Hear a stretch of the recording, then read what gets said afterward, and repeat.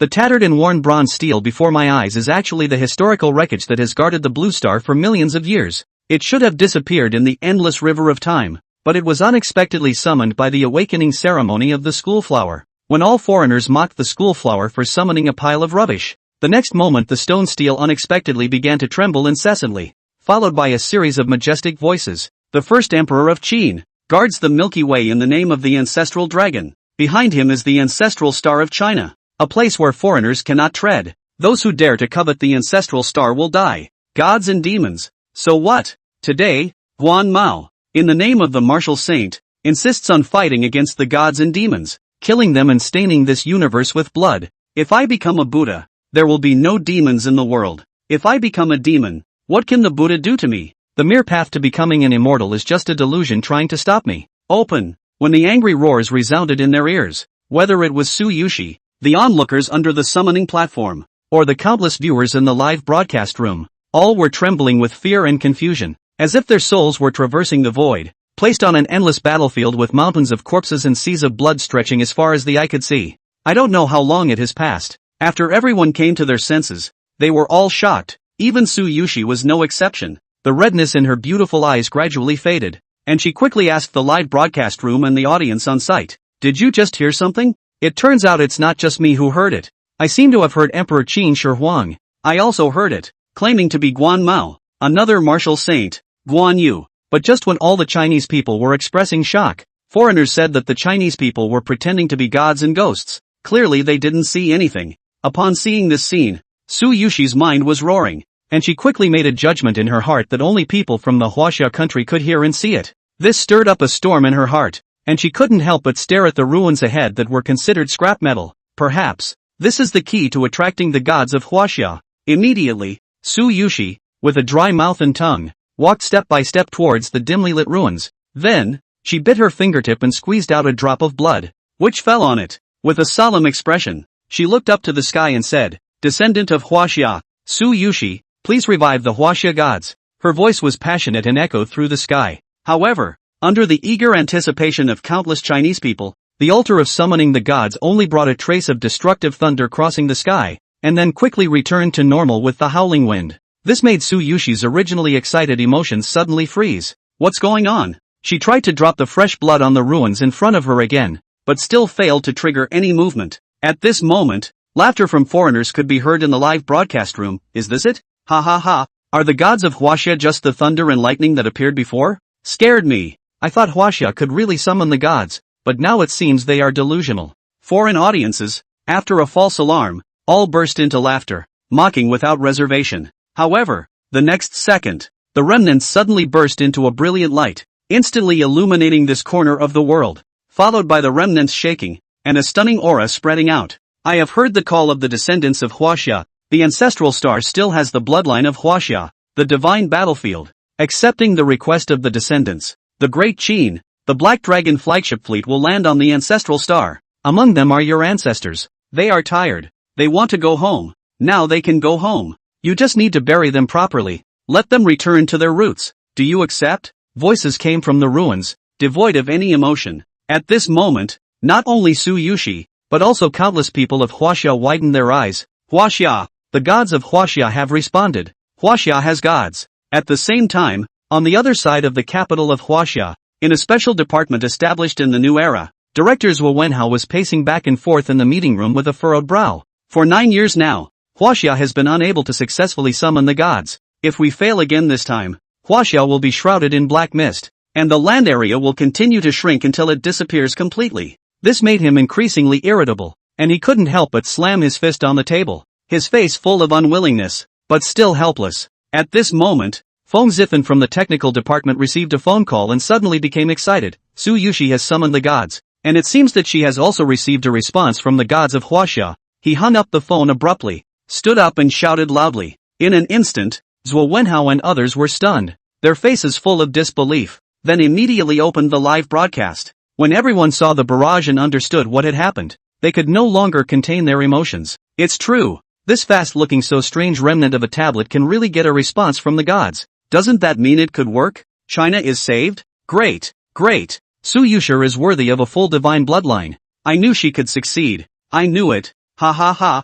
Everyone couldn't stop chanting in excitement as they understood. At this moment, their gloom was swept away, and they were tense, urgently staring dead on at the live broadcast screen. Su Yuxi is the last hope of Huaxia. As long as it succeeded, there would still be a chance for Huaxia to breathe, and it wouldn't need to face the crisis of the Black Mist attack. Zhuo Wenhao had long been so excited that his entire face was red, his chest rose and fell violently, and he lost his temper as he commanded, Quickly send people to the god summoning platform for deployment and control at once, blocking off all passages, and never letting any suspicious people enter. Since Su Yuxi has begun to call on the gods and has received a response from the gods, she will definitely succeed. She will definitely be able to do it. No accidents will be allowed to occur. Under the uncontrollable trembling, the words he spoke were tinged with a tremor. After 9 years of failure, just this year, HWA had one of the most promising evocations of God. As long as one is a Chinese, how can one not be excited and energized by it?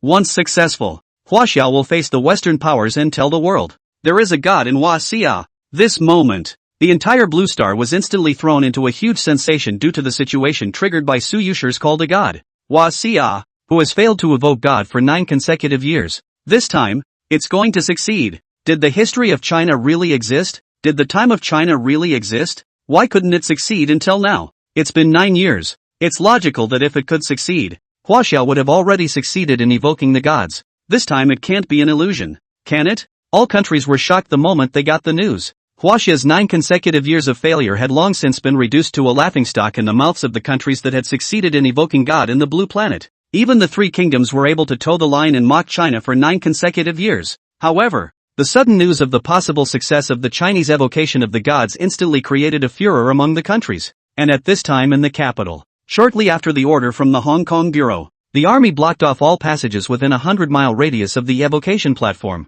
no longer allowing anyone to enter, even live on the air. Heavily armed and loaded generals also arrived, vigilantly scanning the surroundings and any foreigners on the scene who did not belong to China. But anytime they act halfway out of line, they'll just shoot them, because, this time, it was the most hopeful evocation of God in Huaxia. It is accurate to say that any Wahhabi will never be allowed to make any mistakes. Inside the live broadcast room, countless Chinese viewers had long since boiled over. Su Yuxi has a full divine bloodline. She will definitely be able to succeed. To be able to get a response from the gods. This is the first time this has happened since the countless invocations of the gods over the years. We have gods in Huaxia. Fortunately, it's fortunate that Su Yuxi didn't listen to us before. Otherwise, we would have become the sinners of China. It must succeed. It must succeed. Huaxia is relying on Su Yuxi. As long as she succeeds, the rumors from the outside world will be broken, and the countries in the West will be slapped in the face by us. If it works, which god will it really be? Pangu? Lord Tan Tian? Yang Jian? There are just too many gods and goddesses in our China. But no matter what, as long as we can succeed once, we will surely succeed a second time and a third time. Are you all too excited and faint? Didn't you hear about the Great Qin Black Dragon Flag Fleet before? Wait, the Qin? Isn't that the historical Great Qin? Does Great Qin have a god?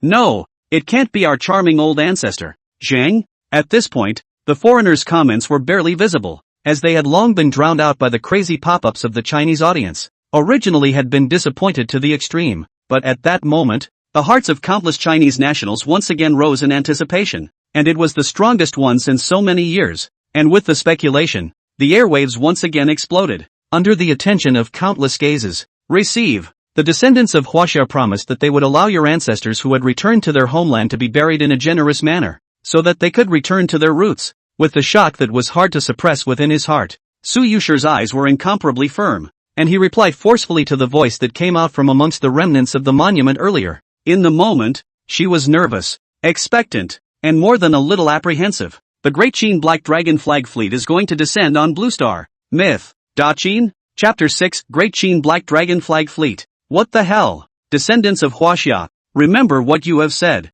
The Great Qin Black Dragon Flag Fleet set sail. Thick burial. Falling back to the roots. As Su Yuxi made his promise, above the remnant monument, a voice once again emanated. The last sentence echoing continuously between heaven and earth. Hearing voices, the Chinese viewers present and countless others in the live broadcast room once again opened their eyes wide and their scalps went numb. The Great Qin Black Dragon Flag Fleet, the Great Qin of old, is returning to its Chinese homeland? That is to say, the remnant steel that Su Yuxi is hauling, that's something from Great Qin? What the hell? Isn't it a god? Is there a god in Deqin? There were voices coming out of the remnant tablet before, as if it was the first Emperor Ing Zhang subduing the stars. No way. In that case, is there a deviation in the history of the Great Qin that we have learned about? You guys wouldn't have been spoofed by a bad taste in gods, would you? Isn't the history of China fictionalized? And how could there be the so-called Great Qin? And you all said that the historical Great Qin was not a mythical era, so how could there be gods? Foreign dogs,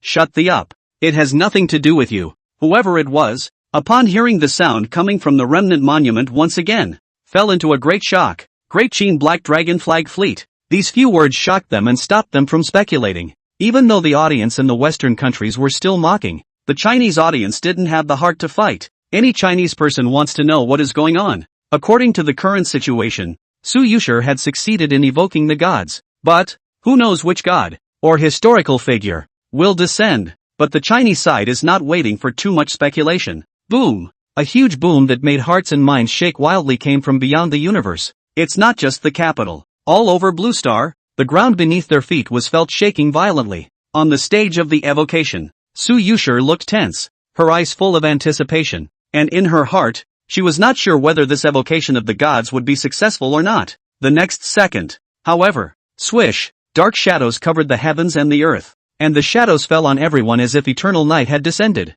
The sudden change of heart caused everyone on the scene to jerk their heads up, and as the live camera turned away, countless viewers saw indescribably horrifying images, only to see the entire sky shaking violently as if it had suffered a terrifying impact, as if it would collapse at any moment. Rumble! Underneath the amazing whistling and roaring, a shocking scene appeared. The sky is falling and shaking, the ground shook, and all the people of the Chinese nation felt a strong tremor under their feet. A shocking sense of oppression descended from the sky, causing people to stop trembling. The brunt of this is the capital city. Even the neighboring provinces were in a state of panic. The countless gazes of the above the sky. It seemed that an unrivaled terrifying presence from the depths of the universe had entered the blue planet, and was heading downward and was falling at an extreme speed, covering the sky, incomparably magnificent, even if it has not yet revealed its true face. But it has already created a huge and horrifying commotion that has plunged China into unparalleled horror. Wasp Command. The current headquarters building has long been a mess. The command room.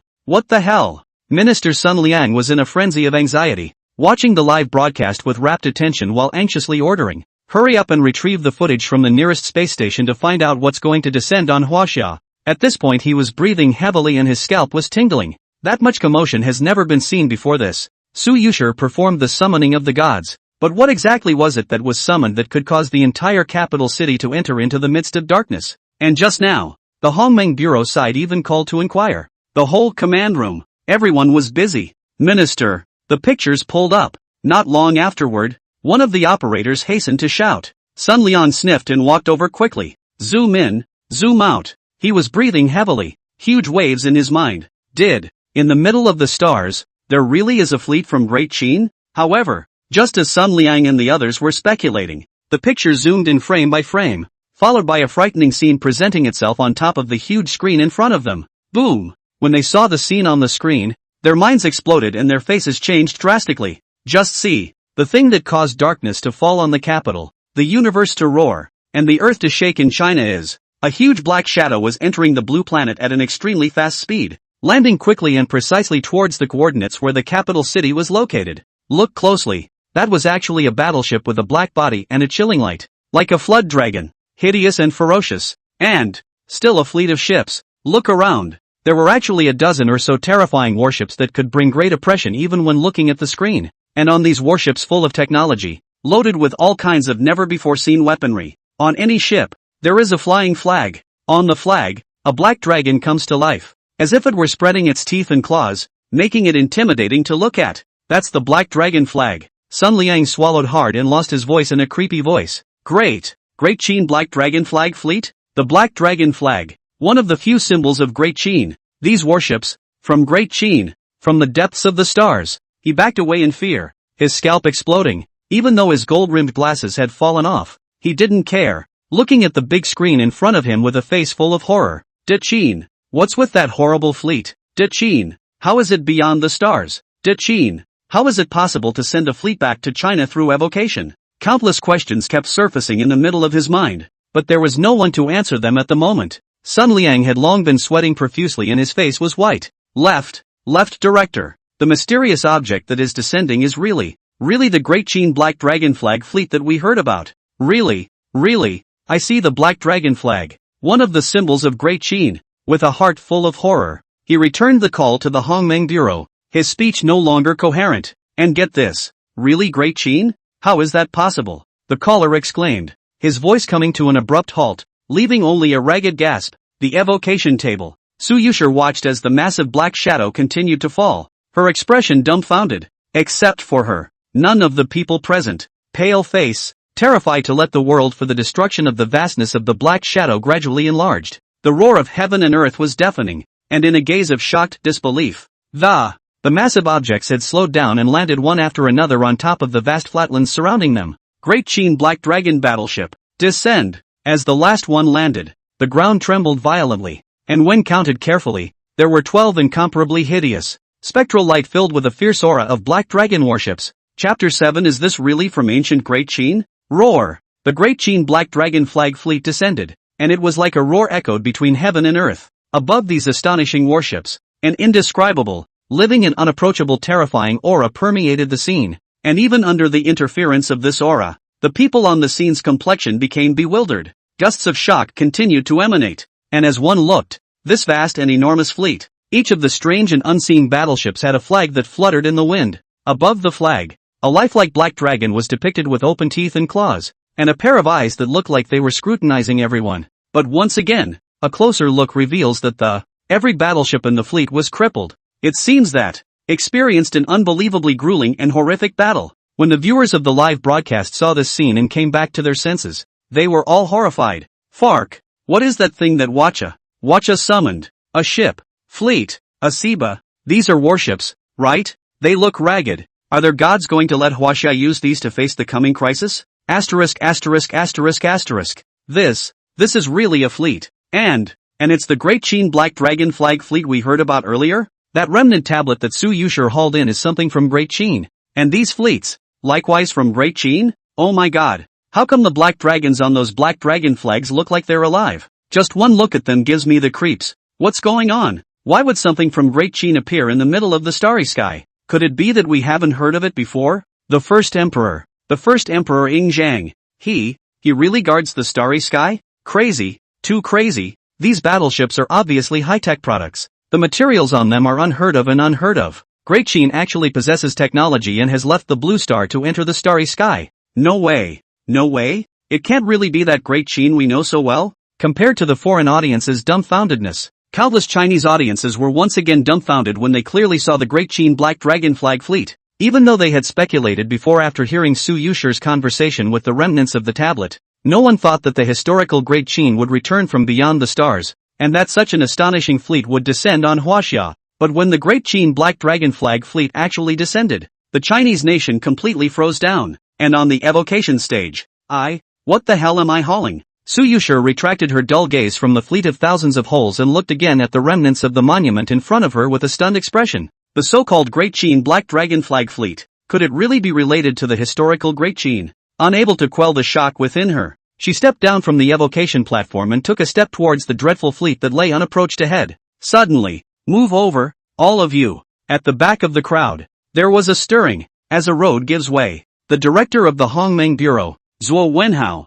with a group of people who were full of disoriented faces, was rapidly rushing in the direction of the god-summoning platform. Even a large number of generals arrived one after another, completely blocking off the scene. This alone shows the importance that Huaxia attaches to this matter. Under a single gaze, Ms. Su, Zuo Wenhao panted heavily and shouted with a sweaty head. After getting a report from the station's command on the situation, he rushed here as fast as he could. Involuntarily, he glanced at the fleet in front of him, and his pupils dilated violently. Upon arriving at the scene, his mind was once again subjected to a violent shock. Su Yuxi stopped to look behind her and took a deep breath. Director Zuo, what are you? I think this time the evocation of God may have appeared some accidents. So I would like to ask you if you can let Huaxia officials intervene on this big Qin Black Dragon Flag Fleet probe? Zuo Wenhao tried his best to restrain his unstable emotions and inquired sharply. As a matter of fact, during the period when a person with a divine bloodline evoked a god, it was best for the outside world not to intervene and interfere.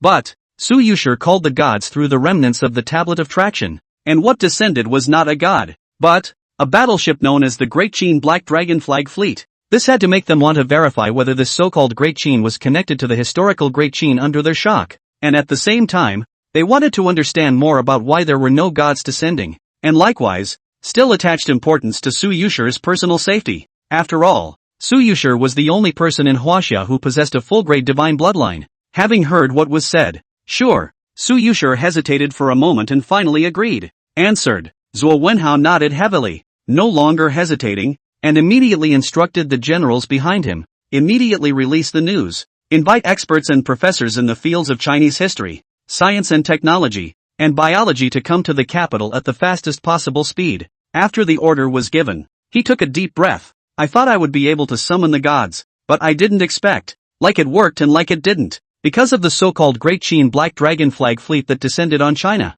They did not have half a clue, and they were even less clear about the origin of this fleet. Half an hour had passed. Let's go over there. After Zhuo Wenhao made sure that there was no danger again, then he walked out towards the fleet. Without any hesitation, Su Yuxi took big steps to follow. The group put their foot down and approached the fleet cautiously. After all, one never knew if another creature would suddenly appear on one of these intimidating-looking warships. With the approach of one of the battleships, incredible, Zhuo Wenhao looked up and let out a gasp. In front of this warship, they were like insignificant dust, and as it gets closer, the crowd all felt a shocking oppressive and fury aura coming at them, and their bodies couldn't help but retreat back and forth. Every battleship is riddled with holes. What the hell did they go through before this? These colors are not the colors of the battleship itself, but, rather, blood. How do I feel that this fleet seems to have existed for endless years? What a vicissitude of atmosphere. Where exactly do they come from? And whether or not they are really related to Huaxia? Is such a terrifying fleet really related to the Great Qin of our history? There's no record of this at all in the history books, let alone the fact that Great Qin developed technology more than 2,000 years ago in the Cold Warrior era. It's unlikely, isn't it? So, Great Qin and the Black Dragon flag are just a coincidence? But if it's just a coincidence, are there any gods related to the word Qin among the gods of China? The huge battleship in front of him was full of holes and bloodstains, looking shocking, like it had existed for endless years and experienced countless great battles left behind. The so-called black color was not the original color of the battleship, but rather infected with countless blood, drying up resulting in the color. The crowd couldn't stop talking, speculating, under the touchy-feely surveying, but as the last words were spoken, they fell silent. Huaxia, are there any gods related to the word Qin and symbolized by the Black Dragon flag? Apparently not. Is this really a coincidence? Chapter 8 By the order of the first emperor, he is to guard the stars. Su Yuxi's gaze was deeply attracted by the battleships in front of him. Looking at them it was as if they couldn't be seen to the end, as if they stretched for 10,000 miles. What kind of civilization is this to be able to create such amazing warships, and a whole fleet of them at that? While Zhuo Wenhao and the others were analyzing it, her heart shook again and she followed the hull of the ship towards the front. Great Qin Black Dragon Fleet. The name, inexplicably, caused inexplicable feelings to rise in her heart. I don't know how long I've been gone. Su Yuxi arrived in front of the most massive main ship, looking at the 1,000 holes, bloodstained and darkened by bloodstained warship's body surface. His heart and mind were once again touched. Buzz! She reached out to touch it, but just as she was about to, her heart and mind throbbed. There was a hissing, growling sound in her ears, causing her to take a few steps backwards in shock. Stopping in her tracks, she didn't make any more rash moves, but kept poking around the edges, trying to catch some information, walked around for a while longer. This is... Su Yuxi's remaining light noticed that there seemed to be a line of text carved into the battleship's tightly closed boarding port. When her eyes looked away, her pupils suddenly shrunk and her complexion shifted. Without any hesitation, I've got something on my side, Su Yuxi shouted loudly towards the back. A few minutes later, Zhuo Wenhao ran over with his men in a hurry, shouting as he ran, Miss Su, what have you found? It seems to have something written on it. Su Yuxi pointed behind her. Having heard what was said, the group immediately came forward. But they couldn't help but frown. What is this? Text? It looks as if. It seems to be our ancient Chinese writing. It can't be? There can't be such a coincidence, right? Could it be that this Great Qin Black Dragon fleet is really related to the Great Qin in our history? When they fixed their eyes on it, one of them was shocked and stared in disbelief. They sighed. It is indeed a Chinese script. It's the Qin seal. Su Yuxi was extremely unsettled inside and explained. Since I didn't recognize it at the time, I made a special effort to find out more about it. and this is indeed the Great Qin Small Seal script without a doubt. Only, with my current knowledge of the Great Qin Small Seal script, it is not enough for me to translate it. De Qin, Small Seal? Zhuo Wenhao's eyes widened, revealing indescribable horror. The Small Seal of Great Qin, appearing on top of these Black Dragon Flag warships? Doesn't that mean the Great Qin Black Dragon Flag Fleet that was summoned by Su Yuxi using the object of traction was closely related to the historical Great Qin? In a flash, the minds of those present were roaring and their mouths were dry to the point of near smoking. Zhuo Wenhao swallowed hard and shivered, letting his assistant hand over his cell phone. I'll immediately contact Professor Wang, who is the most authoritative in the study of Great Qin's history. He wore an expression of unmitigated shock, and trembling, he dialed a phone number. The Great Qin Small Seal appeared on top of the Great Qin Black Dragon Flag battleship. Seems like everything, all proving that this fleet has something to do with the historical Great Qin. The Capital Evocation Collection, over 100 years old. His hair has long been gray. Wang Pingji's gaze is holding the presbyopic glasses and constantly observing the many objects piled up in front of him, which were obtained through hauling. Why has Huaxia never been able to evoke the gods successfully? And what exactly is the problem? He kept mumbling, even though he had heavy dark circles under his eyes, but he kept trying to figure out the problem like a robot. It's been 9 years, and Wachovia hasn't succeeded once, and this year will be the most threatening, the most dangerous year, and if it doesn't work, the Black Mist will invade Chinese territory. Successful evocation. It has become an obsession in the hearts of countless Chinese, but in the end, could it be that Huaxia is really heading for extinction? Wang Pingji looked up to the sky and sighed long and powerlessly backed up a few steps and sat down on the chair with a face of despair. After retiring from the Institute of Historical Research, over the years, he had been drilling almost all the time, analyzing the reasons why Huaxia could not successfully evoke the gods. But after all these years, there is still no clue. This has led to many old friends who insisted on finding the cause to leave, one by one, disappointed to the core, and left to their own devices. Just then, a call dialed in,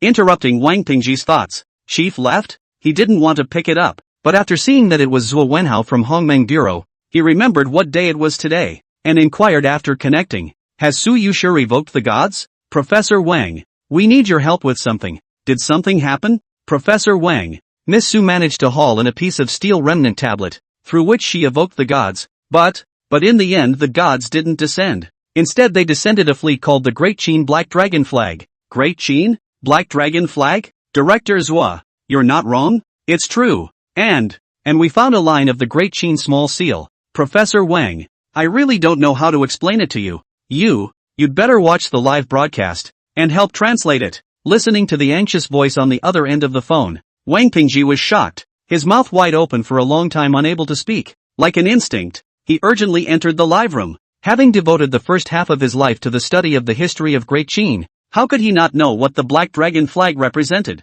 When entering the live stream, Wang Pingji was once again shocked and his face suddenly changed. In the middle of the screen, a battleship so huge that the live camera couldn't even accommodate it was presented, and with just one glance, it was certain that Zhuo Wenhao wasn't joking. But now, Wang Pingji didn't want to pay attention to it at all. Despite being shocked, take a closer shot. I'll see what's written. He even wiped his old glasses once with extreme seriousness and poked his head out to the heel of the screen. As the live camera drew closer, his body trembled with excitement after seeing the line of text. Sure enough, that's the standard De Qin Small Seal. Su Yuxi hauled a steel remnant tablet and failed to summon a god with it, instead summoning the Great Qin Black Dragon Flag Fleet to descend on Huaxia. And earlier, one did see the Black Dragon Flag on the battleship. Why did the historical Great Qin have warships and why did they appear in the stars? Many things made Wang Pingji stare dead on at the line of the Great Qin Small Seal on the screen. Great Qin, Primary Black Dragon Flag Fleet. He translated with full concentration,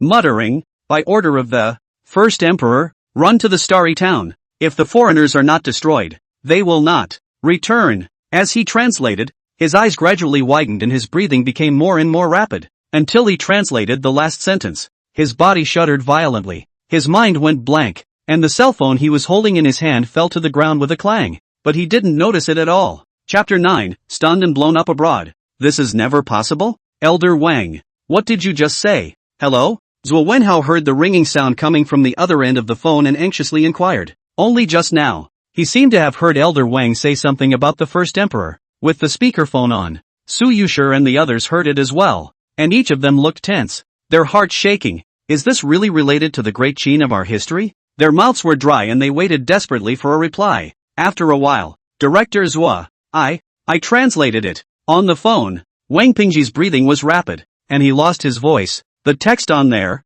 translated, is the Black Dragon Fleet of Great Qin's first generation, under the order of the first emperor, rushing to the stars to hold down the fort, and vowing not to return it until the foreigners are extinguished. What? After Zhuo Wenhao and the others heard the content of the translated text, their pupils suddenly shrunk. This fleet was the primordial Black Dragon banner fleet of Great Qin. Did this fleet really come from the historical Great Qin? And the order for them to run to the stars to hold down the fort was actually given by the first emperor? The group froze in place, their eyes widening in disbelief. It was more like a heavy bomb was thrown into the broadcast room and it blew up. Asterisk asterisk asterisk asterisk? Is it really the Great Qin of our history? And the order to run to the stars to go to the town was still given by the first emperor. I've learned the Great Qin small seal script before, and those characters on it. Indeed, Great Qin over 2,000 years ago already possessed such terrifying warships, and they were able to run to the stars to fight. What is the so-called foreign race? No way? Then that would be completely different from the history of Great Qin as we know it. Ancient people more than 2,000 years ago could build such a starship? The guys in Huaxia must be crazy. Did they think we didn't recognize those words? So they deliberately made up such a sentence out of it, trying to make others believe in Huaxia's history? The Chinese guys are already getting delirious. Their history can't be true at all and there's no myths. The Chinese who haven't been able to evoke the gods for 9 consecutive years are at the end of their rope. The test is over and will be invaded by the black mist, and then it's going to be the end of the line. What a laugh. These battleships are so scary just by looking at them. To say that they're related to your so-called bull asterisk asterisk asterisk asterisk Great Qin, I wouldn't be stupid enough to believe it. That's right. Even if it is able to haul and summon this fleet called the Deqin Black Dragon Flag, it is absolutely impossible to be related to the historical Deqin that Huaxia calls in its mouth. Just watch. Huaxia's evocation of the gods this time is doomed to fail anyway. The Chinese audience was boiling over, horrified and frantically talking. Great Qin forged such a terrifying Great Qin Black Dragon banner fleet in such a long time ago, and even the first emperor ordered to run to the stars to guard it. Such news was so explosive that for a moment he thought he had misheard. But just as the Chinese audience was getting energized, the foreign audience laughed and couldn't help but sneer. China has failed to evoke God for 9 consecutive years, and now, after the so-called translation, it is said that the Great Qin Black Dragon Flag fleet that has made their country's hearts flutter is the Great Qin of China's history? In an instant, countless foreign viewers left no mercy in their frantic mockery, striking out at China's inability to conjure up a god. In the face of these statements from foreign audiences, one Chinese viewer blushed because what people said was the truth. Beyond the massive main ship, if the Great Qin Black Dragon Flag fleet really came from the historical Great Qin, then, this is too unbelievable. Zhuo Wenhao, still shocked, gasped and said. Su Yuxi nodded, her heart no less shocked than the others. After hearing the content of the text translated by Professor Wang, they only felt that their impression of Great Qin instantly collapsed. Because if the Great Qin of over 2,000 years ago was able to create such a horrifying high-tech warship,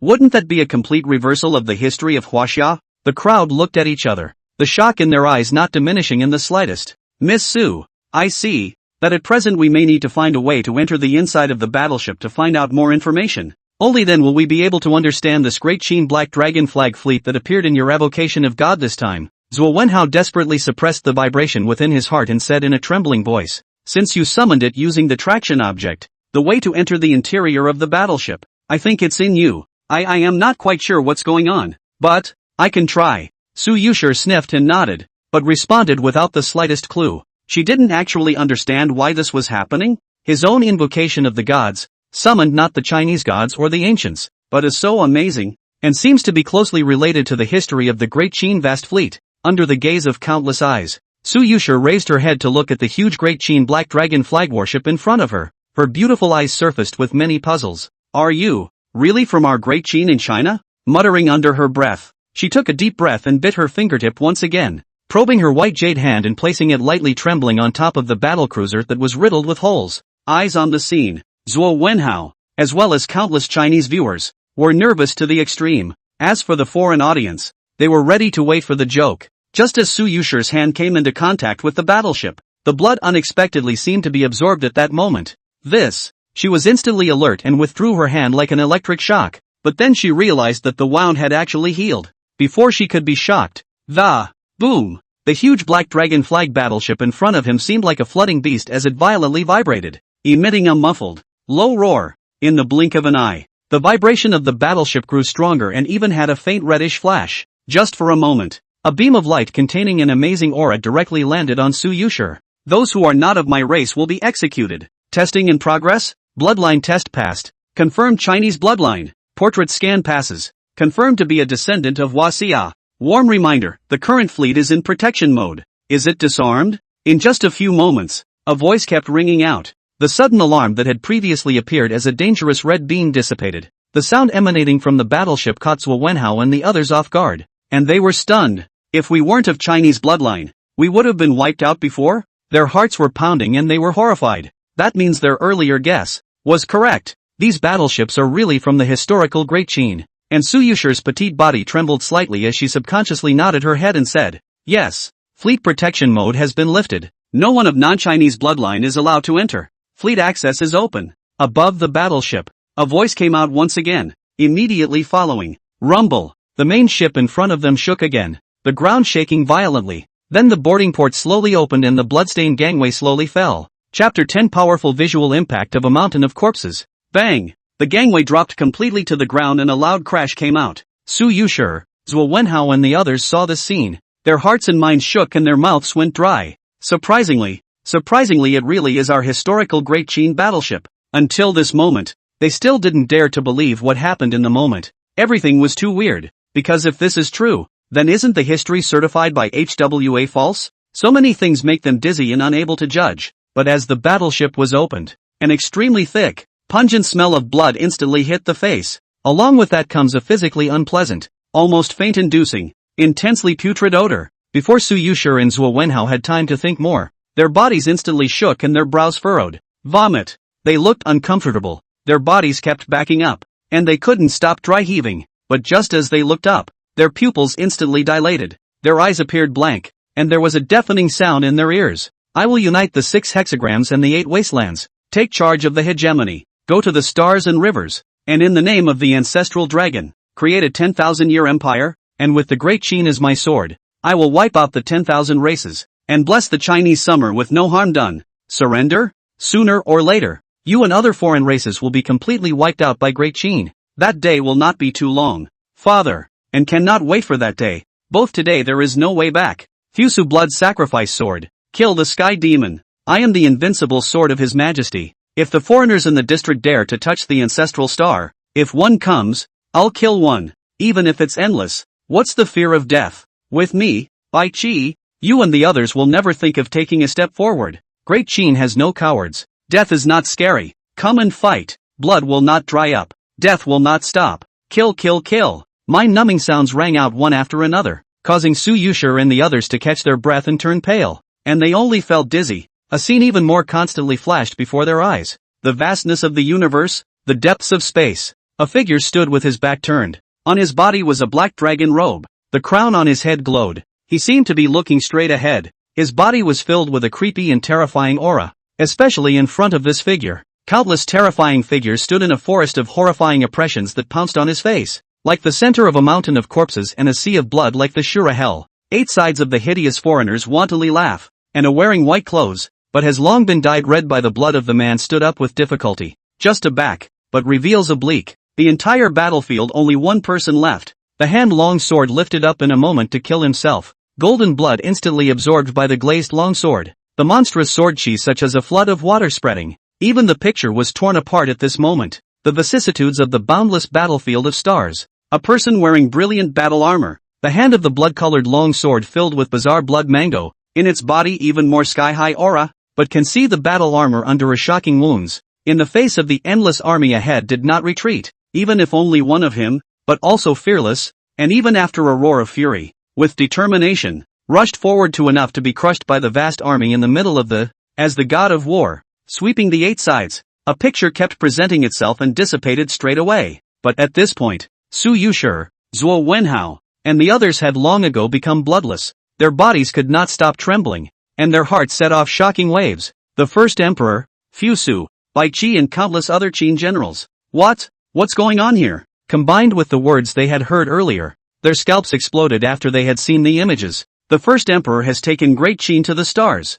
Fusu was forced to commit suicide not by Zhao Gao, Li Si, or Hu Hai, but by sacrificing his blood to the sword and fighting with his life against his enemies in desperation. Bai Qi faced millions of troops by himself, and even though he was seriously injured, he did not dishonor the name of the god of war. Countless great Qin generals inspire bloodlust and fight to the death, and directly the blood runs dry. One image made their hearts jump, and even the names they had heard in their ears before were like explosive thunder constantly echoing. The faces of the people present grew paler and paler, and the shock in their hearts could not be quelled. How can this be? What we see is what the Qin really experienced? Then the great Qin of Chinese history, and indeed the whole of history, is incomplete? They were struck by lightning, the trembling of their bodies could not be stopped, and the images that came to their minds made them almost suffocate. Despite the horror, one can feel the magnificence of it. There are so many enemies among the stars that are called the 10,000 races. At this moment, the group's minds were roaring,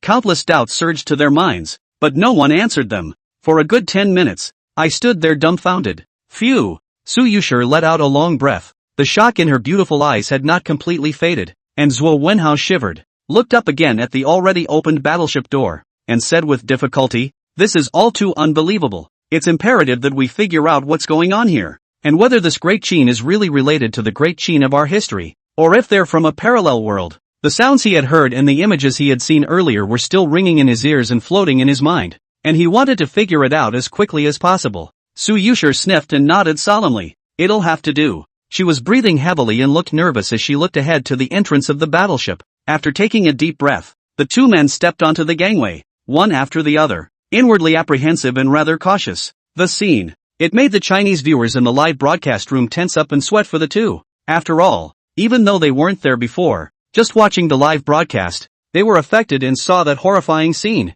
Who knows what is actually present among the battleships? Or maybe, whether this was a trap set by the Dread Fae or not, no one knew. Even the foreign spectators, with rare silence at the moment, had obviously seen those horrible images before. With the attention of the parties, dang! Su Yuxi and Zhuo Wenhao boarded the battleship without any surprises. Their heartbeats couldn't help but accelerate, and as soon as they came up, they both shivered as they felt a cloudy wind blowing by. But when they looked at the scene outside the battleship, their eyes widened in unison. Feet. It was dense, covering all areas, dried blood. It was even possible to see a set of white bones. At this moment, the two of them only felt that they had directly entered a separate out-of-this-world from Huaxia. After their shock had passed, they cautiously made their way towards the gate not far away. But when Su Yuxi and the others just entered the door, they were again startled by the sight in front of them. The situation in here was unbelievable and a strong visual shock to them. Chapter 11. This fleet, which has survived the Battle of the Blood Sea. Sha. The interior of the battleship was large, with an aisle in front of it, and there was a constant blur of lines that kept coming from deep within the aisle. Even, there are coffins at regular intervals, especially in this interior. The damage was in no way better than the surface of the battleship, but on the contrary, it was much worse. Among them, there was also a hodgepodge of various high-tech instruments, some of which were glowing brightly. The first impression that one gets, it was in the interior of the battleship that equally grueling battles erupted. The various instruments seen at the scene were all high-tech products. To be precise, most of them were technological items that were not found in Blue Star. Oh my god! Zhuo Wenhao swallowed hard when he saw the dim environment inside the battleship. As soon as he entered, he felt a chill run down his spine. It was like there were unseen eyes staring at them all around. Su Yuxi was extremely unsettled in her heart and muttered, "What kind of thing have I summoned?" She was staggered, bewildered. When others call upon God, they are summoning the gods. But calling on God by himself, it was not clear until now whether he had succeeded or not. Even the sounds he had heard earlier, the images he had seen, he couldn't be sure what judgment to make himself. Is it possible that there really are parallel universes? And these battleships had nothing to do with the great Qin they had heard about, and one of the ancients that actually had nothing to do with the history of Daxia? Staying in place for a few moments.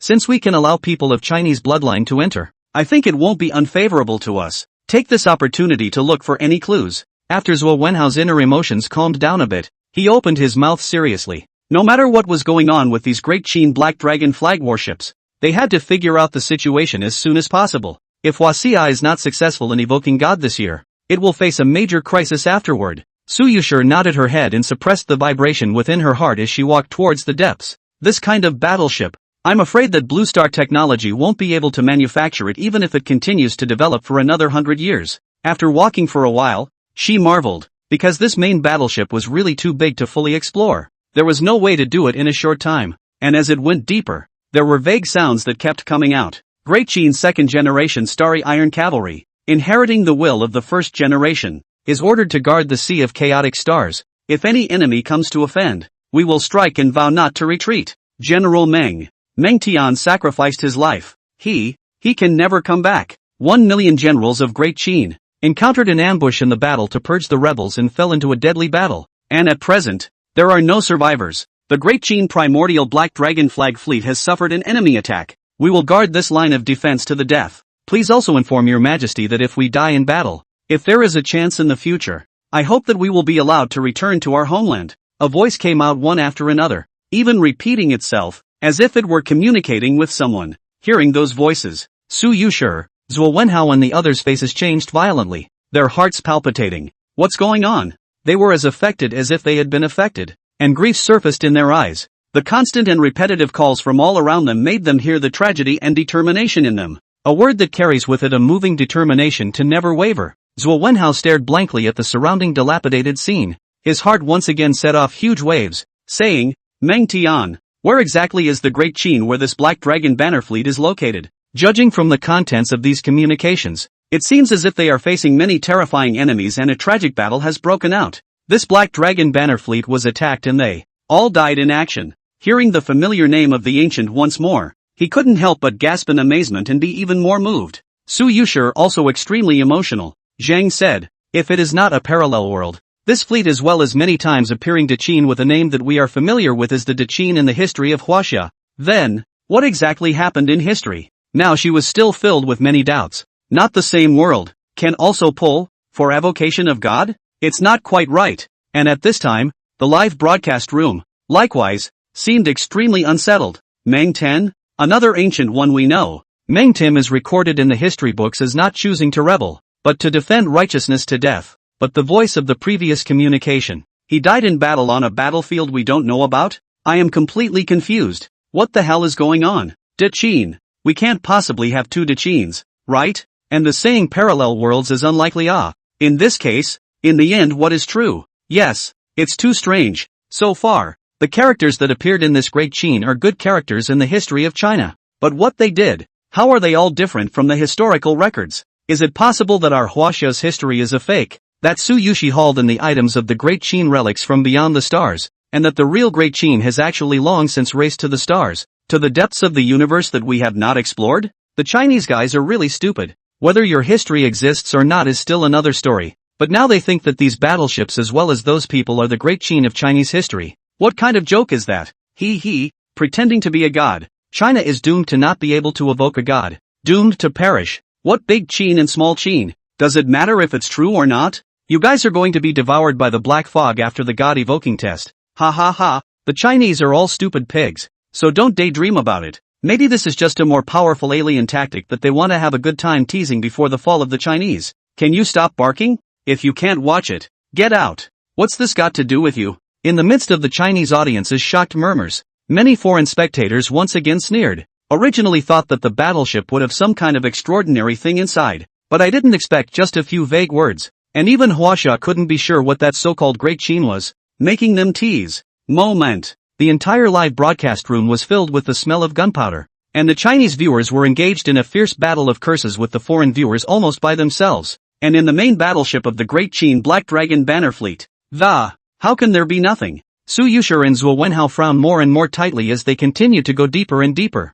Battleships are undoubtedly massive, and it's impossible to scout them out for a short period of time, but along the way, they didn't get any more useful clues about the instruments or equipment they were already able to use, and the further in you go, the more shocking they become, because, at this time, beside the line of people, there was a dense, uncountable number of coffins piled up, and along the way, the most they saw was the coffin, as if, this huge battleship is a graveyard of immense proportions. Chapter 12 Dense Coffins, Special Graves, Crunch. After some intense mental struggle, Zhuo Wenhao and Su Yuxi still decided that they would open one of the coffins to check it out. With the sound, the two men's hearts raced with apprehension. After all, no one knew if any terrifying foreign races had survived amongst the battleships that had experienced fierce battles. If a dangerous and powerful creature appeared, Huaxia, who hadn't been able to evoke the god successfully once, would have no way to face it. Good thing, As the coffin was opened a little, no danger appeared, and at this point,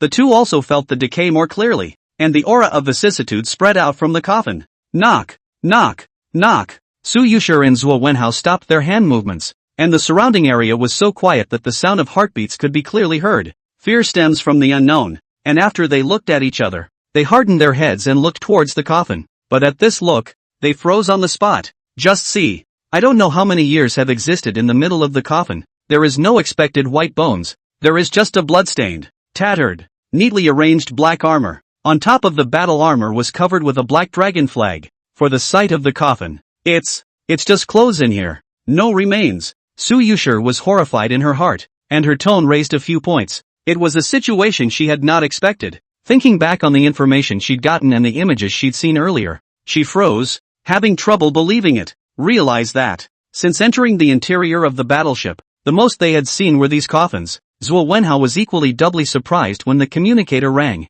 Anything? His mouth was dry as he rushed to inquire. Since there were so many battleships, he had a small contingent from the Hongmeng Bureau explore the others. Director, there isn't much to find on the first team's side for now, but how come? All the warships are full of coffins? Reporting to the chief, Team 3 also found a large number of coffins. Chief, our side is the same as Team 1 and Team 3. Oh my god, how come there are so many coffins? We opened one of the coffins, and there was a blood-stained and tattered robe in front of it, in addition to a black dragon flag. How come? There are no remains inside the coffin. Chief, what's going on here? Is the situation on your side the same as ours? Over the comms, one squad after another reported back. No exceptions. The most common thing found on top of all the battleships is the coffins. And there were no remains inside the coffin, only various relics. The same thing was that they all had the black dragon flag. Getting the information reported by the squads. No way? Zhuo Wenhao breathed heavily and fiercely walked toward a coffin not far away,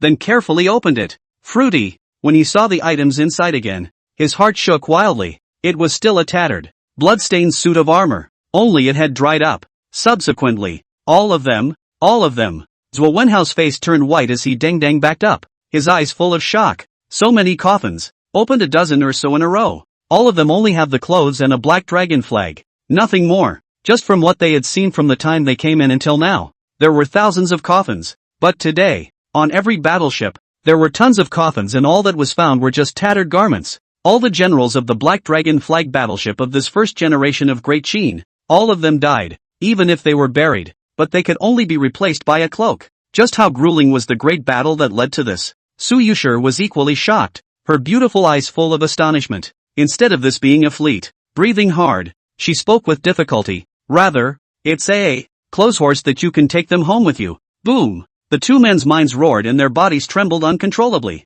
Even if it was not yet certain that this Great Qin was the Great Qin of Chinese history, the situation at hand was enough to cause a stir. Even without witnessing it with their own eyes, they were all certain that the existences buried in the coffins had experienced unimaginably tragic battles in their lives. The moment of sacrifice, the corpse is not there. Just as the two were in great shock, the drip drip drip, the communicator rang again. Immediately following, Chief, we've made a major discovery. Get over here as soon as you can. The subordinate's voice came out. Zhuo Wenhao's heart was shaken. He didn't bother to ask, but instead said towards Su Yuxi next to him, let's turn back first. It seems like something extraordinary has been discovered on the side of Team 6. Yes. Su Yuxi nodded and followed closely behind. At this moment, in addition to the increase of doubts in her heart, there was more indescribable shock. Her evocation of God. Why was that so strange? From the beginning to the end, not only himself, but also the whole of China is puzzled. 10 minutes or so later,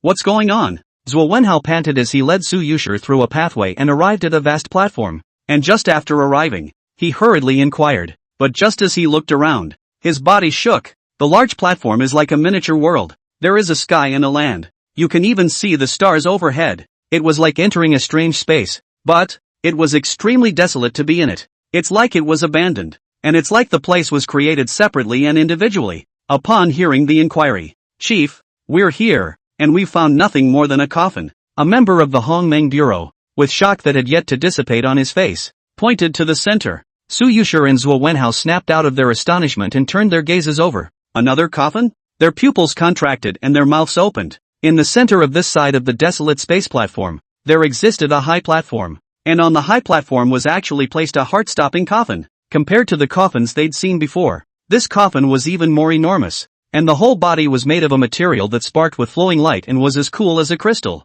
And even if it was only eye contact, one could feel a hint of coolness coming to the face. This coffin was flowing with light, looking especially sacred and extraordinary, as if in there, the burial of a being of high status and transcendence. Next to the coffin, there was even a smooth stone monument with a shiny black body standing, equally extraordinary. The quiet, desolate space has such a sacred-looking coffin. It must be extraordinary. There may be important information to be uncovered, and this is clearly a unique graveyard. Su Yuxi couldn't help but walk forward, with only the huge coffin in her eyes. What's in there, anyway? She wanted to get to the bottom of why her evocation of God was the way it was. The thought was stronger than ever. Perhaps the coffin contained the answers she was looking for. Chapter 13 Translating the Qin Seal, Tomb of the First Emperor Zheng. Above this stone tablet, another small seal? Su Yuxi came to the front of the flowing coffin, and her eyes noticed a few lines of text carved on the black and smooth stone tablet. This time, her eyes were filled with intense curiosity. Seeing this, Zhuo Wenhao turned around and frowned as he chided. Let you guys go and invite Professor Wang over. Why haven't you put his old man over yet? Earlier, after seeing that the battleship was accessible, he had already arranged for someone to go and invite Wang Pingji, an old professor with a rather deep knowledge of great Qin history, over. But now the words on the tablet tickled him and he hurriedly urged on. In a few moments, Chief, I've brought Professor Wang with me. The people from the Hongmeng Bureau directly carried Wang Pingji, who could not move very easily, and then carefully put the person down. See the situation. Without waiting for Zhuo Wenhao to speak, Su Yuxi couldn't wait and pointed at the stone tablet. Professor Wang, the writing on this stone tablet is again the small seal script of Great Qin. Can you translate it? This coffin is truly spooky. Wang Pingji did not respond, and let out a gasp as his eyes landed on the flowing coffin. The crowd turned their gazes to it. Only outside the coffin, with the flickering of streams of light, it seemed to be vaguely able to see that a giant dragon was coiling. This astonishing scene caused the line of people to take a deep breath. This picture, a proper Wawa style. But right now, even though the crowd was incomparably curious about the existence in the middle of the coffin, they still wanted to translate the few lines of text on the stone tablet. Wang Pingji put on his presbyopic glasses and slowly approached towards the stone monument, the tomb of the great Qin Emperor, the first emperor of China, Zheng. He translated the words carved on it and his gaze became frozen. Su Yuxi and Zhuo Wenhao were fiercely shocked and their hearts were wildly shaken. The great Qin Emperor? The first emperor of China? Zheng? Their scalps were numb and their eyes revealed horror. This paragraph, wouldn't it say, inside this huge coffin is the first emperor, Zheng, only, human emperor? What's going on here? It is important to realize that in historical records, Zheng was the first emperor and was also known as the ancestral dragon, but the term human emperor was rarely mentioned. Even the Chinese viewers in the live broadcast room were shocked and boiled over by this sentence. But at this point, Zheng realized the unification of the world's commonwealth,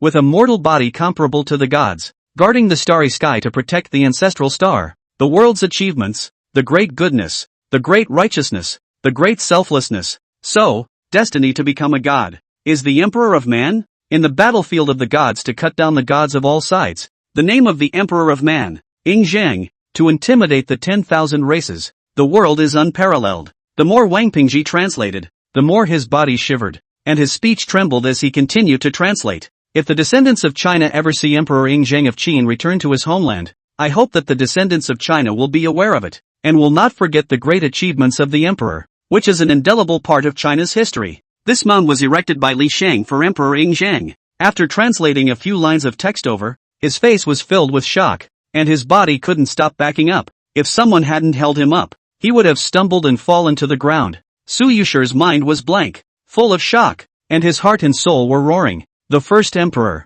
compares himself to a god in a mortal body, guards the stars to shelter the ancestral star, and his destiny is to become a god and cut down the gods. She felt suffocated and her voice trembled as she spoke. The words recorded on the stone tablet made her feel like she was dreaming. This is the great Qin of Chinese history. Inside this coffin, there was Zheng, the great Qin emperor, Shiwangdi Zheng. To be exact, it really is the great Qin of our history, not a parallel world? Even though Zhuo Wenhao was psychologically prepared, he lost his voice and exclaimed in shock when he heard the translated text. Human emperor, divine battlefield, first emperor, beheading the gods. What's going on here? A group of people were really messed up at that moment. The thoughts among their minds twisted into a twist. They couldn't go and put the Deqin in front of them together with the Deqin in Chinese history, because, not to say that it was exactly the same as the Deqin in the Chinese people's impression. Apart from the name, there was no similarity in any other aspect. The text on the stone tablet records some of the achievements of Zhang, except for the Great Unification, the world's commonwealth. The others sound so strange. Amazing. The countless Chinese viewers in the live broadcast room were boiling over like never before. The first emperor Zhang's destiny has become a god. A human emperor? This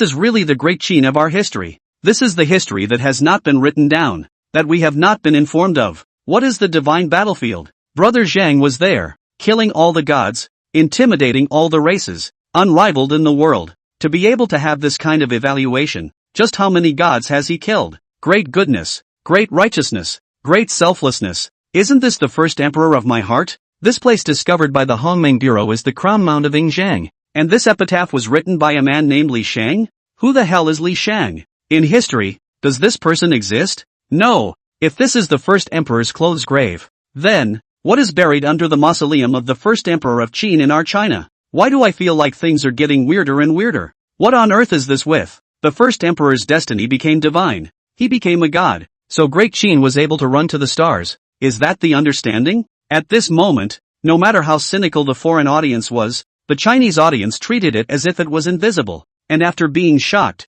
they talked frantically. They were shocked, their scalps tingling. I thought that I could continuously unveil the many information about this great Qin Black Dragon Fleet, but I didn't expect that with the increase of information, but it made the CPU almost dry and waste, and lingered in the mind more doubts. Fate becomes God, battlefield of the gods, Li St, cloak and dagger. All kinds of words were translated, even if you can understand, but let a Chinese audience more and more think the more headache. Even do not know whether it is the Chinese history of the Qin is true, or at the moment Su Yuxi called the god attracted the Qin Black Dragon Fleet where the Qin is true, but if we have to choose, countless Chinese people hope it's the latter. The fact that the first emperor was able to kill all the gods in a place called the battlefield of the gods and intimidate all the races is not proof that there are gods in Huaxia, but the appearance of the cloak and dagger. It undoubtedly indicates that the first emperor, Zhang, is dead. When the whole broadcast was in a mess, Director Zhua, should we open the coffin to confirm the information on the epitaph and whether this coffin really has the first emperor's crown buried in it? Su Yuxi spoke out of turn, a pair of eyes full of shock, staring tightly at the huge flowing light coffin in front of her. Zhuo Wenhao and the other people when said, all of them were greatly shocked. Chapter 14 Battlefield Diary released. Great Qin running to the divine battlefield? Chief, we have a new discovery. While Zhuo Wenhao was still torn, news came from another squad, the control room of the main battleship, with a discovery. After getting the message, Zhuo Wenhao took a deep breath and looked deeply at the flowing coffin in front of him. As for whether or not to open the coffin, this is something that I would like to disregard for the time being. He still dismissed the idea, then said, let's go over to the control room first. There should be something we want. The reason why I didn't choose to open the coffin was because I wasn't sure, and because I didn't want to be too cavalier. Su Yuxi didn't have too much to dwell on, and followed Zhuo Wenhao to leave, but he couldn't help but take one step and turn back 3 times. In there, is it true that the first emperor's crown is buried? She was still highly shaken as she thought in her mind about the content of the text that Professor Wang had translated earlier.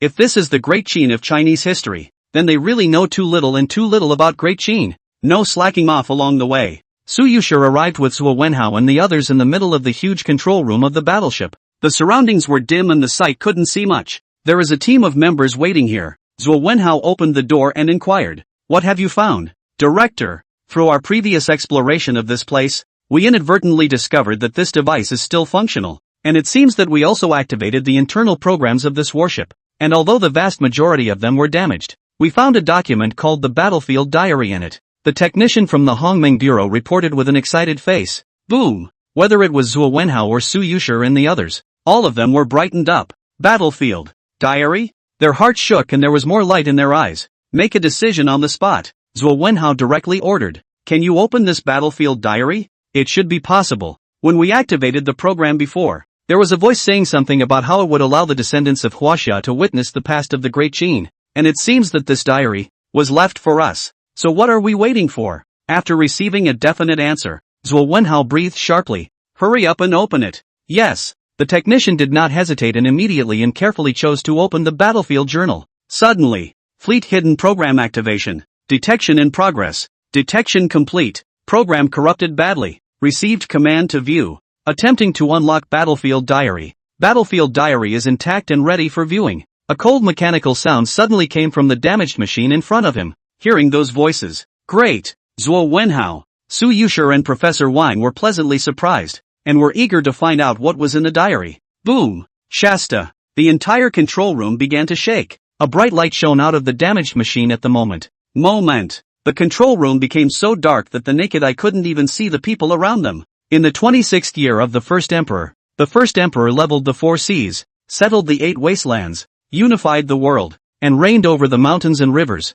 and the great Qin flourished, invincible in the world. In the 37th year of Emperor Shi Huang, on this day, the world changed. There was a purple gas coming from the east, vast and majestic, descending on Xianyang City, an avenue of purple light spreading down from the universe, and the state teacher, Li Sheng, came from the universe, descending on Great Qin, blessing Great Qin. In the 50th year of the first emperor, under the guidance of the state teacher Li Sheng, Great Qin changed the sky and ushered in a new era. In the same year, at the call of the state teacher Li Sheng, Great Qin's fortunes prospered, and His Majesty led Great Qin to the stars and stepped on the battlefield of the divine light. Immediately after that, the ghostly voice came out. One sentence exploded in the ears of the crowd, to the horror of everyone on the air. Shara! A ghostly light bloomed and filled the entire control room. A projected image that unfolds. Hiss! Su Yuxi, Zhuo Wenhao and his group all took a deep breath when they saw this. Li Sheng again? Their eyes were filled with shock as they remembered the epitaph of the first emperor they had seen earlier.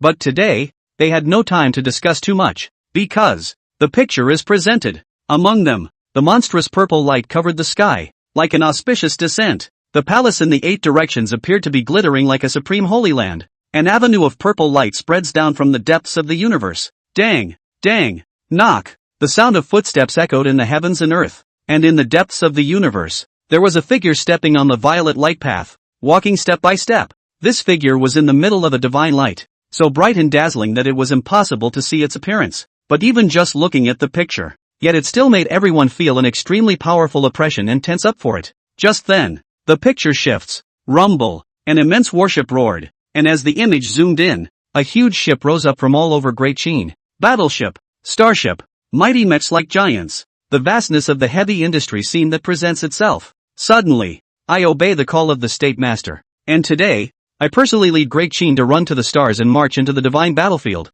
on top of a boundless warship filled with black dragon flags and standing with countless Great Qin generals. Like a flooded beast, a domineering voice came out. Boom! Boom! Boom! A loud explosion was heard as countless behemoths activated, roaring like angry beasts eager for battle. Brilliant divine light reflected down, seemingly receiving, in the midst of a horrified gaze on the scene, the vast and boundless battleships, fleets of huge numbers and other behemoths, heading towards the stars, fading away until they disappeared. Just seeing this, knock knock, knock knock, knock knock, no matter who it was, at that moment, their faces changed in shock and their hearts beat violently, even their bodies, they were trembling uncontrollably. But the next second, buzz, an ear-piercing sound came out. The screen was plunged into the middle of the darkness. In 1988, Zheng led Great Qin to the stars to protect China from harm, and was rewarded by Li Sheng, who made him a god and promoted him to be a god of the human emperor, gifting the whole of Great Qin.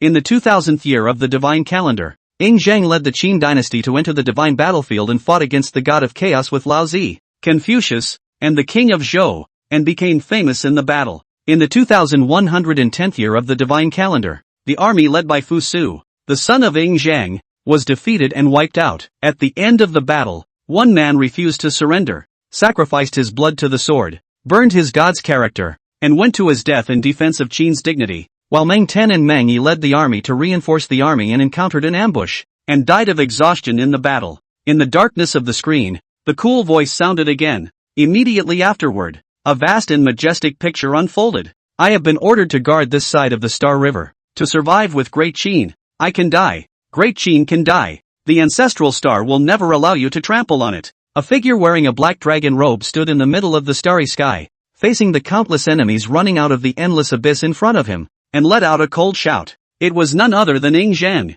Behind him, the Great Qin generals echoed in unison, looking determined. The scene keeps shifting. The previous image of Fu Su going to his death was once again presented. The will of our ancestors, Fusu did not move to forget, though he died without regret. His body transformed into a bit of crystal light, and he gave a spontaneous laugh before dissipating, echoing in the vast bloody battlefield. The scene changes again. Two similar-looking men, heavily wounded and covered in bloody wounds, did not move with their backs to each other. Around them, countless great Qin generals were already dead. However, these two people were no longer alive, obviously fighting until the last moment, but they still did not fall. Chapter 15, Great Qin Master Li Sheng. What the hell is this? Boom! When they saw one image after another, the people present were all moved. The gruesome battlefield seems like an endless tussle. Everything and anything is shocking to the eye and raises waves in the heart, trembling all over. Everyone present had dry mouths and pale faces. Among the previous images, there is the first emperor,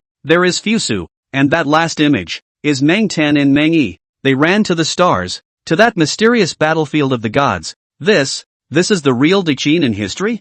Fusu committed suicide, but his suicide was on top of the battlefield, and in the face of the enemy's beck and call. He did not regret it even though he died. The words of the first emperor, they are fighting for the blue star. To be precise, for posterity? What exactly happened? Great Qin ran to the stars, to head to the divine battlefield. They held every line of defense. Even if they died, they fought until the last moment. No one surrendered, even if no one survived. Not only Su Yuxi and Zhuo Wenhao. As the screen went out and the control room dimmed again, everyone lost their voices and exclaimed, unable to hide the shock in their hearts. A scene, which kept surfacing in the middle of their minds, caused people to be moved and shocked. Even every picture reveals the determination and misery of Great Qin. Meanwhile, more than that, it gives key information. They are fighting for the blue star, for the descendants of China. The expression on everyone's face was stunned and unable to calm down. This is actually really the Great Qin in Chinese history. Su Yuxi lost her voice and trembled. All sorts of information all indicated that this was the Great Qin in the history of the seed flower family. The reason why such a situation has occurred is because the state master of Great Qin, Li St. And the reason why Great Qin had appeared in the universe beyond the blue star was that it had responded to the call of the state master Li Sheng to run to the stars and head to the divine battlefield. Not only were Su Yuxi and the others present, but the countless Chinese viewers in the live broadcast room were also in an unprecedented state of shock. This is the Great Qin of our history. Everything, because of that Li Sheng? State master Li Sheng? Has history ever recorded such a person? He was the one who made Great Qin change the heavens and the earth. He was the one who made Great Qin run to the stars and head to the battlefield of the gods. And he was the one who made the first emperor's destiny become a god. The 26th year of the first emperor. That is, 221 years in history. History records that Great Qin unified the 6 countries. And the 37th year of the first emperor. History records, the first emperor died in the sand dune platform. But can be the real history is that this year descended to the heaven and earth phenomenon. Li Sheng from the universe in the middle of the footsteps to come, and became the Great Qin the national teacher, but also the blessing of Great Qin, so that Great Qin has so horrible heavy industry, only used 13 years of time. Great Qin changed the sky to enter a new era, running to the stars, days, that way, with our history books recorded in the history of the deviation is too big, and even the timeline cannot be right. We understand at the moment, from the war diary to see is the real Great Qin? Great Qin did this to guard Huaxia,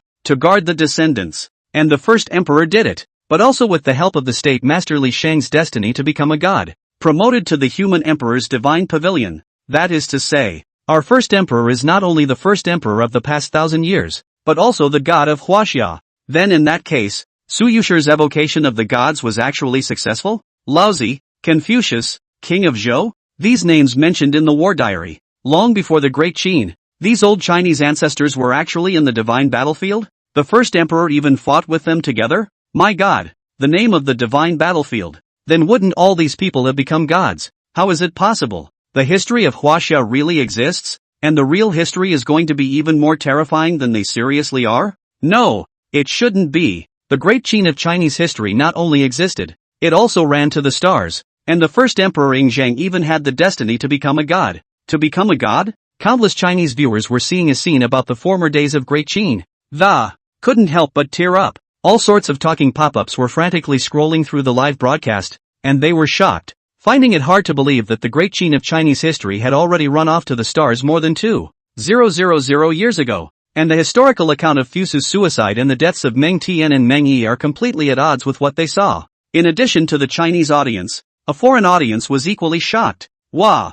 The history of Great Qin is actually true? Not only was it true, but it was even more powerful and terrifying than what Waxia had perceived, especially the first emperor, Zheng, who also became a god. Moment. Global blast. At the time of the uproar at Blue Star, the control room of the main battleship. Until now, Su Yuxi, Zhuo Wenhao and the others hadn't been able to completely recover from the deep visual shock from before, and their hearts were still beating with huge waves at that moment. This if it is the Great Qin of Chinese history. But why? Would we know nothing about it? Most of all, it's still the fact that the battlefield diary previously recorded ancient people like Laozi, Confucius, and the king of Zhou, whereas they entered the divine battlefield long before the first emperor. So what kind of terrifying place is that? The first emperor was actually able to fight with them. And what is that Li Sheng who was honored as the Great Qin State Master? He, not only revolutionized Great Qin, he was also able to make the first emperor's destiny become a god. This kind of means, has long since been no ordinary person. Could he be a god of China? Is there anyone named Li Sheng among the gods of China? The two men and Wang Pingji, an old professor with great insight into the history of Great Qin, were full of shocked discussions. But in the end, they were still confused. Despite having known quite a bit of information up until now, they were in deeper shock. The Great Qin that they saw and learned about nowadays did not match up with the Great Qin of Chinese history in their impression, except for the characters as well as some timelines. This also makes it very likely that the history of the Great Qin that Waxia has learned is false, not to mention the added shock of hearing about Laozi, Confucius, and the king of Zhou in the battlefield diary. Figures even older than the first emperor and the Great Qin. Sure, most curious still is an unheard of name that has never been recorded in history. Li Sheng. The crowd wanted to wait to see what else the battlefield diary actually recorded, but they were slow to move. Why did it stop? Is there a malfunction? What about back there? What exactly happened back there? Where exactly is the divine battlefield? What did the first emperor do? And who exactly is Li Sheng? Were these not recorded? Su Yuxi and his team were anxious and rushed to have the technicians take a look. If they stop here, all the doubts in their minds will go unanswered. Chapter 16, Human Emperor Zheng. Dying in battle? It's the war diary stopped. The technician did not find a fault after some inspection and reported back with a depressed look on his face. Having heard what was said, Su Yuxi was anxious and hurriedly said, "Are the contents of the war diary missing or something?" If this was all the information available, then Huaxia's current understanding of Great Qin was simply not enough. Zhuo Wenhao was anxious and kept scratching his head. There is still this side to the Great Qin of our Chinese history. Does that mean that all of the history after the Great Qin is also different from what we know? In addition to the deep shock he had received earlier, he had many questions about the history of China at the same time. After all, ancient figures like Confucius, Laozi, and the king of Zhou all appeared on the divine battlefield. This is proof enough that the history of China is no longer what they perceive it to be. Even for the identity of Li Sheng, there was no relevant record in the history books of China. But one thing is certain. That was a terrifying existence capable of making the first emperor's destiny divine and possessing heavenly means. Just as Su Yuxi and Wang Pingji were also wondering why the battlefield diary was suddenly terminated. Sha.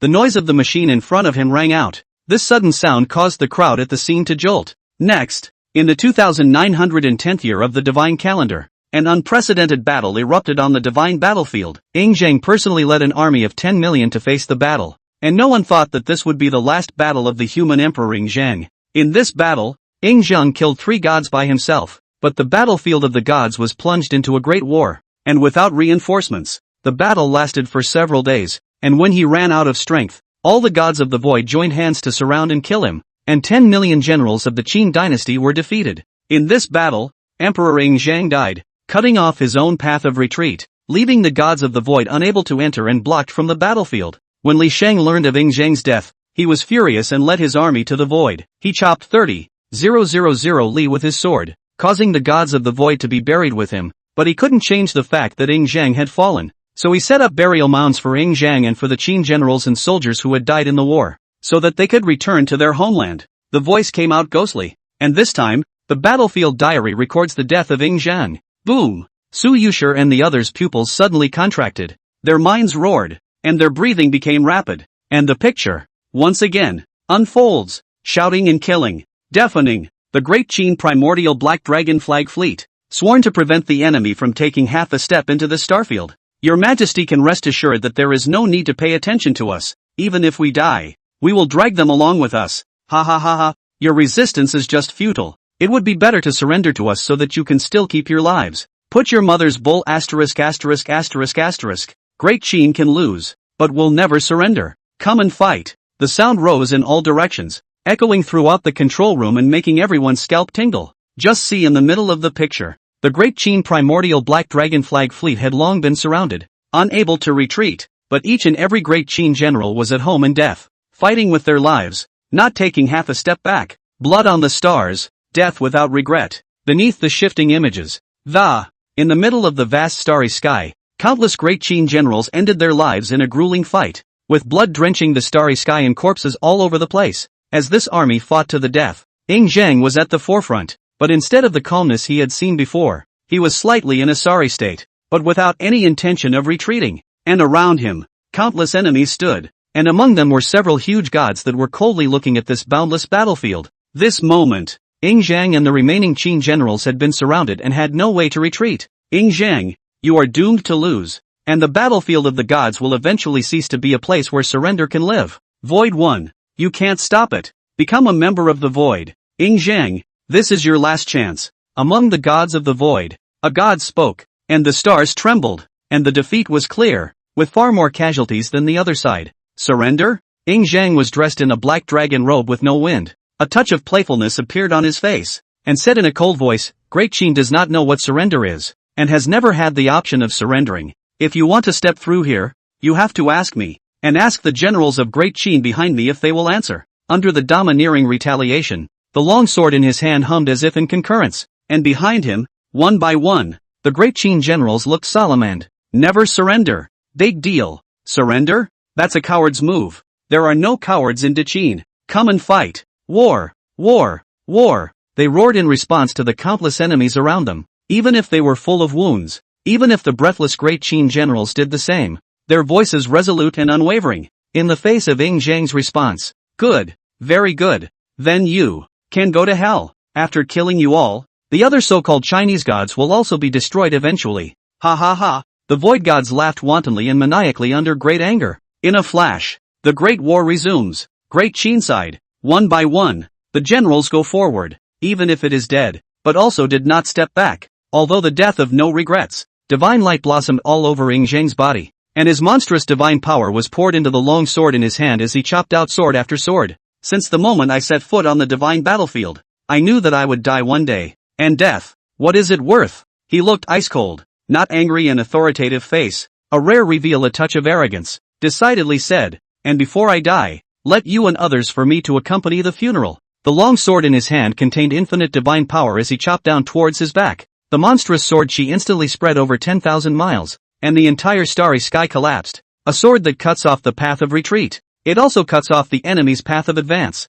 See the situation. Zhang. When the void gods saw this, their faces suddenly changed and they roared in anger. However, Zhang sneered without the slightest bit of remorse and killed out with his sword, heading straight for the void gods. I have no worries. You and others. To fight. He cut off his retreat and put life and death at risk. Moment. The great war resumed and the universe collapsed. The picture keeps changing. The Great Qin generals were fighting miserably, one after another. But one after another, they fell. With his own strength, Zhang took on the gods of the void. 1. With an icy expression, he decimated one of the gods at the cost of a serious injury. After that, he burned his godhead and his divine power skyrocketed. Seeing such a crazy move, Zhang, you're committing suicide. The rest of the gods were shocked to see this. But, regardless, Zhang's aura steeply surged and he swung his sword again. I can fight again. He opened his mouth icily and continued in a manner that creeped out the gods of the void. Kill one more, and I'll be satisfied. If I kill two more, in the words of the state master, I will have earned it. Give me death. Chapter 17. The Chinese people witnessed the fall of Zhang. At the end of the picture, Zhang's divine power had long been overdrawn. His black dragon robe was soaked in blood, his body was crippled, and his breath felt like it was swimming. Clank! The long sword in his hand appeared to be plunged into the corpse of a god at his feet, supporting his body from collapsing, and his bloodless face carried a faint smile. Beside them, two other gods were no longer alive. Facing the enemy gods with his own strength, he decimated 3 gods. As for the only 2 remaining gods on the other side, they immediately had fear in their eyes and didn't dare to continue advancing. Meanwhile, Gale. It looked extremely difficult for Zhang to raise his eyes, and he weakly shouted, but got no response and turned to look. Great Qin generals have long since been sacrificed and only a few remain. Surrounding him had long been enemies who didn't dare to come forward, their eyes filled with fear. And seeing this, a darkness appeared in his eyes. But, Gale, Gale, Gale. In all directions, the sea of corpses and blood was answered by faint voices, and one by one, the Qin generals who had not yet died from serious injuries responded to Ing Zhang's words, picking up their weapons and charging again, even though their defeat was certain. Seeing this scene, unfortunately, Ing Zhang was powerless to sigh a sentence. The vitality is passing away. Can only use the long sword in his hand to support the crippled, shaky body does not fall. Looking to the back of the decapitated, mouth muttered, State Master, I have not lost the temperament of my generals. The backbone of my generals is still there. However, I am powerless to return to heaven. I may die, but I have no regrets. Ancestral star. I can't go back. I only hope that the Chinese side will win. And one day, the State Master can let the great Qin generals return to their homeland. He seemed to have something left to say, but it came to an abrupt end at that moment. Endless exhaustion swept over him, his eyelids closing with no more support. Yet his body remained standing. Human Emperor Ing Zhang. Fallen. But even so, the powerful aura made the surrounding enemy troops, but they didn't dare to come forward. Their eyes full of scorn. The only two remaining gods were sure that Ing Zhang had no chance of survival, and only then did they let out a long sigh of relief, with admiration in their eyes in addition to scorn. This is the great Qin human emperor, Ing Zhang. Unfortunately, they looked at Ing Zhang, who had fought until the last moment with a long sword to support his body, with more admiration in their eyes and regret in their words. Enemies, but heroes. In the end, the surviving great Qin generals in the picture likewise did not surrender, but at the command of the enemy gods, one by one, they fought to the last moment until there were no survivors. With the framing of the No, Su Yuxi, Zhuo Wenhao, Wang Pingji, and one member of the Hongming Bureau present lost their voices and exclaimed in shock. Their bodies could not stop trembling, and their minds roared and exploded. The eyes are cracking. The images are immersive. Even though you don't experience them firsthand, they saw with their own eyes the countless generals of Great Qin fighting to the death, and saw Ing Zhang cut off the way of retreat and the enemy's way of advance. What kind of vigor is this? They saw with their own eyes the first Emperor Ing Zhang face 5 gods with his own strength, forcefully killing 3 of them and staining the starry sky with blood. Even though his vitality was dissipating, he stood tall. Shi Huangdi fought to the death with countless Qin generals until the last moment without surrendering. Even though the picture has been framed, but the scene that I saw before, it still keeps popping up in the middle of my mind. In particular, the words of the first emperor were echoing in their ears. Su Yuxi's delicate body trembled, and her eyes revealed endless sadness among them. How did this happen? No, no. Her eyes reddened and she kept shaking her head, muttering under her breath. In the face of such a result, she couldn't accept it. So many great Qin generals died in battle, and Shi Huangdi even sacrificed his life to kill 3 gods who eventually fell. What a tragic battle it was. Zhuo Wenhao was equally frightened and his eyes were red. The first emperor is dead. He couldn't believe that the first emperor, who had previously run to the stars and guarded China, and whose destiny had become a god, had died in the middle of a vast starry battlefield. And the earlier image allowed him to see the fall of the first emperor with his own eyes. Saw countless great Qin generals go forward and backward, and regarded death as a homecoming, after which no one survived, and all of them died bravely in battle. There's a silver lining in the face of surrender. No one chose to surrender, but instead defended the dignity of great Qin with their lives. At this moment, all moved, in shock. It's hard to help yourself. The scene, the atmosphere is sad. Lapse into silence. The images recorded in the battlefield diary made them red-eyed and their bodies couldn't stop trembling. Su Yuxi's voice trembled as she stared blankly at the framed image and said, "This is the true history of our Chinese history. About Great Qin. The first emperor guarded the stars and burned his godhood to protect China, paying with his life." What was hardest for her to accept was the fact that what was presented in the picture was the true history of Great Qin. This moment, go to his parallel world. This is the Great Qin of history, and this is the Emperor of the Ages. Shi Huangdi. Zhuo Wenhao was as pale as his face, and his heart was filled with huge waves. Our first emperor, even though his destiny became a god, he did not choose to withdraw from the defense or surrender in the face of a powerful enemy as a human emperor, but instead cut off the path of retreat and did not fall until the last moment of his life. He lost his voice in shock, his voice choking. In the framed image, the figure was so magnificent that even though it had long been lifeless, it could still cause intimidation to the enemy. Even the enemies expressed admiration for it. The first emperor, guilt-free for anyone, more deserving of a Chinese descendant. And in addition to the Su Yuxi and his party who were present, the live broadcast room was just as shocked and completely blown up. No! The first emperor whose destiny has become a god and has become a human emperor is dead. Why?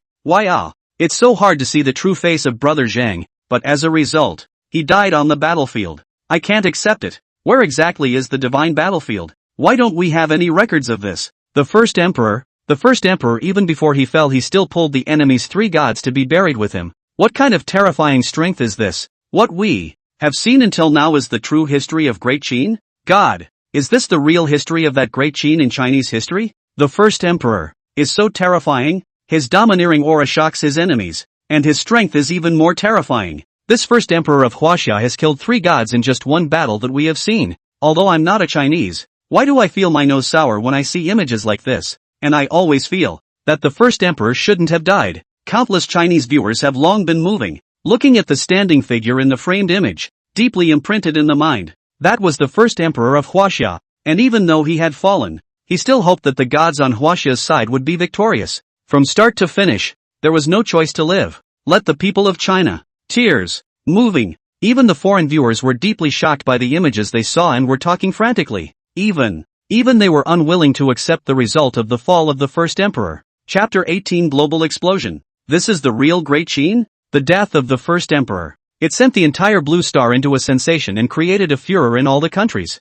In the middle of the Free State's parliamentary building, a group of high-ranking officials looked at the live broadcast image from China with horrified expressions. Great Qin. The Great Qin in Chinese history really exists. And what we see is the real Great Qin history. The first emperor that the Chinese people talk about became a god and entered the mysterious god battlefield. And even in death, he powerfully killed 3 gods with terrifying strengths. Heavens, there's actually a god like that in China? No, this can't be possible. It must be a fake to be right. What so-called divine battlefield? Not to mention us, even Huaxia doesn't know that this one battlefield exists. Why that first emperor Ying Zhang is dead, but I always feel not too comfortable and even a little uneasy inside my heart. What is this situation? In the midst of a shock, they lost their voices as they came back to their senses, unable to keep their composure. Originally wanted to see the joke of China, but now, they had to be moved by it. It's really all about what you see. It was too mind-blowing. Chief George listened to the words of the crowd with the same vague uneasiness in his mind.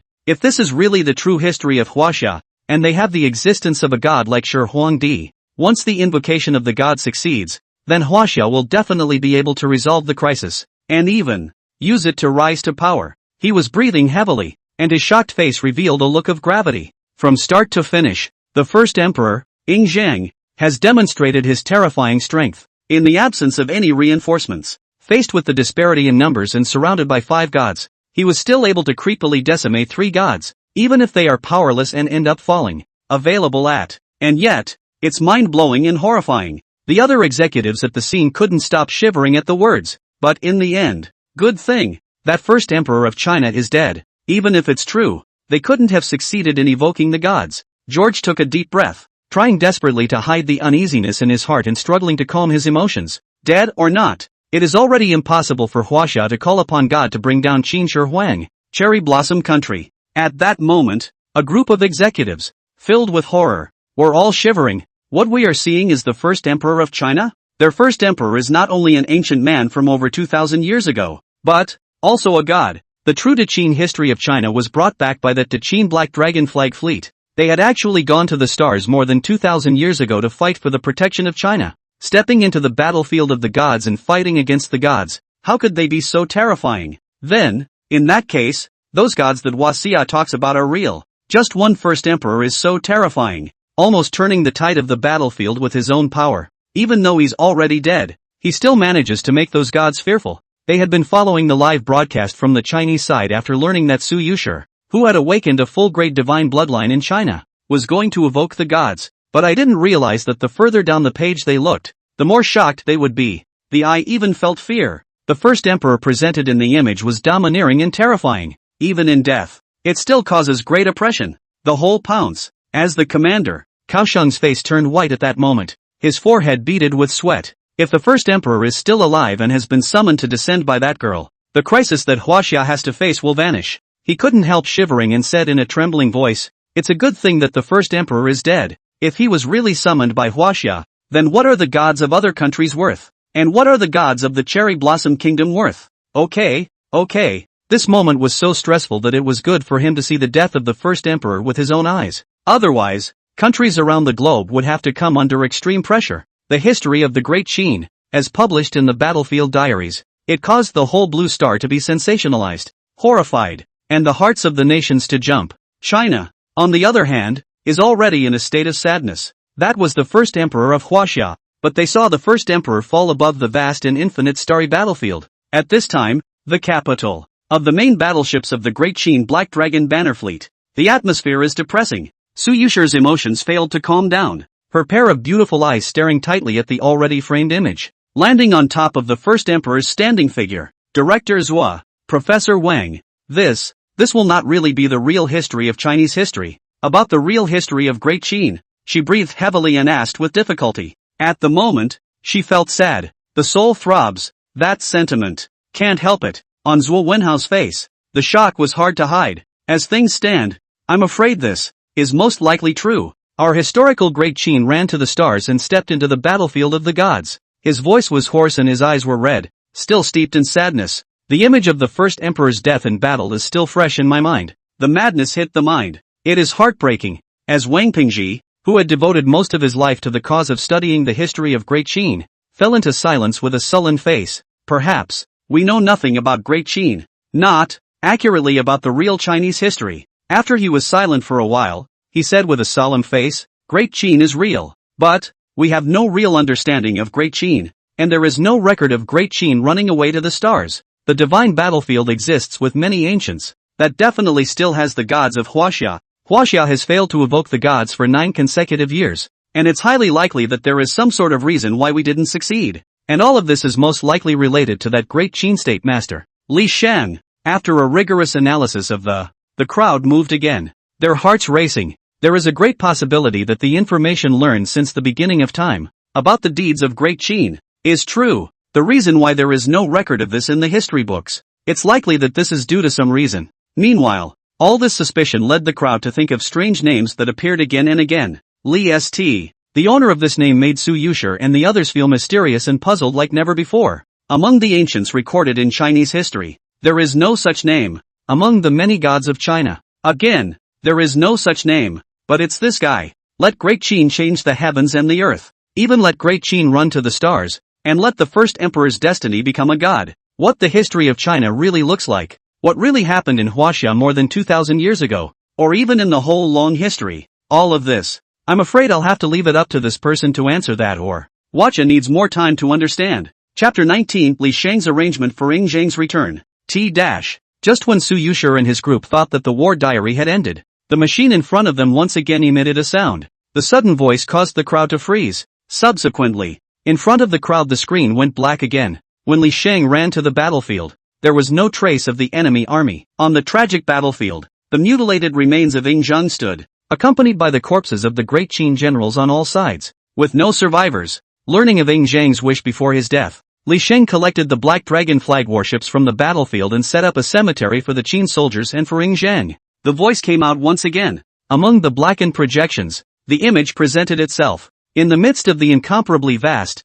tragic and bloody battlefield, a figure reflected in divine light stepped out in the void. He was seen raising his hand in the void before him, and images of Ing Zhang before he fell emerged. After hearing that Ing Zhang wanted to return to the ancestral star, the figure in the brilliant divine light seemed to fall into silence. Buzz. And with a wave of his big hand, the entire battlefield suddenly emitted a humming sound. A piece of the weapons previously used by the Great Qin generals, the battle armor they wore, and the bloody robes actually slowly rose up into the air. With another wave of the figure's hand, one by one, the coffins appeared from the void and opened one after another. Immediately following, the Great Qin Black Dragon flag warships in the 8 directions that had long been riddled with holes and devastation were all tugged and converged. Under the shocked gazes of Su Yuxi, Zhuo Wenhao and the others. Bang!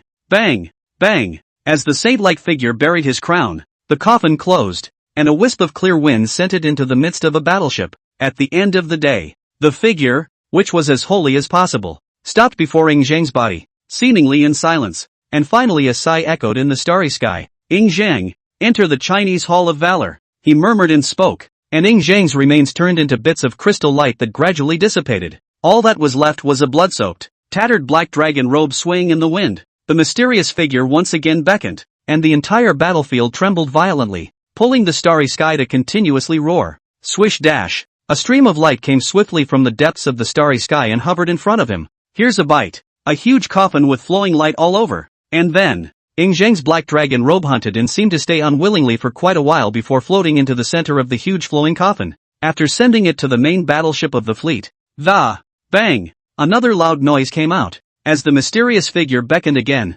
something else was pulled from the depths of the starry sky. It was a smooth, ink-colored stone tablet. The figure in the divine radiance raised his hand and kept sketching, and a dragon's writing was presented on the stone tablet. See the situation. He is Li Sheng. Su Yuxi immediately recognized that no matter whether it was the stone tablet or the words on it, it was exactly the same as before in the first emperor's cloak and dagger. At the end of the picture, Li Sheng set up a fleet of the Black Dragon flag of the first generation of the Great Qin dynasty, which served as a graveyard for Zheng and countless generals of the Great Qin dynasty. Up in the picture, he turned his back to the crowd. His voice said leisurely, "This is too far from the ancestral star. I cannot send you back directly. But, the vastness of the universe, traveling in the stars, I have left a wisp of God's mind in the fleet to escort you. If there is an opportunity to sense the call of the ancestral star, it will take you and so on to return to their homeland. If there is a chance to sense the call of the ancestral star, it will bring you back to your homeland."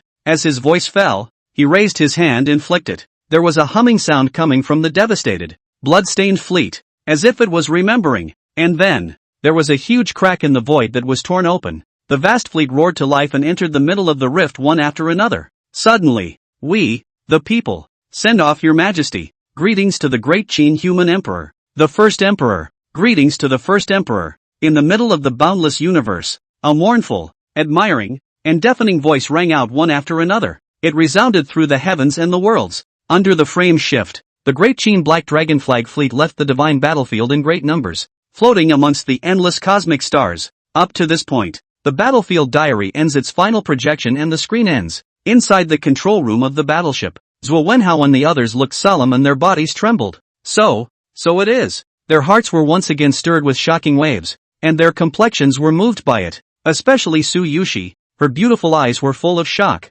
lost her voice and murmured, No wonder I was able to pull that remnant tablet and summoned the Great Qin Black Dragon Flag fleet in evocation of God." At this moment, her heart was filled with sadness and her eyes were red. Himself, in the midst of evoking the gods, allowed the Great Qin Black Dragon Flag fleet to be sensed and returned to the ancestral planet, descending upon Huaxia. Boom! Even though the picture was over, the crowd was shocked. What they had seen before was still fresh in their minds, so amazing that a fleet would be full of holes, having suffered a terrible battle in the battlefield of the gods, and there would be so many coffins on top of the fleet. On the other hand, they are burying those great Qin generals who died on the battlefield, while there is also the first emperor buried, even though the war diary is over. This is the real Great Qin in history. Su Yuxi, Zhuo Wenhao and his party are still immersed in the sad atmosphere, with reddened eyes and shivering bodies. They had never imagined that the historical Great Qin would have such a sad side. Straight from the booth, the first emperor died on top of the divine battlefield.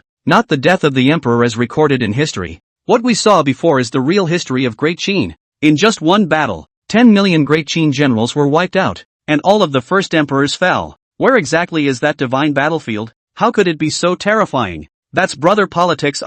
Before, when I learned about the history of the Great Qin, I felt that his charm is infinite, even if I know that he died. But see that brother politics has fallen on the battlefield for the sake of China. I cried. Li Sheng. Who exactly is Li Sheng? Why is there no record of this person in the history books? Are we overlooking something? Su Yuxi was able to make the Great Qin Black Dragon Flag fleet return to China in her evocation. So was her evocation successful? This is actually really the Great Qin of Chinese history. Their Great Qin has long since left the blue planet and headed for the divine battlefield that we don't understand at all. What kind of horrible place is that? No.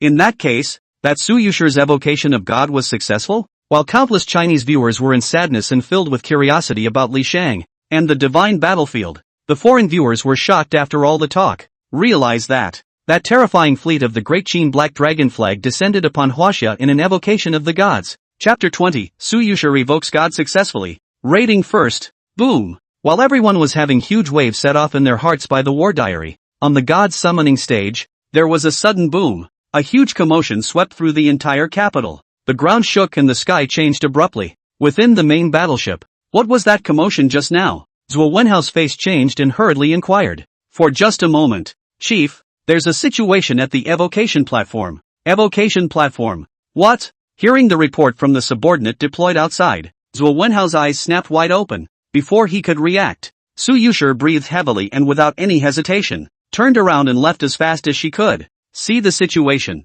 Follow. Zhuo Wenhao shouted and followed. It just so happened that the war diary ended, and there was such a big commotion at the god evocation platform. Could it be that Su Yuxi's god evocation this time was successful? It's not just the scene. Even the Chinese viewers in the live broadcast room had their hearts and minds vibrating with anticipation. In a few moments, Su Yuxi looked a little bewildered, but her body couldn't help but re-step onto the god summoning platform. Her chest rose and fell, confusion on her pretty face. Somehow, she vaguely sensed that something was tugging at her. In the limelight, buzz, the heavens and the earth hummed, causing one's ears to explode. Su Yuxi stood on the god summoning platform. The vibrations under his feet became more and more violent, and the void roared. Moment. A pillar of light that was so bright that it seemed to have descended from the universe landed on her body. Streams of light spread out. In just the blink of an eye, the entire god evocation platform became radiant with divine light, displaying all the holiness. 7 colored rays of light rose up to the sky, obscuring a side of the world. Under the vision, the remnants of the monument that was previously drawn and also had light flowing through it, and it seemed that there was a heavenly sound coming out. Su Yuxi's evocation is successful. Accepting the evocation character, Shi Huang Di. Su Yuxi evocation score, 95. The voice was like a loud bell, sweeping out and falling into the ears of countless people. Moment. Su Yuxi. It worked. We Huaxia, evoke God successfully? 9 years, 9 whole years of failure, and at the point of life and death, it finally succeeded. Su Yuxi didn't let us down. Her full-grade divine bloodline summoned a god successfully, and the one who accepted Su Yuxi's summoning of the god was actually the first emperor. There's hope for Huaxia. There's hope. The countless Chinese viewers in the live broadcast room were now ecstatic after their shock. Boiling. Even though they had held out hope before, they had never thought that Su Yuxi would actually succeed in evoking the gods. After all, it's been 9 straight years of failure. But it worked. This means that there is hope for Huaxia. It's not just the Chinese audience. Su Yuxi, who was standing on the god evocation stage, was also stunned even after hearing the announcement of the success of the god evocation. I succeeded? She froze as she looked at the 7-colored divine light streaming from the divine evocation platform, her mouth muttering as her body couldn't stop trembling. And the person who successfully evoked God was still the first emperor. What is this? Below, Zhuo Wenhao, Wang Pingji was wide-eyed and gasped for air. It worked? They exclaimed, full of disbelief. The moment came and it only made them feel like they were dreaming. Just thinking about the first emperor they had seen earlier, the two of them could not stop their bodies from trembling. It's actually the first emperor. Their mouths were dry and their hearts were wild. But, didn't the first emperor fall? However, it was also in the midst of the two's confusion that the foreign viewers in the live broadcast room also came back to their senses in shock. Stupid pigs of Huaxia, you're rejoicing too early. Even if you succeeded in evoking the gods this year, you mustn't forget that the war diary records that the first emperor is already dead. I didn't expect Huaxia actually managed to summon a god successfully, but the first emperor has been dead for an unknown length of time. So what if it succeeded? Just because it succeeded doesn't mean you can summon it out. Ha ha ha. How happy are the Chinese people now? And how desperate will they be at the god's summoning examination 3 days later? And how can the already dead first emperor be summoned to descend? So what if the great Qin in Chinese history really existed and was still as horrible as it was seen? What's the point if they're all dead? You guys don't think you can use those broken battleships to change your fate against the heavens? Or, use the clothes in those coffins inside to make China rise, right? What's there to worry about? So what if Huaxia succeeded in summoning a god? It's just a mortal emperor who became a god with the help of an external destiny. Not to mention that they can't summon it. And even if they do summon it, what's the point of it? It's better than a real god? Asterisk asterisk asterisk asterisk off. Will you dogs shut up? A country that had managed to evoke God. The audience couldn't stop being sarcastic after the shock had passed. The first emperor was already dead, and they wouldn't think that Huaxia would really be able to summon him down. In only a few moments, such talk grew. Faced with yet another cynical and unimpressed foreign audience, the Chinese audience was furious and immediately disliked them. But disliking them silenced them. These foreign guys are not wrong. The first emperor has fallen. The success of the call to God is worth the Chinese boisterous. But whether it can be summoned to descend, no one knows. Not only that, now that Su Yuxi had only succeeded in evoking the gods, there was still the truly vital examination to be conducted 3 days later. In the test only summoned the gods who had succeeded in evoking the gods. On behalf of Huaxia, if the test did not get the first, Huaxia still did not have the rewards. There is no way to go to solve the crisis that they are currently going to face. As the chatter among foreign viewers grew more rampant, the Chinese people in the live broadcast room were worried and fell into silence. For such a situation, the first emperor, Su Yuxi's originally bright eyes dimmed, and it was also clear that those said by the foreign audience were not without reason. And 3 days later, it was the real god evocation test. Walking down the evocation platform, she frowned and clenched her teeth. Seeing this, Zhuo Wenhao said with a sad face, "The first emperor has already fallen. Miss Su, we have to do it." Director Zhua. Su Yuxi took a deep breath and said with a firm expression, "I won't complain about this result, and please don't worry too much about it either. Since I can evoke the gods successfully, even though the first emperor has fallen, we have no other choice. I believe that on the day of the test, the first emperor will be able to descend and shelter China. The first emperor has fallen, but there is no rule that explicitly says summoning. Ms. Su, whether or not Huaxia can get through this time depends on you." Zhuo Wenhao was silent for a moment, nodded solemnly, and spoke solemnly. Presently, Huaxia could only believe in Su Yuxi, who had succeeded in evoking the gods, and in the first emperor. Chapter 21 Li Sheng, single-handedly creating the divine battlefield, the vastness of the universe, the roar of the huge, boundless, tragic and bloody battlefield remained. In the magnificent palace that seems to be a world unto itself, Li Sheng was situated on top of the immortal throne above the great hall as if he was painting, his eyes as deep as the abyss, unable to see the slightest fluctuation of emotions. On his cool face, a trace of bewilderment surfaced, as if in remembrance. Countless years passed and epochs changed. Li Sheng had been born since the ancient times, lived 10,000 lifetimes, and existed to this day. If you want to trace back, he was still long before Pangu opened the sky. Due to the birth of the foreign gods and the sea of blood encroaching on the heavens, he proceeded to create the battlefield of the gods and lay out everything. After that, Pangu, Nuwa, the three purities, and other supreme beings were all called upon by Li Sheng to enter the divine battlefield and engage in a life and death battle with the foreign gods. The purpose of the foreign gods from the heavens was simple: to annex everything and allow countless universes to assimilate with them. Li Sheng led a rebellion to protect China, but the years go by. The Chinese gods had fallen one after another, and now, only himself and the last group of people were left to forever guard the defense lines of the gods' battlefield. Suddenly, the great Qin primordial Black Dragon Fleet has successfully returned to the ancestral star. While Li Sheng's thoughts were straying, in the void in front of him, an identical figure presented itself. Only, the figure was just a wisp of divine thought that had been illuminated. Li Sheng suddenly returned to his senses, a flash of surprise flashing across his cool face. "What's going on?" He opened his mouth to inquire, reacting to the fact that this was a strand of divine thoughts left behind by the Black Dragon Fleet in the early days of Great Qin before. Soon, the divinely illusory doppelganger smiled faintly and said, "I sensed the call of the ancestral star, to be precise, the call of the descendants of the Huaxia, and so I utilized the last of my divine power to send the fleet back against the ancestral star, so that Shi Huangdi and those of his Great Qin generals and soldiers could return to their homeland and return to their roots.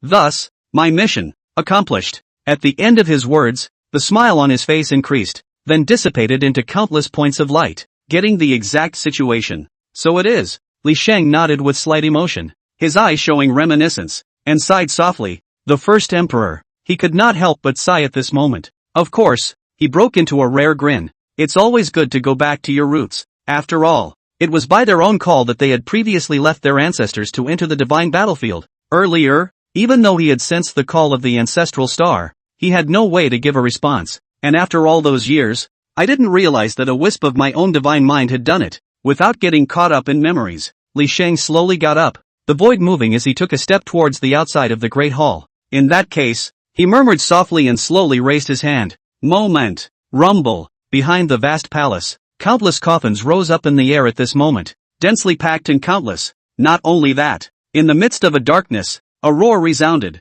and a battleship that covered the sky, and airships were hauled out one after another, without exception. This fleet, a ship, are all bloodied, devastated and miserable. At this moment, the countless coffins kept trembling as if they were excited. In it are buried the garments of dead heroic souls. In an instant, strong obsessions are all over the place. From, waiting for the Chinese souls who will return to their homeland. Li Sheng's eyes flashed. His body had amazing divine power fluctuations spread out. A simple wave of his hand. Swish. Swish, swish, one by one, the coffins were methodically sent into the fleet. Among the airships, by the time all those coffins floating in the void had entered the "Go home," Li Sheng murmured softly, dividing his divine thoughts to land on top of the fleet, followed by raising his hand and waving it. Not far from the void, an astonishing crack that stretched for thousands of miles then appeared. Multiple vast fleets, multiple skyscraping ships activated and entered the rift one after another, until after all of it had disappeared, the crack slowly closed. But at this point, buzz. In the midst of the darkness behind the magnificent palace, intense fluctuations spread out and rose to the sky, and having completely sent the fleet, the ships away from the battlefield, wait a little longer, and I will take you home. Li Sheng turned around and spoke softly. This is his promise to the countless heroic souls of China. The words fell. The heavens and the earth returned to peace. See the situation. Going home. Li Sheng muttered and walked back to the palace once again. When the figure disappeared, a soft sigh came out from the palace. Blue star. 3 days flew by. On this day, the blue heart boiled, for no other reason than, today, it will be the annual God-calling test. And as the day of the test approached, the black mist receded from the passages where countries came and went to each other. Huaxia, the capital city. Every year, each country takes turns opening the main field of the evocation examination. This year, with Wachovia as the home field. At this time, the examination location had already been crowded with people, and the teams from various countries escorting the contestants converged here, bustling with activity. The day has finally arrived. Sakura Nation will make no exceptions and will succeed once again, taking first place. Ha ha ha. I can't wait to see which god our free country player summons. I can't wait for the thought of Wahoo dominating us at home. He. Even if Huaxia succeeds in summoning a god, they won't be able to summon a god. Not to mention that it's the already dead first emperor. Their hopes will be dashed once again. Huaxia can't afford to experience another defeat. I can already imagine the despair on their faces when the time comes. Ha ha ha. This time, Sakura countries Okamoto Hanagawa and free countries John are the favorites for first place. And even though they aren't full divine bloodlines, no one can compete with them. To think that Huaxia Light has players who have awakened full-grade divine bloodlines but have no way to evoke the gods successfully. I don't know why, but I want to laugh. Sakura Nation's Okamoto Hanagawa player has succeeded in evoking the gods, and will summon Tsukiyomi Amikami this time. As for Freedom Nation's John player, it is rumored that his evocation of the gods has succeeded, and he will summon the fallen angel Lucifer, and this time the first place. I'm afraid that it's a fight between them. Whether it was the live broadcast or the scene, there was a lot of talk. Beyond that, more people are making unrelenting cynical remarks about HWA and are telling HWA to die completely. No one would think that Huaxia would be able to take first place in the test, not to mention the fact that the first emperor has fallen, and in the face of multiple taunts, the Chinese audience fought back. However, in the end, they could only gnash their teeth in anger because the test had not yet yielded any results, and they were still unsure if Su Yuxi was really able to summon the first emperor to descend. If not, then what people in other countries say will be true. If Wachovia fails again, then this crisis is enough to cause Huaxia to suffer huge losses and even go to extinction as a result. Chapter 22. The examination begins, and the nations call on God. Boom! Accompanied by a loud roar. In the empty space in front of them, radiant light blossomed out. In the limelight, a vast, boundless, sky-covering huge platform rose up into the sky and stood in the middle of the mid-air. The whole capital, as much as it can be covered up. The Divine Evocation Examination Stage, presented between heaven and earth. The divine light was radiant. Countless viewers in the global broadcast room of the real-time livestream were abuzz with anticipation for this examination moment. All the players from the various countries who had succeeded in evoking God had the light of attraction descend upon them. Under countless eyes, one by one, the players looked uplifted and their figures dissipated. Su Yuxi was also among them, apprehensive in her heart. And with a flash of light in front of her eyes she had already stepped onto the huge God Evocation Examination stage along with many other contestants. The test is about to begin. Her mind was tense and she kept praying. As long as he could successfully summon the first emperor, then he would have a chance to reverse the current situation in China. On the other end, Su Yuxi, even though you're a full divine bloodline, the first emperor is dead. There's no way you'll succeed. And in this test, the Sakura Kingdom will be number one. The youth with a cold smile slowly spoke. Excitement revealed in his eyes, and it was none other than Sakura Nation's 9th grade solid bloodline player, Okamoto Hinokawa. But his words had just fallen. Okamoto Hanagawa. It's not that easy for Sakura Nation to be number one. John, whose divine bloodline of the free country had reached level 8.5, let out a cold snort. and then looked at Su Yuxi and mocked playfully. But this examination, it has nothing to do with Huaxia, and you shouldn't be summoning a dead man, right? When he finished, he couldn't stop laughing. Even the players from other countries were hilarious at the moment. I wouldn't think that Huaxia, who has failed to summon a god for 9 consecutive years, would be able to do so, not to mention that it's only a human being, so what can she do if she summons it? That's right, Huaxia will inevitably end in failure like before. A joke is a joke after all. They can't change it. They were arrogant and unrelenting in their successive taunts. The countries where these players were from had all successfully summoned gods in the test before. The contestants who favored to ascend to the god evocation examination stage. Only Huaxia has never been able to summon the gods. Listening to the cynicism around us. Wait and see. Su Yuxi's brows were knitted tightly, and there was fire rising in her heart, but she could only hold back and suppress her anger. This time, she bears the hopes of Huaxia. It was already unexpected to succeed in summoning a god this year. And if he could succeed in summoning the first emperor and take the first place in the examination,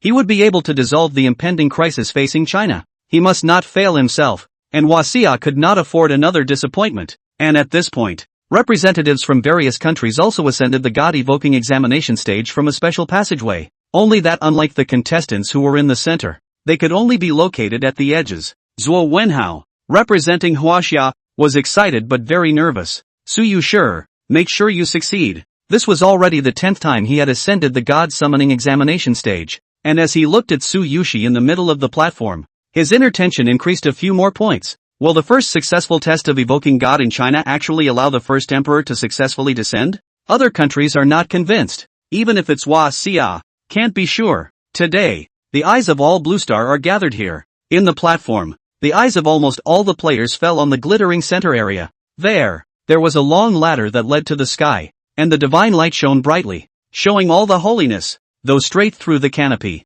However, only 12 levels of steps existed, permeated with astonishing divine power. That's exactly what the test requires. Stairway to God. Su Yuxi ignored the taunts coming from the surroundings and instead adjusted her mind as much as possible. I'm going to make it. Inside her, the obsession grew deeper and deeper, and the rules for this year's test were given notice before. It varies from year to year. This year, the contestants are required to summon the gods to descend on the god summoning examination stage. And the gods summoned by the contestants will step onto the god ladder to decide which side of the gods is stronger and can suppress the gods. And the final results will be determined by the steps on which the gods have ascended. And that's what this assessment is about. As countless people waited with eager anticipation for the start of the examination. Boom! A loud boom resounded through the blue star, falling into the ears of countless people. Moment! All of the players on the scene changed in color, their eyes revealing unconcealable excitement. The test has begun. They were breathing hard and exhilarated, and in the next moment,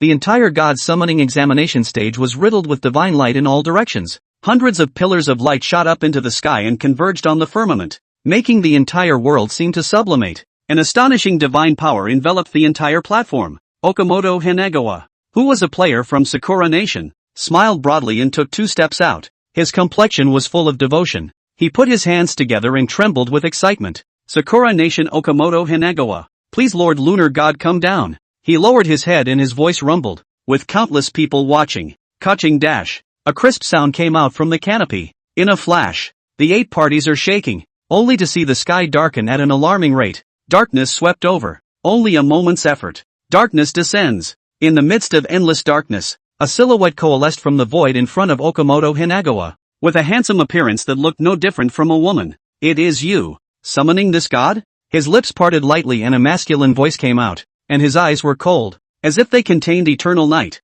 so that one would have to fall with one look. Monthly readings, also known as the moon god, the god of the Sakura kingdom, the god of the night. Okamoto Hinagawa raised his head tremblingly, his eyes filled with respect and nodded repeatedly. Hey! He then rushed to introduce the changes in Blue Star and the evocation of the gods and so on. Understanding the situation. What's so hard about it? The moon-reading eyes are full of disdain. The black night covers the entire sky. A step out has reached before the divine ladder. Scanning his surroundings with cold eyes, he took several steps in a row and ascended to the 3rd and 4th. Realize that the divine staircase has only 12 floors. As this is the first time such an assessment has been introduced, there is no maximum record yet. See the situation. Lunar God Sama, please let Sakura Nation be number 1 in this test. Okamoto Hinagawa laughed up at the sky in ecstasy. There was an uproar all around. Apparently they were all shocked by Tsukiyomi's appearance, but at this point, please fallen angel, Lucifer, help the free state. On the other side,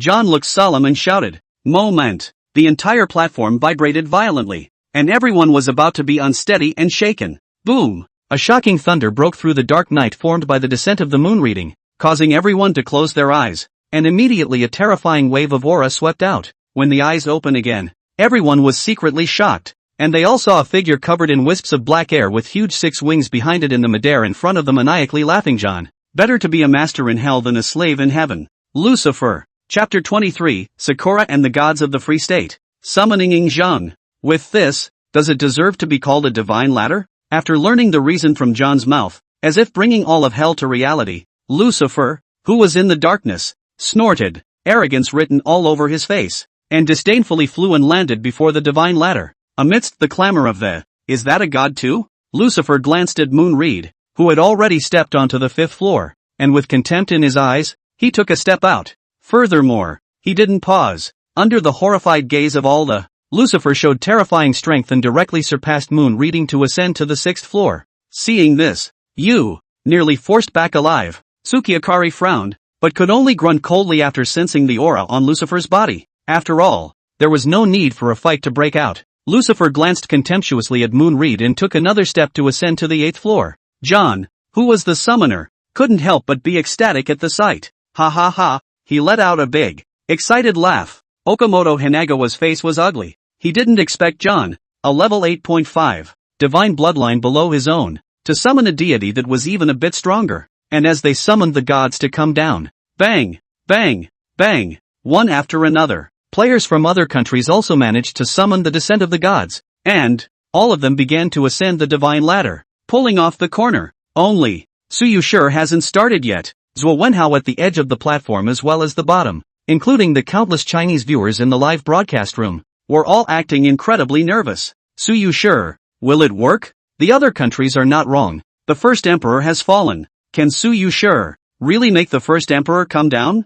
Damn it, whether it's the Sakura nation or the Free nation, the gods they summoned this time are so powerful. If Su Yuxi can't summon the first emperor to come down, Huaxia is going to be shaken to its core. The hope of the whole of China rests on Su Yuxi. Be successful, no matter what. Let China succeed for once. O first emperor, my charming old ancestor, only you can save Huaxia now. They were more nervous and fearful compared to any of the previous year's tests. Failed again. The Huaxia havoc will come. They hoped for success, but no one knew whether Su Yuxi would succeed specifically. Prayers were heard, one after another. Even the non-superstitious Chinese joined in the prayers at this moment. But, in the face of the nervous prayers of the Chinese nationals, the audiences of various countries laughed out loud. I told you there was no way Huaxia could summon a dead man, and it's hilarious to see them. After today, China will be swallowed up by the black mist. And the first emperor? Chinese people, you are doomed not to succeed. Wait for death. I didn't expect it. John's divine bloodline level is even lower than the guy from Sakura Nation. I didn't expect him to be able to summon Lucifer's descent. This time, the free country is bound to be number 1. Impossible. Absolutely impossible. The Sakura Kingdom's lunar god-sama won't let you have your way. Humph. Guys from the Sakura Kingdom, do you want to turn over a new leaf? After they had made some mockery of Huaxia, they instantly talked about something else and stopped paying attention to Huaxia. After all, except for Huaxia, no country thought that Huaxia had failed for 9 consecutive years, favoring success this year, waiting for HWA. Just another failure, one after another. The gods of various countries went up the divine ladder and competed. Only, Su Yuxi stood in place, nervous inside. Make the books of Huaxia the same, the cars the same, realize unification, open up the frontier for Huaxia, build the Great Wall, and repair the Qi Road. She muttered about the brilliant achievements of the first emperor, and then with a solemn expression, she knelt down on one knee and said aloud with a loud voice, the situation of Huaxia is precarious,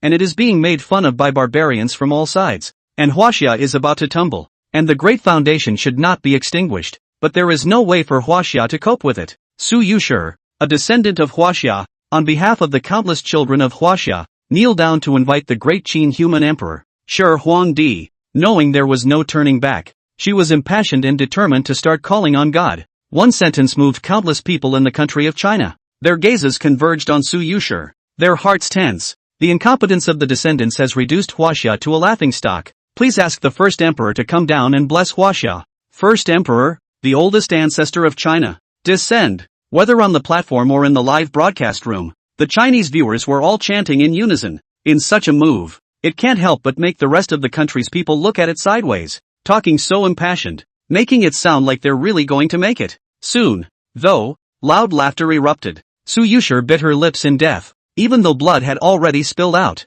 The first emperor, seeing no response, her body trembled and her face grew pale. The entire Chinese nation felt the same deep powerlessness. Is Wachovia still facing defeat? While the shrill jeers around them grew more and more. Wind, gale, a voice rang out suddenly. Moment. The figure of the god on top of the gigantic divine ladder lurched and looked up sharply. What's the commotion? Lucifer, Moon Reader, and the other gods looked around, then stopped paying attention. The audience from various countries, on the other hand, looked at Su Yuxi in unison. Is she? They were puzzled, having indeed heard someone talking before, but, yet again, it was quickly silent. However, Su Yuxi as well as countless Chinese nationals, but at this moment, they looked incredibly excited. The first emperor, it must be the first emperor. I hear you. I hear you. Wind, great wind. Did this, Su Yuxi really succeed? The first emperor is coming down. The first emperor, he must have heard our call.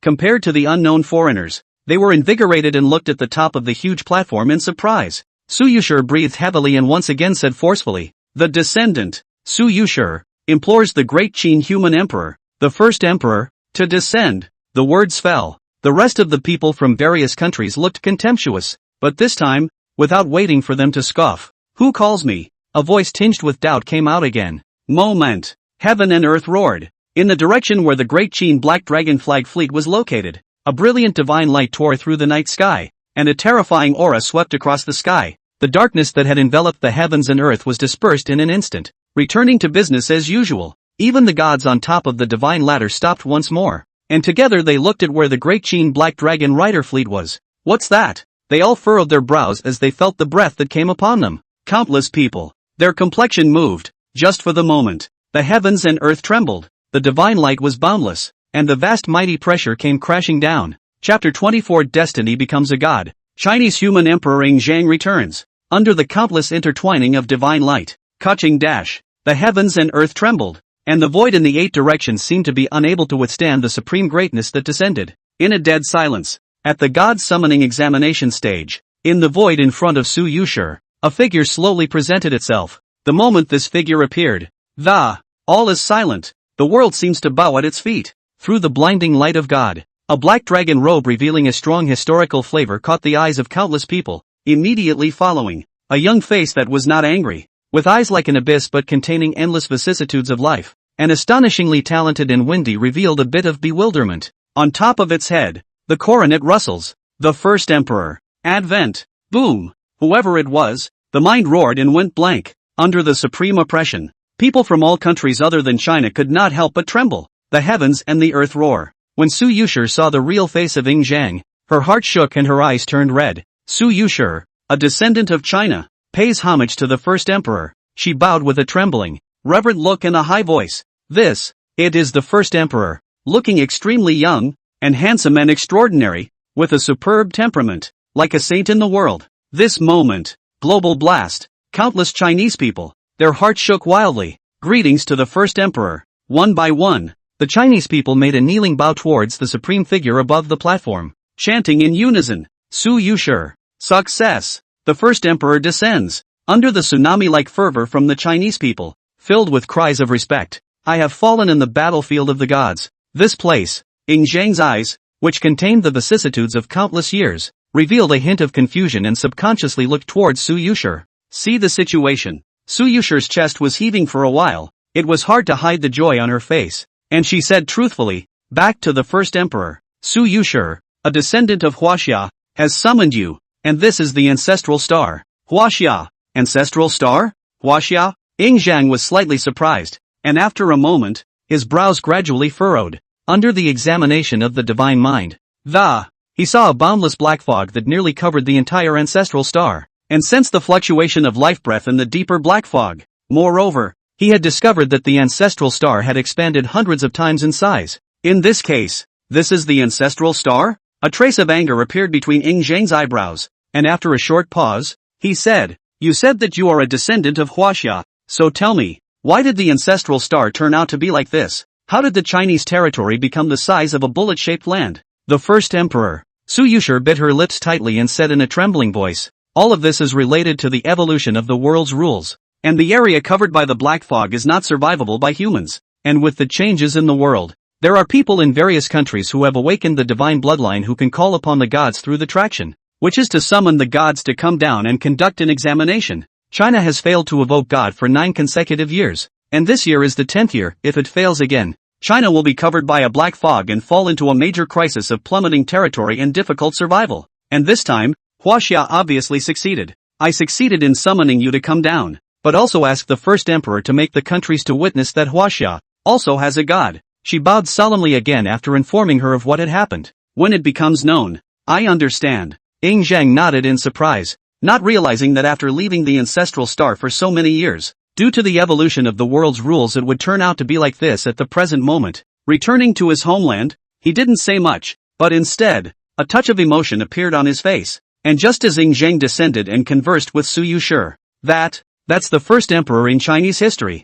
Their history really does exist, but is a dead man. Why is he still able to descend? His eyes are so scary. I just looked at them, even when I wasn't looking at them, and I felt like my whole body was pulled into a boundless purgatory, and I almost choked. What a horrible oppression. The human emperor is also a human. Why does he give me the feeling to be even more terrifying than those gods? How is it possible? Huaxia really succeeded. This shouldn't be. Damn it. The overthrow of Huaxia is just a hair's breadth away. One foreign audience was incredulous and appalled, especially the teams from the various countries underneath the god summoning examination stage. There were endless cries of astonishment, not expecting that China would succeed in summoning the first emperor. And yet, just then, noisy, Ing Zhang spoke blandly. Moment. A mouthy foreigner's face turned pale and he spat blood from his mouth. Seeing this scene, the first emperor, really the first emperor, our charming old ancestor. Gosh, is this the true appearance of the first emperor?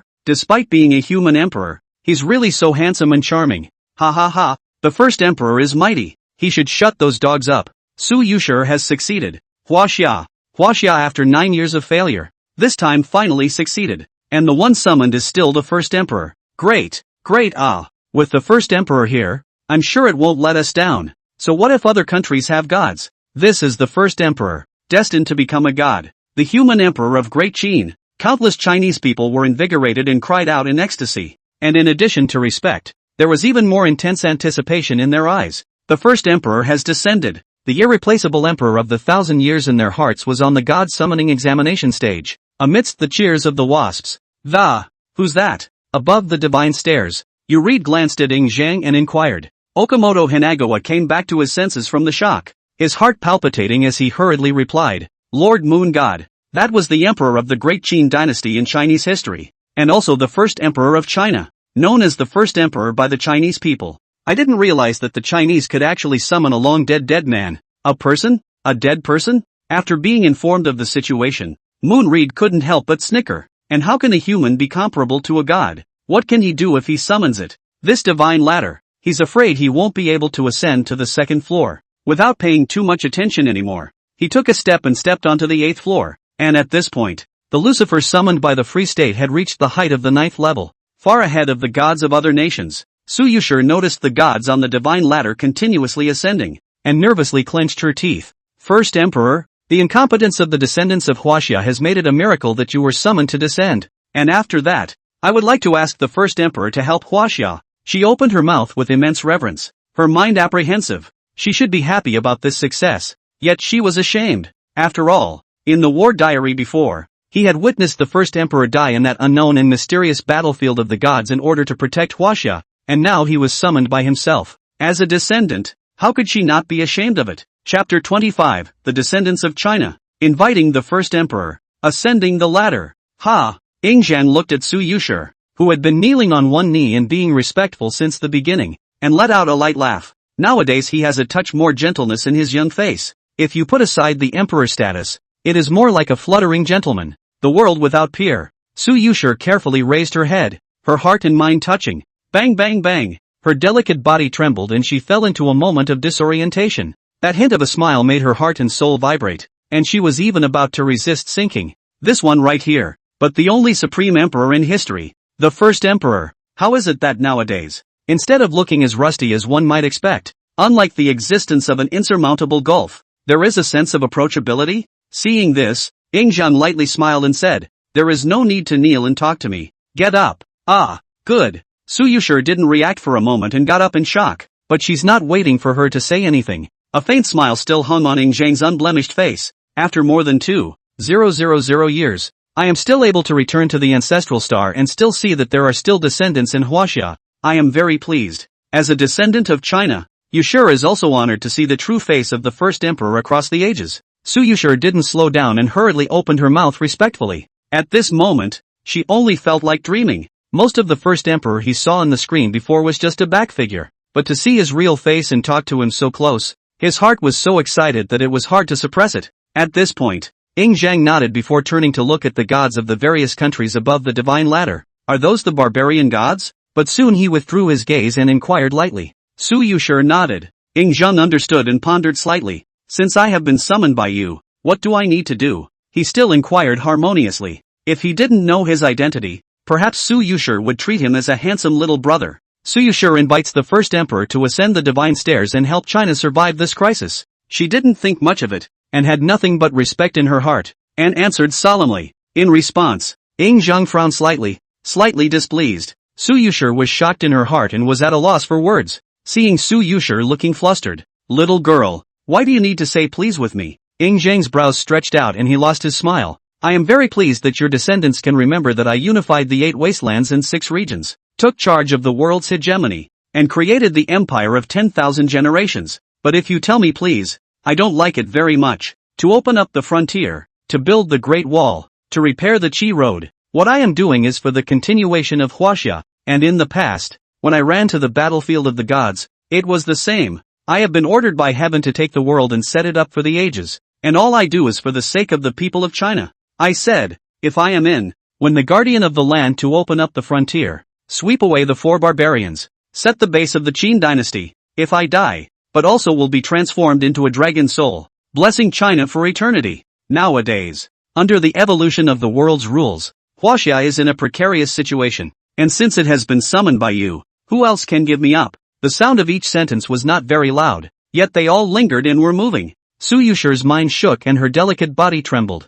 Yuxio, remember that. Her eyes reddened, and she said in an intolerant manner, the 1,000 years of work that the first emperor did for Huaxia, as a descendant of Huaxia, we should remember it. But earlier, we could only watch you fall on the battlefield, and now that Huaxia is in danger, and you have been summoned, Huaxia is ashamed to be in your presence. And these words shamed one and all the people of China. Yeah, the first emperor ran to the stars to protect China and entered the terrifying battlefield of the gods, falling on top of the battlefield. Now, Huaxia in trouble, summoned the first emperor again. Yingzheng was dumbfounded at what Su Yuxi had said, reaching out to touch this descendant of China more than 2,000 years later, his deepened vicissitudes eyes revealing a touch of doting. There is a time for people to die, even for me. He was open-minded and laughed softly. And I can one day return to the ancestral planet and meet the descendants of Huaxia, knowing that the descendants have not forgotten what I did, and already have no regrets. When China is in trouble and the descendants are in trouble,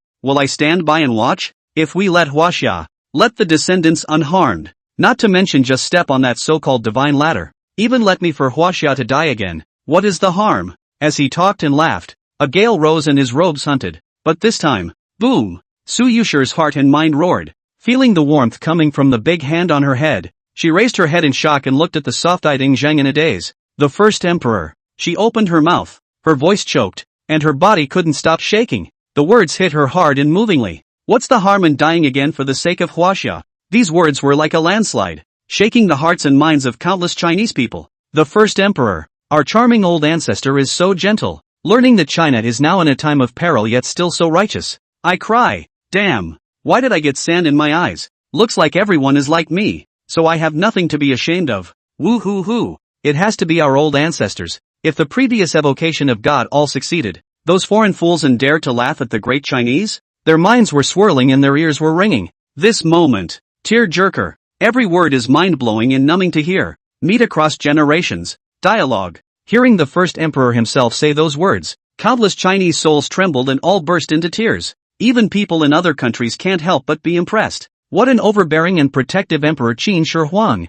How good would it be if those gods of ours were like that? Although do not think that a human emperor can turn China into a safe place. But he, the first emperor Zhang, is worthy of being able to be called by the Chinese people as the existence of 1,000 ancient unique. It is difficult not to let a person admire. But unfortunately, this examination China is unlikely to win the first place. They will have to meet the defeat in the end. Among the countries, there were some sighs of relief, but they did not change the idea that China would still fail. After all, how can man be compared to the gods? Even though the aura is strong, it does not mean that the strength can be compared to the gods. Little girl, leave it to me next. Zhang ignored the voices from the outside world, and instead dotingly touched Su Yuxi's head. This scene made countless people in the Chinese nation look red in the eyes. He couldn't wait to be able to rush up and replace Su Yuxi to enjoy the first emperor's head touching and killing. In the midst of countless eyes, Su Yuxi slowly raised her head, not having any doubts about these words. A strong sense of security rose in her heart. Aha! Like a little white rabbit, she nodded extremely obediently. Also at this moment, countless Chinese people held their breath, endless expectations rising in their hearts. The first emperor, to represent Huaxia and ascend the divine ladder, go to the gods of other countries, one against the other. Chapter 26 Sakura Country Moon God? Suppressed on the spot, Zhang slowly turned around, and a terrifying aura rose up from himself. I beheaded a foreign god in the divine battlefield, and I faced 5 void gods alone, and beheaded 3 of them, even if I fell. His eyes were no longer gentle, they were as deep as the abyss, revealing supreme majesty as he looked out of the corner of his eye and said in a cold voice, "A mere divine ladder is nothing more than a child's trick to me." As the words fell, the aura on his body swept through the 8 directions. One step forward, the heavens and the earth shook. The monstrous aura caused the hearts of countless foreigners in the arena to jump and almost suffocate. As for the Chinese people, at the sight of the glittering and majestic Zhang, the blood in their bodies boiled and they could not help but worship him.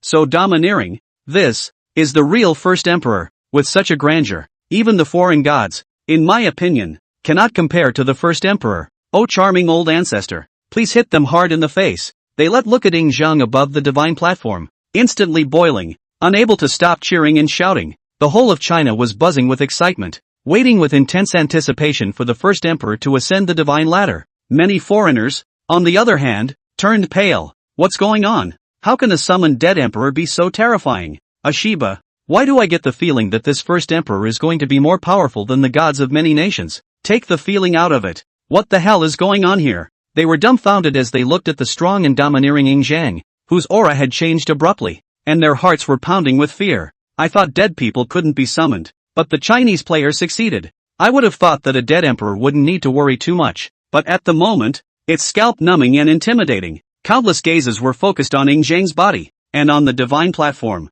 How is that possible? When the players from various countries saw Zhang's rising aura, their pupils suddenly contracted and their hearts shook wildly. The first emperor summoned by Huaxia is only so terrifying. Now it was like a different person, causing them to tremble uncontrollably with fear. Su Yuxi was breathing heavily, her beautiful eyes full of anticipation. The first emperor? It's up to the first emperor. She held her breath nervously, her fists clenched. Whether or not she could punch the Western powers in the face, she understood that it depended on this one. With all eyes on me, Zhang's eyes looked disdainfully out of the corner of his eye, ignoring the gods of the kingdoms that were turning back on the divine ladder. The juniors of Huaxia, and watch me, reach the top. His aura was in full bloom, and a great wind gradually rose, sweeping across the entire god stage, and his words instantly made the blood of countless Chinese people boil, their eyes filled with fervor and eager anticipation. Without any hesitation, he took one step. Dang! The footsteps seemed to tread on top of everyone's heart, making heaven and earth silent and the crows silent.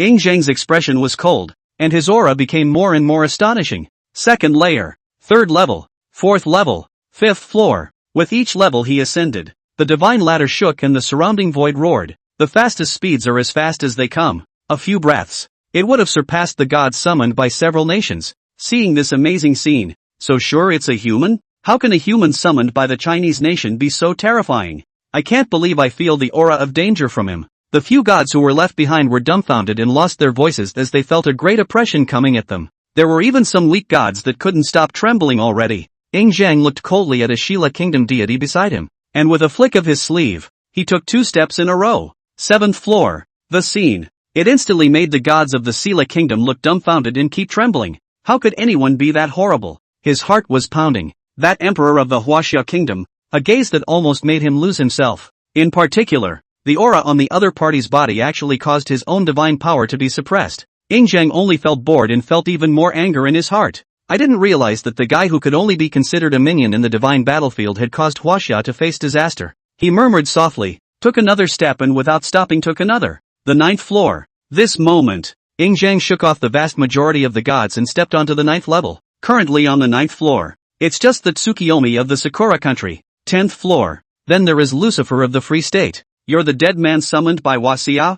Moonreed noticed Zheng not far away. His handsome face revealing surprise. His eyes having red flashes. A ray of moonlight power rose from him. Zheng turned his head to look at the moon reading at his words, and just as he met his eyes with it, heaven and earth lost their colors, and blackness swept over him. A trick of the weak. He scoffed and chortled coldly. Get out. Just one word. The sky is falling. The surrounding heaven and earth returned to normal. Moonred stifled a grunt and his face suddenly changed, almost being lifted off the ground by the terrifying aura. No way. He looked at Zheng as if he was on the verge of an attack, his heart raising shocking waves. This human emperor of Huaxia had actually broken his illusion directly, or even let yourself be revolted. At that moment, Moonreading looked unsightly and was about to strike again. But when he noticed Zheng's overbearing gaze, he trembled and immediately dismissed the idea. That guy's strength was not below his own. Is this sure it's human? The other gods? He could go without facing them squarely. But this emperor of China made him feel oppression and even a strong crisis.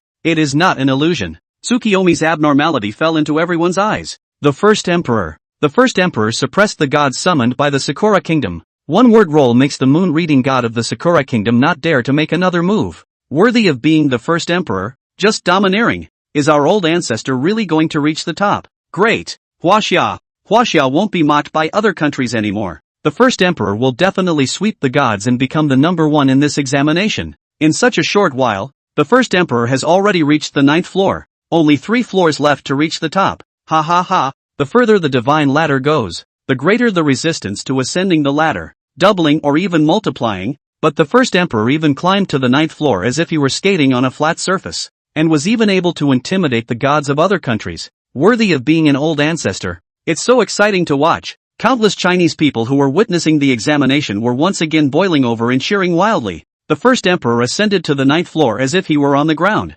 Even the gods of other countries didn't act as relaxed as the first emperor. Even under the terrifying resistance of the first emperor faced the Sakura nation's gods striking out, but was able to easily defuse them and make them jealous. Now it's just Lucifer on the 10th floor. Just take it beyond that. Then the first place in this year's examination will be pocketed by Huaxia. Chapter 27, In the Body of a Man. Directly comparable to a god. No, it can't be. Lord Moon God would actually be suppressed by him? Isn't he a human? Why are humans still able to suppress gods? How could the first emperor summoned by Huaxia be so terrifying? Ascending to the 9th floor of the divine staircase is as simple as drinking water to him, like walking on the ground. It doesn't look like he's being hindered at all. Is Huaxia going to turn it around this year? Humph. Punk Sakura Nation. Your gods are so bad. It seems we still have to look at our free nation's Lucifer. That's right. No matter how strong the first emperor of China is, he's still a human. But our Lucifer is a hell demon god. He'll show the people of China that a god isn't something a human can fight against.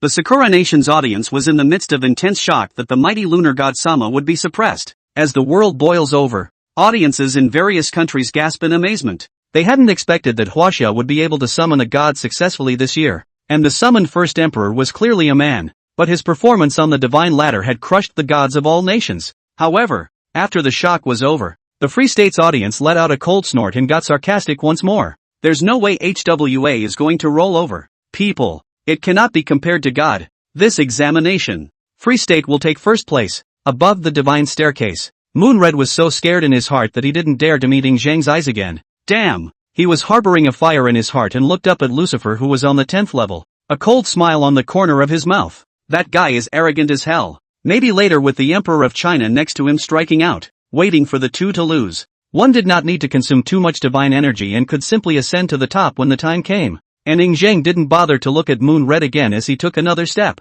Boom! A huge roar resounded through the sky as he stepped onto the 10th floor. and immediately felt the resistance that incremented by as much as several times. The scene. Again. Another gasp from the field, and Lucifer, who had just been brewing up the idea of stepping onto the 11th floor, retracted his stepped foot and turned to look at Zhang. A human can actually be on par with me? Despite the surprise in his heart, his eyes were filled with arrogance as he teasingly opened his mouth. It was just a human, not worthy of too much emotion from him. Hearing voices coming out of his ears. Oh, Zhang's eyes were filled with contempt when he saw Lucifer, who had 6 black wings behind him and had hellfire rising from his body. A guy like that was no different than the guy behind him in his eyes, not interested in paying attention. He was about to take another step and ascend to the 11th floor, seeing that it's being ignored. A human like an ant? How dare you ignore me? Lucifer's arrogance remained, his eyes revealing majesty, and his divine power surrounded him. The fact that a human was giving himself that kind of look was extremely upsetting to him. What's more, it was someone summoned by Wasia. Lucifer snorted coldly again and said arrogantly, "It is an honor for you, a lowly human, to stand on the same level as me." Crossing his arms around his chest, he sneered. A human like that was rather interesting to him. Just a shame. People. There is no qualification to be compared to God. However, Zhang once again looked at Lucifer as if he was looking at an idiot. A mere barbarian god is worthy of boasting with me and being on the same level as me? He spoke with disdain, not wanting to pay much attention at all. Since Huaxia needed a first, he, then, would give Huaxia a first. But Zhang's words immediately caused Lucifer to look hideous. How dare you? He fiercely pointed at Zhang and angrily said, "Do you know who I am? Lord of the Abyss. Lucifer, the arrogant demon god. A lowly human. Dare to look at me with such eyes?" The voice was like muffled thunder, and he exuded a powerful aura. In the face of a suddenly angry Lucifer, the Lord of the Abyss? The arrogant demon god? Zhang shook his head and snorted. "What stinking fish and shrimp? Very well, get the hell down for this demon god." Lucifer was furious in an instant. His body was filled with raging hell flames, and he blasted out a fist through the air. Shocking divine power shook heaven and earth. When Zhang saw this, a cold glint flashed in his eyes. "Just you?" The aura on his body suddenly climbed, and the human emperor's divine power enveloped the 8 directions. He scoffed in the face of Lucifer's offense and simply raised his hand and flicked it. The wind blew wildly, and heaven and earth exploded. It was as if the entire world was going to turn into nothingness under this swing. A monstrous force pushed straight towards Lucifer, causing the hellfire that had spread over to be extinguished in an instant. Boom! Under the collision of the 2 divine forces, the heavens and earth exploded and the mountains and rivers trembled. Lucifer took a few steps back and jerked his head up, shaking inside. "You?" He sensed the aura on Zhang's body and roared. How could a lowly human have this kind of strength? Despite his surprise, the arrogance in his bones made him even angrier. Moment.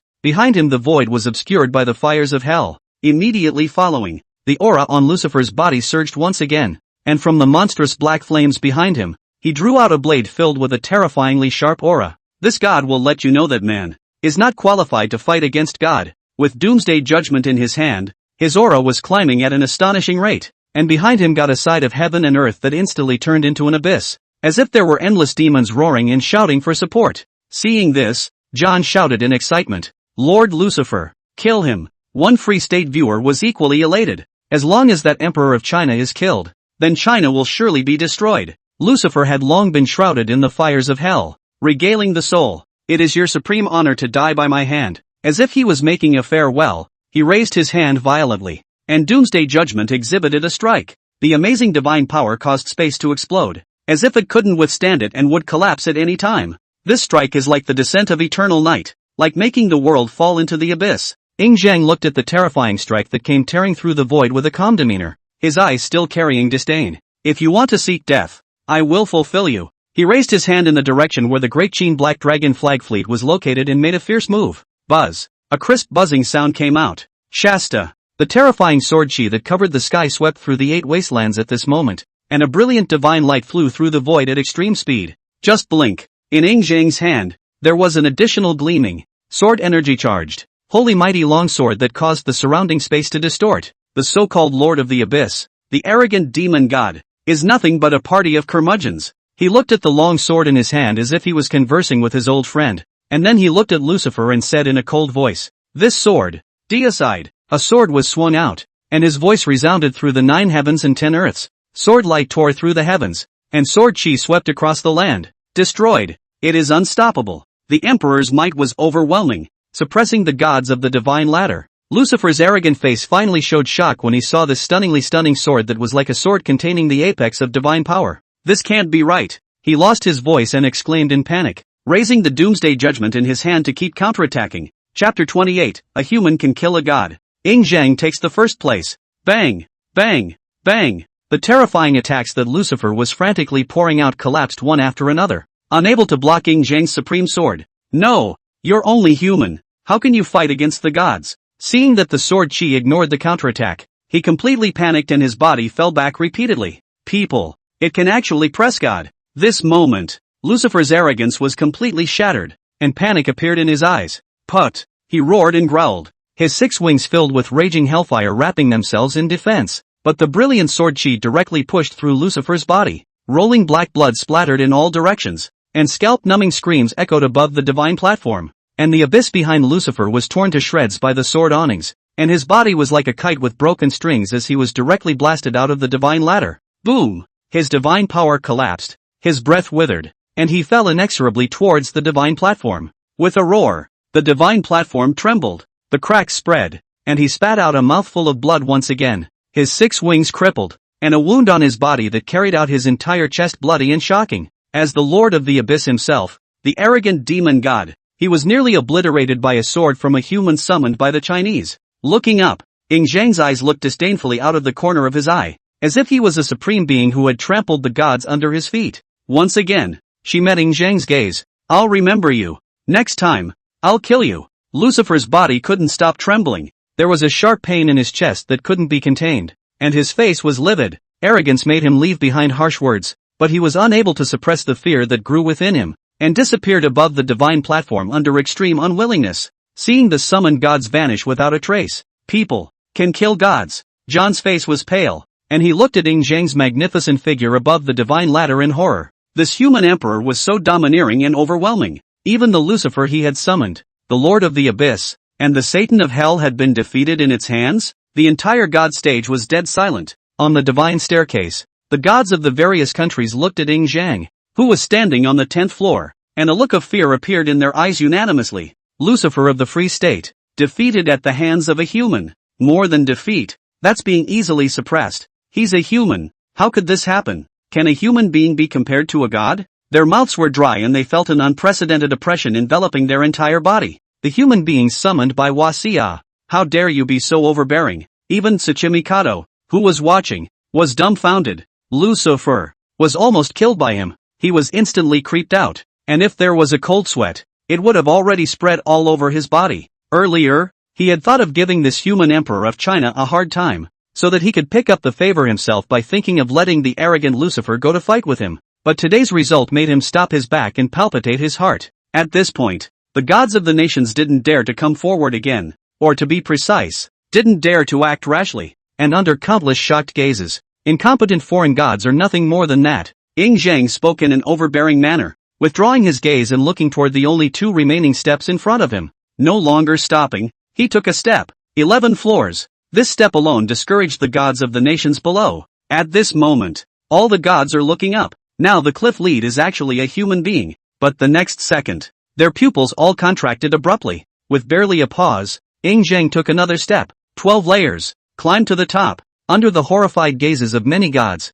How can you call yourself a god even if you are an ant? Ying Zhang turned around, looking down, and said in a domineering manner, worthless gods are not worthy of competing with me. Get out! The voice boomed like rolling muffled thunder, under the trembling of the heavens and the earth. Moonreading and the other gods of the rest of the country's faces changed drastically as an unspeakably terrifying might suppressed the heavens and earth. No! Accompanied by a miserable scream, the deity of the Sela kingdom was directly shaken away in shock and smashed heavily on top of the divine platform. In the midst of a terrified gaze, one after another, gods were swept away from the divine ladder and ruthlessly suppressed on the divine platform. The huge divine platform roared endlessly and trembled violently, even though the moon reed, who had been pinned with high hopes by the Sakura nation, gritted his teeth and held on for a few breaths. Even though he was fully utilizing his moonlight divine power, he was still blown away in his unwillingness to be blown away. At this point in time, only Ying Zhang, who had reached the top, remained on the large divine ladder.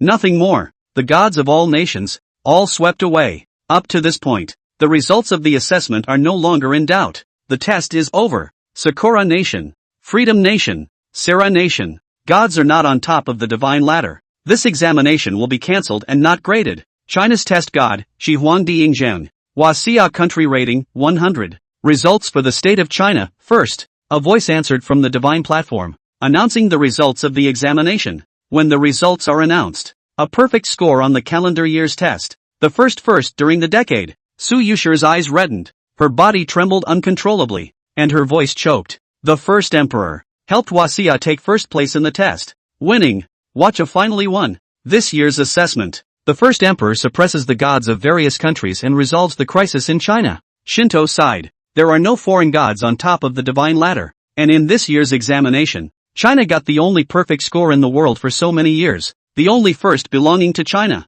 Zhuo Wenhao was so energized that he lost his voice and shouted, looking at Yingzheng, who had climbed up the divine stairs, and cried out fervently. Zhuo Wenhao, a descendant of Huaxia, has thanked the first emperor on behalf of Huaxia, and the crisis in Huaxia can be solved. Laughing wildly at the sky, he lost his temper and danced around. The overbearing first emperor made it so that there were no more gods from other countries on top of the divine ladder. Other countries in this examination. No rating. There are no names. This time, the test, the only Chinese full marks. The first, seems to have thought of something. And a reward. We'll have another reward. Zhuo Wenhao laughed loudly, his face red with excitement, and the Chinese audience in the scene and the live broadcast room have long been raising their arms and shouting. Unprecedented boiling. First emperor, full marks, first place, ha ha ha, we were finally able to raise our eyebrows. Ever since the moment the first emperor descended, I knew that there would be no surprises in this examination. Foreign dogs,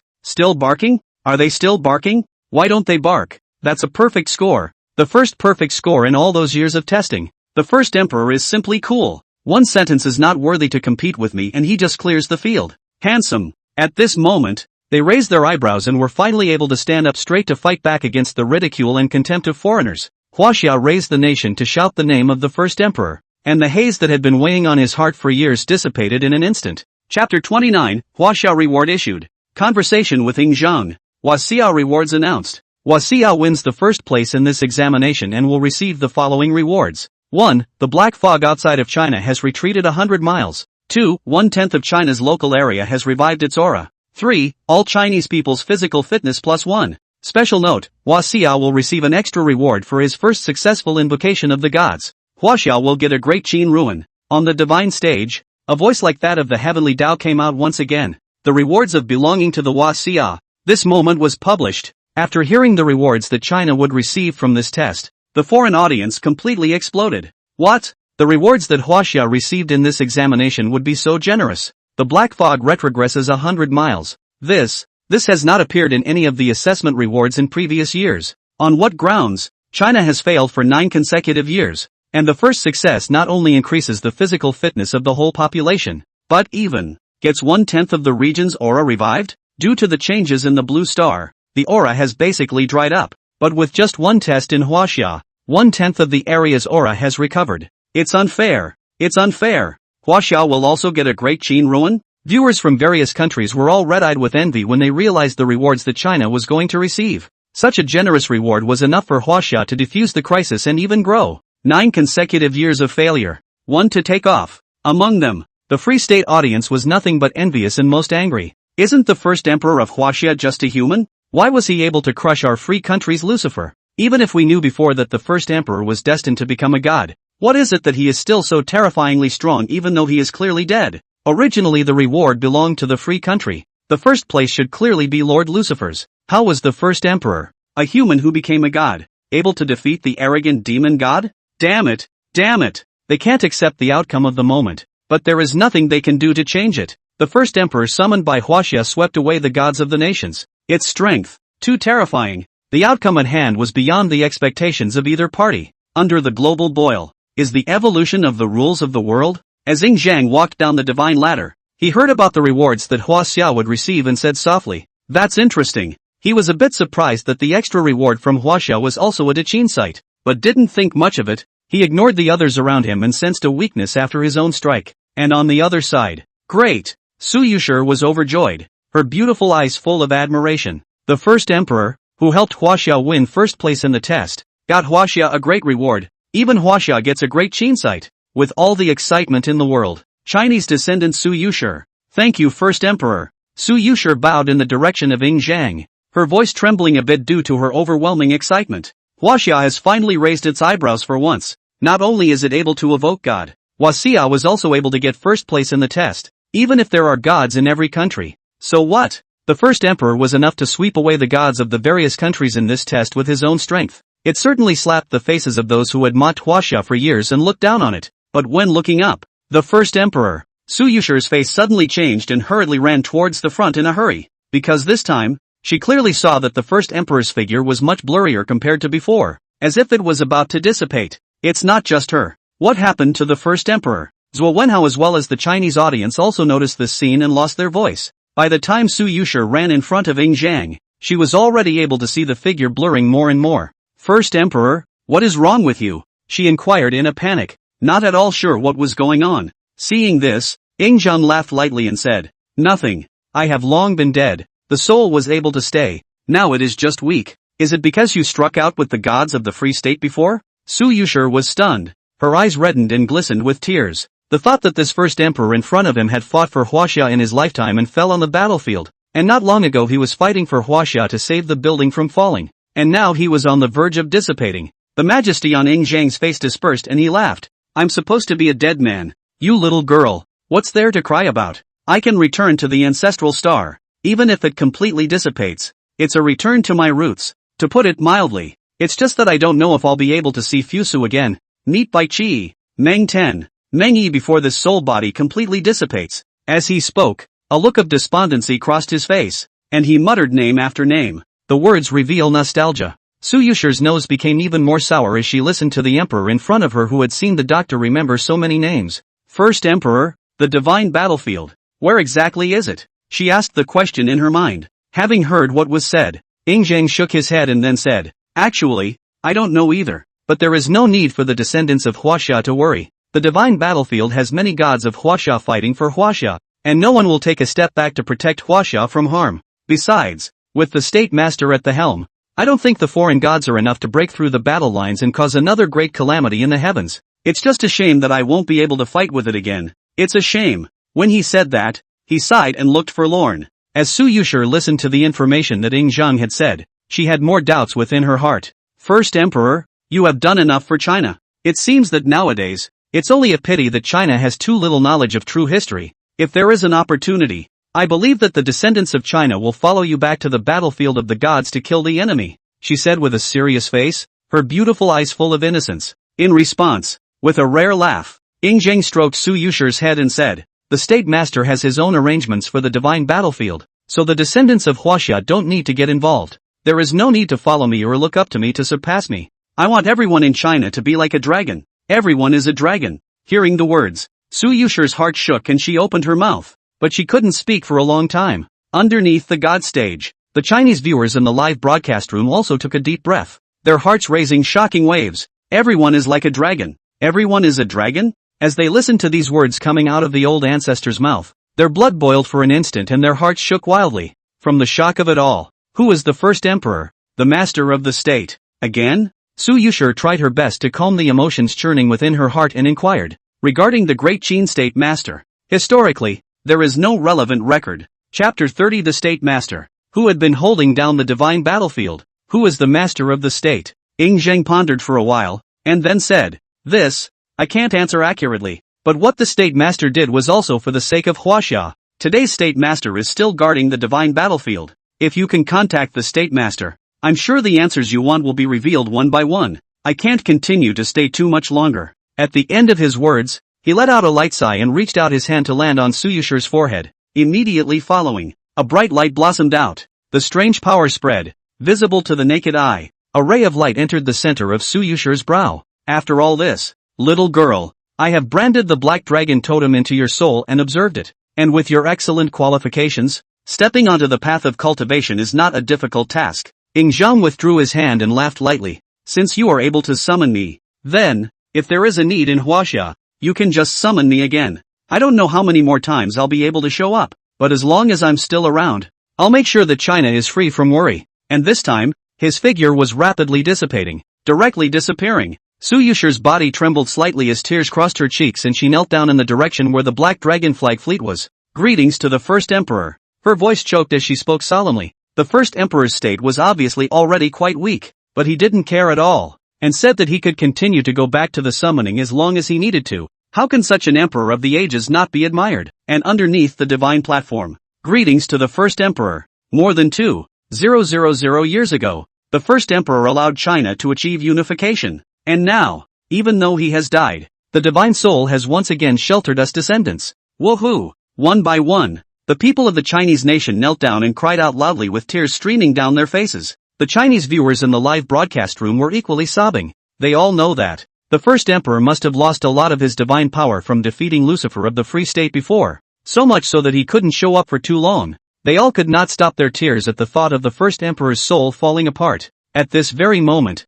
however, boom! A stream of light fell down from the void at an extremely fast speed and landed on the outskirts of the capital, causing a huge commotion. The sudden movement immediately caused countless people present to be alarmed. What was that just now? Could it be that the rewards from Huaxia are about to be handed down? Compared to the reward, I'm still curious about what the first emperor of Huaxia meant when he said those words earlier. Divine battlefield, state master, pagan god. What's all this about? It's not simple just by the sound of it. And those images we saw before were too scary. They did it to protect Huaxia? The people from various countries present, including the viewers from various countries in the live broadcasting room, all came back to their senses from the shock, and frantically discussed. The results of this examination were too astonishing. To put it simply, the first emperor of Huaxia swept away the gods of all nations and ascended the divine staircase alone, taking first place for Huaxia and giving it its first reward. Otherwise, it is impossible for Huaxia to turn the situation around, and it will surely be invaded by the Black Mist. Free State, New Era Operations Directorate. Damn it, if it weren't for the first emperor of Huaxia, the first place in this examination would definitely be ours. So generous rewards given to Huaxia, it will renew Huaxia's life again. Damn it, the first emperor is dead, but he was able to seriously injure Lord Lucifer with even just a single divine soul. If he was in his prime, how terrifying must he be? In Zhang's mouth said the state master. Why do we know nothing about the divine battlefield? The great Qin from over 2,000 years ago actually left the Blue Star. Where exactly is the divine battlefield they went to? Many of the higher-ups watched the live stream gnashing their teeth, their faces grim as they growled from time to time. They couldn't accept the results of this examination. Even Lucifer, who could have gotten first place, was seriously injured by Ying Zhang, resulting in the Free State not being graded in this year's assessment and not getting a grade. That's even if it's not enough. The point is that Huaxia was rewarded so handsomely. Mike, who was the director, looked grave, and after a moment of silence,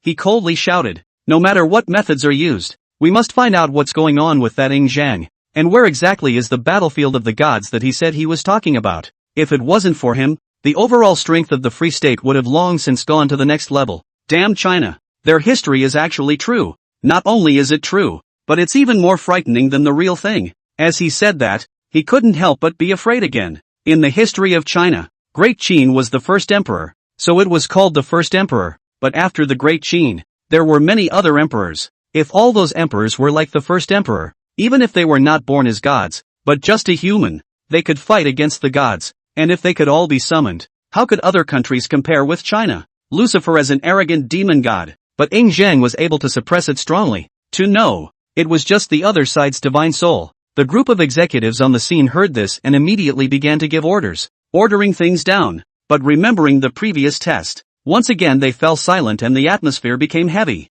The sudden turn of events had undoubtedly dealt a considerable blow to the Free State, and even the other countries had been taken aback by the first emperor of China. Huaxia, the capital. At the Divine Evocation Examination location, countless people had not yet been able to calm their inner shock, and as one of the top officials of Huaxia, the director of the Hongmeng Bureau, Zhuo Wenhao still moved, his eyes red. The exploration of Great Qin's Black Dragon Fleet must be careful and careful again, never letting go of any suspicion, any clue. He commanded the members of the Hongmeng Bureau, breathing heavily. At this point, Director, the unidentified object found on the outskirts of the countryside before seems to be the ruins of Great Qin. The comms went off and another group of team members reported back. Having heard what was said, Zhuo Wenhao's eyes reddened even more, hurriedly commanded, I order you to immediately bring the previously organized professors and experts to the ruins of the Great Qin, and be sure to figure out as soon as possible what the real Great Qin was like. The history of China is obviously too different from what we have perceived to exist,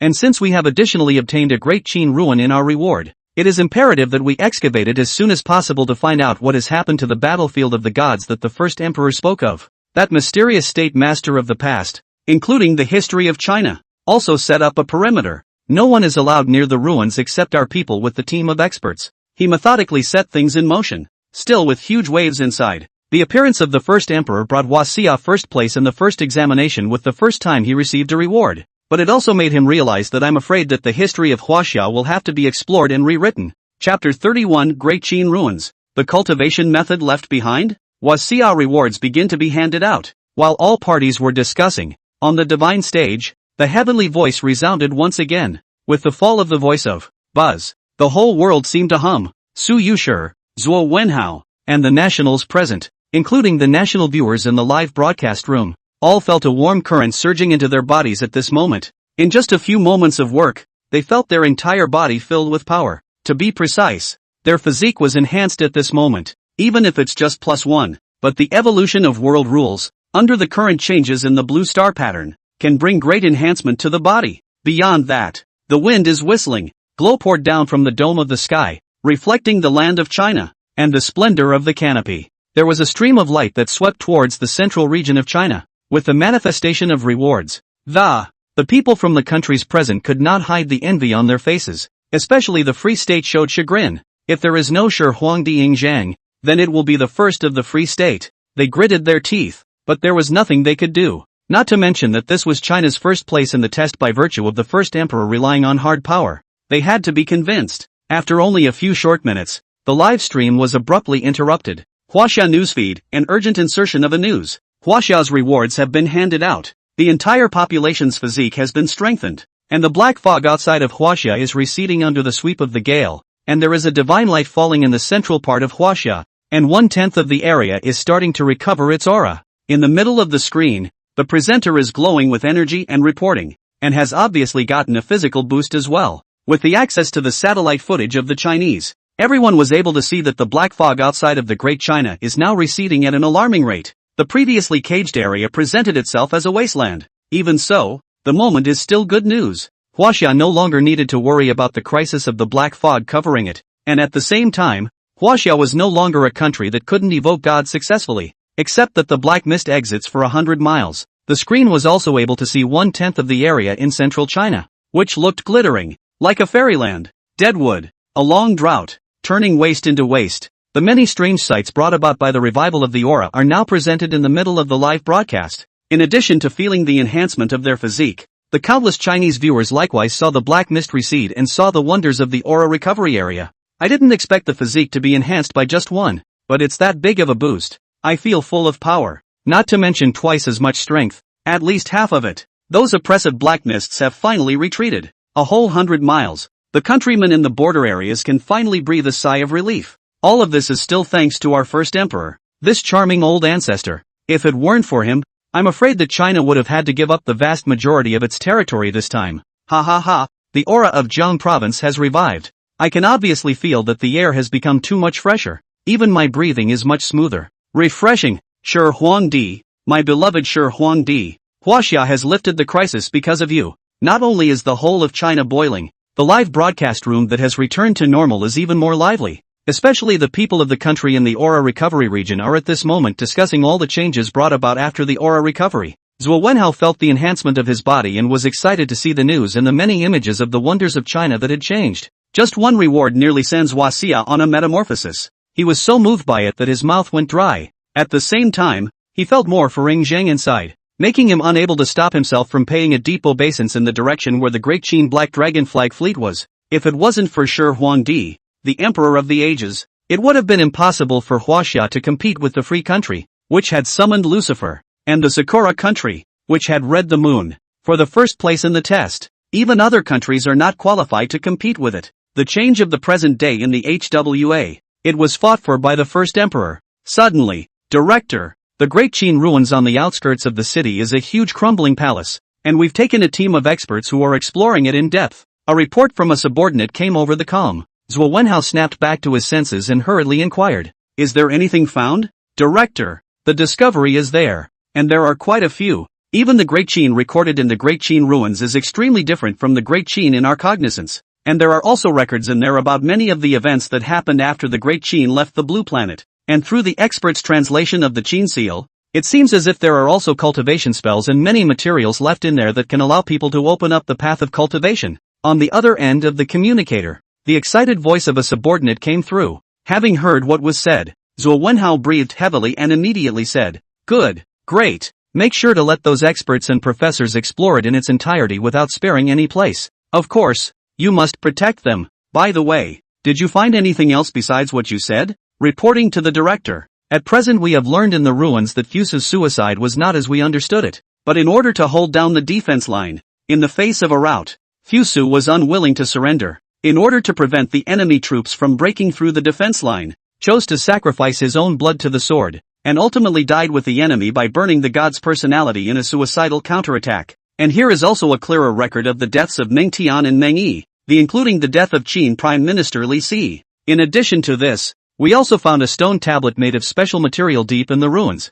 which was carved with a black dragon totem and was accompanied by a text saying that the descendants of China can observe it, and if they have certain cultivation qualifications, they can observe it and obtain the cultivation method left behind by Great Qin." On the other end of the communicator, excited voices came one after another, after a general overview of the Qin site, especially the last sentence. "What?" Zhuo Wenhao's eyes widened, filled with shock. "There is a cultivation method among the Qin ruins? A cultivation method left for the descendants of China?" He shuddered at the precise answer. Brain booms, shocked and appalled. "This is not the reward that you get for getting first in the test. Rather, in the ruins of Daqin, leave it to the descendants of the Chinese. The cultivation method. Such a presence would undoubtedly be able to elevate Huaxia across the board. Realize that. That's something no other country has. If everyone in Huaxia could cultivate, they would certainly be able to become stronger and stronger in this way. Yet other countries want to become stronger. One would have to go through changing into tests, fighting against foreigners, and godly competitions to get rewards, and rely on them to get stronger. But Huaxia has the cultivation law and a complete cultivation system, and it can definitely rise quickly." Chapter 32, Announcing the True History of Great Qin and Observing the Totems. "Everyone, I have an announcement to make." After Zhuo Wenhao digested the situation reported by his subordinates, his eyes reddened a little, and he solemnly looked at the live camera and opened his mouth. With these words, the Chinese people on the scene instantly quieted down, and at this point, Zhuo Wenhao decided to present the real history of Great Qin to every countryman. "Great Qin ruins. Our people have escorted a team of experts into the exploration, and there have been quite a few discoveries." He took a deep breath, trying his best to restrain his inner emotions, and said with red eyes, "The first emperor's deeds, I think we've already learned about them, but that's not all. After that, we must let all the people of Huaxia know about his deeds, and about the Great Qin history of Prince Fusu. We all know, he is suicide and died, but the real history is, Prince Fusu in the battlefield of the gods bravely killed the enemy, has not forgotten to guard the blue star of the original heart. He participated in a great war, through countless times life and death, are guarding the blue star, and the final and the last battle, he relied on his obsession. When all the Qin generals were killed in battle, he did not choose to surrender in exchange for living, did not lose his temperament, he chose to die to show his loyalty. Before he died, he sacrificed his sword with his blood, even if his body was dead. He resolutely burned the god's frame, and gladly went to his death. Even if he couldn't fight for the Huaxia again, even if he couldn't return to his homeland, he still had no regrets, and used his life to hold the line, dying for the guardianship of Huaxia. With Meng Ten and Meng Yi, I'm sure everyone is familiar with them, but our knowledge of them is equally too little. In the ruins of the Qin dynasty, the truth of the death of Meng Tian and Meng Yi is recorded. They did not die in the struggle for imperial power, but when the first emperor encountered the ambush of the foreign gods, in the absence of the Yuan army, in order to break the back of the army, they led a large number of generals of the Qin dynasty to fight with the enemy, and one by one, generals kept on collapsing, and even if they were the only ones left, they still didn't choose to take a step backward, and in the end, the blood ran dry and the vitality passed away, and they still didn't give way, and supported their bodies in a back-to-back manner. They still didn't give way a step, even though they were the only ones left, they still didn't choose to take a step back, until the very end, when the blood dried up and the vitality drained away, they still didn't give way a step, and supported their bodies by leaning on their backs to keep them from collapsing, and they gave up their lives in that battle, and they didn't have any regrets about their deaths. and their bloodshed caused the enemy's ambush to end in failure. There are still too many forefathers who went to the battlefield of the gods for the sake of Huaxia. They gave their lives for Huaxia and dedicated all, but their biggest wish is to be able to return to their homeland after they die. Telling the truth about the deaths of Fusu, Meng Tian and Meng Yi, Zhuo Wenhao's face was heavy, and his voice was a little trembling, and hearing these truly historical accounts, boom! Whether it was the Chinese people on the scene or in the live broadcast room, their hearts and minds were wildly shaken, and they were all moved. The deaths of Duke Fusu, Meng Tian and Meng Yi were not so simple as recorded in the Chinese history books, but so tragic. When the moment of recognition and so on, all Chinese people cannot help but stand in awe.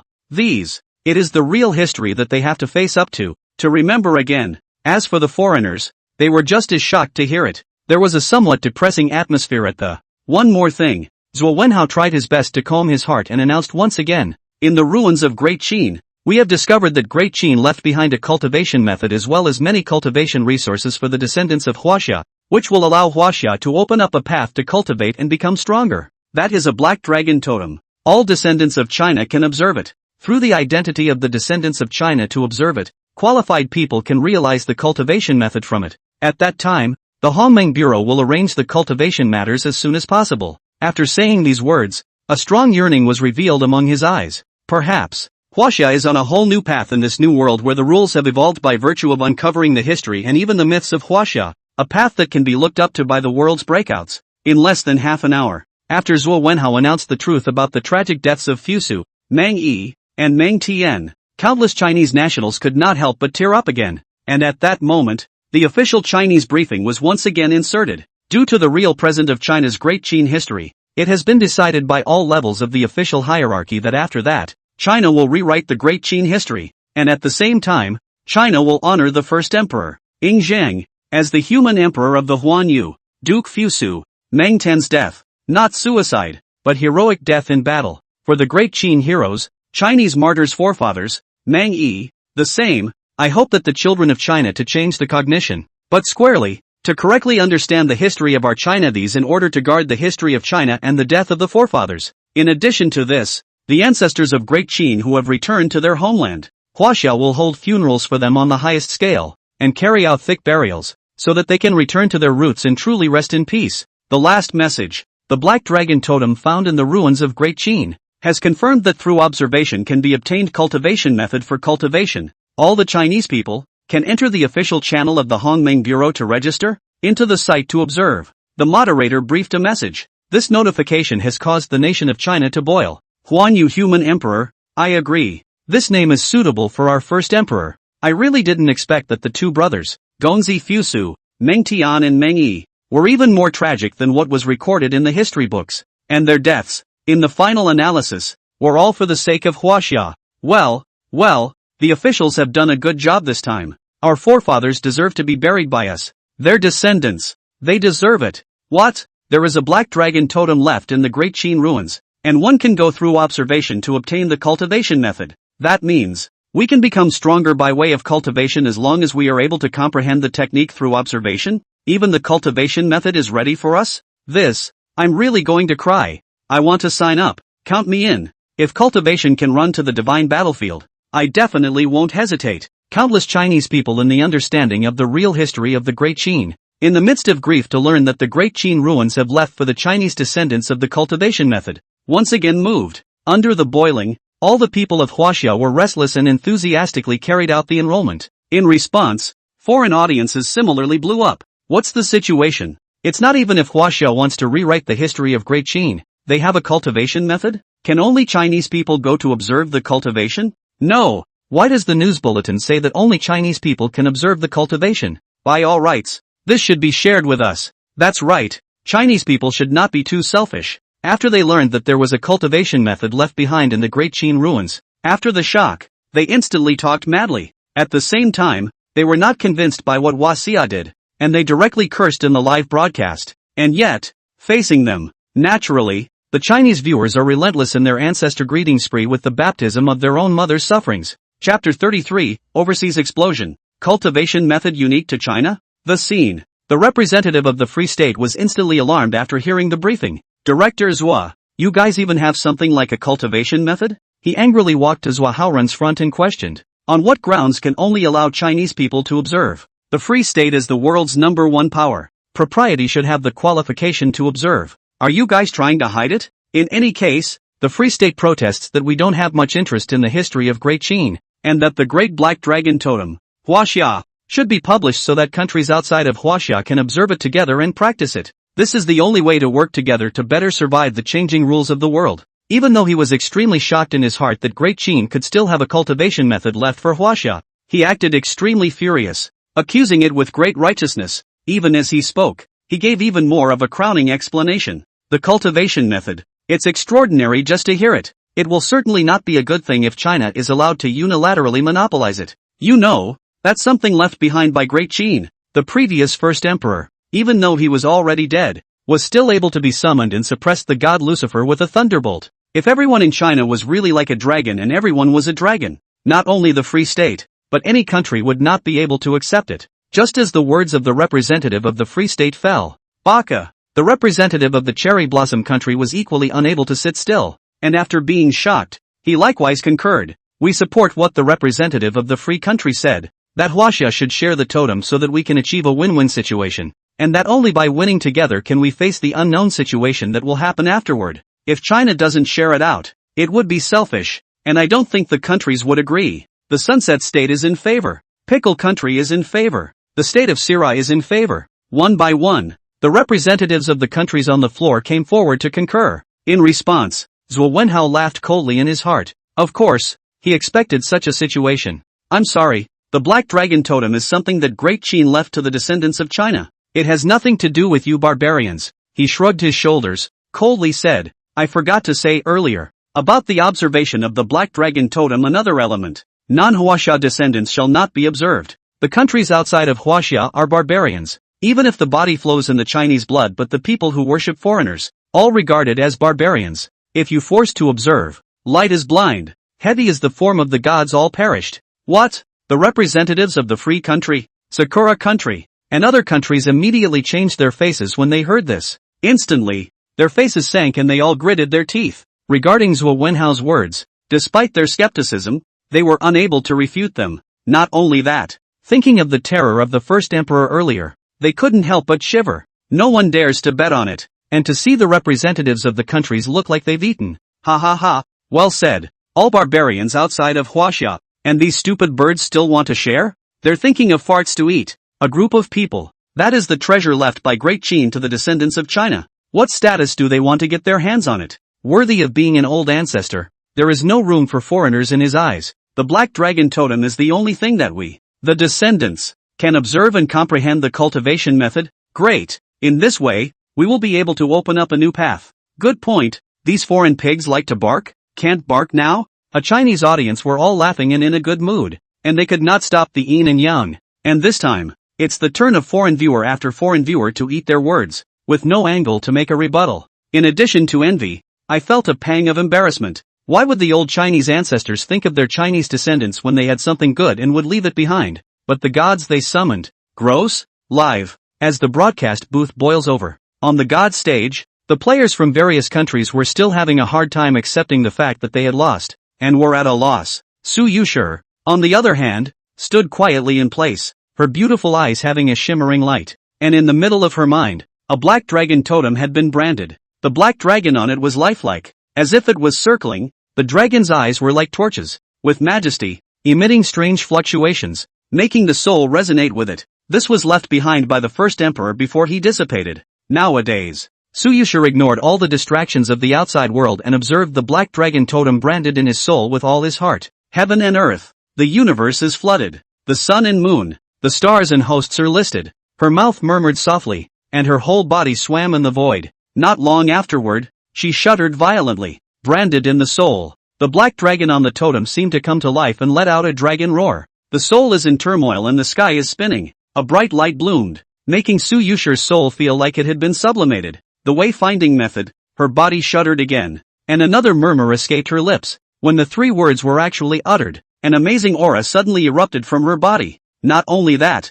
but her pair of beautiful eyes revealed an intense divine splendor among them. Buzz. The dome of the sky seemed to echo with the sound of the great Tao. The sudden commotion caused the players from the various countries on the divine stage who hadn't yet left to look sideways. What's wrong with her? They noticed a faint glow flowing from Su Yuxi's body, looking like a fluttering fairy. Even the temperament is very different from before, and not far away. After Zhuo Wenhao took care of things, he wanted to find Su Yuxi to find out some more things, but he didn't expect to happen to see this scene. His eyes widened violently when he saw Su Yuxi's body glow flowing and his immortal aura floating. When he thought of the words that the first emperor had said to Su Yuxi earlier, he breathed heavily and his body couldn't restrain the trembling. Su Yuxi, this is opening up the path of cultivation. In a flash, Zhuo Wenhao couldn't help but laugh out loud. Worthy of being a full-grade divinity bloodline, heavenly beauty. This was the same as what the subordinate had described earlier. What happened after observing the cultivation method? If I had to say something different,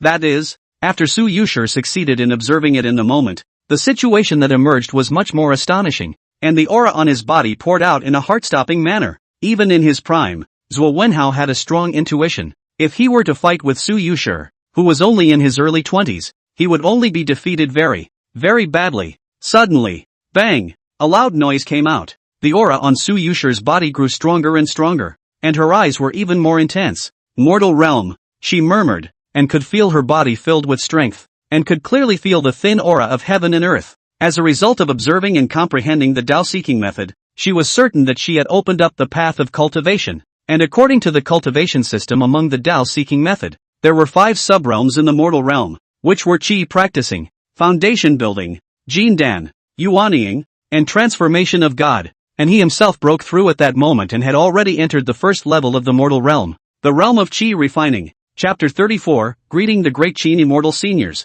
returning to their roots. Seeing this, Zhuo Wenhao rushed forward with great joy. Miss Su, you're opening up your own cultivation path. He felt the strong aura of Su Yuxi's body, and his mouth went dry as he tried to make a confirmation. Having heard what was said, Su Yuxi took a deep breath and nodded, getting accurate answers. Zhuo Wenhao was even more delighted and laughed loudly. Great, really great. In this way, even if it does not need to pass the reward, China will be able to become powerful with the help of the Black Dragon totem left behind in the ruins of Great Qin. If it wasn't for the first emperor, I'm afraid China would already be in a panic. Su Yuxi nodded, but muttered a sentence in a low mood. Zhuo Wenhao heard these words and was silent for a moment. This is the truth. Miss Su, regarding cultivation, the Chinese side will make arrangements as soon as possible. And regarding the first emperor and those Great Qin martyrs above the Great Qin Black Dragon Flag Fleet, the Chinese side will give them a generous burial. After he finished these words, he continued, currently, what the Chinese side expects the most is whether or not you can summon other gods,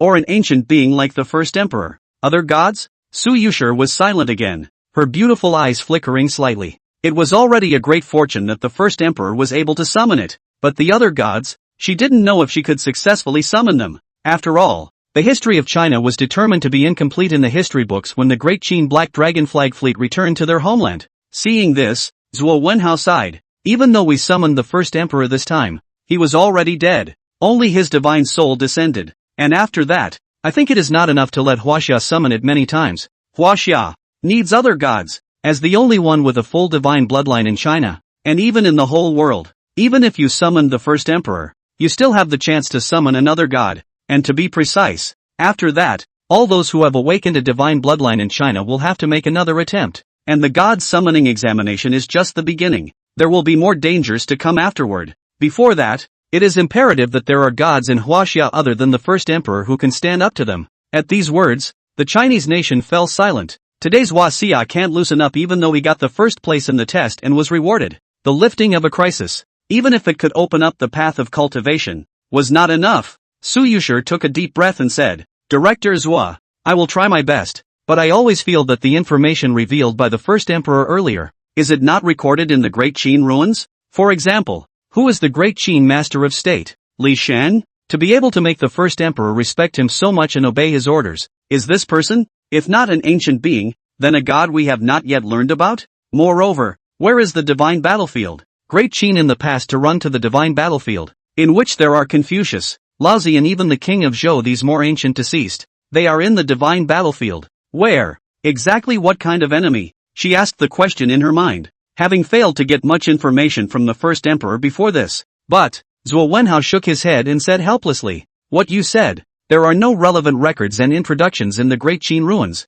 but from the information we have, Li Sheng's identity is above that of the first emperor, even beyond our expectations, and the first emperor has said that if Huaxia can contact him, all mysteries will be solved. As for the divine battlefield, this can only depend on whether or not there's a chance to get an in-depth understanding afterward. At the moment, the main thing for Huaxia is to find ways to summon other gods, only then can we buy more time for Huaxia. He looked at Su Yuxi with hope and sight in his heart. The history of China needs to be rediscovered. Currently, Huaxia, on the other hand, needed to summon more gods in order to be able to deal with the crises it would have to face afterward, and with the conclusion of the evocation examination. One by one, the teams from each country are leaving. John stood still as he passed by Su Yuxi. Huaxia should know that the god summoning test is just the beginning. Soon the foreigners will invade, and while the first emperor is certainly strong, I can see that he can't possibly allow you to summon him multiple times again. He let out a cold snort and said with a sneer on his face, I would like to see how exactly China will resist the foreign races when your first emperor goes up in smoke.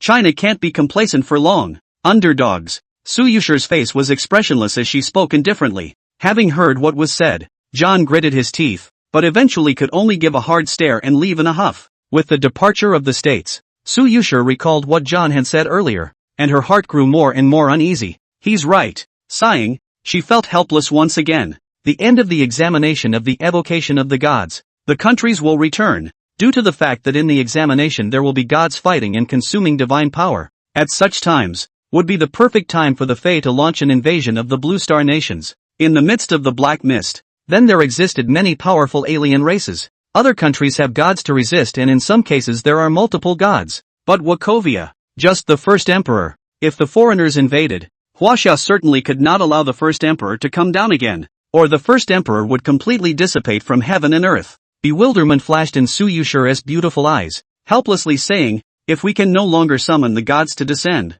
does Huaxia really have to sacrifice the first emperor? Don't think too much. After that, Huaxia will arrange for the awakened divine bloodline people to continue to try to evoke the gods, and for the battlefield of the gods, Huaxia will also probe the truth, and learn more about the entire history of Great Qin and even Huaxia. There will definitely be a way. Zhuo Wenhao knew that there were a lot of difficulties that Huaxia had to face, but he still opened his mouth and comforted. In response, Su Yuxi knew that it was useless to think too much at the moment and could only nod her head. The following day, the atmosphere of the entire China became extremely solemn. Shaanxi province, Mount Li, above the sky, densely packed helicopters kept circling, on constant alert around them. Ground. The many chariots of the Huaxia military were lined up on both sides, and in the center, there were Huaxia generals looking solemn as they escorted one after another of the coffins that were buried with the clothes of the martyrs of the Great Qin, which was already a long line, even all over China, and there are people who come to see them off, with red eyes.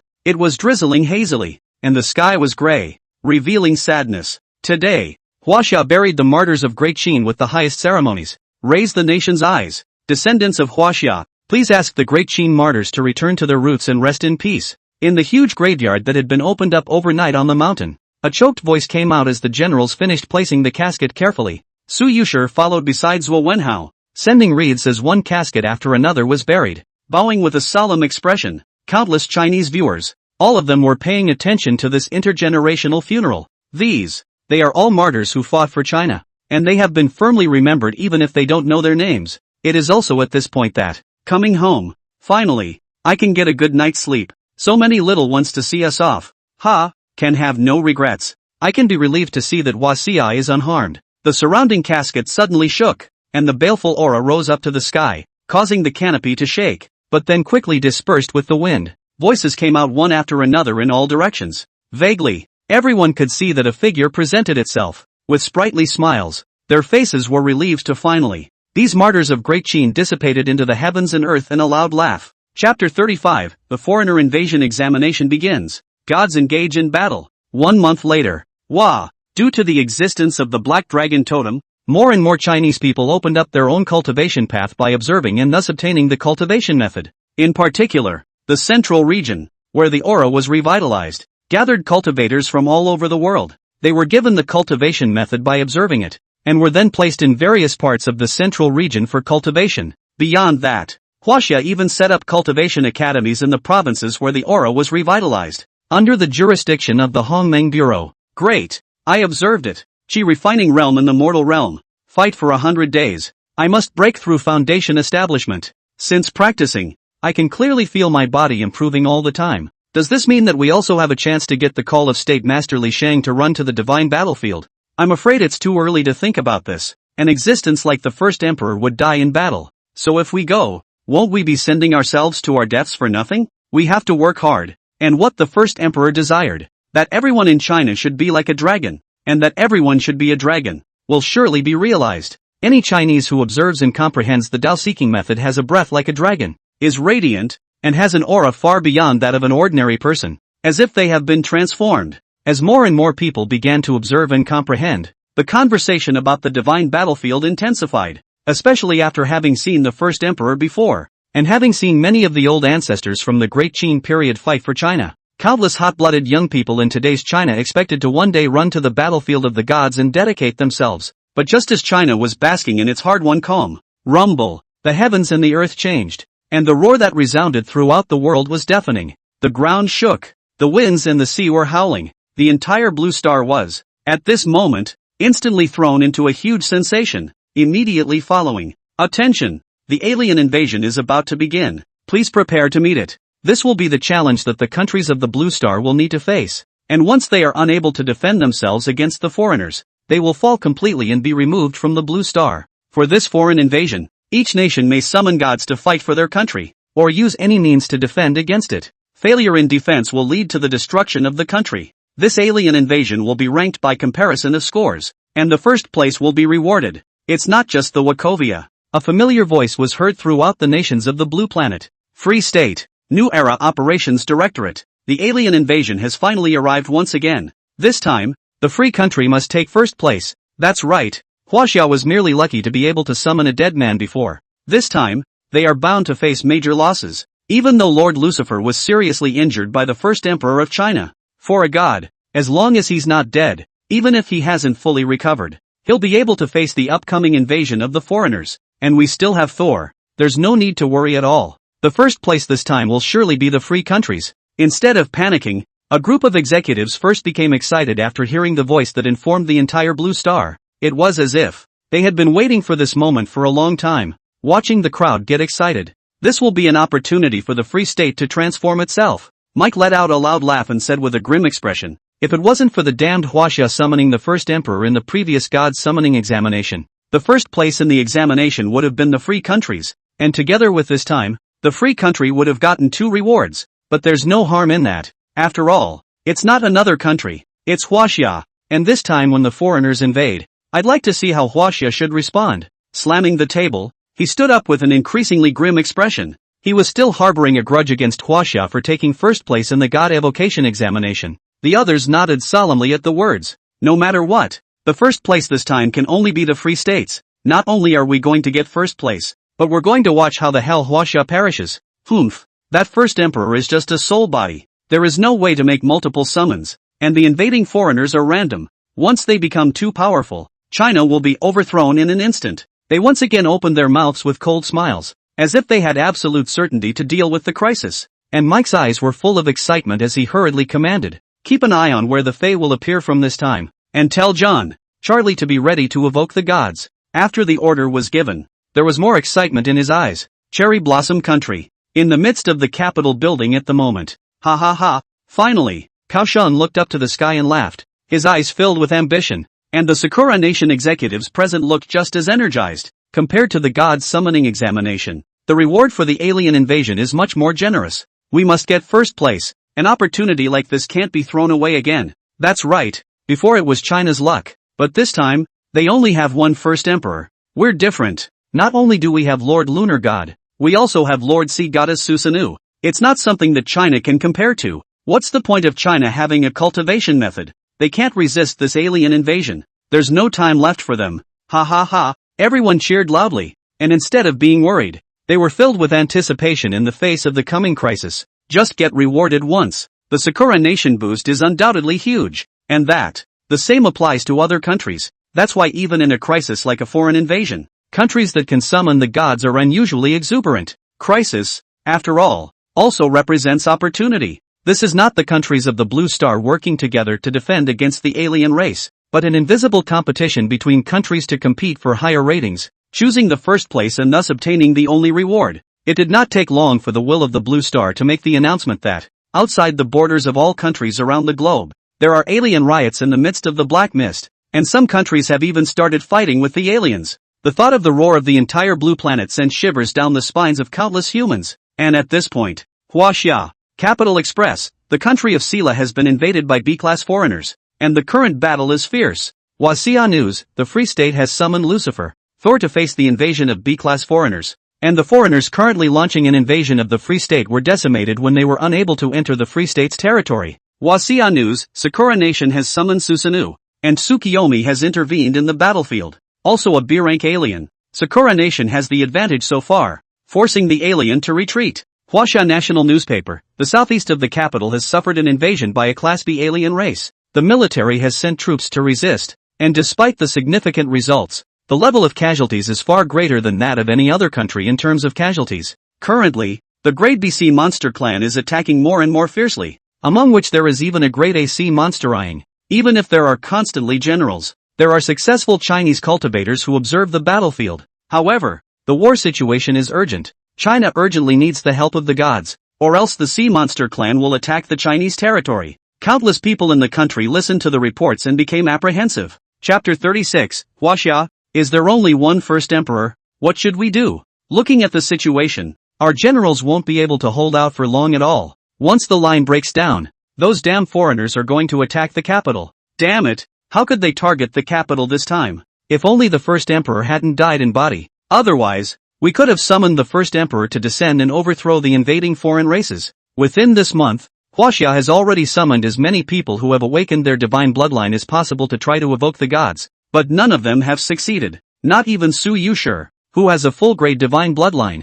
Are we really going to go and make the first emperor? Who is about to completely dissipate? Take action? Although we say that we can open up a cultivation path, the time is too short, totally insufficient to face those ferocious foreigners. Even if we put our lives on the line, I'm afraid that there's no way to override the invasion of the Sea Monster clan whose rank has reached B. Countless Chinese people were in a panic and anxious. But today, they have no other way. Even if they were in a hurry, they didn't want to summon the first emperor. After all, no one knew how many more times the first emperor could be summoned, and it might be that this one summoning would completely fly away. Huaxia is not afraid to take the gamble, and as for the current situation of Huaxia, netizens from various countries have come to be interested. Why is Huaxia putting in an army? It looks like it won't last long. It seems that the cultivation method left by Great Qing to you guys isn't good either. Ha, weren't you very proud of yourself before? How come you're facing the foreigners now and have no ability to resist this alien invasion? I'm afraid that even if Huaxia isn't destroyed, half of the country will be trampled down by the aliens.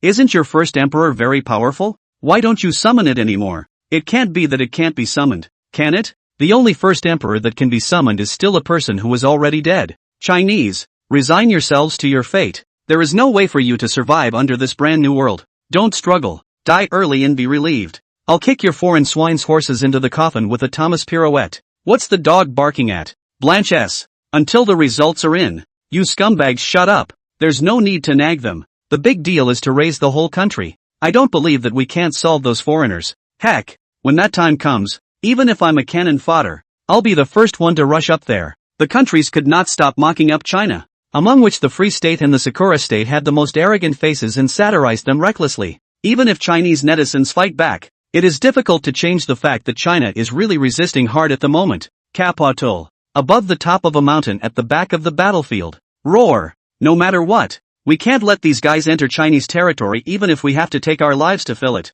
The time to defend our country has come. It's just a foreign race. What is there to fear? Kill. Damn it. Big deal. When it really comes to fighting for my life, if I want to take a step back, I'll write my name upside down. A roar continued to answer, while the generals of Huaxia and the shouts of the cultivators were just as incessant. At this point, Su Yuxi's brows furrowed as she listened to the voices. How come it still didn't work? She was anxious, but there was nothing she could do. Within a month's time, she spent the rest of her time in cultivation, except for trying to evoke the gods every day. Now that she had broken through to the peak of Qi refining among the 5 realms of mortals, but she was not happy at all. Instead she was worried. Trying too many times to evoke God himself again, this ended in failure. Su Yuxi breathed heavily. Her beautiful eyes reddened as she looked outside the battlefield with guns blazing, the roars of the foreigners shaking the sky, and the Chinese generals and cultivators frantically killing each other and spilling blood on the battlefield. Is it impossible to summon another god besides the first emperor? There were people in other countries who could summon 2 gods, who could have 2 or even more gods in existence, and she couldn't stop shaking her head when she got here. Why? Why is this happening? Faced with failure after failure, she couldn't figure it out, much less have a clue. Not only yourself, rather, those who had awakened the divine bloodline in Huaxia were trying to evoke the gods, but no one succeeded. A strong sense of frustration rose in the current Su Yuxi's heart, and she irrationally leaned against the boulder behind her, unable to bear to look at the brutal battlefield outside. China shouldn't be like this. With so many outstanding ancients and a complete mythological system, why can't so many gods be summoned? She was pale and her body was trembling. In addition to being powerless, she was even more ashamed. In the whole of China at the moment, he himself was the only one with a full-level divine bloodline who had failed to successfully evoke the gods again. Su Yuxi bit his lips in death and muttered, "What exactly should I do to summon the gods belonging to China to descend again?" With a lingering glance at the remnants of the monument traction descending not far away, she sighed. During this period of time, she was utilizing the spiritual energy contained in the remnant tablet to cultivate, and her speed had skyrocketed. Unfortunately, suddenly, Su Yuxi seemed to have thought of something and hurriedly ran to the stone monument. This remnant tablet. As she looked at the strange materials used to create the remnants of the monument, a strange color flowed in her eyes, and a bold idea arose. Compared to the tokens of the gods hauled by other nations, this remnant tablet was clearly not a token. Most of all, this monument is not complete, since, through this fragmentary tablet, one is able to summon the great Qin Black Dragon Flagship Fleet and can bring down the first emperor.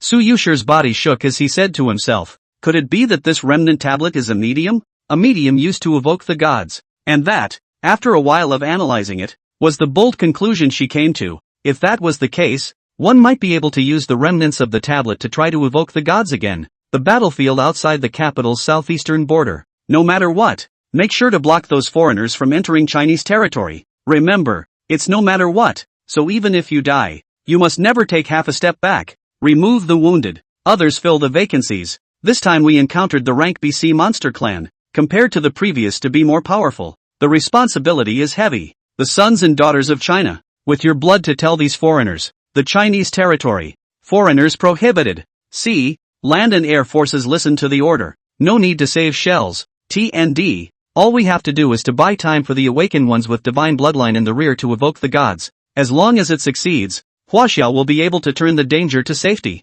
Inside the command headquarters, the commander-in-chief, Yang Jianjun, was giving orders in a fiery manner. Huaxia army arrived at the battlefield one after another, non-stop to the battlefield combat, and want to tear open the defense of the alien race to start a fierce fight. The battlefield was densely packed with mutated sea creatures from the evolution of the world's rules, which were constantly roaring, causing huge casualties to the Chinese military with each impact. The entire battlefield was filled with shouting and killing. Even if there are reinforcements arriving, Chinese generals and cultivators are resisting without fear of life and death. The situation is still not optimistic compared to that of China. Chapter 37 Gods of all nations go to war. Silence in Huaxia? The global state has suffered an alien invasion, and at the moment, there is live surveillance in every country. Free state. At that moment, countless people were watching Lucifer and Thor kill each other on top of the battlefield. One could only see that every time the god of thunder summoned thunder and lightning, it landed on top of the battlefield. A huge roar echoed, and large swaths of alien existences went up in smoke. Just these existences that are like mole crickets dare to invade under the eyes of this god? He disdainfully wandered over the battlefield, a terrifying thunder destroying the battlefield. Wherever it passes, there is no life, and as if the thunder possessed navigation, it landed precisely on the foreigners on the battlefield, splitting skin and splattering blood. The bloody and horrifying scene actually caused the foreigners to gradually start retreating. However, there was thunder light blooming all over the thunder god's body, and endless thunder spread crazily, destroying tens of thousands of foreign races in a moment. Suddenly, boom! An earth-shattering roar came out from the other end of the battlefield. Lucifer held the judgment of doom, and even though the 6 wings behind him were broken, no Fae could stand against them. Fall into the abyss. His body was filled with hellish flames, his tone was icy cold, and the sharp blade in his hand kept sweeping across. For a moment, it was like he had brought the abyss to reality. The battlefield where he was located was transformed into a boundless abyssal hell, where the foreign races could not survive. and the flames in the sky raged crazily. Under the devastating killings of the two gods of the free country, there was no need for the free country's generals to do anything at all, and the foreigners on the battlefield were already showing signs of defeat. And Cherry Blossom Country, with Tsukuyomi and Susanoo, there was likewise no need for Sakura Nation's generals to be involved in the battle. Overwhelm this god. Death to all. One of them stepped on the void, exuding endless moonlight. The sky of the entire Sakura country had long since darkened, and a bright moon hung above the canopy, the moonlight spilling down, killing each and every foreigner. The corpses continued to pile up on the battlefield, soon resembling a small mountain. The life of Susa, in turn, is known as the god of the sea. At that moment, he was stepping on top of the sea surface, and in the sea where the battlefield was located, a terrifying force was manipulating the seawater to carry out a destructive attack. The densely packed alien race was instantly slapped to pieces as they charged. The two gods of the Sakura Kingdom, displaying invincibility, slaughtered the foreigners on the battlefield with absolute power. Beyond that, the Sela Kingdom and many of the countries that had divine guardians had summoned gods to fight for their countries. And even if some of them didn't have no worries to speak of like the Free Kingdom and the Sakura Kingdom, they still looked quite relaxed and had the advantage on the battlefield. Only, there is no god in China who can step forward at this time on the battlefield belonging to the Chinese. Roar! Roar! The roars of the foreigners echoed wildly, and in all directions there were huge figures that were continuously launching ever more violent attacks. However, even though Huaxia did not have gods to fight with, Huaxia's generals, cultivators who had opened up their own cultivation paths, became the strongest line of defense on the battlefield. We mustn't let these foreigners break through the defense line. Brothers, the time has come for our country to need us. Even if I give up my life, I will never take a step back. We have to buy as much time as possible for the awakened to try to evoke the gods. As long as we succeed, the crisis in Huaxia will be lifted. Kill. Damn it, these guys are so sword and gun intolerant. These sea monsters are too many in number, and with their rank, even if we open up our own cultivation path, it's still too much of a struggle for us to cut them down. No matter what, we can't let these guys step over the defense line, even if we have to give up our lives here. One by one, even if the Chinese generals felt frightened in the face of the attack of the foreigners, they couldn't see any fear on their faces, and all they had was the determination not to retreat. In the grueling fight of gunfire and bullets, one after another Chinese generals fell, but more generals ran to the battlefield to resist. At the same time there were Chinese cultivators that were fighting with their flesh and blood, but the effect was not as good as imagined. Instead, beheading a sea monster required an extremely heavy price. As a cultivator who had opened up his own cultivation path, Xu Zian, even though he had lost an arm at that moment, he still didn't retreat on the battlefield and chose to fight alongside the other cultivators. Zian, you're too badly injured. Stand down. A companion fended them off, turned and bellowed. But, Xu Zian shook his head as he endured the intense pain from his wounds. No, I can't retreat. If I die on the battlefield, it will be my death. His voice was powerful and resolute as he launched his attack, a smirk on his pale face as he said, behind us is our country with our families, and this is not only fighting for our country, but also buying time for those brothers with divine bloodlines. If I die and you're still alive, help take care of my parents. As the words fell, he resolutely started fighting again. Nowadays, the battlefields in Huaxia did not have any gods to step in to suppress and sweep away the foreigners like other countries. Yes, just one Chinese generals, cultivators guarding their homes and defending the country full of blood. Even if the situation is not optimistic, but they are righteous. Behind the battlefield. Asterisk. Inside the command headquarters, Yang Zhenjun saw the situation on the battlefield, reddened his eyes and slammed his fist heavily on the table in front of him. Those were the good sons and daughters of China. But nowadays there are constantly people giving their lives on the battlefield, just to fend off the foreigners from rushing into Chinese territory. Other nations, however, summoned their gods and destroyed the battlefield in a massacre that didn't require many generals at all. Just for comparison, the current Huaxia looks unprecedentedly tragic and has suffered the most losses on the battlefield facing the foreigners. At its side, Zhuo Wenhao was as full of intolerance as the top management of the Hongmeng Bureau. Someone couldn't hold back any longer and proposed, "Director, should we ask the first emperor to make a move?" When these words came out, the people present were shaken, watching the sons and daughters of Huaxia going forward and backward on the battlefield, unhesitatingly fighting the foreigners. They couldn't accept the proportion of battle losses at the moment. If this continued, even if the foreigners could be repelled, the casualties were bound to be significant. Zhuo Wenhao sniffed and fell into silence. We are able to summon the first emperor again, but the first emperor is already dead. He only has his divine soul left, and he can't support Huaxia's summoning many times more. And once this summoning is the last, then how are we going to cope with any more crises that come up later? After a moment, he sighed and said solemnly. The others' bodies trembled, their faces became complicated, and they eventually sighed long and hard. The situation at the moment was such that they didn't dare to bet on it. Seems to have thought of something. It's been a month for the Great Qin ruins. Is there any information or clues about the divine battlefield in there? Zhuo Wenhao inquired towards the person in charge of the Great Qin ruins. Chapter 38, Chinese player calls God. No response? Director. At the moment we still know nothing about the divine battlefield. The person in charge gritted his teeth and continued. In it, despite the many references to the divine battlefield, the descriptions of the divine battlefield are too few and far between. How? Zhuo Wenhao's heart shook, and the whole person became even more depressing. The situation of the battlefield today made it impossible for him to remain calm. I thought that I could get the information related to the battlefield of the gods in the Great Qin ruins, so that I could try to summon the gods, but a month has passed. The ruins of Deqin are like a treasure trove left by Deqin to the descendants of China. In addition to the cultivation method and abundant resources, there is a detailed account of why Fusu, Meng Tian and Meng Yi died. So far, Huaxia remained unknown about the divine battlefield and failed to get more information from the Deqin ruins. Seeing that the situation on the battlefield was becoming more and more unfavorable to Huaxia, command down. Have all the awakened who have awakened their divine bloodline continue to try to evoke the gods. Don't stop. Only if they succeed in evoking the gods will Huaxia be able to minimize the casualties. Zhuo Wenhao's chest rose and fell for a while, and after giving an explanation, he inquired, where is Miss Su? Chief, Miss Su is still trying to evoke God. A reply was made. Having heard what was said, both Zhuo Wenhao and Yang Jianjun flashed with an aura of anticipation. If no one else can succeed, the only hope is Miss Su. Miss Su has already summoned the first emperor.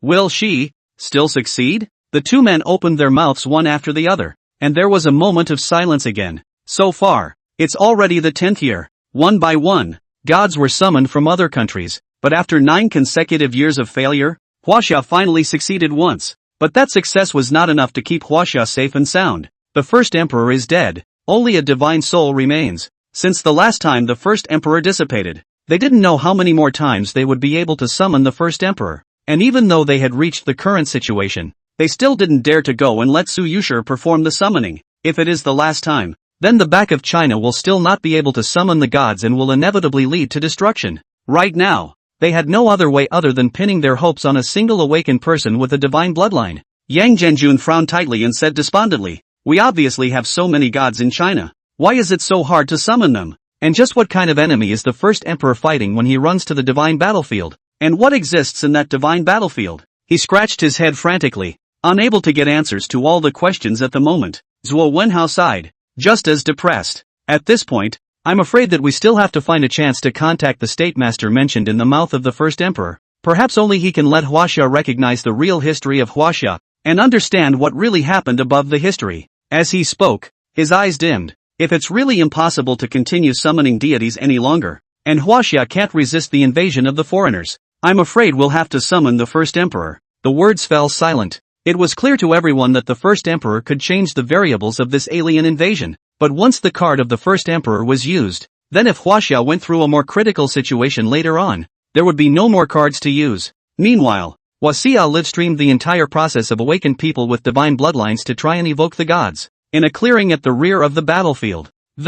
One success. One time, Gu Dust's eyes were filled with anticipation, and he was utilizing the items he had relocated from earlier to evoke the gods in front of the live camera. Now that he was a cultivator who had opened up his own cultivation path, he gritted his teeth at the moment and did not slack off in any way. Inside the broadcast booth, Gu Chen is a grade 8 divine bloodline. It has to succeed. As long as it succeeds once, China will be able to face the alien invasion this time. So far, only Su Yuxi has succeeded in summoning the first emperor. If Gu Chen can succeed, no matter which god is summoned, he can help China. I don't want it to be a powerful god. As long as I let Gu Duan succeed, we have so many high-level divine bloodline awakeners in China. But why do we keep failing? Can't we succeed? Even once. Once would be nice. The Chinese audience was nervous, but all with anticipation. After all, there was the example of Su Yuxi's success, and they knew that it was possible for Huaxia to evoke gods successfully, but with so much anticipation. Why or why not? Gu Chen's face paled and he roared in unwillingness. There was no response from the thing that tugged at him, and the evocation ended in failure once again. Numerous attempts over the course of a month and it still doesn't work. This was not only hard for the live audience to accept, but there was nothing they could do about it. Sorry everyone. Gu Chen sat helplessly on the ground, his face full of bitterness as he apologized to the live camera. He felt unprecedentedly powerless, and no matter how much he tried to succeed, he failed. And apart from Gu Dust, on the other side, Chen Hanqing, who had awakened his level 8.5 divine bloodline, was similarly evoking the gods. China is in danger. I only need to succeed once to help China get through this crisis. No matter how strong or weak the gods are, let me succeed once. He began his evocation with full concentration under the eager anticipation of the Chinese audience. Immediately afterward, there was a faint flicker of light from a mutilated jade pendant in front of him. Seeing this scene, the item Chen Hanqing hauled in is reacting. He's going to succeed. Countless Chinese viewers were instantly elated. But just as the light gradually became stronger, it suddenly went out. Chen Hanqing's face paled when he saw this.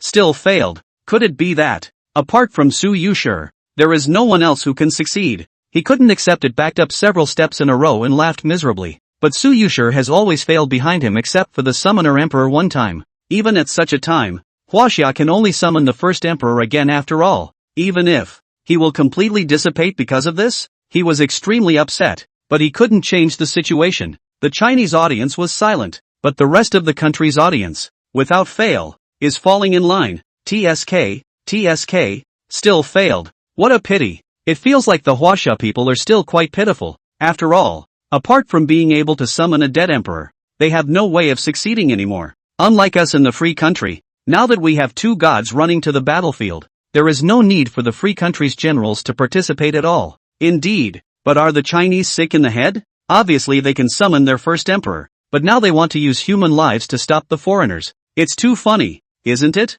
Perhaps the divine soul of that dead emperor has long since dissipated. It seems that Huaxia is still facing extinction. Perishing is as good as perishing, and since they can't summon the rest of the gods anyway, being able to see Huaxia perish would be a good thing. In addition to their conspiratorial mockery, they were talking about all sorts of unpleasant words. Even though the Chinese audience fiercely fought back, they simply ignored it and made more mocking remarks. Chapter 39, Broken Stone Tablet. Guan Yu martial sage against the gods and demons? Will I make it? On top of the mountain, Su Yuxi looked at the remnants of the monument in front of him and murmured softly. Everything before that was her guess. If it was really what one thought it was, then there was a chance to summon the gods to descend again. If you can't, there's really nothing you can do. In front of the live camera being watched by countless viewers in China. And please don't get your hopes up. I don't know if this will work, but I have to try it once. Su Yuxi took a deep breath and said seriously. Subsequently, she knew deep down that the battlefield was not looking good and was not going to dwell on it too much. She probed her hand and stroked it over the remnants of the tablet, hoping that in doing so, she would once again experience a sensation like the one she felt when she summoned Great Qin's Black Dragon Fleet. But suddenly, as soon as Su Yuxi touched it, he felt that there seemed to be grooves on top of the remnants of the monument, and rubbed the remnants of the monument in disbelief. A moment later, she froze in place, only to see that on top of the remnant monument, there was a line that seemed to have been washed away by the years, blurring the text presented. Seeing this scene, Su Yuxi breathed in sharply, huge waves rising in her heart. Without any hesitation, she immediately contacted the Hongmeng Bureau and asked it to invite Professor Wang to the top of the mountain. After waiting anxiously for 10 minutes, Ms. Su, where's the word you're talking about? Wang Pingji was escorted to the top of the mountain and questioned hastily. Su Yuxi's mouth was dry as she pointed at the remnants of the tablet and said, Professor Wang, what exactly is written on this? She desperately wanted to know the contents of the text, the anxiety on her face impossible to hide. And at this point, Wang Pingyi put on his presbyopia glasses with a solemn face, came to the front of the remnants of the monument, and concentrated on checking it out. The gods of Huaxia on the battlefield of the gods. Shi Huangdi with Qin to join the gods. He translated word for word, but the translated sentences didn't connect. Even though he was in a great hurry, he first translated the text that followed. The gods sheltered China. Vu, the interpreter translated. Wang Pingji had long been filled with shock, and hurriedly said, This remnant tablet, it's not simple. I'm afraid that what's written on it is the deeds of the first emperor, to be precise. It doesn't just record the first emperor, but other existences as well. Look, Ms. Su, where the stumps are, there are obviously still written records. As he said that, he pointed at the place where the remnants of the monument were broken. Hearing a translation that barely articulates, Su Yuxi was confused. but the vibration in her heart grew stronger. Could it be? Could it be just as I expected? She breathed heavily and hurriedly inquired. Professor Wang, can you translate it completely? No. Some of the writing is no longer legible, but I can try to see if I can make additions, but it will take time. Wang Pingji shook his head, full of regret. If this stele is complete, then we should have a better understanding of Great Qin, and of the divine battlefield. Hearing the answer, Su Yuxi looked a little lost, but in her heart, she had gotten her answer. Since this tablet is mutilated, then incomplete, there are bound to be other parts, and if one was able to haul in this broken tablet, would one be able to haul in the broken part? At this point, could Su Yuxi be trying to use this remnant tablet as a medium to try and tug on the broken part? Inside the live broadcast room, some Chinese viewers guessed Su Yuxi's intentions. At once, countless Chinese spectators boiled over, pinning their hopes on Su Yuxi.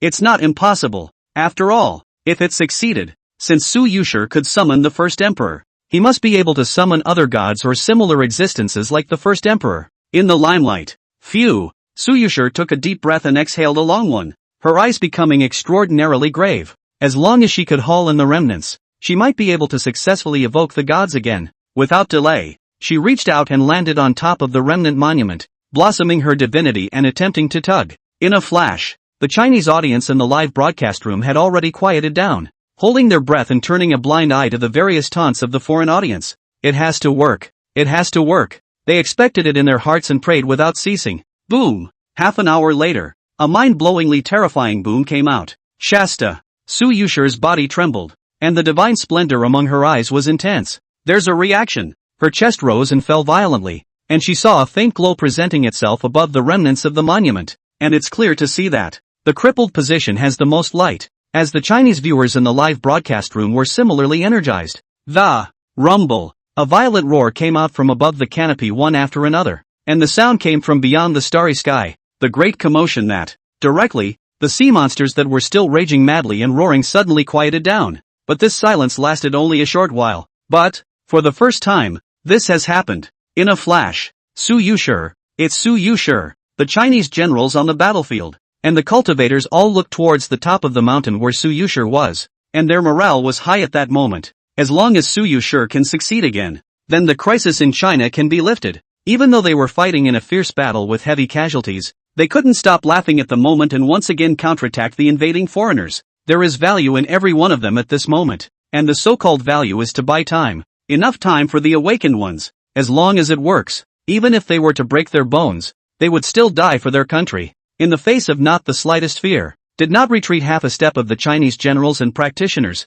even the ferocious sea monster, but also was deeply shocked, such as the tide of fierce attack actually began to slow down, and with all the attention. Faster, faster, Su Yuxi murmured anxiously, hoping that the tattered portion of the traction would descend soon. Even if the generals of Huaxia, the cultivators had no fear of death. She didn't want so many people to die under the invasion of the foreigners. At this time, swish dash, the gusts of whistling grew louder and louder, visible to the naked eye. The canopy shook. There seemed to be an invisible force shaking the world. Subsequently, under the eager anticipation of Su Yuxi as well as the Chinese viewers in the live broadcast room, a piece of the broken part that was a bit smaller compared to the broken monument descended at an extremely fast speed. Eventually the strange scene appeared that a part of what was mutilated by the remnant monument actually took the initiative to fuse together with the remnant monument. See the situation. Wang Pingji quickly stepped forward, but after seeing the complete text, his face changed and he lost his voice. What is written on this is,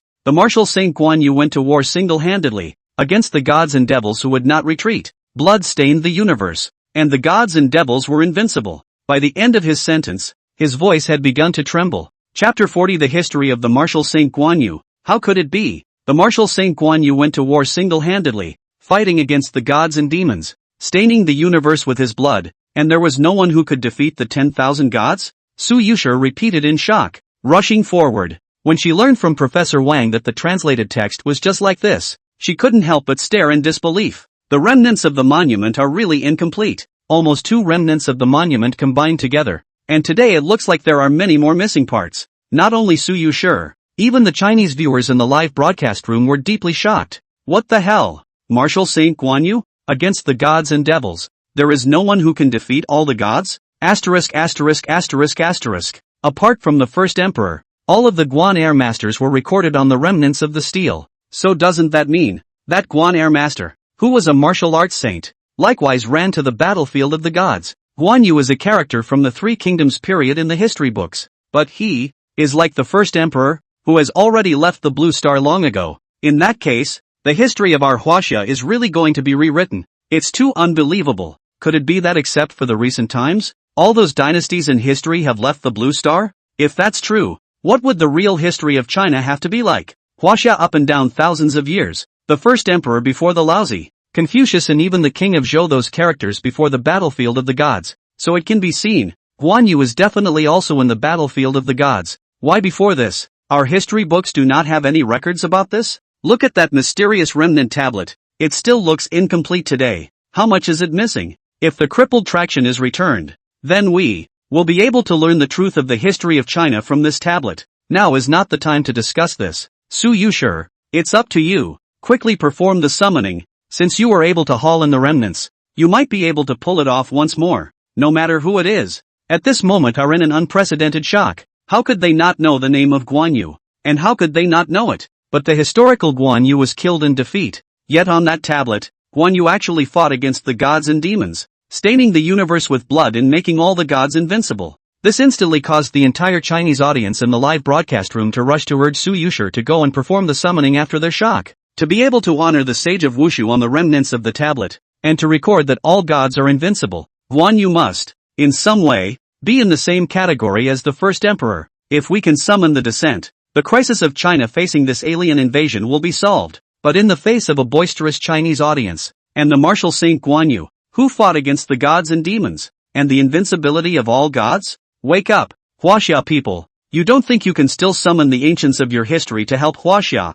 do you? Even hauling in items doesn't always work, let alone a character from Chinese history. Is Guan Yu very powerful? I did hear that he was a long-bearded man who played with a big sword. Don't talk about it like that. It's nothing but self-congratulation for the Chinese. The divine battlefield is certainly mysterious, but I don't think a Chinese person can succeed twice in 1 year. And it's the same awakened person who went to perform the summoning. Chinese, I advise you to hurry up and summon the dead emperor from before. Otherwise I'm afraid you won't be able to resist this alien invasion. Ha ha ha. The many foreign spectators stood and spoke in a succession of windy remarks. In their view, it is the end of the road for China to do so, and you want to go and summon a powerful ancient like the first emperor? This was simply a joke to them. And at this point, Su Yuxi saw the expectations of the Chinese audience and the mockery from the foreign audience. Anyway, I'll try as much as I can, she said to the live camera, not bothering with the cynicism in the broadcast room. Without hesitating, she once again bit her fingertip and dripped her blood on top of the remnant tablet,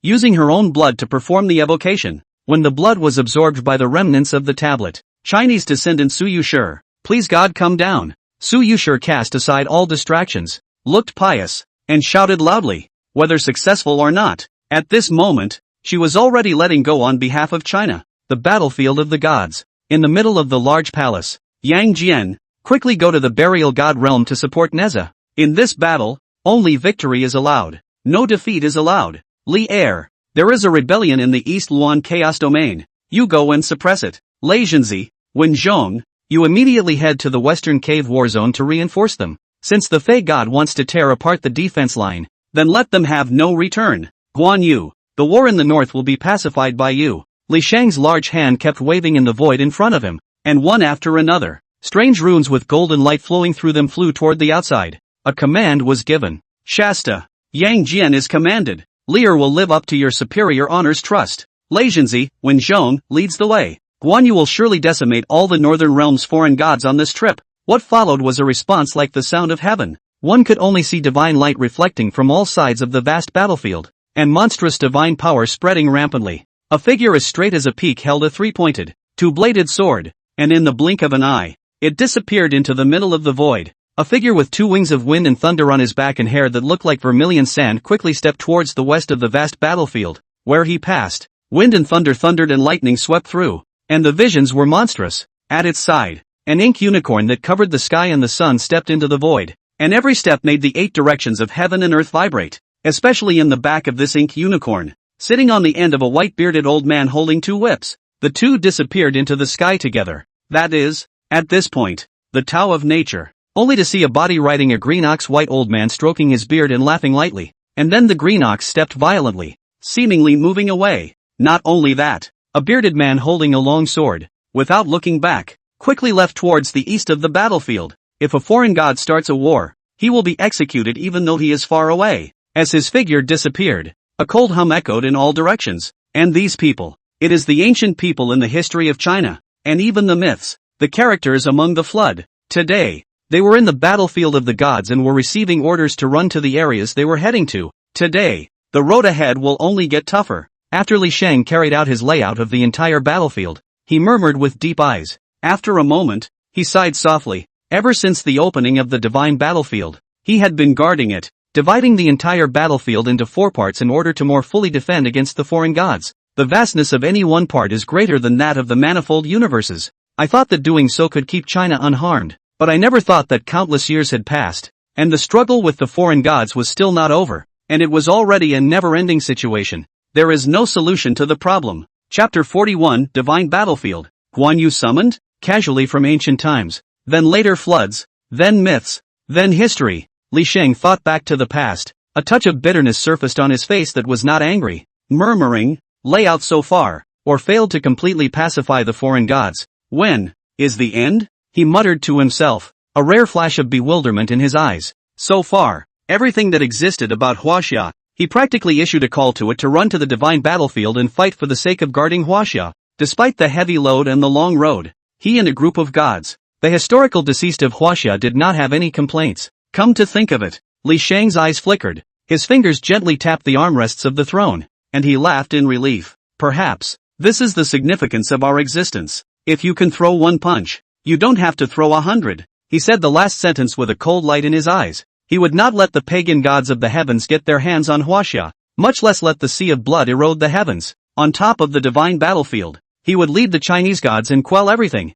Only so many years have passed. The foreign gods seemed to kill as if there was no end to them. A real headache. However, Li Sheng didn't dwell on this too much, and inwardly had a grasp of the plan afterward. Swish dash. He slowly got up and took a step towards the outside of the great hall. In the blink of an eye, he appeared in the middle of the darkness at the back of the palace. With a lift of his hand, the dense coffins rose from the ground. Kill, kill, kill. There is no home until the foreign gods are removed. I can still fight. I will fight again. Even if only a wisp of soul remains, let me die on the battlefield. The war has not yet ended. If we are still needed, we will be called back. And what harm is there in dying once more? I suddenly don't want to go home so much anymore. And I want to dedicate myself one last time to Huaxia. It is worthwhile to die for Huaxia, even if one's body is shattered. Even if one's body and soul are destroyed. Heart-stopping shouts of murder continued to emanate, causing the entire palace to vibrate violently. The monstrous fury spread to the 8 directions, wreaking havoc. Not only that, countless points of light in the darkness coalesced into a single figure, and the faces of these people all looked at Li Sheng with determination and remorselessness, shouting forcefully. Seeing this scene, I understand your intentions, but, Li Sheng was silent for a moment, and a light smile appeared on his face as he said, you've done enough. Rejoin your homeland and go back to your roots. He couldn't do such a thing, so with a wave of his hand, the countless figures once again returned to the coffin. With the impetus of a vast force, the densely packed coffins were sent into the middle of the void. Every so often, Li Sheng would send a group of fleets or airships away, following the coordinates where the previous Deities Black Dragon Flag Fleet had drifted. The victory that belongs to Huaxia will come. Sensing the strong mood swings coming from all 8 sides of the scene, he spoke softly in a comforting voice. Several hours passed. Report. With Yang Jian's reinforcement, the Battle of Burial Realm has annihilated 30 million enemies, and the enemy commander has been beheaded by Yang Jian. Report. The Chaos Domain Rebellion has been suppressed, and the leader of the rebels has been killed. Report. In the Western Cave War Zone, Lei Zhenzi and Wenzhong took action, and the alien god army withdrew by 1,000 miles, and is currently in a truce. Back inside the Great Hall, Li Sheng's ears were filled with bursts of good news. In response, he leaned over his throne and let out a long breath. Today's divine battlefield was experiencing fierce battles almost every day, as if there was no rest. The previous arrangements have clearly yielded remarkable results. On Li Sheng's unsmiling face, a faint smile appeared once again. So very good. He mumbled something. At least he didn't need to worry so much anymore. But he quickly frowned. What happened to Guan Yu among the people who were sent down before? Before he could wonder too much, not far from the side, A colorful energy crystal suddenly bloomed with a bright aura. Immediately a picture converged. Cough cough cough. Among them, Guan Yu's face was ugly and he couldn't stop coughing, with blood at the corner of his mouth. And behind him on the battlefield, the shouting and killing rushed to the sky. The corpses were everywhere, and it had long been a sea of blood. See the situation. What's going on? Li Sheng frowned and asked a solemn question. Guan Yu shook his head. Ashamed. Some carelessness. I didn't realize that among those guys, there was still an existence that was stronger than me. But it's a good thing that there's Zhao Gongming's, or else it would have been troublesome. Told you to be careful when facing those guys. You can lose, provided you survive. Li Sheng coldly grunted and chortled in displeasure. For anyone in the divine battlefield, he didn't want them to die. He wanted them all to live well. But since there is war, there is death. But even so, he would still urge everyone to be careful over and over again. Failure was not scary. As long as they survived, it was not a failure. The majesty on Guan Yu's face dissipated, revealing a naive smile. Remember. He scratched his head and continued. But, I always feel that there is something strange today, as if something has been pulling and calling me. Ha! Li Sheng's eyes narrowed as he heard this. Traction? Calling out? The first time Guan Yu had such a sense, it made him think of the ancestral star. Prior to this, the ancestral star tractor had summoned the great Qin Black Dragon Fleet that Zheng was in, but now it was summoning it again? Steep. Li Sheng's eyes gradually went cold. Something's wrong with the ancestral star. Huaxia is in danger. That was the only reason that came to his mind first. If not, how could the summoning be done so frequently? Eyes growing colder and colder, Li Sheng looked at Guan Yu in the picture and inquired. What's the status of the battle in the north? Everything is fine for now, with Zhao Gongming and the others around. Everything is going according to plan. It's impossible for this place to be overrun by the alien god's army. What about you? Me? I'm just a little wounded in the flesh. Nothing else. Guan Yu replied with a stiff upper lip despite the weakness revealed on his face. Having heard what was said, Li Sheng pondered for a moment, then said, in that case, you should withdraw from the battlefield first. Ha? No. I'm only slightly injured. It's really not serious. Guan Yu was instantly anxious, and hastily explained, Your Honor, Guan Mao can still fight again and kill the enemy. Don't make me withdraw from the battlefield. Really, this little injury is nothing to me. Hold your horses. Li Sheng was a bit helpless and explained. The tugging and summoning you sensed earlier. I think it's the ancestral star Chinese descendants summoning of you. And the reason why Zheng was able to return to the ancestral star was also because he was summoned. I'm going to let you accept the summoning and your divine soul make a trip back to see what happened to the ancestral planet. And haven't you always wanted to make a trip back to the ancestral planet? Chapter 42 Guan Yu's Return. Blue Star's battle at the moment. What? Guan Yu suddenly lost his temper and shouted. Is it the Chinese descendants of the ancestral star that are calling me? So, His Holiness asked me to make a trip back to the ancestral star? He looked confused and acted a bit incredulous. It was important to know that he hadn't returned to the ancestral star since responding to His Holiness' call to run to the divine battlefield. A few moments later, Guan Yu's face was filled with excitement, no longer full of majesty, but happy as a child. In that case, then, I can withdraw from the battlefield first. He scratched his head and laughed heatedly. I really didn't expect that I could still return to the ancestral planet. And even more so, I didn't expect that there would still be descendants in Huaxia who remembered me and could still summon me. As he said that, he couldn't help but laugh. Just as he laughed, his eyes gradually reddened, and eventually there were flashes of tears, and then 2 lines of tears crossed his cheeks. Seeing this scene, Li Sheng took a deep breath, his eyes slightly dimmed, and at this point, if only Big Brother, Third Brother and the others were still around. Guan Yu's voice became choked, his eyes blurred with tears, and he looked pained. Blame me for not being able to protect them all. Blame me, and those pagan gods, all deserve to die. All deserve to die. Your Holiness, since the first Emperor and the others were able to return to the ancestral planet, can we also let Big Brother and Third Brother go back? After this, I will devote myself to the battlefield and kill all those damn scumbags. At the end of his words, a look of hatred appeared on his face full of self-reproach, gradually becoming hideous. See the situation. Guan Yu. Li Sheng chortled. Guan Yu winced as if he had been struck by lightning, and immediately wiped the tears from the corners of his eyes. He stood up straight, his demeanor regaining its seriousness, looking at Guan Yu standing in the wind. Go back and find out what happened to the ancestral star that caused the descendants of the Huaxia to summon it back to back. Li Sheng took a deep look at the sleeve robe swaying in the wind on its left side and said softly, Liu Bei and Zhang Fei, I will find a chance to send them back. Having heard what was said, understood, Guan Yu gathered his emotions and returned within the camp. a divine light permeating his body. Immediately afterward, his entire body was as if he had sat down. Until this moment. End of communication. Li Sheng shook his head and sighed lightly. Liu Bei, Zhang Fei. He muttered under his breath and couldn't help but remember the past. In the middle of that battle, gods and demons joined forces to subvert the divine battlefield, and the various war zones experienced great havoc. However, due to the licentiousness of the gods and demons, Guan Yu failed to control his emotions and eventually went insane and fought against the gods and demons. It was that battle that saw countless deaths and injuries on the Chinese side, and Guan Yu even lost an arm in that battle.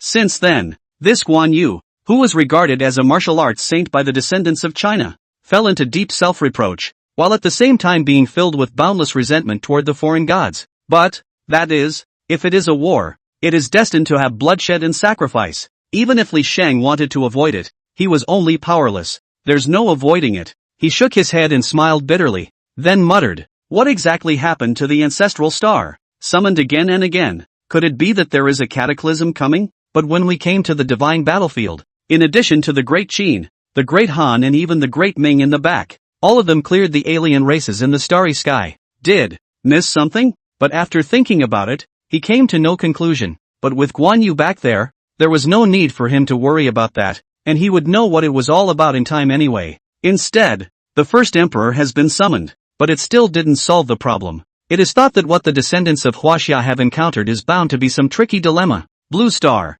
The war between the countries against the alien invasion has reached a white-hot stage. There are only a very few countries that can rely on summoning the gods to cope with it gracefully. Free State. At this time a huge battlefield outside a coastal city. Lord Lucifer. Lord Thor is mighty, too powerful. Those foreigners are like toys in their eyes. The real, heavily armed hordes of generals are stopping to applaud. It's like, they're all fringe people who don't need to be involved in the tussle at all. And on the battlefield, is that all you can do? The doomsday judgment in Lucifer's hand bloomed with spectral light, filled with a destructive aura and stood in the void. The true demon god had descended on this battlefield. The foreign races in all directions didn't dare to approach at all, especially next to his domain. The sea was piled up like a mountain of countless corpses, and beneath the unseen surface of the sea, there were likewise the corpses of many foreign races. On another battlefield, the so-called foreign invasion is nothing but a mayfly shaking a tree. It's ridiculous. The thunder god snorted a cold smile, his body filled with terrifying thunder,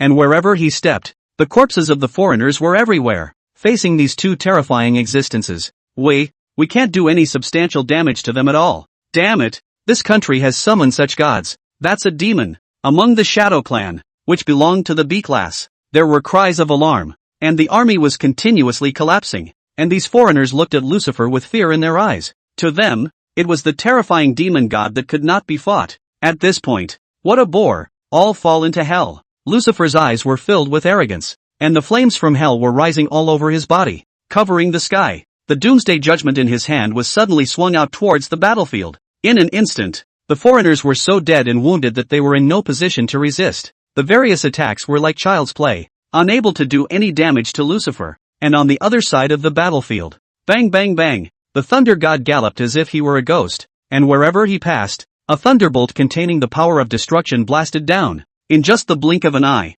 a large number of corpses were once again added to the battlefield. For the situation on the battlefield, both the generals of the Free State and the people of the Free State were abuzz and cheering. The Free State is bound to be the first country to overthrow this alien invasion. Ha ha ha, worthy of being Lord Lucifer. In the face of such a large number of foreigners, he can stand up to 1,000 armies just by himself, and he hasn't even shown his true strength yet. Just those trash are not qualified to make Lord Lucifer use his true strength. Compared to China, the Free State doesn't have to worry about the invasion of the foreigners at all. And China is so reluctant to summon the dead emperor of theirs when they're still using their human lives to fend off the foreigners even now? Weren't the Huaxia people quite complacent in the god evocation examination before? Now how come they don't have any half measures in the face of the alien invasion? They shouted and cried out for the gods that their country had summoned to slay the foreigners on the battlefield and make them routed. And they were just as concerned about the war situation on the Chinese side. And when they saw that China was presenting a rout, they once again sneered and made remarks full of banter. Chapter 43, Free Country Must Be Number 1? Su Yuxi's Evocation of God. It seems that the choice to become a citizen of the Free State was the most accurate decision I have ever made in my life. In the midst of the crowd, Wu Jiliang watched the foreigners being slaughtered and constantly routed. His heart was invigorated. Lucifer on the battlefield. Thor kills in all directions, showing the power of the gods. Wherever they passed, No fae could survive. Those hideous-looking creatures, shrouded in black mist, could not be resisted by humans, but they were in no position to resist against the gods. The thought of a better life in a free country, Lord Lucifer, Lord Thor, overthrowing those foreigners, mighty, mighty. Wu Zhiliang's eyes were filled with fire, and he raised his arms and shouted, while his entire face became red due to too much excitement. He even showed more excitement compared to the native Free State population. Suddenly, "Hey brother, aren't you Chinese?" A youth from the Free State patted Wu Zhiliang's shoulder and inquired with an odd expression. "The Chinese people don't have a good relationship with the Free State. Look at you. Why are you happier than us?" He spoke in confusion, feeling very puzzled. Especially with the evolution of world rules, the Free State's relationship with China is even worse. It's a hell of a time to have Chinese people cheering for the gods of the Free State. Wu Zhiliang sniffed and said disdainfully, "Buddy, I'm a true citizen of the free country. I've immigrated to the free country a long time ago. Do you understand? Is it wrong for me, as a citizen of the Free State, to cheer for the Free State and to cry out for the gods of the Free State?" As he spoke, his face was filled with pride. As a citizen of the Free State, he is truly experiencing what is good. Now, for example, the Free State faced an alien invasion, but was able to deal with it easily, with no losses at all. As for China, now struggling to fend off the invasion of the foreigners, there was no way to compare it to the Free State. When the youth who had inquired earlier heard this reply, he opened his mouth and didn't know what to say for a moment. However, Wu Zhiliang didn't stop. The proud look on his face was undisguised as he patted his chest and proudly said,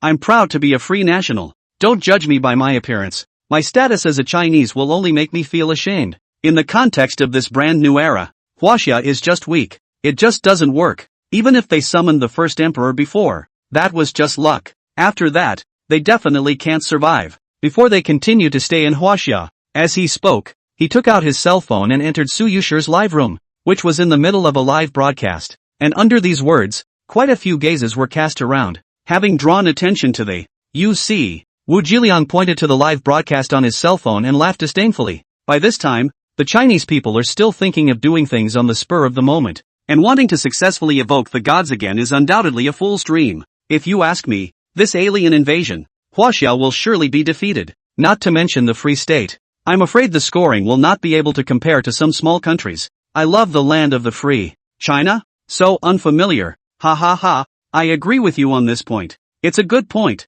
It's just luck that Huaxia got the first place in the test. As Wu Zhiliang laughed, the people of the Free State in the room all laughed. This guy who immigrated from China is quite likable in what he says. See, recognized. This feels so good. Wu Zhiliang grinned, then glanced at Su Yuxi in the live streaming screen and sneered disdainfully. Luckily, it's long since emigrated. Otherwise staying in China is obviously a dead end. But he was just about to put his cell phone away. Ha! Wu Zhiliang's afterglow moved with the live camera, violently widened his eyes and exclaimed, She, asterisk. In an instant, his eyes widened and he couldn't stop trembling. At this moment, his smile froze, leaving only the color of unspeakable shock. Wah! Capital city. Southeast border battlefield. The shouting and killing continued. The roar was unrelenting. On top of the mountain today, surrounded by generals guarding the area, Wang Pingji, who was a professor of history, stood equally quietly. Will it work? They looked at Su Yuxi, who was looking up at the canopy, and in addition to nervousness, there was even more intense anticipation among their eyes. As long as they could succeed, they would not need to summon the first emperor, who it was unclear how many more times they would be able to do so. After all, as long as the first emperor was around, Huaxia still had a bottom card. If they were to use it on this alien invasion, it just wouldn't be worth it in their opinion. The hope of the moment. Just pin it on Su Yuxi. And at this point, why hasn't it responded? Su Yuxi bit her lips tightly, her eyes full of tension as she looked at the canopy dead on, unwilling to remove her gaze even though it was dry. The world is resisting in the face of alien invasion, but the worst situation is undoubtedly in China. If it doesn't work, I'm afraid that Huaxia will have to pay more lives and a greater price to defuse this crisis. Under the attention and quiet waiting of countless Chinese people, half an hour, 1 hour, until 2 hours had passed, there was still no response except for the incomplete remnants of the monument that still had a faint glow that hadn't dissipated. Su Yuxi's pretty face grew paler and paler as she hung her head powerlessly. Still failing? She bit her lip with a bitter face, her beautiful eyes dull with dense blood. At this moment, her expectations once again turned into disappointment, and a deep sense of powerlessness struck and enveloped her entire body. She was not willing to accept the defeat at hand. and the Chinese viewers in the live broadcast room fell into silence for several minutes. How could this happen? It's obviously been tugged. But it can't work. Su Yuxi did her best. Don't blame her. It didn't work out. She didn't want it either. Is there really no way out for Huaxia? Do we really have to let the first emperor, who is already dead and has only his divine soul left, make a move? Whoa.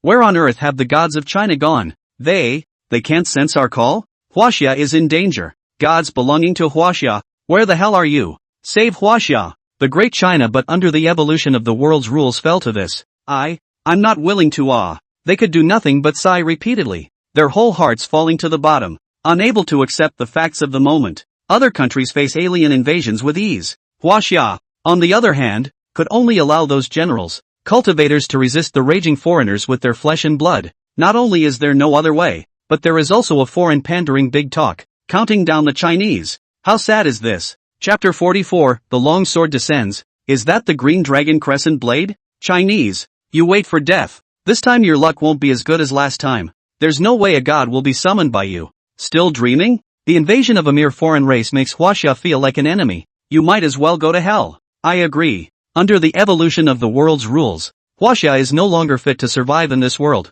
Disappearing would be a good result. I didn't realize that China would be so bad. Ha ha ha. Pop-ups from foreign viewers continued to appear in the middle of the live broadcast, with all kinds of mocking words countless. But just when they wanted to watch how Huaxia should end up, rumble, a roar that made the canopy shake struck. A sudden movement interrupted the foreign audience's taunting. Meanwhile, it shook the hearts of countless Chinese people, even the generals on top of the battlefield. The cultivators, one by one, all looked up at the sky in unison. In the midst of a gaze, clank, it seemed as if the void was being torn apart, and a buzzing sound loud enough to make the soul throb. Just above the canopy, a blinding light was descending at a terrifying speed. Even though he couldn't see it, he was able to guess that it seemed to be an item. However, due to the speed of now on the surface of this item, the light was radiant and filled with amazing flames were whistling down. In a split second, the clouds of the entire canopy were illuminated red, as if they were burning clouds, covering the sky, and the temperature of the entire heaven and earth rose with it.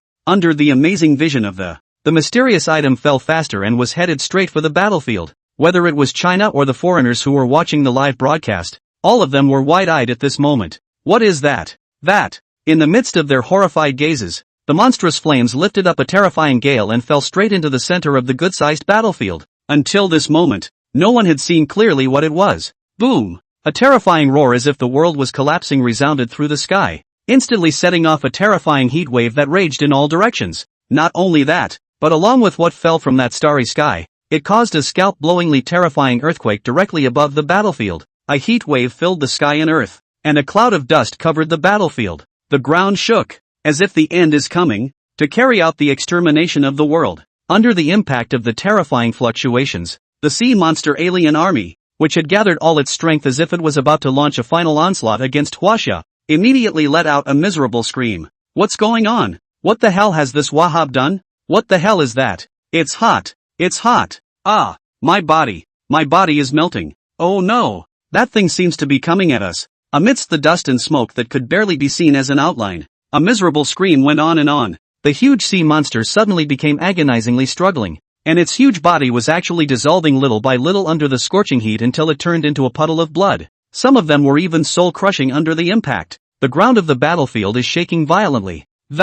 Catching dash. Multiple cracks spread crazily in the direction where the alien race was, densely packed and shocking to the eyes. Hearing the screams. Back! What just happened? Something terrible has fallen from the sky. What a horrible impact! What happened to those foreigners? They seem to be in fear. Oh my god. It's not like the country launched a nuclear bomb. Is it? Nuclear your head. We are still in the battlefield today. How can the country use nuclear weapons? The generals of Huaxia, the cultivators were shocked as their sight was obscured by the thick dust and smoke that had been raised, and they listened to the screams that came from their ears one after another. The vast majority of them had been lifted to the ground under that huge impact earlier, and now they were crawling up, covered in cold sweat and shivering. Originally, the foreigners were going to launch an attack with all their might, and they were already prepared to die. But the sudden change of events caused the entire battlefield to be covered in dust, and the tussle, too, came to an abrupt end. What a terrifying power. What is it? Could it be the gods coming down? Impossible. Even if it's not clear to see, I can guarantee that it wasn't a person, but something instead. Could it be a meteorite? It can't be, can it? Su Yuxi, you succeeded? While the foreign audience was exclaiming in shock, the Chinese audience was in shock and speculating wildly, and some people were even asking about Su Yuxi. This if the summoning of the gods was successful, the crisis in Huaxia could definitely be lifted, and they also heard the screams of those foreigners. On the contrary, the generals of Huaxia appeared to have no life-threatening situations except for the impacts. Seeing the pop-ups and inquiries that preceded the expression of shock on the air. I don't know. Su Yuxi looked in the direction of the battlefield with a stunned expression. The dust raised by the huge battlefield was like a mist that obscured all existence. The previous heaven and earth anomaly, coupled with the change of the battlefield. It all happened so fast that it was impossible to react. Countless gazes were directed towards the center of the battlefield, the location where the mysterious object had fallen. At this moment, it was as if time stood still and the existence of heaven and earth was frozen. Chinese people, foreigners and even the foreign races that had launched an invasion of China all wanted to see what the thing that had triggered such a terrifying commotion was. Silence. Deadly silence. Time passes and I don't know how long. The dust and smoke cleared as the wind howled. Su Yuxi breathed in sharply, staring dead on at the location where the mysterious object that had fallen earlier had landed. That is. After her sight became clearer, she suddenly sucked in a breath of cool air. More shock in her beautiful eyes. It was actually a knife. A long pole knife. The blade is flat and wide, with a head shaped like a curved moon, and the articulation of the blade and the stem, there is a dragon's head swallowing the mouth, and the dragon's body surrounds the long handle above. A piece of dragon scales is incomparably clear, no matter how you look at it. It is lifelike, as if it was a real dragon coiled. The construction of the peculiar, ingenious, seemingly natural, its blade above nowhere unfavorable, exudes the austerity of cold light, taking people's hearts. The long hilt of the blade was now stuck above the ground, and with it as its center, a gully spread out in all directions. Upon seeing the amazing greatsword that stood on the battlefield, the Chinese viewers in the live broadcast room exploded. The thing that just triggered the heaven and earth anomaly and caused the battlefield to change, is actually a sword. A long sword. That's a green dragon? And it's too realistic. It looks like it's alive. Ha! A long knife? Green dragon? Could this be the Green Dragon Crescent Blade? Green Dragon Crescent Blade? It seems like it's really in the historical records, the weapon used by the martial Saint Guan Yu is this. This is history shining through, isn't it? How else is going to explain it otherwise? Could it be that our historical martial arts saint, Guan Yu, has been successfully summoned by Su Yuxi? After being shocked, they fell into a short period of bewilderment. Then speculation gradually became elated, and began to get excited. Chapter 45, Martial Saint Guan Yu returns to Blue Star, evoking God successfully. Martial Saint Guan Yu? Green Dragon Crescent Blade. Su Yuxi looked at the increasing number of pop-ups and breathed heavily with difficulty restraining herself, her body trembling uncontrollably. Could it be? She really did it. Using the missing part of the stump, the Martial Saint Guan Yu was summoned? The one that's in the tablet record. Against the gods and demons. The Martial Saint Guan Yu, who is invincible to all gods. At this time Su Yuxi excited, but do not dare to be sure. Even the live broadcast of the Chinese audience cannot believe that is the Green Dragon Crescent Sword. That is the martial arts Saint Guan Yu's weapon. On the battlefield today, the fight between Huaxia and the foreign races had come to a halt. Both sides were looking at the center of the battlefield in disbelief as the cold light regaled their hearts and filled them with a terrifying aura. The long sword with the green dragon coiled around it. The Fey. In the previous onslaught, there were countless deaths and injuries, and a large number of corpses and puddles of blood were piled up in front of the formation. Just as the parties are concerned. Buzz. The imposing longsword suddenly trembled, and the entire battlefield began to shake once more. The foreigner's heart trembled, and he retreated one step at a time. As for the Chinese generals, the cultivators, they were just as on edge, not knowing at all if it was the same as the speculation. Suddenly, bang! The amazing long knife seemed to be sensed and violently rose up from the ground, turning into a stream of light that went straight into the void above, quietly hovering. Sudden scene. Silencing the entire battlefield once again. Almost any existence. All holding their breath at the moment. No one knows what the hell is going on. They were even less sure what would happen next. Even that long knife gave them the feeling as if they were able to level the entire battlefield in the next second. With all eyes on me. Phew! Wild winds rose up, and heaven and earth were in turmoil. Dazzling light blossomed from the long blade, stinging a pair of eyes. Meanwhile, the visions rise again. Above the dome of the sky, divine light poured down. The void roared and exploded in succession. Endless points of light converged crazily from 8 directions in front of the long sword, forming a huge and incomparable vortex. And with the convergence of the points of light, an outline was outlined. The silhouette looks like a person after all, when thoroughly gazed upon. A middle-aged man dressed in crimson holy armor, with a beautiful beard and belly, a pair of Danfeng eyes like torches, revealing a person's intimidation, and a handsome but not less majestic face, stepped into the void, presenting himself in the heavens and earth. Clank! His right hand probed out and held the long sword in his hand, and immediately the space around him trembled, becoming more and more powerful, with an aura that suppressed all existence in this heaven and earth. It is daunting, when it really comes down to it. Hiss! Guan Yu took a deep breath and breathed in the air of the ancestral planet once more, his eyes revealing a slightly fleeting joy. Returning to the ancestral star after so many years made him feel relaxed, and ethereal in body and mind. It had been a long time since he himself had felt such peace. With a mental sigh of relief. Who is it that calls to me? Guan Yu remembered the main event of the trip, and his eyes looked towards the top of the mountain where Su Yuxi was. That wave of summoning, he could sense it was coming from that direction. The voice was like rolling muffled thunder, exploding in everyone's ears. Even the sea monsters on the battlefield did not dare to make a sound. Having heard what was said, you are really the martial Saint Guan Yu in Chinese history. Su Yuxi looked at the mighty Guan Yu who was wearing a reddish holy armor and holding a green dragon crescent moon sword, braved not to answer, but instead inquired with full of shock. Guan Yu nodded and frowned slightly. Exactly. Chinese descendant Su Yuxi. Meet Senior Guan Yu. Su Yuxi was struck by lightning, and then she bowed in excitement, breathing heavily. It's me who summoned you. Now that Huaxia has suffered an alien invasion, under this crisis, Huaxia's limited ability is not enough to defuse it. Therefore, I tried to summon with my own awakened full-grade divine bloodline, so I summoned you to descend. I implore Senior Guan Yu to step in and kill these foreigners for Huaxia and return peace to Huaxia. Under her dry mouth, she explained her own identity, the reason for her summoning, and the information about the invasion of the foreigners one by one. Until now, she was still in an uncontrollable shock. Yourself. I can't believe I actually summoned the martial Saint Guan Yu. This evocation, it is already a success. And hearing Su Yuxi's reply, a foreign invasion? Guan Yu's brows furrowed even tighter as he instantly blossomed his divine thoughts, surprised in his heart. Nowadays, the ancestral star was already changed from when he ran to the divine battlefield, and the entire ancestral star was more than 100 times larger.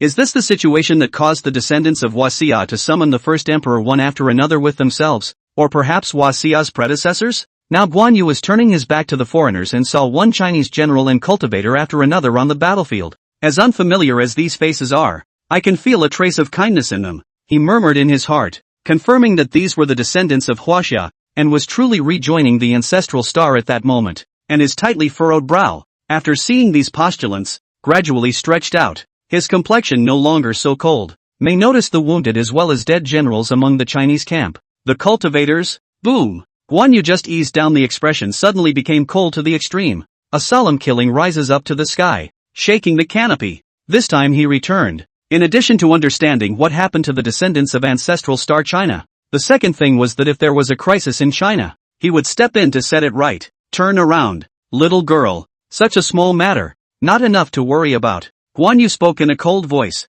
and only at this moment did he go to scrutinize the foreigners on the battlefield behind him. But when he saw the oozing army formed by a huge sea monster, he frowned and his eyes grew cold, revealing anger and disdain. The weak descendants of China were not pursued by him, and he was not displeased. After all, when he followed His Holiness, he knew that he, and even the first emperor, as well as one and all of the previous generations of Chinese people, were carrying the mission of carrying a heavy load forward. The green dragon crescent moon blade in Guan Yu's hand kept trembling, bursting with a shocking fury that carried through the sky. Rubbish that doesn't even have the qualifications to enter the divine battlefield. With you, you're also worthy of dying the ancestral star, and also worthy of launching an invasion against Huaxia? Thou, seek death, leaving the ancestral star for many years. I didn't think that this kind of waste that can't even be called a mole can also work for the tiger in the ancestral star. This place will become your burial place, all, to the dead Chinese descendants to accompany the burial. His eyes were cold and stern, and his aura was raging at this moment,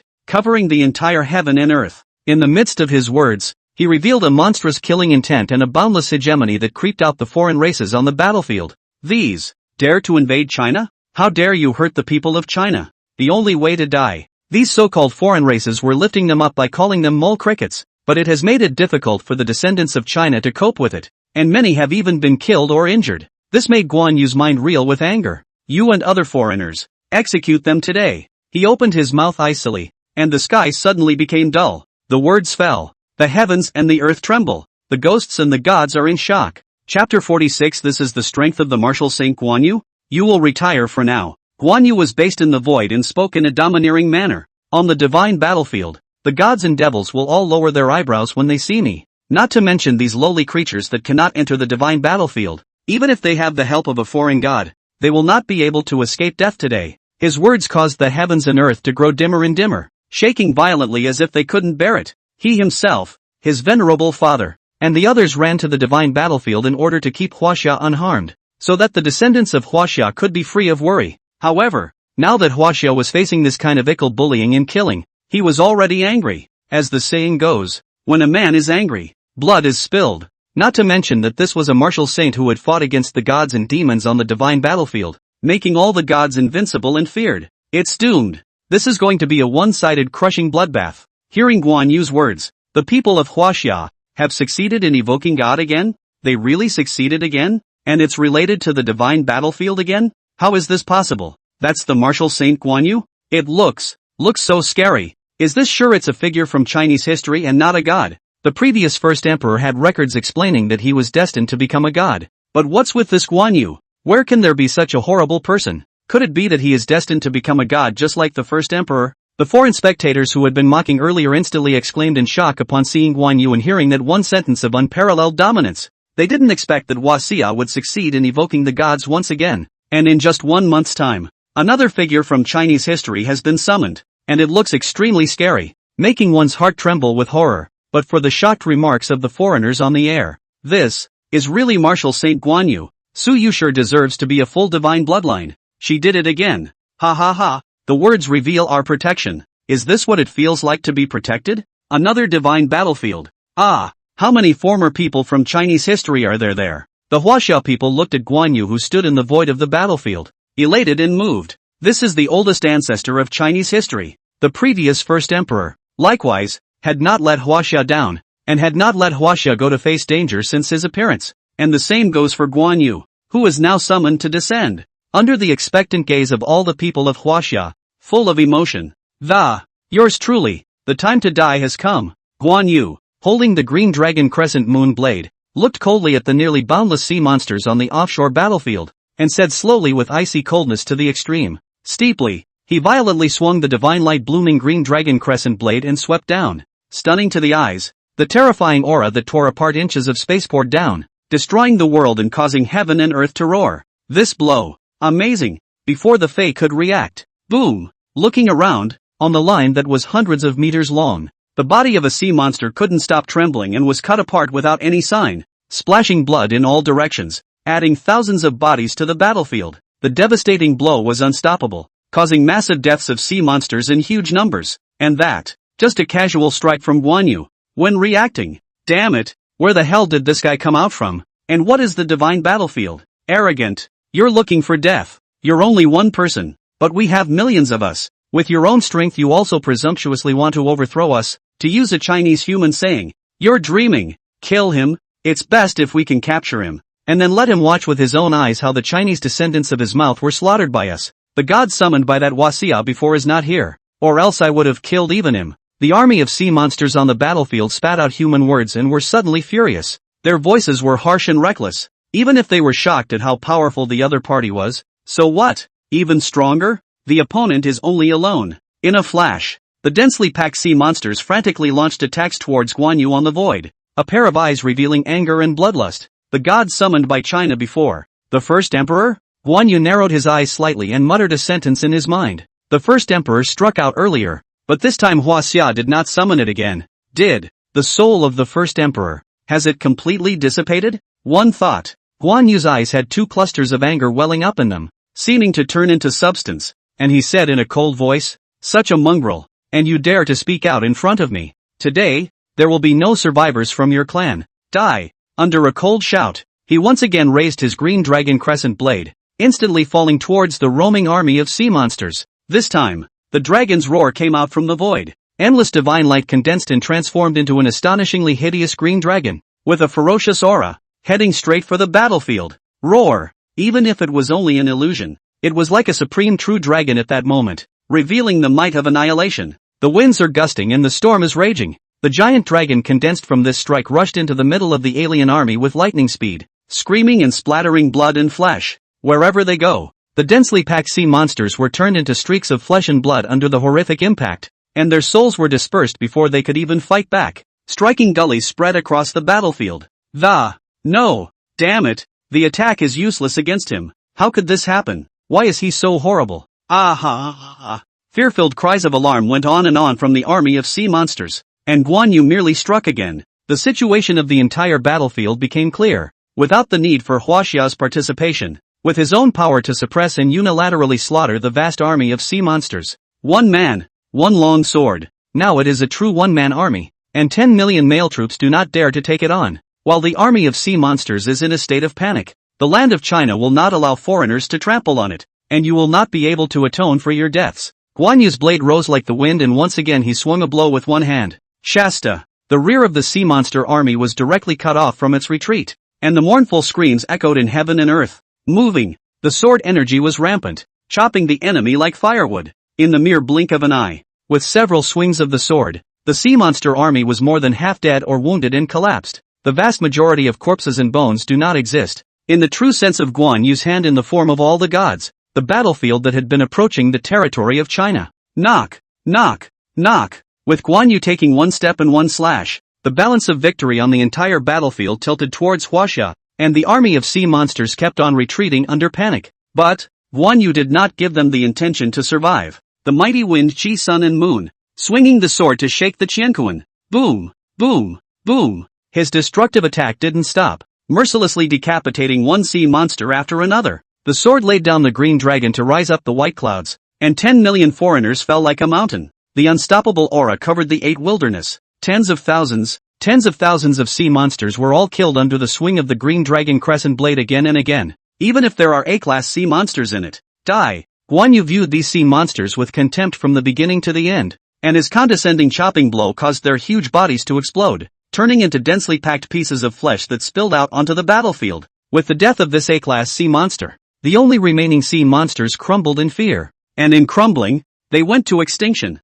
Escape! Countless sea monsters completely lost their courage. Their will to fight was gone, their hearts angry with endless fear, fleeing in all directions, but obviously in the face of Guan Yu, who has moved to a real killing opportunity. It was already doomed to die. There is no escape. Chapter 47, Huaxia success? How? Above the battlefield between Huaxia and the invading foreign races, global attention. Free state. How come? Wu Jiliang watched the live broadcast with a lost soul, exclaiming with disbelief. Huaxia, another success. What they summoned this time is really Guan Yu. No way. Is this surely the Guan Yu of Chinese history? He actually stepped on the void and was able to take care of so many foreigners with one person and one sword? He watched the live broadcast dead on, his heart shocked and extremely upset at the same time. Earlier, in front of so many people of the Free State, he had slammed Huaxia, made fun of Huaxia, and said all sorts of bad things about Huaxia. But now, Su Yuxi succeeded in evoking God once again.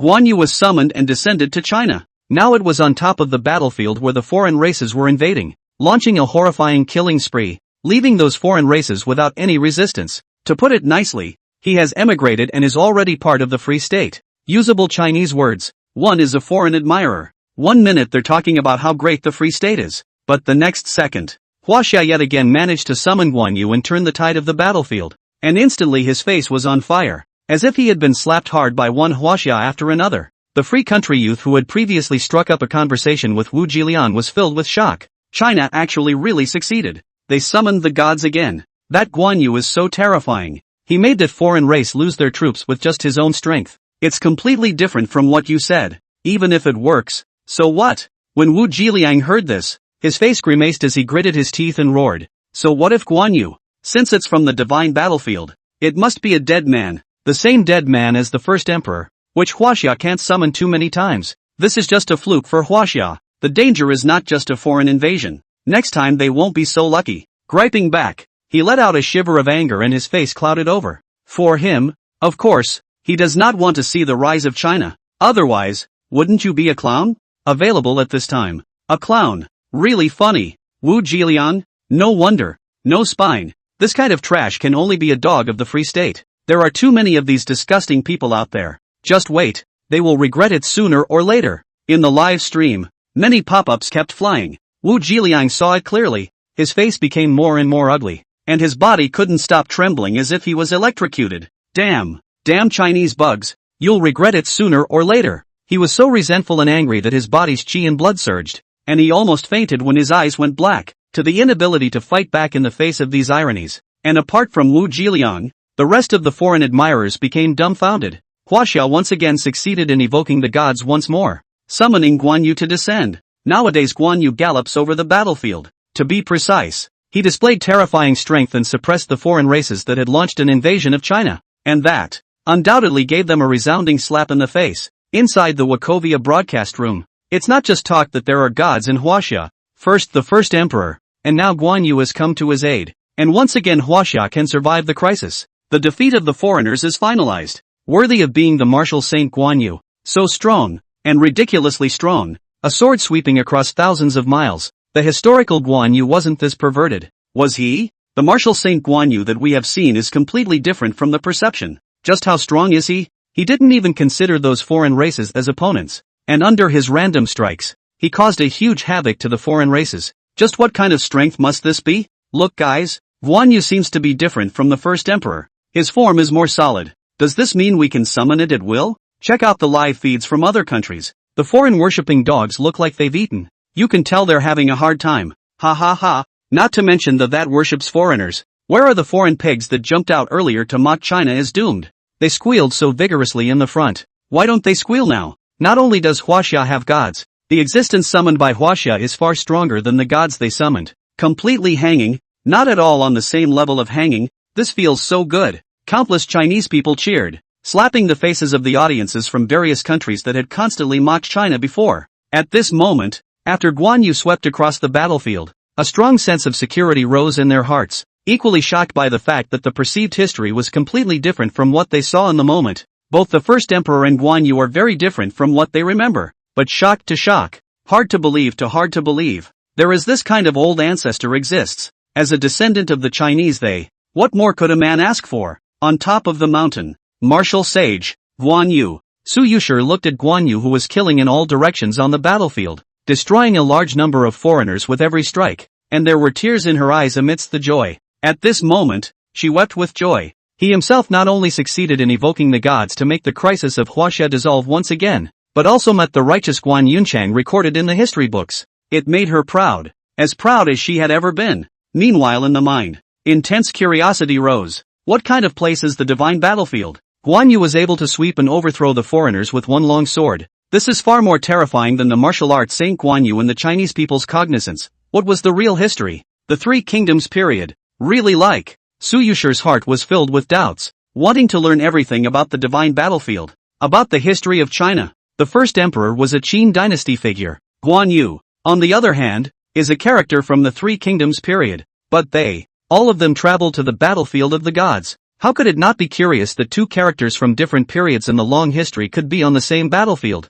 and that both their strength and their past experiences were obviously different from what the Chinese people perceived, and obviously too few and far between? Meanwhile, report, Miss Su has successfully summoned the god and summoned the martial Saint Guan Yu. Report, the foreigners outside the country are routing. Report, half of the foreigners have been killed by Guan Yu. Report, the sea monsters can no longer invade China. They have been more than half destroyed by Guan Yu. Report, the sea monster clan is routed and on the run. Inside the command headquarters at the rear of the battlefield, an uplifting briefing from the front line kept ringing out. Directly facing the resistance of Huaxia's heavy losses, Yang Zhangwo and Zhuo Wenhao and others dare not continue to follow the live broadcast. Worried. What? But with the news from the front, they sat up suddenly in shock. Su Yuxi revoked God successfully? This descent. It's the martial Saint Guan Yu. Guan Yu, who was previously recorded in the remnants of the tablet as fighting against the gods and devils and being invincible to all the gods? Just a moment's work. Fei Rout,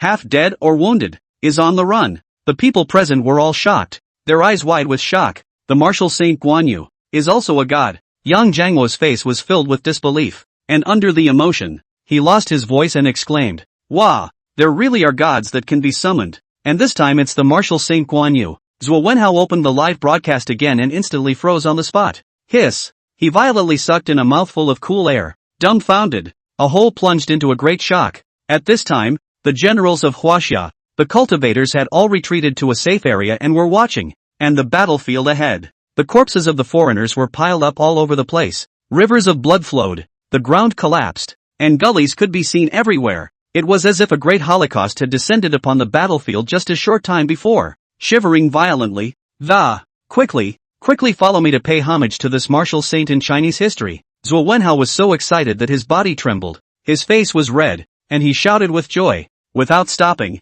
he rushed out of the command headquarters as fast as he could and headed straight for the battlefield. Chapter 48, Damn! This Guan Yu is frighteningly strong. Battlefield. It is your honor to die under my blade. Enough to be proud of yourselves. Guan Yu's eyes were glowing with a cold aura, and his voice sounded like it was coming out of the nine hells, causing heaven and earth to lose their temperature. He stepped out step by step, based on the void, and in his hands, the green dragon crescent moon blade constantly had a dragon's roar emanating from it, its divine light shining brightly, and each strike was harvesting the lives of a large number of sea monsters without any qualifications to resist. The monstrous fury aura covered the entire battlefield, isolating it from heaven and earth. Now this side of the battlefield, it was as if it had been transformed into a graveyard for the foreigners, with corpses piled up into mountains and blood flowing everywhere, staining the sky red. These so-called foreigners, if Huaxia hadn't been unable to cope, it wouldn't have been enough for Guan Yu to do anything at all. Facing Guan Yu, whose fury shakes the heavens, how can this god summoned by Huaxia be so terrifying?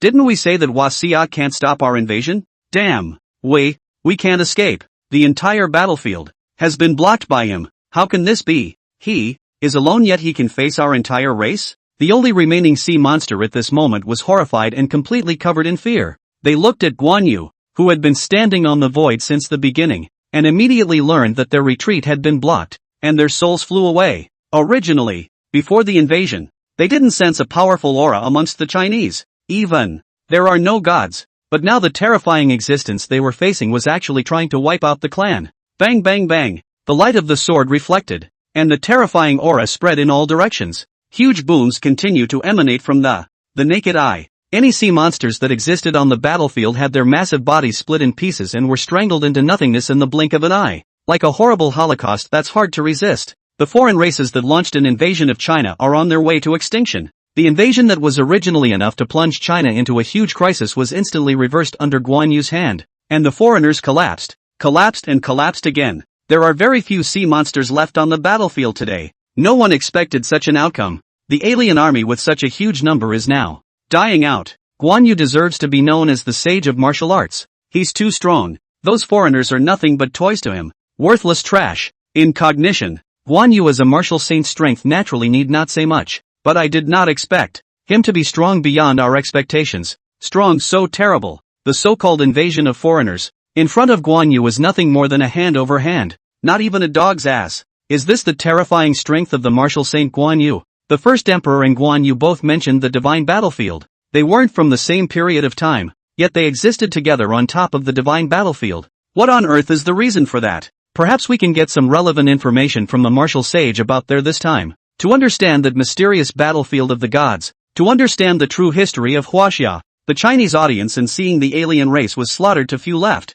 Ecstatic murmur. At the same time once again to Guan Yu's powerful feel unprecedented shock. The I saw about with the impression of Guan Yu formed a stark contrast. The strong contrast makes people unexpected. The I saw is the martial arts saint Guan Yu, the real martial arts saint. The history of China has undoubtedly become a mystery to be unveiled. The curiosity about the divine battlefield within them was even stronger. At the same time shocked at the divine battlefield, the characters in Chinese history, were they all such terrifying existences as the first emperor? Guan Yu, in addition to the audience of the Huaxia, history of China, battlefield of the gods, Su Yuxi muttered, now having descended from the top of the mountain, and now the battlefield, it had long since turned a creepy shade of blood, it became the sure hell. The right to live has been denied to the foreigners still surviving on the battlefield. The countdown to annihilation is on. It is also at this point that Chief left, Commander Yang, Su Yuxi ran into Zhuo Wenhao and the others who were running towards the battlefield. Seeing Su Yuxi coming down from the mountain,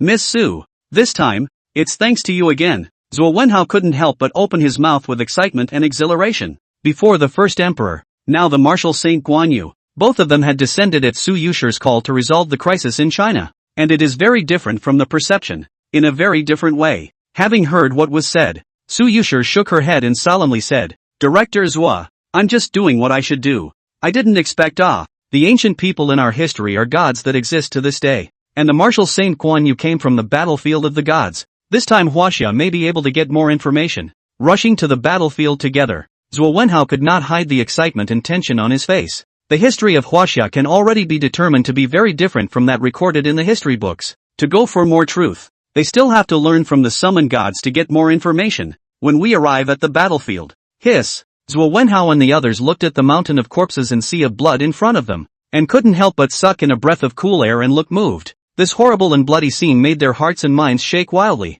and as a result of this, it is the martial Saint Guan Yu, the gazes of the group, as well as the Chinese generals and cultivators present, fell on Guan Yu, who was wearing a red-colored holy armor on the void. Martial saints, their eyes revealed respect and fire, and their nervous excitement was difficult to calm. This great war of alien invasion, despite the fact that Huaxia was doing everything in its power to fend them off before, it hadn't been able to kill too many of the foreigners. But with Guan Yu out of the way, Su Yuxi bit her lip and fell into a brief daze. What kind of place is the divine battlefield? She muttered, and after returning to her senses, she suddenly said, before that, there was Laozi, Confucius, and the king of Zhou, and after that, there was Shi Huangdi, Guan Yu. Could it be that on top of the divine battlefield, the entire history of Huaxia has been brought together? This, Zhuo Wenhao and the others were struck by lightning, trembling and breathing rapidly. Not out of the question with the information known so far. If that's true, I'm afraid the amount of information that exists in that divine battlefield is incredibly large. Meanwhile, Huaxia had to go deeper to understand the divine battlefield. Battlefield. Such an unbearable stinker. Less than a pawn on the battlefield of the gods. Also presumes to invade China? Guan Yu was holding his sword in one hand and was scornfully looking at the several sea monsters in front of him that were shivering and constantly begging for mercy. The voice was cold, like a thunderous boom. On top of the battlefield today, corpses were everywhere, and endless blood gathered into a river that spread in all directions. Looks like spooky and regal, eyes revealing a touch of despondency. If the enemies of the divine battlefield are all like this, your holiness does not need to be so laborious to lay out the layout, and Huaxia will not die or be injured. Guan Yu muttered to himself, not bothering to look at the foreigner who was begging for forgiveness, and the green dragon crescent blade in his hand shook violently. Terrifying fluctuations spread instantly. The chilling light directly caused the only remaining sea monster to be reduced to a puddle of broken flesh. Until this moment, above the entire battlefield, no more sea monster clan existed. No sea monster has ever escaped this side of the battlefield. True demise. The alien invasion crisis that China had suffered was completely lifted. Chapter 49 Guan Yu is alive. Great joy for Huaxia. Descendant Su Yuxi, Zhuo Wenhao, meets martial sage Guan. At this time, Su Yuxi and Zhuo Wenhao saw the end of the great battle and rushed forward to pay their respects, looking at the mountains of corpses of the foreign races around them, and the sea of blood that colored the entire battlefield red. The strong visual impact shook their hearts. This is the terrifying strength of the martial Saint Guan Yu. With his own strength, he was able to easily overthrow the alien army in the face of such a terrifying formation. Said no one would be left alive. The result was that none of the sea monsters escaped and all died. Nowadays, Guan Yu, a reddish holy armor. The most distinctive representative is that a handful of beautiful beard. At the moment looks like the supreme war god who crowns the world. This is a very different Guan Yu, who is recorded in history as a man of single-mindedness, loyalty and righteousness. Not only the strength,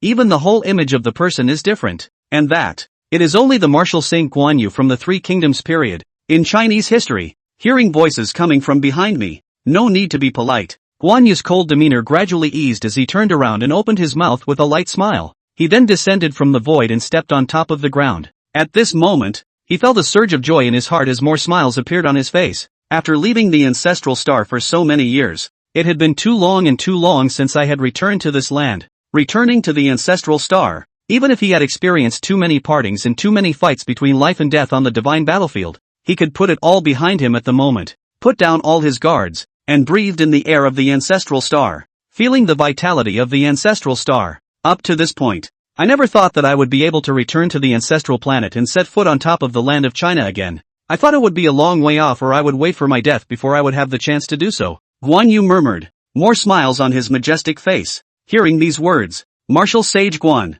not only have you returned, you've also solved a major crisis for Huaxia, Zhuo Wenhao said with a joyful smile. Look like, cannot wait to be able to inside and outside. Carefully observed the martial arts saint in the history of China. Beside, Su Yuxi's gaze was similarly gleaming, his heart excited. Director Zhua is right. If it wasn't for Guan Wusheng, I'm afraid those damn foreigners would really have rushed into Chinese territory. She felt a pang of fear as she spoke. The good thing is, one succeeds. Just before that, she did not think that Guan Yu's strength is so terrible, and there is a huge gap than what is recorded in the history books. Having heard what was said, it's just some trash that can't even set foot on the divine battlefield. It's not enough for me to regard them as opponents. Overthrowing them is just as easy as a slap in the face. It's just a small matter. Guan Yu shook his head and did not take this matter to heart, but instead looked at Su Yuxi and Zhuo Wenhao, and then glanced at the Huaxia generals and cultivators at the back, and a softness appeared among his eyes. Are these really all Chinese descendants?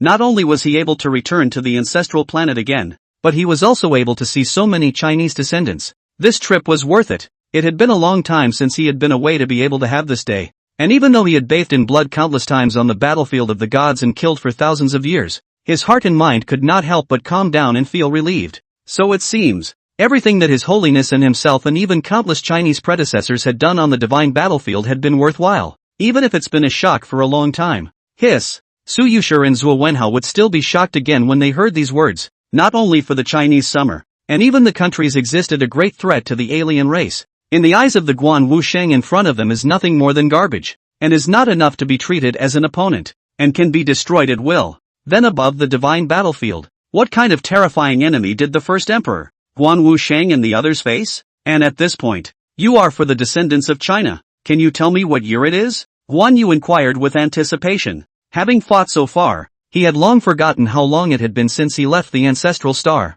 Su Yuxi replied seriously, Guan Wusheng, it is now the year 2025, and if we count from the Three Kingdoms period, nearly 2,000 years have passed. 2025. I didn't realize that more than 1,900 years have passed since I left the ancestral star. But why is the ancestral star this current scene? And where did so many foreign races come from? And what's with all that black fog? Guan Wusheng. About this, what we have learned so far then is that the rules of the world have evolved. The black fog not only shrouded Blue Star, even the universe beyond Blue Star was also covered by the black fog. Overnight Blue Star's size expanded hundreds of times, and those foreigners came from the black fog. So far we have not been able to explore the real situation, the evolution of the world's rules. Guan Yu sniffed, his eyes filled with curiosity but also revealed despondency. The battle in the divine battlefield continued with no sign of stopping so far, and the fact that something like this had happened to the ancestral star made him a little worried. But, since these foreigners are just trash in the eyes of Guan Wusheng,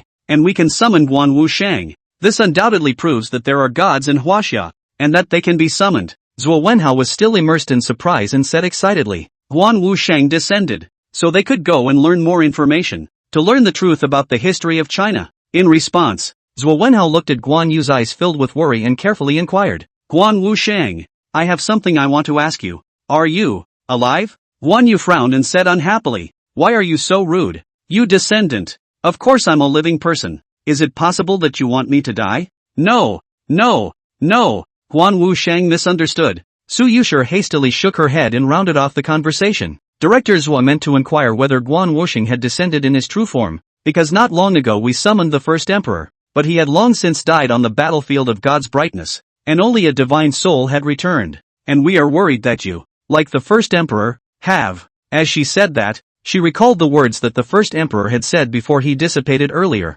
and bit her lips tightly. Upon hearing this explanation, hey, Guan Yu sighed helplessly and said, you don't need to worry about me. I'm not dead yet. I can still continue to fight for the sake of Huaxia, and continue to kill the enemy on the divine battlefield. But this isn't my real body. It's just my divine soul. As for the first emperor, he was an excellent emperor, and at the same time, he was also a human emperor that the descendants of the Huaxia deserve to remember, and that the descendants of my generation admire. His achievements were not only the great unification of the Huaxia, but he also made great achievements on the battlefield of the divine, and even I have no qualifications to compare myself with him. If that battle had not been fought by Shi Huangdi and the Qin generals, countless great Qin generals and soldiers, perhaps the Chinese side would have already faced great havoc, and his death bought us more time to overthrow more enemies. In the past, I also fought side by side with the first emperor, only at that time, I did not have the ability that I have today. Explaining, a bitter look appeared on his face, and a look of remembrance appeared in his eyes. Chapter 50 Battlefield of the Gods. How many people died? Guan Wu Sheng, Su Yuxi and Zhuo Wenhao both stood in awe of the first emperor when they saw the look of a man apparently caught up in reminiscence. Sure, the same is true for Guan Yu, as well as fighting for Huaxia on the battlefield of the gods for all. However, Guan Wu Sheng, we understand your feelings. Su Yuxi took a deep breath, then inquired, but you're still alive, and that's good news for Huaxia, good news worth cheering up. This proves that Huaxia can summon the gods, not that there are no gods to summon. So, Guan Wu Sheng, can you be based in Huaxia? Finally, she asked what was on her mind. If Guan Yu was able to stay on the ancestral star, this would undoubtedly be able to protect Huaxia from any harm, and Huaxia would be able to get more time in cultivation. You can even have Guan Yu pointed out. Just, no. Guan Yu shook his head and said, this return to the ancestral planet, in addition to relieving the crisis for my descendants, aims to figure out the current situation of the ancestral planet, and soon, I will leave and return to the divine battlefield to report back to your holiness. This, that other people, can't they return to the ancestral star? Or maybe have someone resident on the ancestral planet, so that we don't need to try to evoke the gods over and over again. The others? The current battle in the divine battlefield is intensifying, and it's almost impossible to get away from it, so I won't be able to stay for too long this time I'm back. So, Guan Wu Sheng, you are a predecessor of the Three Kingdoms period. What about Zhang Fei, Zhao Yun and other ancestors? They, accurately speaking, existences of the same period as me have all died in battle above the divine battlefield. As for those who were long before us, there are likewise too many people who have died. When Su Yuxi heard Guan Yu's reply, her heart trembled violently and her expression moved. All dead? This caused Zhuo Wenhao, who was next to him, to fall silent. Guan Yu, who was in front of him, was despondent, and the whole person no longer looked as imposing as before, but instead looked depressed. This caused them to look at each other, their hearts growing more and more shocked. On the battlefield of the gods, just how many people died? So many years had passed, and only now did they realize that there were still people alive from the ancient people in Chinese history. But some died, but they died on top of the divine battlefield, not as recorded in the history books. Su Yuxi breathed heavily and bit her lip as she asked, can Guan Wuxing tell me? Who are all the people? Who are all the people? Guan Yu looked at the slightly curious Su Yuxi, was silent for a moment, and said with a look of remembrance, in addition to the first emperor known to you, Liu Bang, Li Sheng, Hua Zhaodong, Sun Quan, Lu Bu, and Zhu Yuanjiang, have died far too many times to be counted in numbers. As he spoke, he fell silent, his grip on the green dragon crescent blade tightened, obviously unwilling to continue, and in his eyes, in addition to nostalgia, a touch of intense hatred could be seen. The answer Guan Yu gave this time, it made Su Yuxi, Zhuo Wenhao and the others move again, and their hearts set off shockwaves. What? Not only the first emperor, even Emperor Liu Bang of the Han dynasty, Emperor Hua Zishu who sealed the wolves, Emperor Li Sheng of the great Tang dynasty, and even Emperor Zhu Yuanjiang of the great Ming dynasty. So many people have died in battle on top of the battlefield of divine light. Their hearts and minds shook wildly, and their bodies couldn't stop trembling. These people, all are ancient people from different periods of Chinese history, but they didn't die in the change of dynasties and the change of times, but all of them went to the battlefield of the gods and died fighting to protect China. And that, it's the true history of the wasp. What is written in the history books is not complete. Too much is missing, and even too many things simply don't add up. Shocked, Guan Wu Sheng, Su Yuxi seemed to have thought of something and inquired with a sharp intake of breath. In that case, regarding the records of the Three Kingdoms period, the three tripartite powers did not exist. Otherwise how would you have mentioned Sun Quan, Lu Bu? Not also, about what you said about the Three Kingdoms does exist, but the foreign god's invasion, the call of His Holiness, the Three Kingdoms struggle in front of the survival of Huaxia is not worth mentioning. The latter is greater than everything, and we chose to unite with the outside world, to run to the battlefield of the gods, and fight for Huaxia together. Even if our bodies are shattered to pieces, and will never be recovered, we will go to the past with no regrets. Guan Yu shook his head and nodded again, then patiently explained. With explanation. Boom! Su Yuxi and Zhuo Wenhao trembled and couldn't help but widen their eyes. The two were breathing heavily, unable to speak in their shock. They learned more about the history of China. At the same time, it is deeply understood that as descendants of China, their knowledge of true history is still far from adequate. And Guan Yu's words set off a furor on the air. Asterisk. Not only Great Qin, but also Great Han, Great Tang and even the later Great Ming, all ran to the divine battlefield? How come? Why? Why would we know nothing about the divine battlefield? Nothing about this. It's true that the three kingdoms are in opposition, but with them they abandoned their grudges for the sake of Huaxia and ran together to the battlefield of the gods. Not being in the same period, yet being able to fight together. Is this because of the cultivation? Then do we also have a chance to travel to the divine battlefield? In this case, it seems that the situation that Huaxia currently has to face compared to the battlefield of the gods is not comparable at all, and the latter is going to be even more horrifying and tragic. We need to go back to the history of China. And who is that venerable person Guan Sheng is talking about? Previously, the first emperor led Great Qin to run to the people's battlefield because the Great Qin kingdom was the call of Li Sheng. Could that be Li Sheng's descendant? Have all the dynasties run to the battlefield of the gods? What the hell is going on here? Just how much of Huaxia's history is still unknown to us? And what kind of existence is a foreign god? The audience, who were Chinese, had long been stunned and lost their voices. Instead, he heard from Guan Yu's mouth that so many household names and well-known names of the ancients had died in the middle of the divine battlefield in order to protect China. This, besides doubly shocking them, made them feel the sadness of being there. So many people died, and they all died for the sake of Huaxia. 4. Own these descendants. Regarding the history of the HWA, the moment was like a veil of mystery. Huaxia wants to get to the bottom of it, and will have to slowly unravel it. Too many doubts rise in the hearts of more than 1 billion Chinese people. Under the deep shock, can't help but guess, can't help but desperately want to understand, know the real history of China. And, what the hell is going on at the battlefield of the gods? What was the reason that caused so many historical ancients to run to the battlefield of the gods? Chapter 51, Martial Saint Guan Yu. Only one arm left? God calling test? Battle of the gods? Arena? Invasion of the Fae. Not long after, Guan Yu learned from Su Yuxi about the many things that existed in the current blue star due to the evolution of the world's rules.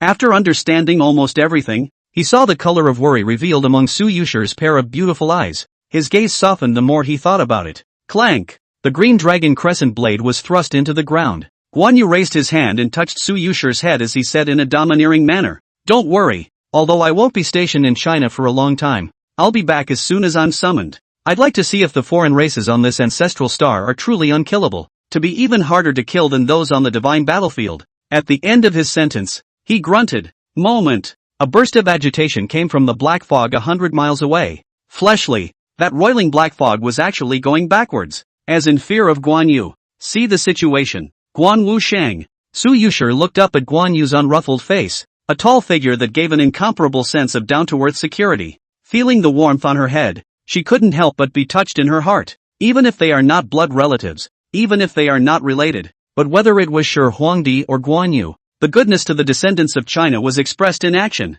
For example, more than 2,000 years ago Great Qin already possessed such over-the-top technology as the Great Qin Black Dragon Fleet. But when he returned to his homeland, he didn't say that any part of Huaxia was not, even before he dissipated. He left behind his gongfu, saying things like he hoped everyone in Huaxia would be like a dragon and everyone would be a dragon. The same is true of the martial arts sage Guan Yu today. These ancestors in Chinese history are so reassuring. As long as they're around, China would not have been made fun of by other countries, and would not have been invaded and bullied by foreigners, and so many others who have gone before them to the battlefield of the gods, dying on the battlefield but unable to return to her roots. As a descendant of China, she could not help but feel sadness in her heart. Thinking about it, Guan Sheng, you have given too much for China. Su Yuxi's voice choked up and her eyes reddened. At the moment, she had understood, whether it's the first emperor or the martial Saint Guan Yu, and so many others who have died on the battlefield, in carrying the weight for HWA,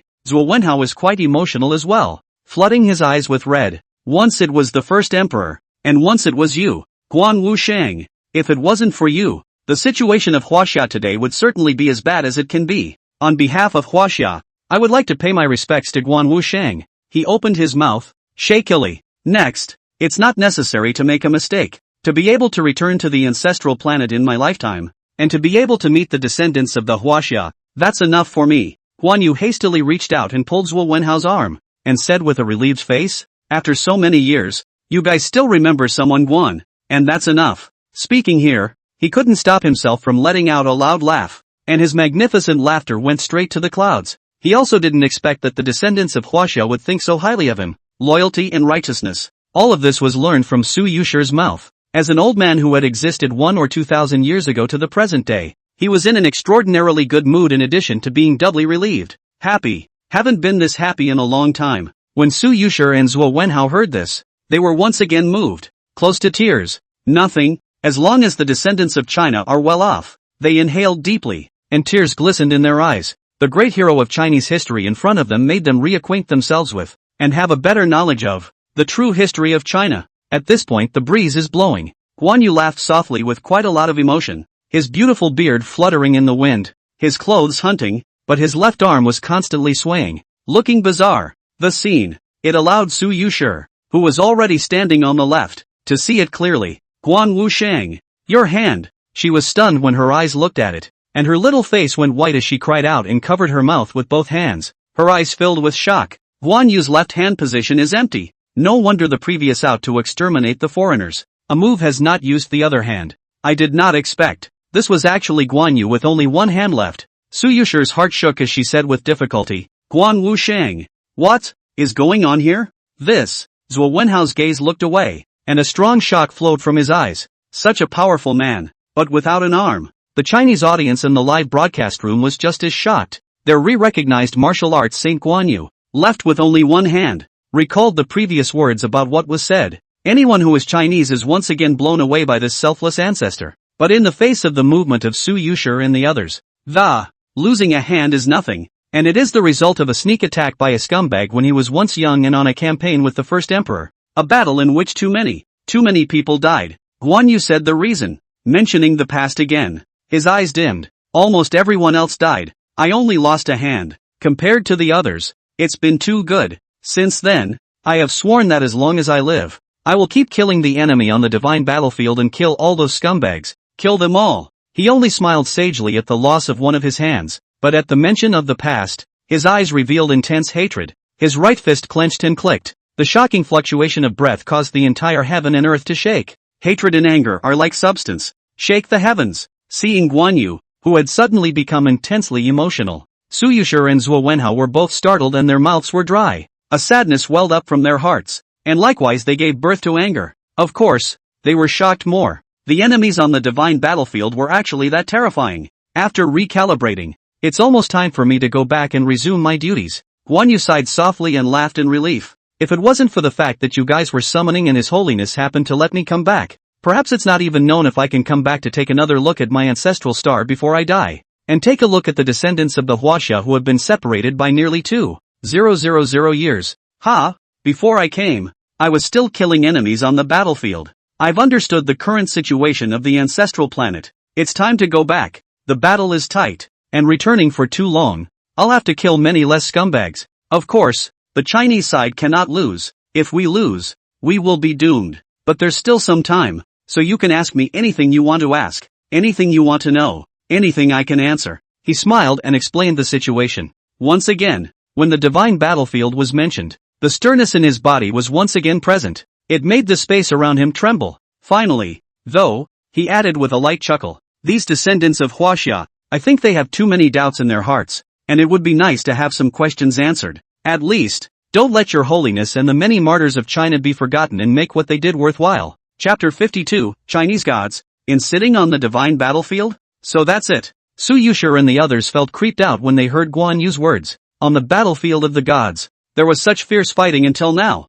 If the Huaxia side loses, all hell will break loose. But according to previous news, it was learned that the great Qin of more than 2,000 years ago had already run to the divine battlefield. Even based on what I heard before from Lao Tzu, Confucius, and others, it can be learned that the battlefield of the gods has existed for much longer. This situation continues to this day. How many of Huaxia's forefathers have been sacrificed on the divine battlefield? It moved them to think carefully, but when he heard Guan Yu say that he could ask questions, Guan Wu Sheng, I have questions to ask. Su Yuxi suppressed the shock in her heart and inquired with a sharp intake of breath. What exactly is the divine battlefield a place? And where exactly is the divine battlefield? With these words, Zhuo Wenhao and the others, as well as the countless Chinese viewers in the live broadcast, held their breath and waited for an answer. Under the expectant gazes of Su Yuxi's group, the divine battlefield. Just think of it as a battlefield for the Chinese side to fend off the enemies of the heavens. Guan Yu hesitated for a moment before opening his mouth. Then his expression suddenly became serious. But where exactly the divine battlefield is, I can't reveal it to you guys, and it's best if you don't know. Once it is revealed, then there will be karma in the underworld, and there will be a major crisis for the ancestral star, and for Huaxia. But there is one thing you can count on. The divine battlefield has His Eminence sitting on it. The Huaxia side will not lose, and even more so, will not let you guys go through all those dangers. This is something His Eminence and the others can guarantee to you. Having heard what was said, Su Yuxi, Zhuo Wenhao was slightly lost. However, they all nodded. Regarding the lack of a full answer to this question, it was purely out of a desire to protect the ancestral planet, and the Huaxia. It was just that when they heard the words Your Holiness again, they had even more doubts in their hearts. Every time this presence is mentioned, Guan Yu would all act with the utmost respect. Su Yuxi pursed her lips and inquired with curiosity, Guan Wu Sheng, who exactly is the venerable one you speak of? To have you mention it so many times, and for the divine battlefield to be under his command, I would think that not only for you, but also for Huaxia, it plays a vital role, right? Your Holiness, how is he more than important? Guan Yu laughed, looked respectful and said rather proudly, the divine battlefield was all created by him. It can also be said that without him there would not be the current ancestral star, there would not be the current Huaxia, and that's the supreme commander of the divine battlefield. As far as I know, His Holiness has existed for countless years, and he's the one who made all the dynasties rise up and lead us against the alien gods, whether it's me or the first emperor, or even the existence of one after another in Huaxia that is comparable to that of a god. It's all the handiwork of Your Holiness. Even if we all die in battle, as long as he is there, the Chinese side is not considered defeated. There was a light in his eyes, and the further he spoke, the more emotional he became. Upon seeing Guan Yu, who was so out of sorts, boom! Su Yuxi and the others all felt their scalps tingling and their minds shaken after hearing those words.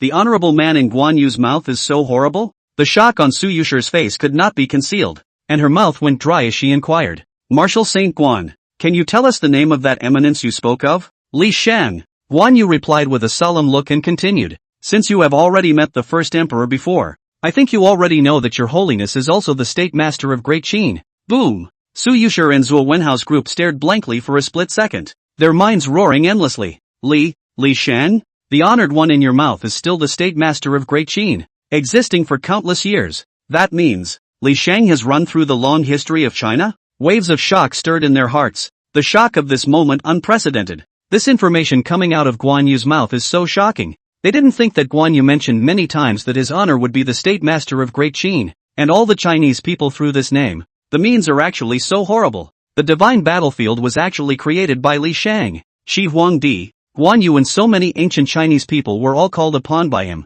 and especially with his help, Shi Huangdi achieved the human emperor, and the martial Saint Guan Yu was likewise even more terrifying than in historical records. Then wouldn't every familiar ancient person in history be able to compare to the gods? Just think of it this way. Everyone was shocked, their bodies trembling under their shortness of breath, and the Chinese viewers in the live broadcast were thrown into an unprecedented sensation. Horrified at the news, Great Qin's state master, Li Sheng, is about the mouth of His Holiness? The divine battlefield was created by him. Why did he build the divine battlefield? Existed for countless years? What about myths? Besides history? What about the flood? Could it be that Li Sheng still exists in these periods? If there really is such an existence, I'm afraid, there's only one possibility. You mean, pancake? It can't be? It's hard to believe that. Li Sheng is just another name for Pangu, resisting the foreign gods. What the hell is going on here? Li Sheng was able to make the first emperor call himself a human emperor comparable to a god, and was able to make Guan Yu have even more terrifying battle power. How terrifying must he be? To be able to exist for so many years and run through the long river of history, what kind of supreme existence must he be? What I'm most curious about at the moment is that the historical ancient one ran off to the battlefield of the gods. So did the existences inside the flood? The existences amongst the myths go with him to the battlefield of the gods as well? According to Guan Yu's description, it's not impossible. Then in that case, the reason we haven't succeeded in evoking the gods for 9 consecutive years is because all of the gods in Huaxia have traveled to the battlefield of the gods. It seems like it's really possible. Otherwise, other countries summon gods so easily while we failed repeatedly. Which means that not only do we have gods in existence, but even the ancient people from history are still alive. This is great. Great. They were dumbfounded and completely dumbfounded. Especially after a moment of speculation. They were more shocked and more moved. Because in conjunction with what Guan Yu said, every single Chinese person was incredulous. Wow, there's still such a presence? Li Sheng created the divine battlefield and led all the dynasties that existed in the long history to run to the battlefield to fight against the so-called foreign gods. And all for the sake of Blue Star. For the sake of China. Likewise, after the shock and many speculations, the Chinese audience instantly became boisterous and ecstatic. Chapter 53, Foreign Bombing. Chinese history is too horrible. There's still this kind of terrifying existence in Huaxia? How is it possible? To make a human comparable to a god. Such a terrifying and overwhelming means. Doesn't that mean that China can give birth to countless gods?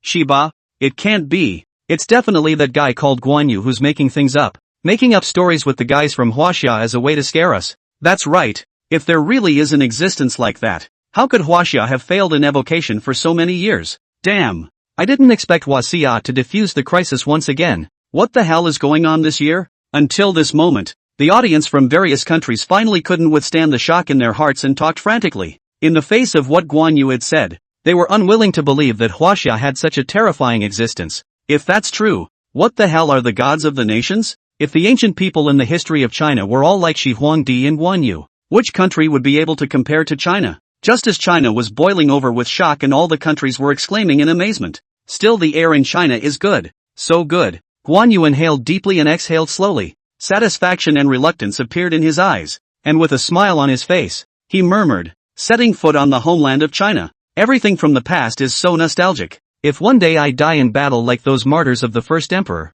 I hope that when that time comes, you will be able to take me home and bury me on the soil of Huaxia, in my hometown in the mountain province. That's a bit much to say. Ha! He touched his nose and didn't go on, but the words he spoke, yet again, it caused Su Yuxi and the others' bodies to tremble, and their hearts felt extremely bad. With these words from Guan Yu, it sounded to them like they were giving their last words. Even though they hadn't fully understood the divine battlefield, they were well aware of the endless dangers that existed in the divine battlefield, and they know that Guan Yu went back this time, and will he be able to descend again the next time? All at once, the eyes of the crowd grew red, wanting to speak but unable to do so, seemingly seeing the sadness of Su Yuxi and the others. Well, I should get back. Guan Yu broke the silence and laughed sagely. Your Holiness is still waiting for me to report to him about the situation on the ancestral star. And the generals on the battlefield are still waiting for me to go back and kill the enemy. So I can't keep them waiting for long. You can rest assured, I'm not so easy to die. If there are still things to do afterward, how I was summoned earlier, after that, just how to summon me, as long as I can come back, will protect China unharmed. As the words fell, his figure began to gradually become illusory. It seems to dissipate completely when the wind blows. Upon seeing this scene, Guan Wu Sheng, slow down. Greetings to Martial Sage Guan. Even though Su Yuxi and Zuo Wenhao were reluctant to part with their lives, they knew that they could not stay, so they opened their mouths in unison and bowed to make a deep obeisance. Compared to the first emperor, Guan Yu is still alive and can be summoned again, already too much better. Upon seeing the crowd nod their heads, Guan Yu's descending divine soul had already begun to dissipate, and before it neared complete dissipation, he took a deep look at Su Yuxi and the others, as well as looked fondly at the Chinese land behind the crowd. The corner of his mouth contained a smile, and he was transformed into a bit of crystalline light that floated towards the sky. Previously returned. I have hauled the return of the deceased. Think it won't take long to descend on Huaxia. Before they died,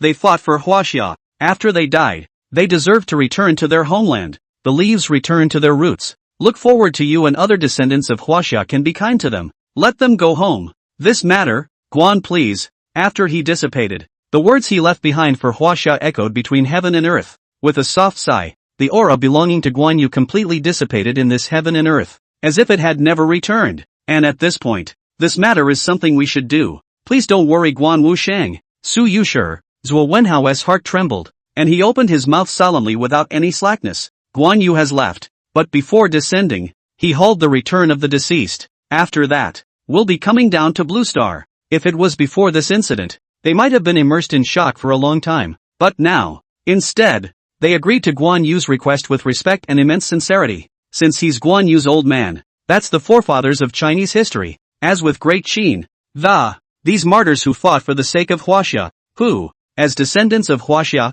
should welcome the martyrs who returned home, and begin to arrange for their afterlife, so that they can return to their roots. It's done. Su Yuxi, Zhuo Wenhao, including the Chinese viewers in the live streaming room, were all unanimously silent. But in their hearts, at the moment, the waves are rough. Following the first emperor, they learned more about the true history of Huaxia, and learned again about the grueling and ferocious nature of the divine battlefield, compared to the battlefield of the gods. The crisis facing China can undoubtedly be described as pediatric. Beyond that, they also recognized the significance of the name Li Sheng, knowing that the other party was the creator of the divine battlefield and the identity of the supreme commander of the divine battlefield. But the real origin is unknown to them, because it was asked before. Neither the first emperor nor Guan Yu could reveal much. It also makes them realize that, I'm afraid it will take more time, or perhaps being able to actually contact Li Sheng, to perhaps get the desired answer. Su Yuxi bit her lip and turned to look at the top of the mountain where she had stayed before. There are gods in Huaxia.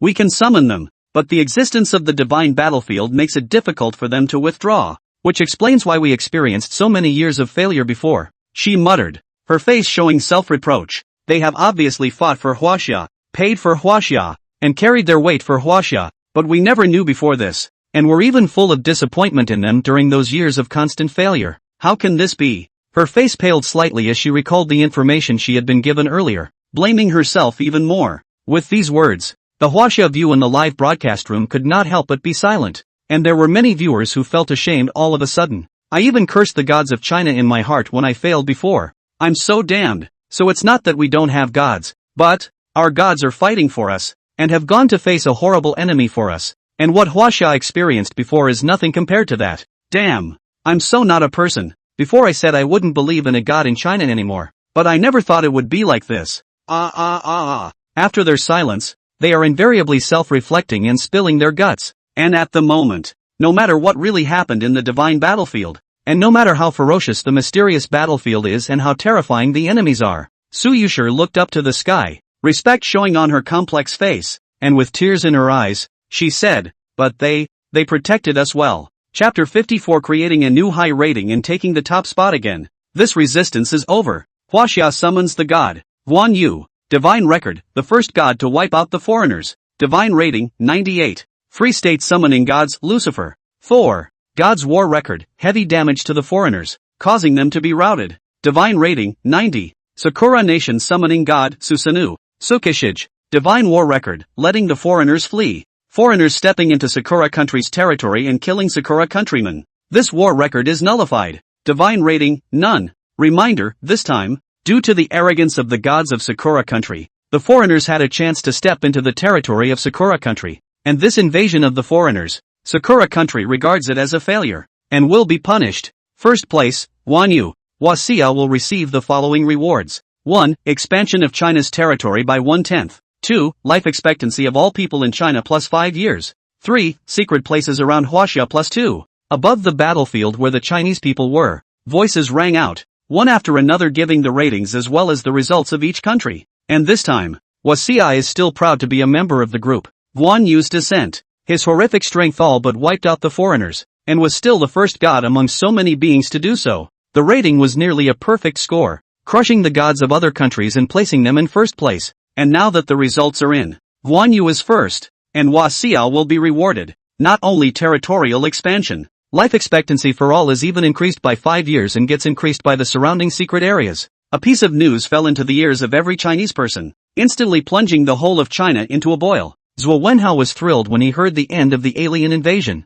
as well as the scoring of the countries and the results. This time Guan Wusheng's strong extermination of the foreigners has given Huaxia the first place once again. He especially laughed up in the air after hearing the rewards that Huaxia would receive. Huaxia is not godless. Huaxia has gods. And twice, both times it was number 1 in China. At this moment, he was as happy as a child, and an unprecedented color of excitement was revealed among his eyes. There are gods in China. Another crisis has been lifted in China. Su Yuxi likewise looked quite excited, a proud expression appearing on her face. Huaxia was able to summon the god successfully. Guan Wusheng also said before that he could continue to summon him, after which, we will unveil the real history of Huaxia to find the truth. She was breathing heavily, and her mind was in shock. Earlier, in Guan Yu's mouth, they learned again the real history that differed greatly from the history books. Wachovia is moving in a good direction. Unsurprisingly, they will learn a little bit about the real history of China, to recognize more historical ancients. And now in the live broadcast room, The Chinese audience was boiling over with ecstatic shouts. First, we're first again, worthy of being Guan Wu Sheng, directly making all those invading foreign races extinct. No other country's gods have done this. This feeling is really too good. Huaxia is number 1 again. Free State is second again? If I remember correctly, last year the Free State took second place for the whole year, right? Why don't you call it that now? Laughing my ass off. The Sakura countryside was actually entered into the territory by a foreigner. Not only is the score not counted, there is no grading. They have to face punishment. Ha ha ha. Weren't those Sakura Nation scumbags capable of pushing their luck before? I wonder how they should react in the face of punishment. It's a shame that I couldn't let you guys have what you wanted. And it's a bit embarrassing that Huaxia is number 1 again this time. Where is that Wu Jiliang before? Speak up. Come out and speak up. Foreign fawning dog. Your free father doesn't seem to be able to do it either. Ha, like this die to get it. Immigrants terrific? Join the free nationality is great? Forget the roots of the white-eyed wolf. Do not continue to call? This time, with the alien invasion, Huaxia once again got the first place again. And this, while making one Chinese audience proud and elated, kept stinking at the audience of other countries, fiercely taking out a mouthful of bad breath. Especially for Wu Jiliang, who had previously kept mocking and belittling Huaxia. They showed no mercy and launched a frantic greeting to him, with all kinds of abuse coming out of the woodwork. Like this kind of foreign panderers, gave up the Chinese nationality guy they most hate. Cannot tolerate this kind of people on the Chinese cynicism. Free State, now on the battlefield. The corpses of the foreigners were all over the place, and the blood had long since dyed the entire sea red. Looks like, it's alarming, above the void, a mole-like existence talking about invasion? Lucifer played with his fingers, teasingly looking at the continuously fleeing alien existences, with no intention of pursuing them at all. As things stand, the Free State is safe and sound, not even a single casualty. Thor similarly wrapped his arms around his chest and stood tall, coldly and proudly looking at all of this. The so-called invasion of the foreign races is nothing more than seeking your own path. In front of me, you are not qualified to invade. He spoke slowly, his words full of dominance, lightly snapping his fingers. An amazing thunder continued to blast down, and another large swathe of foreigners flew away in ashes. At this point, John looked at Lucifer, who was looking out of the corner of his eye, and his eyes were full of exhilaration. Worthy of being Lord Lucifer, those foreigners are nothing but humble ants in his eyes, wanting to start an invasion of the free country. No way. He was invigorated, his eyes revealing the ultimate gleam, and next to him, Charlie, who possessed a rank 8 divine bloodline, smiled broadly at his words. Lord Thunder God is just as not weak. Under his thunder, those foreigners will only die without a burial place. The result this time, it will definitely be the Free Congress that will win first place. His eyes were full of confidence and his words revealed arrogance. With Thor and Lucifer, the Free State is no match for any other country in the face of a foreign invasion.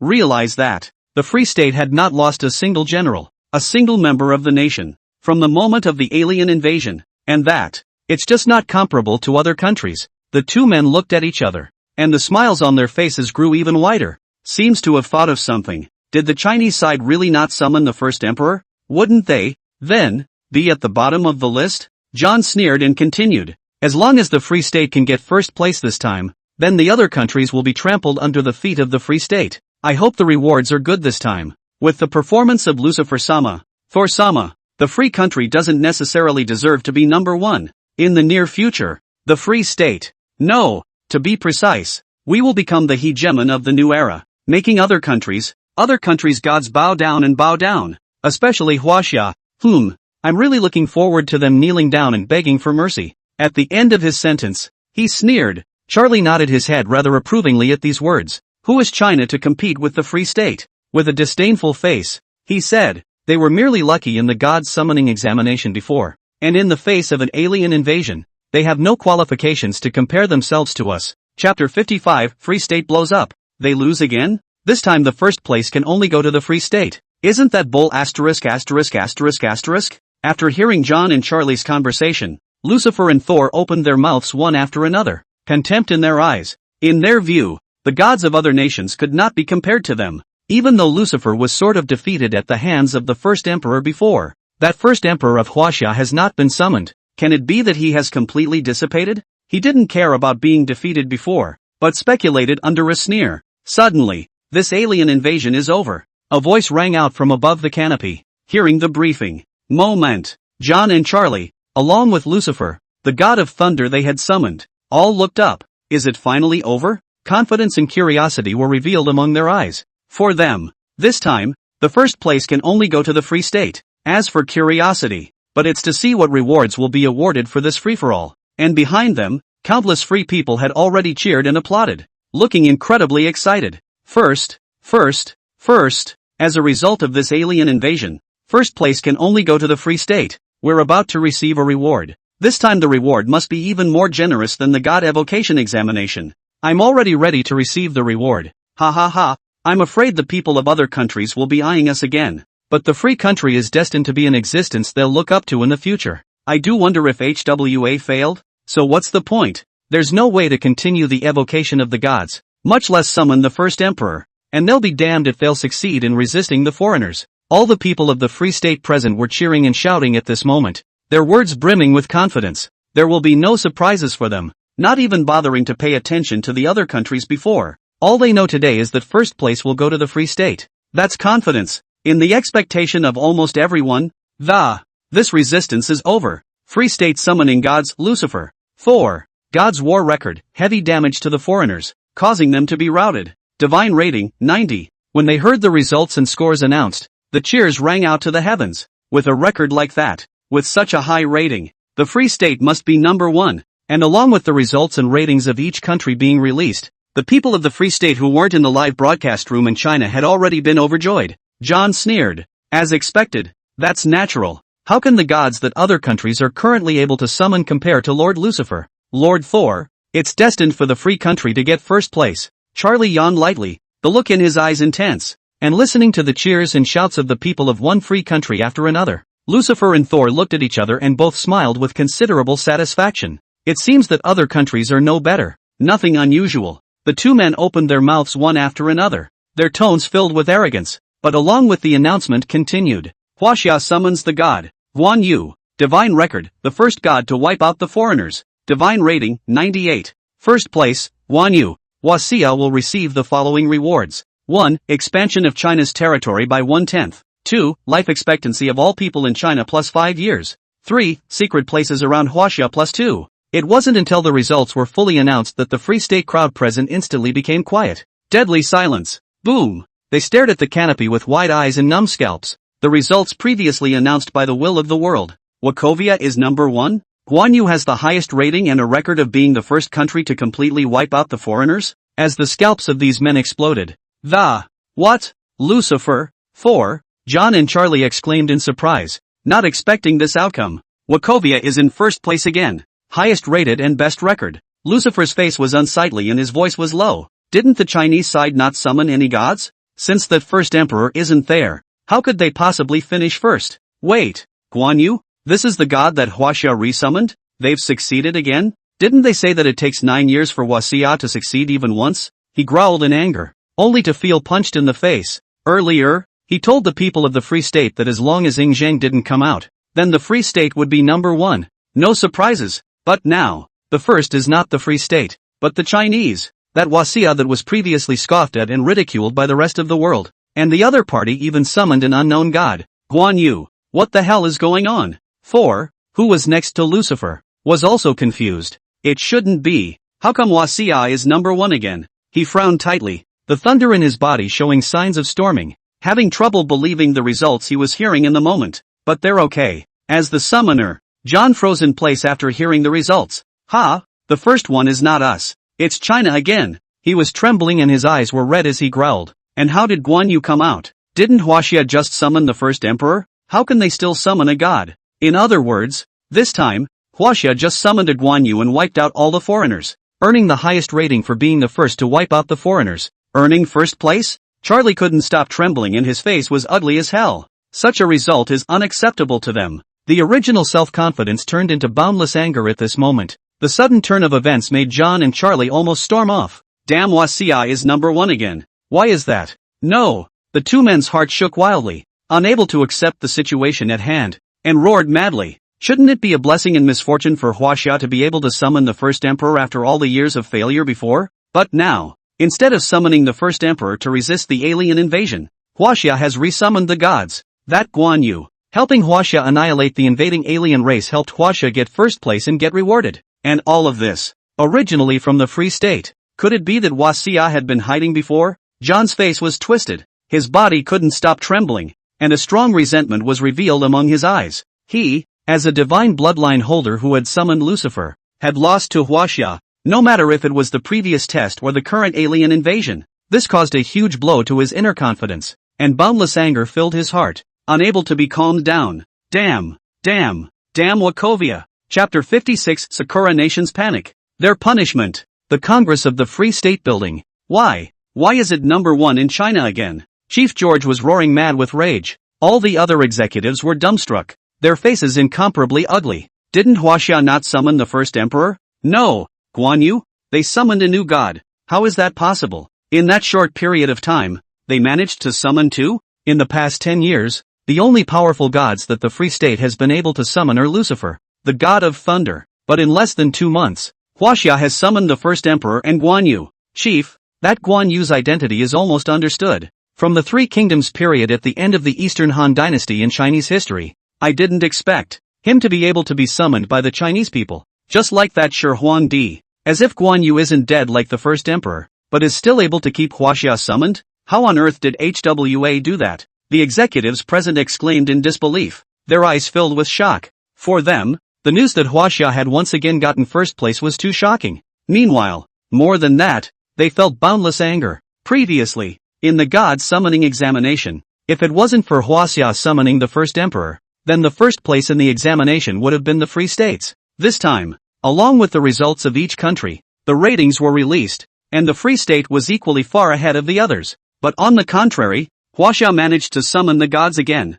summoning Guan Yu to descend and annihilate the foreign races that had invaded Huaxia, giving Huaxia another first place in reward. George, who had immediately rushed back from the New Era Combat Bureau when he heard the news earlier, had his entire face become extremely distorted at that moment. Why is the Free State being crushed by Huaxia again? Still unable to believe it, he growled. On what grounds? On what grounds are they? Where's the live replay of Huaxia's broadcast? Quickly pull it up for me. I want to see what on earth made them get first place, and what made them bad for us again. Under his furious roar, the people at the scene did not dare to gasp for breath, but in their hearts, they were equally puzzled. It's clear that Huaxia summoned up the ancients of history, but the ancients of Huaxia, the strength they displayed was no worse than that of the gods. What the hell is going on here? Meanwhile, China is number 1 and the Free State is once again not number 1. Wu Jiliang had witnessed the entire passage of Huaxia facing the live broadcast of the alien invasion, and now his face was pale and covered in cold sweat.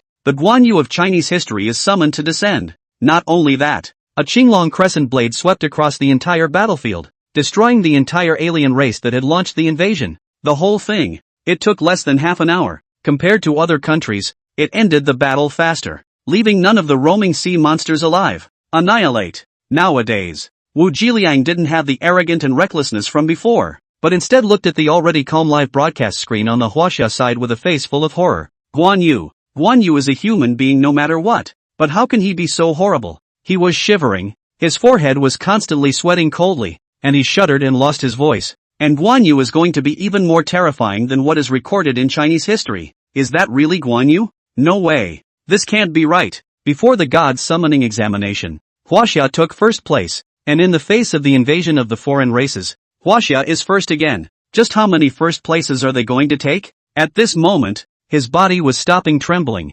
panic in his heart, especially after seeing that the Chinese audience in the live broadcast was frantically dissing himself. His face was ugly to the extreme, but he was unable to make a rebuttal. Before, he taunted HWA and cried out for a free country. But now, first in China. Damn it! Wu Jixian's mind shook, and for some reason, remorse rose within him. Did I talk too much and too soon before? He panted heavily, his face growing paler and paler. If Huaxia rises up afterward and gets first place over and over again, then it must be safer than other countries. It's even safer, more so than the Free State. If that's the case, having pandered to foreigners and changed his nationality himself, it is definitely impossible for him to be accepted by Huaxia, by more than 1 billion Huaxia people. Again, come to think of it. No, how could I have thought that? Wu Jiliang roared fiercely, gritting his teeth viciously. This time, Huaxia must have succeeded once again when the blind cat met the dead rat, otherwise it would have already been overrun by the foreigners. Huaxia has failed for 9 consecutive years, even if it succeeded in summoning 2 gods in 1 year. So what? If it was possible, Huaxia would have risen long ago. This is enough to prove that Huaxia can't. Huaxia is not as good as the free country, or even as good as other countries. Even if it wins against the alien invasion and gets first place, Huaxia can't be first time and time again. Damn Chinese. You guys curse first. When China is suppressed by the Free State, you will have your regrets. With a burst of dark curses, a cold smile full of resentment appeared on his hideous face. China has failed for so many years and has long been behind many countries. Even if we could summon Shi Huangdi and Guanyu this year and get 2 rewards, it wouldn't be enough to make Huaxia surpass the Free State in overall strength. One's own choice. It must be the right one. Cherry Blossom Country. At the moment, a coastal city at the rear of the battlefield had long been in shambles, with nearly an entire city reduced to rubble, in spite of the alien corpses. But there were still more bodies of the people of the Sakura Kingdom as well as the generals of the Sakura Kingdom.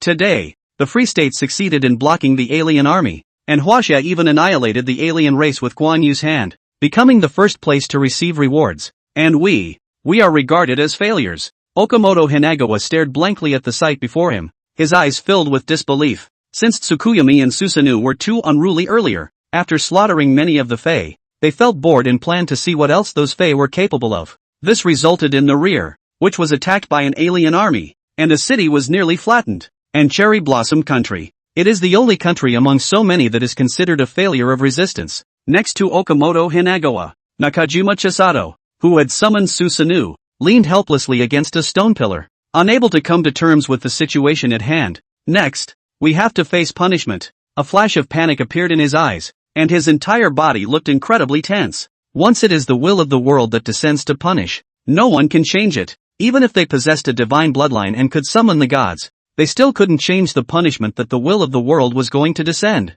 And that, it is an irreversible situation. If the punishment is too severe, I'm afraid the Sakura Kingdom will be plunged into a place of no return. Chapter 57, The Sakura Country is in turmoil. An inferno on earth. Like, we did get careless and play off? As Susanoo looked at the tragic state of the city below, he couldn't help but look over at Tsukiyomi next to him and mutter, having heard what was said, not as if. Tsukiakari looked at the bodies of the people, generals and soldiers of the Sakura Kingdom all over the place and said with an expressionless face, previously, they only felt that the invading foreign races were too weak, and they didn't go all out to carry out the slaughter, so it led to the present situation. Susanoo retracted his gaze and said quietly, I didn't realize that despite their weakness, these lowly creatures knew to avoid us and strike from the rear. Ha! The punishment is only for the Sakura Kingdom. It has nothing to do with us, and now it's none of our business. Moonreed yawned lazily, and then his figure dissipated. Seeing this, Susanoo similarly disappeared. Seeing this scene, damn it! Okamoto Hinagawa clenched his teeth, his face becoming more and more ugly. It was due to Tsukuyomi's and Susanoo's overappreciation that the Sakura country's resistance to this alien invasion ended in failure. Next to face punishment, Nakajima Chisato was just as upset, but there was nothing he could do. Wasia is number 1 again. How can they evoke God so smoothly now? His complexion was cloudy, not having anticipated that this alien invasion would turn out like this. Suddenly, since Sakura Nation's resistance in the face of the alien invasion ended in failure, it will receive the following punishment. 1. Black mist marching 30 kilometers across Sakura country. 2. Life expectancy of the entire population of Sakura no Kuni, 3 years. 3. The foreigners who previously invaded the Sakura country will be overwhelmed by an army 10 miles outside the country. The punishment belonging to the Sakura country was announced at this moment. Shasta. The entire Sakura country was in the midst of a huge panic. Anyone who was a member of the Sakura Nation's population, even if they immigrate and have Sakura Nation citizenship, will be equally punished. The black mist marches on. Reduced life expectancy for all. The alien army is pressing in. These punishments instantly unsettled the interior of Sakura's country. Enveloped in repression. Rumble. Punishment embodied. In the satellite monitoring, the thick black fog outside the Sakura country began to march continuously at this moment. Not only soon covered the distance of the previous backward movement again.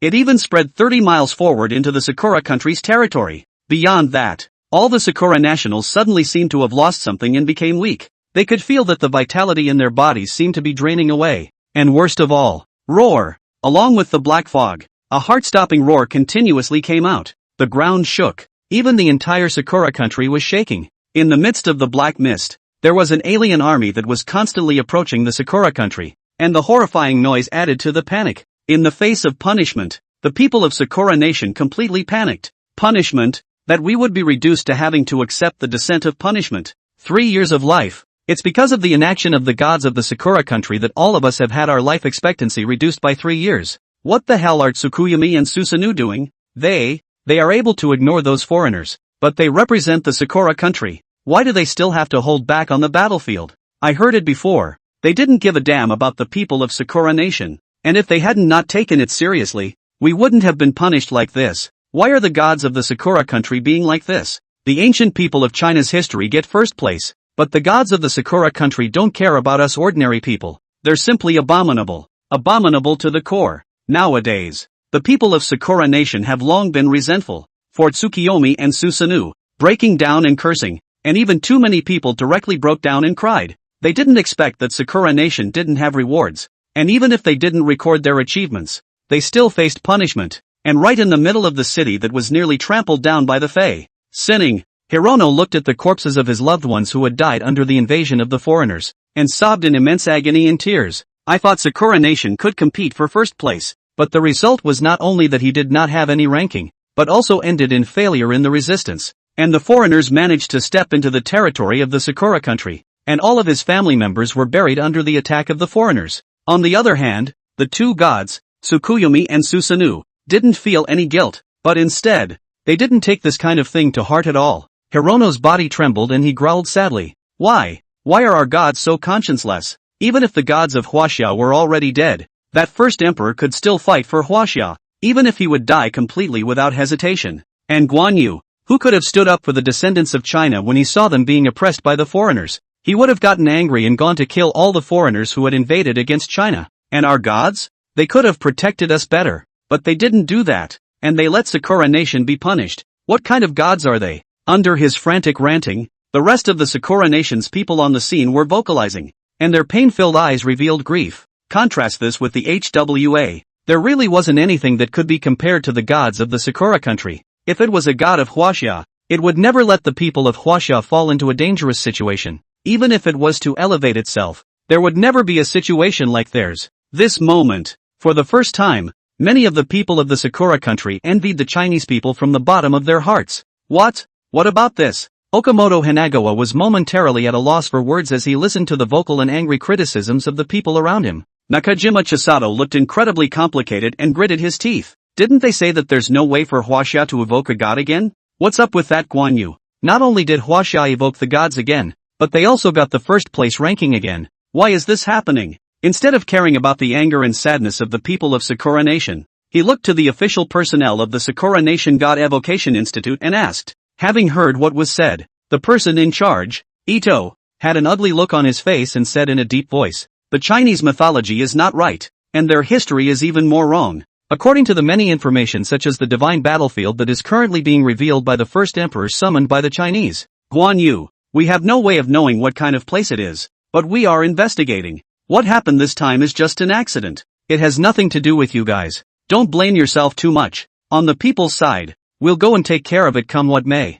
You guys go back and get some rest. Don't ever become disillusioned because of a single defeat. You must pick yourselves up next time. At the end of his speech, he gave an account with a serious face. Taking a look at the scene of wreckage all around him, he could only shake his head and sigh. This result is certainly a major blow to the Sakura country. Most likely, it would cause the people of Sakurakuni to lose faith in the gods of Sakurakuni, which would lead to internal unrest. Chapter 58, If you can't, start a divine war, and Huaxia accepts the reward. But the director, Okamoto Hanagawa, was filled with anxiety. The Sakura country has suffered punishment for this failure, and if there are no new rewards, then we're only going to be in more and more danger. What about this? Chisato Nakajima nodded, just as worried. Having heard what was said, Ito's face was full of depth and extremely serious. Your concerns were taken into account before. The main thing at the moment is to appease the people. As for the back, if nothing goes wrong, the Sakurakuni will take China as its opponent and start a divine war with it. What? Okamoto Hanagawa and Nakajima Chisato were suddenly startled and lost their voices in unison. God's war. Not an easy fight. Rather, it is a deadly battle between two nations with summoned gods. The winning side gets to loot the defeated side's resources and get rewarded at the same time. Okamoto Hanagawa's expression became grave, and he said with apprehension in his heart, Director, you're not wrong, are you? We're going to start a godly war with Huaxia, whether it's the first emperor or Guan Yu. They can both be too terrifying, and doing so will most likely put Sakura country in the middle of an even more dangerous situation, he said as he tried to dissuade. After all, it wasn't a wise move in his opinion. Having already gotten first place twice and been rewarded twice more, Huaxia must be much stronger than before, and he had watched how terrifying the first emperor was before. After seeing the live replay of Huaxia only a few moments ago, it was just as good to see Guan Yu's terrifying strength. It left him with no idea in his mind. Ito grunted and sneered dismissively. That's exactly what we have to do. What about the first emperor? He's a dead man. Only his divine soul is left. If he could be summoned at will, the Chinese people wouldn't have suffered so many casualties before without even bothering to summon him out, and he might have long since gone up in smoke. As for Guan Yu, we've all watched the previous live replay. He obviously came in a hurry and went back in a hurry, saying that he was able to continue the summoning. Who knows if he'd have died in battle back at the battlefield of whatever god he was. Besides, the fact that Huaxia hadn't succeeded in evoking a god in the previous 9 years proves that Huaxia's gods couldn't draw away from the divine battlefield at will. In that case, this is an opportunity for the Sakura kingdom to profit by forcing the opening of the divine war with China while Guan Yu is already left and the first emperor is unable to summon him. So that's it. When Okamoto Hanagawa and Nakajima Chisato heard this, a strong light burst out from their eyes. At this moment, their eyes were all sharpened. On second thought, it did seem like they had nothing to worry about. Seeing the excitement of the two men, you guys go back first. This is just a rough plan. We'll decide exactly what to do and when. When the results of the investigation at the institute come out, a cold smile spread across Ito's mouth, and a wild hope was revealed in the middle of his eyes. China's two firsts were indeed unexpected, but he didn't want to stand by and watch China truly rise. I believe that other countries besides the Sakura country don't want this to happen. Now the country is abuzz with celebration. Countless Chinese subjects felt an unprecedented sense of happiness at this moment. Number 1. We've got first place again. Again, and again. We're rewarded. Whether it's Shi Huangdi or Guan Yu. Besides fighting for Huaxia on the mysterious battlefield of the gods, they also descended when Huaxia was in danger and stepped in to relieve the crisis. With such old ancestors, we're really too happy. This time the reward is still so generous. All Chinese people can increase their life expectancy by 5 years. There is even territorial expansion as well as getting a secret realm. Before the Free State had gotten a secret realm, and that secret realm of theirs where ordinary people go in to get an overall improvement in their physical fitness. What kind of secret realm will we be getting?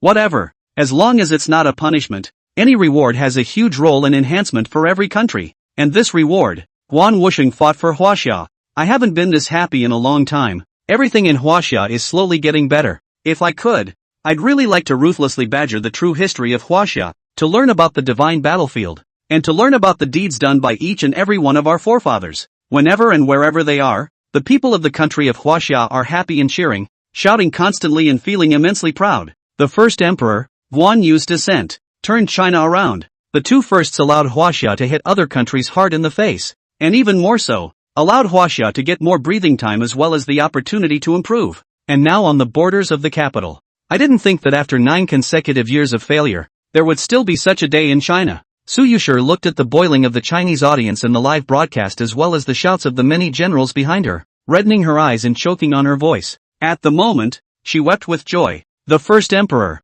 Guan Yu, Huaxia finally has a presence to look up to. Not only that, they had previously learned, in the midst of the conversation from Guan Yu, that there were more ancients of China present on the divine battlefield. This proves that HWA was also able to call on those people. From then on, the talk of godlessness in China will not be repeated. Zhuo Wenhao was quite emotional when he saw this. The current crisis in Huaxia is sort of lifted, and it feels so good. He took a deep breath of fresh air and laughed with excitement. But suddenly, boom! A loud boom came out violently. The canopy shook with golden light. The entire Chinese territory was instantly covered by a dazzling golden light that looked especially holy. And as the golden light pours down from the sky, the rewards belonging to Huaxia have been issued. Su Yuxi, Zhuo Wenhao spoke almost simultaneously. Shasta. Not only them, but the crowd of generals and cultivators behind them. The entire Chinese nation was bathed in golden light. They felt warm all over, a stream of warmth constantly flowing into their bodies, as if they were hugging a hot spring.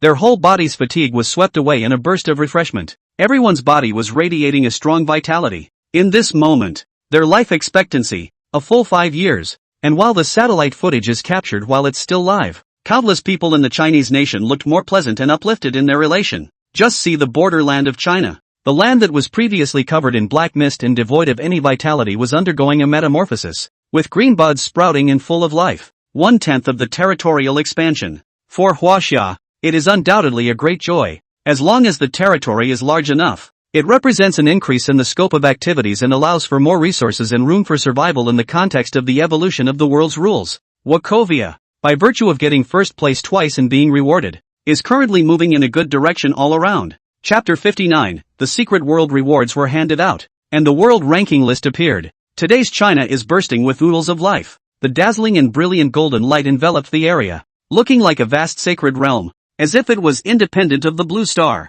Boom! A mind-blowing boom rang out. The whole of China is shaking. 10 miles outside of River City, an area occupying tens of kilometers of space descended steeply. The mysterious space exuded an astonishingly dense aura that vaguely seemed to encompass everything. It didn't take long. The Hong Kong bureau arrived here. The secret world. Deputy Director Chang Shan watched the secret realm materialize, his eyes revealing a strong shock and delight. Huaxia finally has its own secret. There is no need to envy other countries. Without any hesitation, Chang Shan led the people towards the secret realm. The waves shimmered, and with a flash of light they entered a strange space.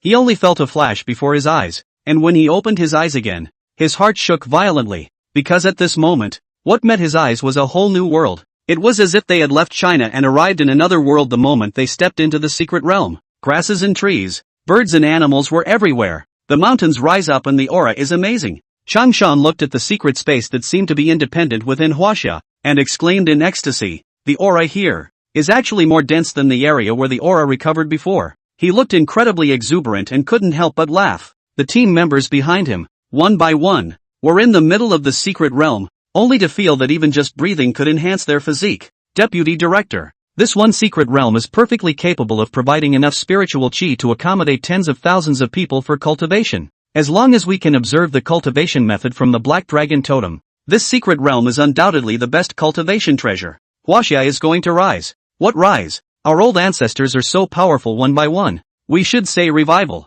Yes. It would be great if we could also step onto the path of the first emperor, the sage of Guanwu. They opened their mouths in exhilaration, with excitement and yearning in their eyes. Having heard what was said, Chang Shan couldn't help but laugh. In the past, it was China that envied other countries, but from today, China doesn't need to envy any country. He took a deep breath and spoke aloud in a voice that couldn't hide his excitement. Meanwhile, Capotul, Su Yuxi and the others' hearts and minds shook as they felt the changes in their bodies as well as the enhancement in all aspects. Life expectancy increased. They looked at the faint glow that permeated their bodies. The excitement on their faces could not be concealed, and they were inwardly surprised. Previously, Huaxia could only watch as the rest of the countries succeeded in evoking the gods and were rewarded with great advancement under various competitions. This went on for 9 whole years. But this year, China no longer needs to envy the rest of the world. The first emperor, Guan Yu, no less than any other god in any other country. 2 firsts and 2 rewards for Huaxia,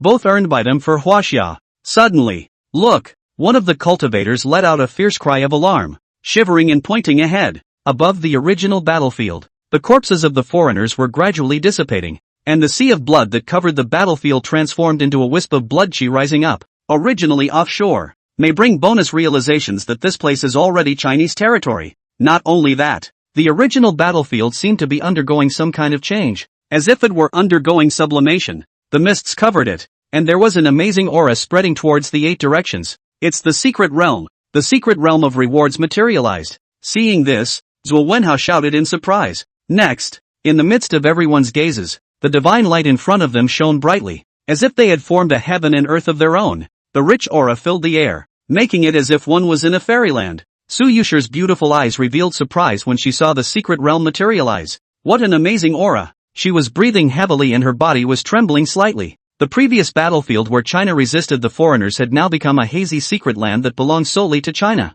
As with previous areas where the aura has been revived. To be precise, in front of them, the previous battlefield was transformed into a huge cavernous land. Zhuo Wenhao's mouth was dry and he said excitedly, "This secret realm can undoubtedly become a heavenly paradise for Huaxia to cultivate cultivators. If we can all follow the path of cultivation, will we be able to be like the first emperor and the others?" Su Yuxi breathed in sharply and boldly guessed, "At that time, won't there be a chance to run to the divine battlefield?" With these words, the hearts of everyone present were shaken, and their eyes were filled with longing. Just then, buzz. A buzzing sound came from the sky, and the canopy twisted. The will of the world descends. Above the golden bright canopy, lines of text were gradually appearing. See the situation. That's the world list. Su Yuxi blinked her soulful eyes and said excitedly, "It looks like Huaxia has been number 1 twice this year, and the ranking is going to change." The world list. It is a list that counts towards the ranking after successfully summoning the gods to descend under the evolution of the world's rules and after achieving success in all aspects.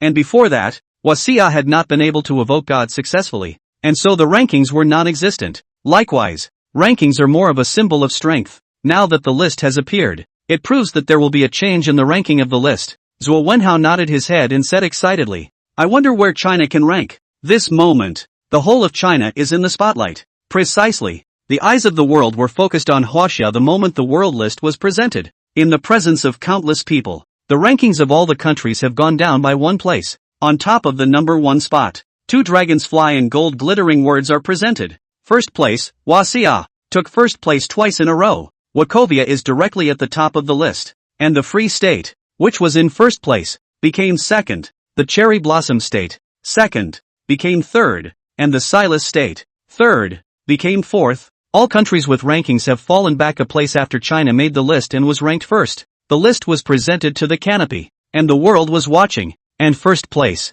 Huaxia. Those 2 words seem glittering and sacred today. Su Yuxi, Zhuo Wenhao, and the others all stared violently when they saw the current ranking changes. No. First, we're in direct first place? They did not expect the change to be so unexpected. I would have thought that being in the top 5 would have been a bonus, but I don't think so. Wachovia gets a direct initial ranking and a leap straight into first place. Brilliant divine light once again enveloped Huaxia, and everything appeared to be divine splendor. Anyone from China? All of them were shocked and incredulous the moment they saw the rankings. No one would have thought that Huaxia's first time getting a ranking was actually in first place. Moment. Blue star boom. The whole of China. The whole country is boiling. Chapter 60, Huaxia's goal. Running to the divine battlefield. Located in a small neighborhood in the outer ring of the capital. The whole neighborhood. At the moment there was a constant stream of gasps and loud laughter. On one of the balconies, the first of the Chinese, Song Kaiyuan, who was in his old age and had white hair, was staring blankly at the ranking of the world's countries presented on the canopy,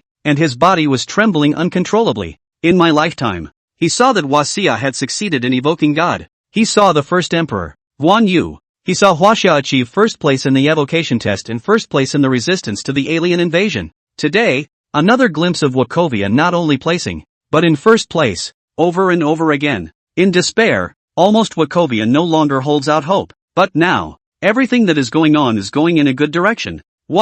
No longer an object of ridicule for the nations of the world. As a veteran, long before galloping in the sand in order to protect the country and kill the enemy Song Kaiyuan, at this moment the eyes red, gradually wet. First place, Huaxia has become number 1. His voice trembled, couldn't stop the tears. Couldn't believe it. Looked to the side of his daughter, urgently inquired. "Yu Wei, I didn't see wrong, right? Are we, really, number 1? Dad, you didn't read it wrong. The first place on the list right now is China." Song Yuwei, as red as her eyes, could not hide her excitement as she answered her old father. "Listening to my daughter's answer, we finally have our own gods, and we can finally prove to the world that Huaxia is not godless, and Huaxia is not incompetent." This old man couldn't hold back his tears any longer and cried in a choked sob. There wasn't a day that he didn't spend in anxiety under the evolving rules of the world. This went on for 9 years. 9 years. China has experienced too much cynicism and shame from the rest of the world. China has gone through crisis after crisis. And all of this, it is all because China failed to summon the gods, so that in the context of the era of the evolution of the world's rules, it could not get the same resources and better living environment as the countries that summoned the gods on the guitar. If it wasn't difficult for humans to fight against the foreigners, the gods, he himself would have already asked for orders to fight for Huaxia. And all of this, it finally ended this year. Song Kaiyuan's wrinkled face revealed pride, releasing all the years of pent-up frustration in his heart at this moment. The first emperor, Guan Wu Sheng, they made Huaxia stand up, so that all the people of Huaxia could rely on them. He wiped his eyes, which were already blurred by the tears occupying them, and stared dead at the rankings presented on the canopy, and laughed openly with pride.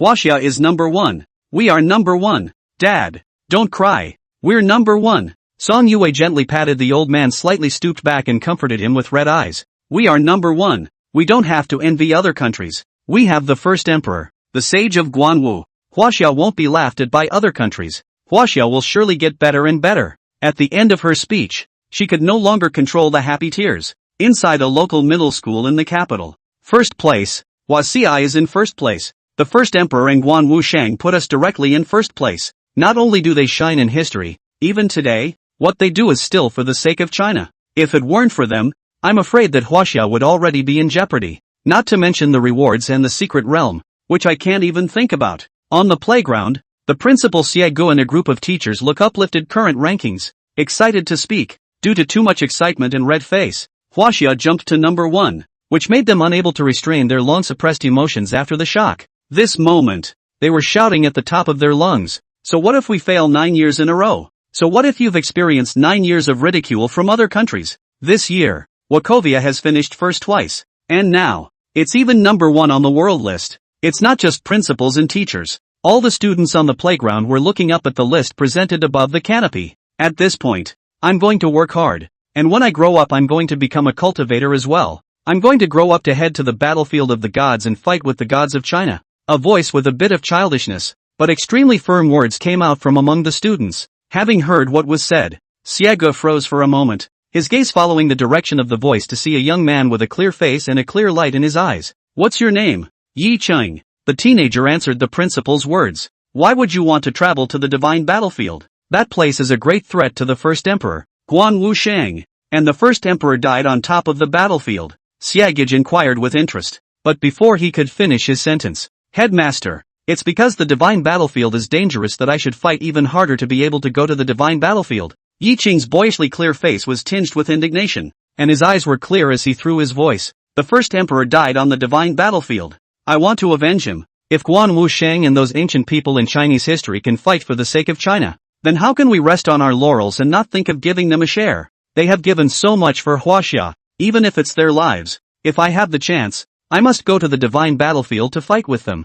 For Huaxia, Yi Qing is right. Fight with the gods of Huaxia. Fight together for Huaxia. Just as Yi Qing finished speaking, one by one, the other students raised their arms and shouted. A word with firmness and righteousness, the full blood of a teenager. The moment rendered the whole school. Xiegu was moved by this, doubly touched and laughed loudly. Good. Well said. The other teachers nodded approvingly, all laughing and clapping. And in international forums, now that China is number 1 on the world's list, do the scumbags of the Free State still scream? Worshipful white-eyed wolves, open your doggy eyes and see clearly who is number 1 right now. Please tell me loud and clear. Huaxia is unable to survive the evolution of the world's rules? Huaxia is unable to evoke God successfully? The current ranking of Huaxia at number 1. This feeling is so great. Why do I hear certain people's faces being slapped? Comfortable. It's so cool. Why don't the foreign pigs talk now? Didn't they still say before that China was only the first twice? Nothing great? Luck? Okay.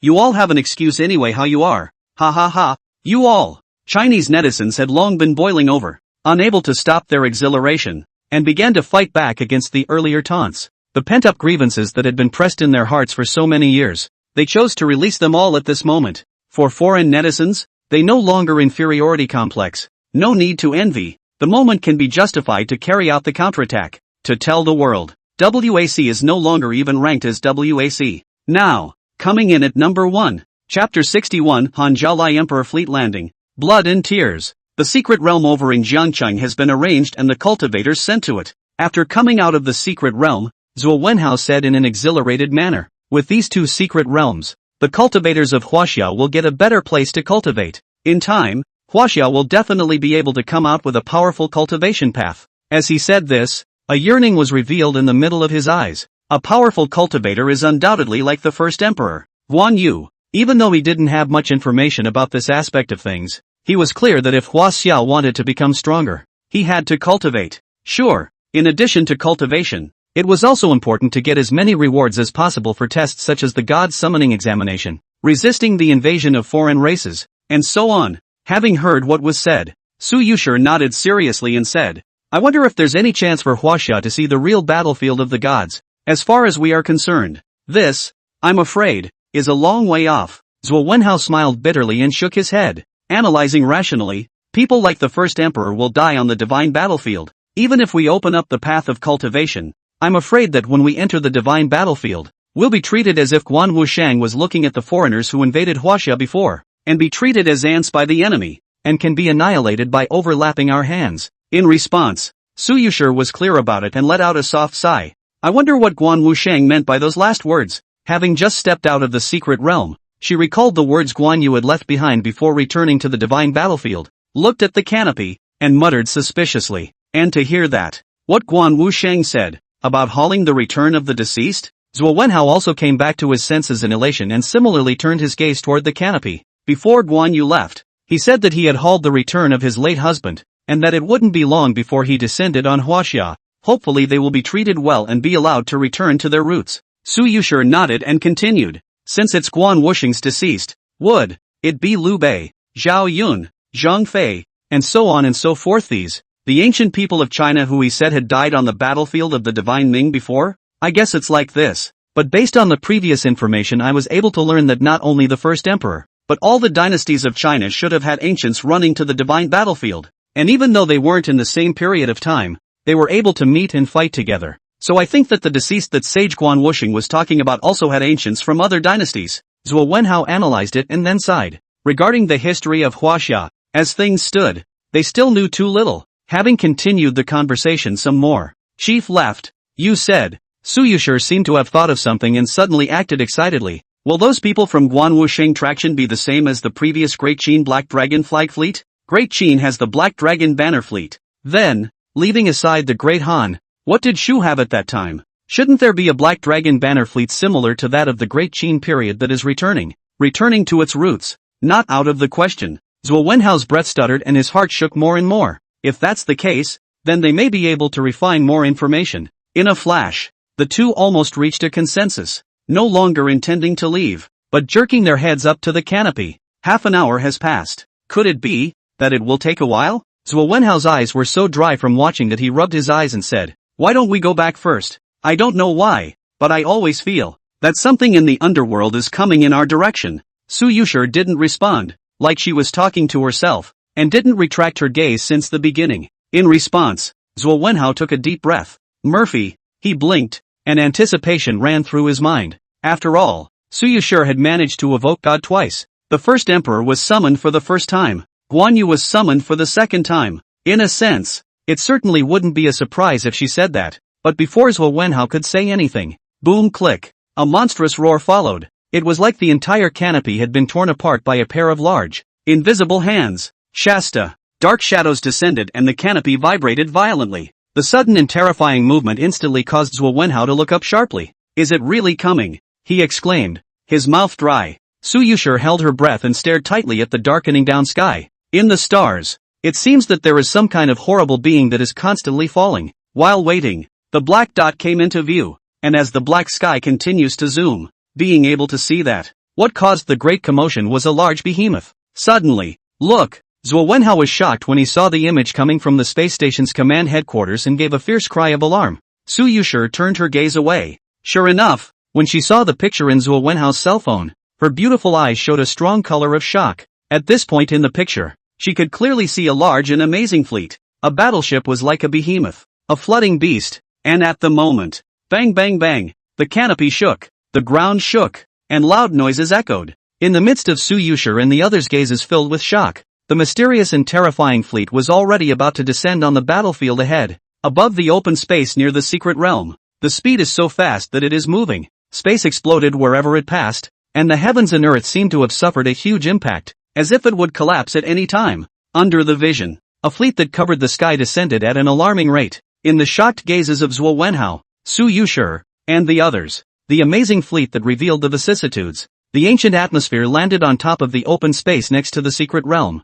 The territory that had expanded out was directly occupied by the fleet, and when one looked at it, it was loud and powerful. Seeing a huge warship with a reddish body situated not far in front, feeling the huge impact of the oncoming, the crowd stared in disbelief. The fleet was far more impressive than expected. One might even say, it was going to be a bigger shock than the Great Qin Black Dragon Flag Fleet. With the landing of the fleet of Rumble, the whole capital was deafened by the landslide. At this point, amidst the shocked gazes of Zhuo Wenhao and others, the sound of instruments was heard among the fleet. Immediately following, An infrared ray was the largest battleship in the center, shooting out, enveloping the entire heaven and earth, the demonic red aura staining everyone's faces. Next, scanning complete, coordinates verified. The Han Zhaolai Emperor fleet has successfully landed on the ancestral star. Landing site, Huaxia. The fleet successfully escorted the Chinese martyrs back to their homeland, completing their mission. I hope that the descendants of China will let the many martyrs return to their roots and not forget their achievements and existence. The Han Zhaolai Emperor fleet sends the martyrs home. A clear and cold machinery kept coming out. Even though it was clear and cold, every word was moving. Chapter 62 is more tragic and pessimistic than the Black Dragon banner fleet. Hiss. Su Yuxi, Zhuo Wenhao and his group were all wide-eyed when they heard the voice coming from the battleship. At this moment, it was as if they saw countless figures presenting themselves. The present fleet, which is huge in number, comes from Shu and the history of China. Moment. They were moved by it and subconsciously walked towards the front. Since they had the previous experience of the Daqin Black Dragon Flag fleet, they were not too vigilant and were full of suspicion, trying to find clues about the true history of China from this newly descended fleet. Before coming to the fleet, why again? Su Yuxi's expression moved, and a shocked look appeared in her eyes. On the surface of these fleets, 1,000 holes and shocking gaps came into view, blood-stained, looking as if they had been washed out of a sea of corpses. Thinking of what Guan Yu said before he left earlier, this is the fleet that Guan Wusheng is hauling? On top of this fleet, there are his deceased people? Zhuo Wenhao looked at the dozen or so crimson battleships in front of him and breathed sharply. If I didn't hear correctly just now, they are called the Han Zhaolai Emperor fleet? Emperor Han Zhaolai. Isn't that Liu Bei? Guan Wusheng said before that almost all of the ancients from the same period as him had died, so could it be that these battleships hold many of Shu's martyrs on top of them? Su Yuxi said, more shock in her heart. It was just as they had guessed. Guan Yu was hauling a fleet of ships. Only, what exactly was going on in the midst of the fleet was not known to them. But as things stand, it's not just Great Qin. I'm afraid that the future Han, the three kingdoms and even the dynasties to come have really run into the battlefield of the gods. And every dynasty, all due to the influence of Li Sheng. Not only do they have warships caused by highly advanced technology, but also many current technological techniques that Blue Star doesn't even possess. However, this is, a product of existence from a period of over 2,000 years ago and even longer. How can anyone not be shocked by this? Inside the broadcast booth, what's going on? This is another fleet? The Han Zhaolai Emperor fleet. This is Liu Bei's posthumous name. Liu Bei has been sacrificed on top of the divine battlefield? This fleet looks to be more damaged than the Daqin Black Dragon banner fleet has ever been. And what have they gone through between them? From the time of the first emperor until the Guan Wusheng, all of them told us that the enemies they faced on the divine battlefield were super terrifying. But even with mental preparation, I still can't avoid a strong impact on my mind and soul. What kind of terrifying battle must this have been caused by experiencing? The fleet of Shu? Are these the martyrs of Shu? They went home, leaving their homeland for so long, after which the state will definitely let them return to their roots and be buried in Shu, in the same land they left. From the Great Qin Black Dragon Flag Fleet, we have learned about the divine battlefield, the state master Li Sheng, and many past events about the first emperor as well as the Great Qin generals. So what information does this Han Zhaolai Emperor fleet have to leave for us? The descendants? One by one, the Chinese spectators saw the fleet descend with their own eyes, and all of them had their scalps tingling. They were especially shocked after hearing the name of the fleet. Battleships this amazing and scary to look at were around more than 1,000 years ago, but now that we're back in our homeland, the mold appeared extremely gruesome and looked almost completely scrapped. Such a tragic situation let countless Chinese audience in addition to visual impact. Mind is a shock. Crazy guess up. Sichuan Province. Shu, the land of heaven. At this time the Provincial Association for Historical Research was urgently convening a meeting. The president, L.V. Mingho, was staring at the live broadcast dead on, his eyes already red. Han Zhaolai Emperor Fleet. That's the fleet named after Liu Bei's posthumous name. The fleet of Shu, the martyr of our Shu. He opened his mouth incredulously. His chest was heaving due to the overwhelming emotion. Before that, it was Great Qin, and now Shu. Even if the left director of the Hongmeng Bureau hadn't yet brought his people to carry out a probe, it could be determined from the name of the fleet. The others in the room, as it were, had their eyes wide open. Regarding the state of Shu, there is no such record in the history books at all, and the ancient tombs excavated one after another in the land of Shu. Similarly, there is no description of any godly battlefield, as well as the existence of these battleships, or technological products. So what is going on here? Our understanding of China is still far from enough. There are still too many unknowns. The direction of our previous research is right or wrong currently do not know. But one thing can be sure. The history of China's Shu absolutely with the history books have a great discrepancy. I'm afraid that we have to wait for the official people of the fleet to carry out investigation before they can be implemented. Could it be that in the historical state of Shu, only Guan Yu survived and everyone else died? I'm afraid that all the dynasties of Chinese history ran to the battlefield of the gods and fought for the sake of China. Otherwise how could Guan Yu have known Zhu Yuanzhang?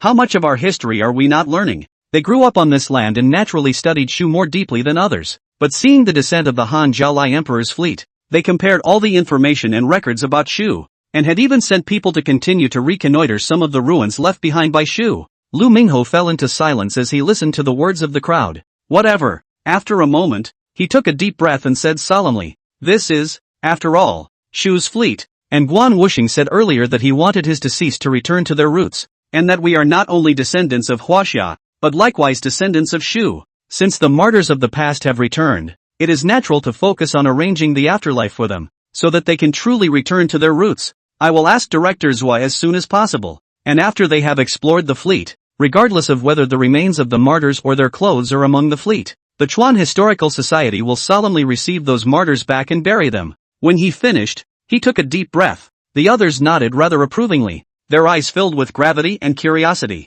This time the fleet. And what kind of information does Huaxia not know? With the attention of the nation, confirmation of Chinese descendants, fleet self-defense procedures have been deactivated. Outside the main battleship of the Han Zhaolai Emperor's fleet, Su Yuxi withdrew his hand, still unable to calm his heart. To enter the battleship, they needed to be recognized. Good thing, this one feature is still intact and undamaged. Otherwise, if they wanted to step inside the battleship, I'm afraid they wouldn't be able to do it anytime soon. Don't look at these battleships that were bloodstained and had been extensively broken. But the materials used to build these battleships were exotic materials that none of the Blue Stars possessed, making it difficult to cause damage. One could imagine what kind of heaven-destroying, terrifying battle these warships had experienced before. Chapter 63 Battlefield Diary. Traces of running to the divine battlefield. Bang! The battleship boarding ladder fell slowly. Seeing this, Su Yuxi took a deep breath. Chief left, let's go up. She pushed down the thoughts in her mind,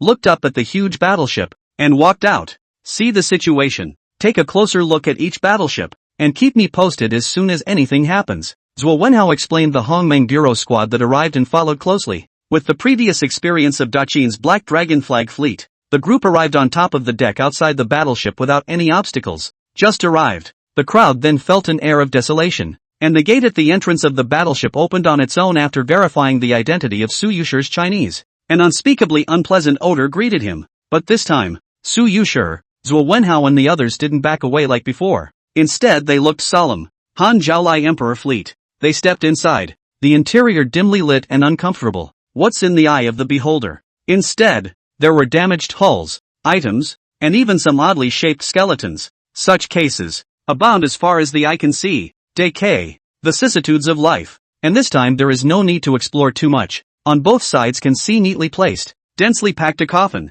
Sadness filled the dimly lit space. It's déjà vu. The exact same situation as the Great Qin Black Dragon Fleet caused Su Yuxi, Zhuo Wenhao's pupils to suddenly shrink. But before they could react, Director, the first squad here found the same situation as the Great Qin Black Dragon Fleet. This battleship we're in is almost full of coffins. Chief, Squad 3 is in line with Squad 1. Ditto for Squad 5. Inside the intercom, reports from other squads came in one after another. And this time the Han Zhaolai Emperor Fleet is surprisingly stacked with coffins as well. Su Yuxi breathed heavily and said incredulously, the fleet returned from Guan Wusheng's traction is actually the same as the Daqin Black Dragon Fleet. Just as we suspected. Zhuo Wenhao's mind shook. Even if he had already seen it before, seeing it again was still a strong shock. 2 fleet returns. But they were all filled with coffins. One can only imagine how tragic the war on the divine battlefield really was and how many people died. Su Yuxi was silent for a moment and bit her lip. The previous Daqin Black Dragon Fleet was the closed grave of the first emperor and Daqin generals.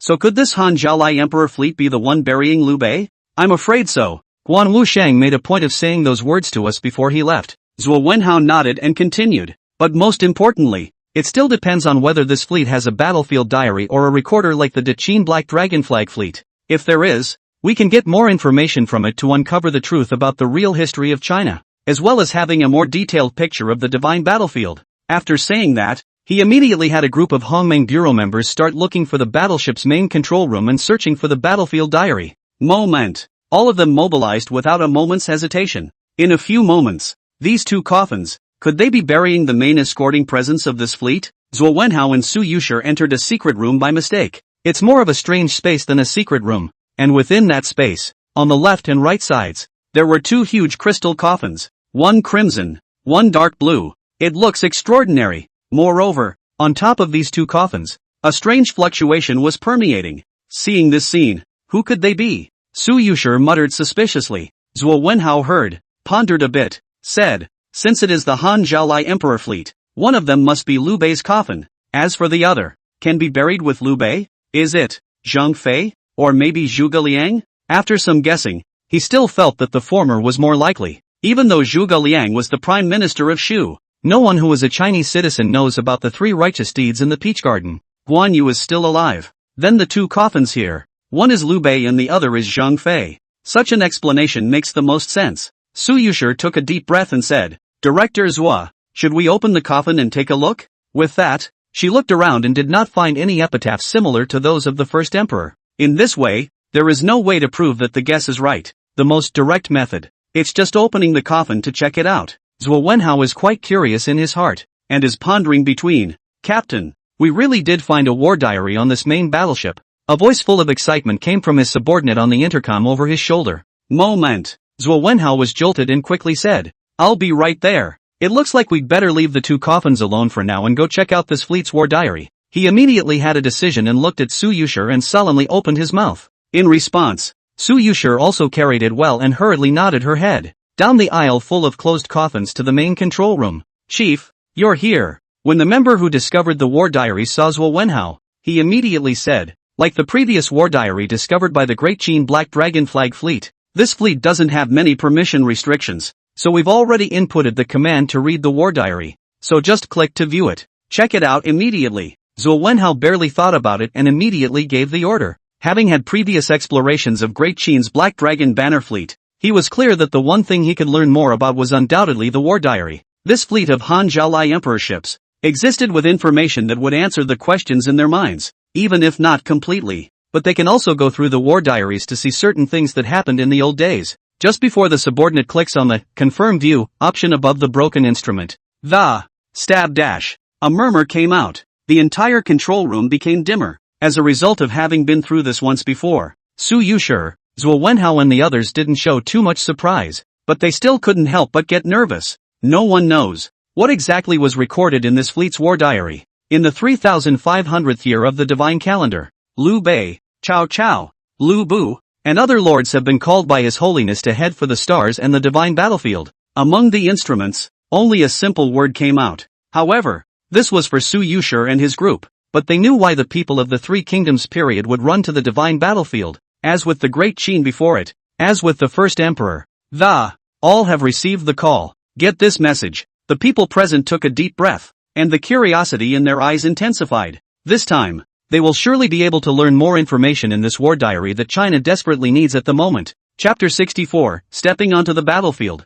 Liu Bei Cao Cao's shock. The picture unfolds. Under everyone's attention, the only thing that could be seen was that the screen kept changing perspectives. Shu, Wei, all the heroes of the Three Kingdoms period looked up at the canopy with shock in their eyes. And the next second, boom, a loud boom came out. Deafening. The scene changes again and, only to see that above the canopy, an avenue of stars and rivers descended to the central plains as if it were constantly spreading down from the stars. My name is Li Sheng, and now that I'm in the divine battlefield, I can only use this method to deliver a message to you and the others at the moment. You listen well. The gods' battlefield is a side of the battlefield for Huaxia. Now the battlefield situation is scorching. Need to inject fresh blood. Next, long story short, if you are willing to fight for the guardianship of Huaxia, you may step onto the starry sky path, and I will pull you into the divine battlefield. If not, it will not be forced. Now, make your choices. A voice sounded like it came from the stars and spread throughout the land of China. Countless people looked up to the sky,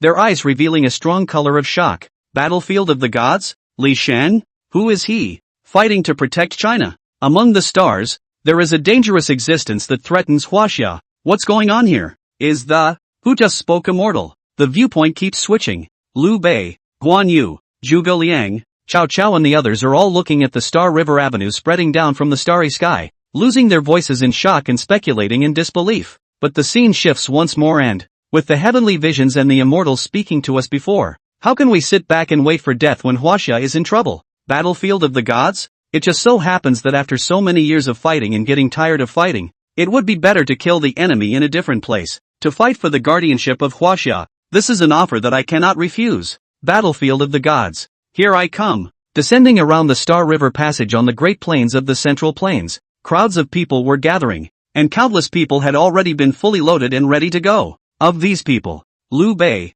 Guan Yu, Zhang Fei, Cao Cao, many of the familiar ancients have made their choices. To run to the battlefield of the gods. Cao Cao snorted coldly and was the first to step onto the Star River Avenue. After that it was Dian Wei who followed. Immediately following, Liu Bei likewise walked up. Guan Yu, Zhang Fei, Zhuge Liang, Zhao Yun, and the others followed in unison without a single moment's hesitation. This moment they had firm eyes. In their opinion, such a vision proved that an immortal existed and that an immortal needed them. Precisely. It is because Huaxia needs them. Even some of the commoners, surprisingly, had to follow Liu Bei, Cao Cao, and the generals of all the powers on the Avenue of Stars and Rivers. Instead they were stopped and eventually stayed, with yet another change in the picture. Until this moment, a regal, creepy to be exact, image is presented. See only, Liu Bei, Guan Yu and the others arrived at the edge of the vast and endless battlefield that was drenched in endless blood and could not be seen to the end. Power to the mountains. If the foreign gods are not removed, what is the home for? Wind, great wind. I have taken charge of all the affairs of the world, and I will get rid of all the foreign gods in this divine battlefield. The way of heaven and earth can be summarized in a single word. My destiny is mine and not God's. Among their viewpoints, a scalp-scratching cry came from the battlefield. The words are stirring and moving. If you look closely, in front of a figure that was as extraordinary as it could be, there was one gigantic and terrifying figure after another, covering the sky and emanating the ultimate oppression. Obviously, those are not humans, but ahead of them, a human figure was continuously engaging it without taking half a step back. Upon seeing this scene, that's Chupacabra. How? I saw the first emperor Ing Zhang. It's not just the first emperor, but Sage Kong is there, too. Hua Zaiwei and Emperor Wu of Han. They are still alive. Liu Bei, Cao Cao, and the others proceeded to widen their eyes and lose their voices in shock as their scalps went numb. What they saw in the moment completely refreshed their perceptions. The Chinese sages before them, the lords, surprisingly, it appeared on the horrible battlefield ahead? What the hell is going on here? Amidst gusts of alarm, a dense figure appeared in front of the crowd out of nowhere. You're here. The person whose face could not be seen spoke softly. Cao Cao, who was already suspicious by nature, was full of caution as he took 2 steps back and inquired. It was you who called us here? Are you Li Sheng? Nice. The figure nodded. Having heard what was said, Cao Cao's eyes widened. Liu Bei, Guan Yu and the others were just as incredulous. Li Sheng, however, was unconcerned and seemed to see through the doubts in the hearts of the crowd as he opened the door. I, who created this divine battlefield, am the supreme commander on this battlefield. The divine battlefield, on the other hand, was created by me for the purpose of creating Chinese gods and a place to defend against the foreign gods as a means of stopping them from annexing the heavens and endangering China. The Confucius, the Ing Zhang, the Xiang Yu, the Lu Che, the Hua Zhaodong, and so on that you see, all made the same choice as you did, and were drawn here by me. This battlefield you see, on the other hand, is the battlefield that the human race needs to defend, the place where the entire Chinese human race fought with fervor. Listening to this astonishingly unsettling phrase, Liu Bei, Guan Yu, Cao Cao, and other people from various forces are all listening with shocked faces and wildly shaken hearts. Li Sheng's appearance as well as his reply sent them into an unprecedented state of shock, shivering all over. So, that they've all become gods? The originally greatly grinning Zhang Fei was greatly alarmed as he pointed at the human figures in the battlefield and could not help but ask a question. Those people, flying in the sky and destroying the earth under various strikes, is this surely still human? Li Sheng, who was in the dense atmosphere, said quietly, sort of. Hiss. When these words came out, the crowd that had arrived for the first time and had seen a battlefield that terrifying for the first time sucked in a breath of cold air. Guan Yu inquired in shock. So, that there really are Chinese gods on this godly battlefield? Just now, he appeared to have heard Yang Jian's name, having heard what was said. Exactly. Li Sheng nodded again once more. The room went dead silent at that answer. No matter who it was, No one had expected the divine battlefield to be such a place. Not only are the sages, the emperors, the lords before them still alive, there is even a presence among the Chinese gods. Liu Bei's forehead was covered with beads of sweat, his mouth was dry, and he wanted to cry without tears. You have called on us to come and go and kill those horrible behemoths. Is this not looking down on us too much? He saw the tragic situation of the divine battlefield and saw how terrifying the enemies that the Chinese side had to face were. And he couldn't help but shiver at that moment. When the others heard this, their eyes widened one by one. Chapter 65 Global Explosion. Li Sheng's thrilling identity. Ergo, there is no need to worry. Li Sheng spoke faintly. Sinsing Zhang, Xiang Yu, and Lu Che can compare to the gods. Why can't you? The foreign gods must be cut down. Time is running out. On this battlefield, the situation on the Chinese side is not optimistic. If it were not for the shortage of manpower, I would not have launched a call to you. Now, I will grant you the method of cultivation, but whether or not you can make your own destiny into a god, comparable to that of a god, still depends on whether or not you have this creation. In front of everyone's shocked gazes, he slowly raised his hand. In the void in front of him, one after another, brilliant golden clusters of light surfaced, revealing a divine aura. With a big wave of Li Sheng's hand, bang bang bang, these balls of light didn't enter Guan Yu and the other's brow, sending out bursts of booms over them. The naked eye, there seems to be a difference in their temperament. Without waiting for the crowd to ask again, this palace, which is 1,000 miles a day in terms of cultivation, will be used as a place for your training from now on. Li Sheng pointed to a huge palace not far away and said, "Go." Guan Yu and his party hadn't recovered from the shock, and their eyes were filled with shock and excitement. They have a chance to match the gods. Suddenly, the Western Cave War Zone has encountered a counterattack by the alien god army, requesting reinforcements. From the western position, a shout filled with anxiety came. Immediately following, a heaven-destroying vision presented itself at the other end of the battlefield, and a shocking fluctuation of breath swept across the entire vastness of the battlefield. With great commotion, what the hell? Guan Yu and the others turned their gazes towards them, and their pupils suddenly contracted. When they had withdrawn their gaze, Li Sheng, however, had already disappeared. After a while, the crowd shivered, never able to calm down. This is the cultivation method that can be practiced to the point of being comparable to a god. Shi Huangdi, Lu Che, Sage Kong, and so on. These previous people, they are still alive and relying on the cultivation method given by that mysterious being before? I didn't expect that these people would still be alive and still be able to match the gods. This divine battlefield is actually so treacherous. It seems that we must quickly utilize the method of cultivation to become stronger in order to help. Otherwise we will be unable to move an inch on the battlefield, and at best, we will be here to die. I didn't expect that such a terrifying enemy would exist here.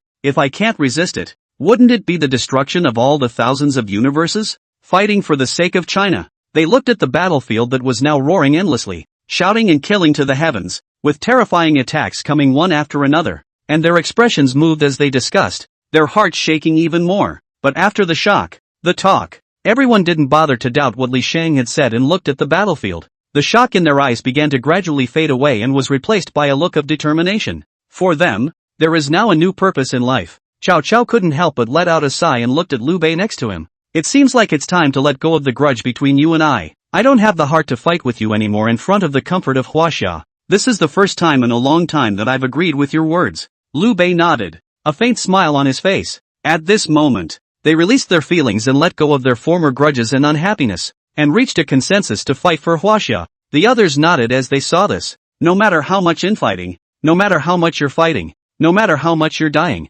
but the survival of China is at stake. This is enough to make them put aside all their grudges and musters to be united. The scene is framed with Liu Bei and Cao Cao laughing it off. In the main control room, Su Yuxi, Zhuo Wenhao looked dumbfounded, and his chest was rising and falling violently. In the face of Li Sheng's call, Liu Bei, Guan Yu, these ancients did not hesitate and chose to run to the divine battlefield in order to guard China. Sure enough, the divine battlefield is not only filled with the deceased people of Huaxia, but also the mythical figures of Huaxia. They blurted out incredulously, their voices trembling, and in the picture, they saw the cruelty on the battlefield of the gods, and saw that there existed enemies on that battlefield that were strong enough to destroy the heavens and the earth, and saw one historical deceased, mythical figure after another. Su Yuxi's eyes reddened, revealing a strong desire to know. Li Sheng not only created the divine battlefield, he also hauled the mythical figures of China. Even the ancient people in history can compare to the gods with his help. She was horrified and thoughtfully said, Even such a person didn't manage to end the enemy. So just how terrifying is the enemy they have to face? And I heard a key piece of information in the footage. It seems like the battlefield where the first emperor and the others are located is a war zone defended by the human race. And is the other war zone being defended by mythological figures? With these words, Zhuo Wenhao was once again startled, his eyes widening. If that's true, their enemies are far more powerful than we realize. He shivered as he spoke, his legs going a little weak, and on the air. Even a human can be compared to a god. Are those cultivation methods that Guan Wusheng and the others obtained the same as ours? If they are the same, then can we also reach a level that can be compared to a god through cultivation? It turns out that Guan Wusheng and the others were so called to go to the divine battlefield, and unlike Great Qin, they entered the divine battlefield as ordinary people. Liu Bei and Cao Cao. This pair of old enemies have actually reconciled and are united for the sake of Huaxia. It's not like it's been recorded in the history books anymore. It's simply a dream linkage. Why weren't we summoned? What the previous war diary revealed were images from the past. It's been so long since then. The divine battlefield still exists. There are still ancients in Huaxia. There are still gods alive. This is good news for us. Since there are mythological characters, then Neza, Sun Wukong, Erlang Shun, Jiang Zia, and so on, all of these existed, and all of them fought for China in the battle of the divine battlefield. Countless Chinese viewers lost their voices and exclaimed in shock, their hearts doubly shaken and plunged into endless shock and speculation. These things that have happened in Chinese history are just too crazy. But while China is boiling, how is it possible? Humans are also able to compare to gods. Cultivation method? Could it be that the previous Guan Yu was utilizing the cultivation method given by that mysterious-looking fellow to be so terrifying? Cultivating a gong method can make a destiny into a god? This is impossible. Absolutely impossible. Instead of believing the images I saw earlier, I prefer to believe that this is a self-induced drama by Huaxia. Otherwise, how can it be justified? No, it's definitely not real. It must be a fake, such as the foreign audience after the shock. Instantly various exclamations of sighs. In their opinion, there's no way there's a man like Li Sheng in China. The other historical ancients could be understood, but the name Li Sheng, which was unclear even to the whole of China, must be a fake. Chapter 66, A Shocking Battle. The truth about Liu Bei Cao Cao's death? Baird. In the main control room, instruments recording the war diary made piercing noises. Zhuo Wenhao, Su Yuxi came back from the shock, her face revealing tension. The war diary continues. What is written in it? If we want to know more about the history of China, the battlefield of the gods, we will have to rely on the war diary for now. The two looked at each other, the curiosity in their eyes growing stronger. The last time the Great Qin Black Dragon Fleet, they learned that the history of China was not what was recorded in the history books. And this time, how much more can they really go into it? Suddenly, in the 3510th year of the divine calendar, an unprecedented and shocking war broke out in the divine meteor war zone, and Liu Bei, Cao Cao, Zhang Fei, and Lu Bu finally set foot on the battlefield after 10 years of cultivation. This battle was called the Battle for the Dignity of the Chinese Race, and in the face of the full-scale invasion of the foreign gods, the divine meteor war zone guarded by the human race ushered in the greatest catastrophe in this battle. In this battle, the human race suffered heavy casualties, nearly 70%. The degree of tragedy is unprecedented. The men of the three kingdoms, Liu Bei, Zhang Fei, Cao Cao, Jian Wei, Zhang Liao, Yu Bian, Lu Bu, were all killed in the fierce battle with the foreign gods. In this battle, the people of the three kingdoms were responsible for guarding the ninth line of defense in the divine meteor war zone, and even though they were undefeated, they resolutely used their lives to delay the attacking footsteps of the Taichu divine race, and only Guan Yu was left alive after one battle. The voice came out again. When the crowd heard this, their pupils suddenly contracted. Just after a decade's time,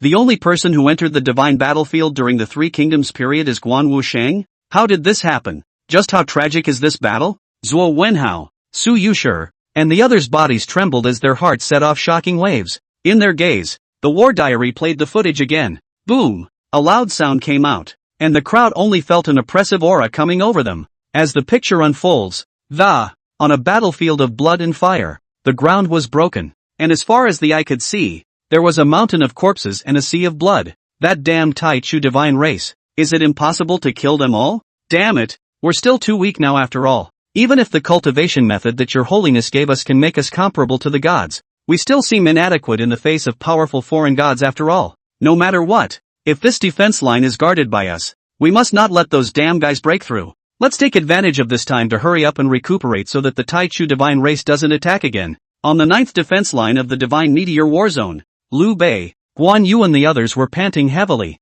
their red-colored battle armor bloodstained, obviously having experienced a fierce battle before. At this point, their temperament had long since changed radically. After only 10 years they had all undergone metamorphosis, and had become unprecedentedly powerful themselves. Cao Cao's face had the blood of his enemies on it, but he didn't bother to wipe it off, and said with a grave expression, "This battle won't end that easily, and I'm afraid we're in for a rough ride. So what's the harm? As long as I'm not dead, I'll fight to the end in blood." The naive image of Su Chu pulled a loud voice, heavily tapping the chest of the battle armor, his eyes killing. The others were dumbfounded at the sight. Zhuge Liang, on the other hand, said, "Your Holiness has given us the ninth line of defense, so we must not let your Holiness down, even if it costs us our lives." Well said. No matter how dangerous this battle is, we must not retreat. As a Chinese race we must have the blood and backbone that the Chinese race should have. Never surrender to the enemy. Zhang Fei roared, looking ferocious, like a bloodthirsty beast. Even after the great battle before, when the enemy retreated, they did not let their guard down. A few moments later, "I really don't know. Can we still return to the ancestral star?" Among the crowd, Liu Bei sighed, his eyes revealing nostalgia. It had been several decades since he had left the land of Huaxia, and 10 years had passed since he had first arrived at the divine battlefield. Cao Cao also couldn't help but sigh. It's been 10 years, and the war on the divine battlefield has never ended. So I'm afraid it's only a long way off if we want to return to the ancestral planet. After all, there have been so many predecessors before us who entered the divine battlefield and have yet to return to the ancestral star. He fell silent at the end of his sentence. The others looked blank, knowing full well that this might be a luxury. Suddenly, boom, boom, boom, deafening and earth-shattering roars continued to emanate, and the entire battlefield suddenly began to vibrate violently. Beyond the defense line, the void crumbled. In the meantime, one after another, figures were presented, just the blink of an eye. Beyond the ninth line of defense, densely packed, countless figures rushed into the middle of the battlefield. Kill them all. Going against the Taichu divine race is a dead end. Among these figures, a voice continuously echoed above the battlefield. Moment. How did they get there so fast? Damn it, these despicable guys even sneak attacked. Liu Bei, Cao Cao, and the others' faces changed drastically. This moment, the situation on the battlefield changed suddenly. Facing the attack of the Taichu divine race, it caught the human generals who were still recuperating off guard, and they were simply unable to organize an effective counterattack. Put. As far as the naked eye could see, the Taichu divine race was like a no-man's land, madly slaughtering a single human general. Their offense was sharp and methodical, and they had obviously planned this assault for a long time. Just a few breaths, the human generals above the entire defense line were immediately killed and injured, in the face of unexpected circumstances. Damn scum! If you want to break through this line of defense, you can't do it unless you step over our corpses. Guan Yu let out a stern cry, holding the green dragon crescent moon blade and suddenly killing out. Wherever they go, cold light, blood splattered and bodies kept falling to the ground. Liu Bei, Cao Cao, Zhang Fei, and the others rushed up into the sky, heading straight for the people of the Taichu divine race to kill them. And once again, they engaged in a terrifying fight, and under their counterattacks, mayflies shake trees. Your resistance is futile. A figure covered in glittering divine light descended above the battlefield of the ninth line of defense. It was a human-looking and still a youthful-looking man. He had long white hair and a vertical pupil at the center of his brow that looked alarming. This was actually a god. Along with the descent of the gods of the Taichu divine race, the entire battlefield began to collapse inch by inch, seemingly unable to withstand the terrifying divine power. The youth stepped onto the battlefield, walking step by step towards the crowd representing the Chinese side. Wherever they go, one by one, the generals' bodies trembled, with a look of horror on their faces. Bang bang bang, their bodies couldn't withstand the monstrous pressure and exploded into a cloud of blood mist, in the presence of that god of the primordial divine race. Before they could even get the other party to do anything, they had already died under the terrifying oppression. Chapter 67 Self-Immolation. Sacrifice. Everyone's eyes were red. Griffin, the young deity of the Taichu divine race, looked indifferently at Liu Bei and the others on the battlefield, a cold smile spreading from the corner of his mouth. With a wave of his large hand, a storm swept across the entire battlefield. The sky is falling apart, and there are many dead and wounded. Causing this great commotion was only a matter of raising his hand. This moment, great pressure covered the battlefield. All the generals of the ninth line of defense were instantly horrified, incredulous that there was such a terrifying existence among the enemy. But in the midst of a great war, yet they didn't flinch. charging across the battlefield without hesitation, fighting for their lives against the enemy. Despite the 10 deaths, they never thought of retreating. Seeing this scene, it seems that in this battle, I'm afraid we'll have to give an account here. Liu Bei's face was ugly, trembling slightly under the monstrous oppression, and next to him, Cao Cao looked grave, despair filling his eyes. Originally, I was still thinking that I would have a chance to return to the ancestral star, but now it seems like it's a question of whether or not I'll be able to go back alive afterward. He spat, but suddenly rushed out. With a look of determination in his eyes, he entered the battlefield to fight the enemy. At the moment, Cao Cao looked brave and fierce. In the face of an enemy whose numbers were too great a disparity, he didn't show half a bit of fear, but instead grew more and more courageous. Enemies were cut down in his hands,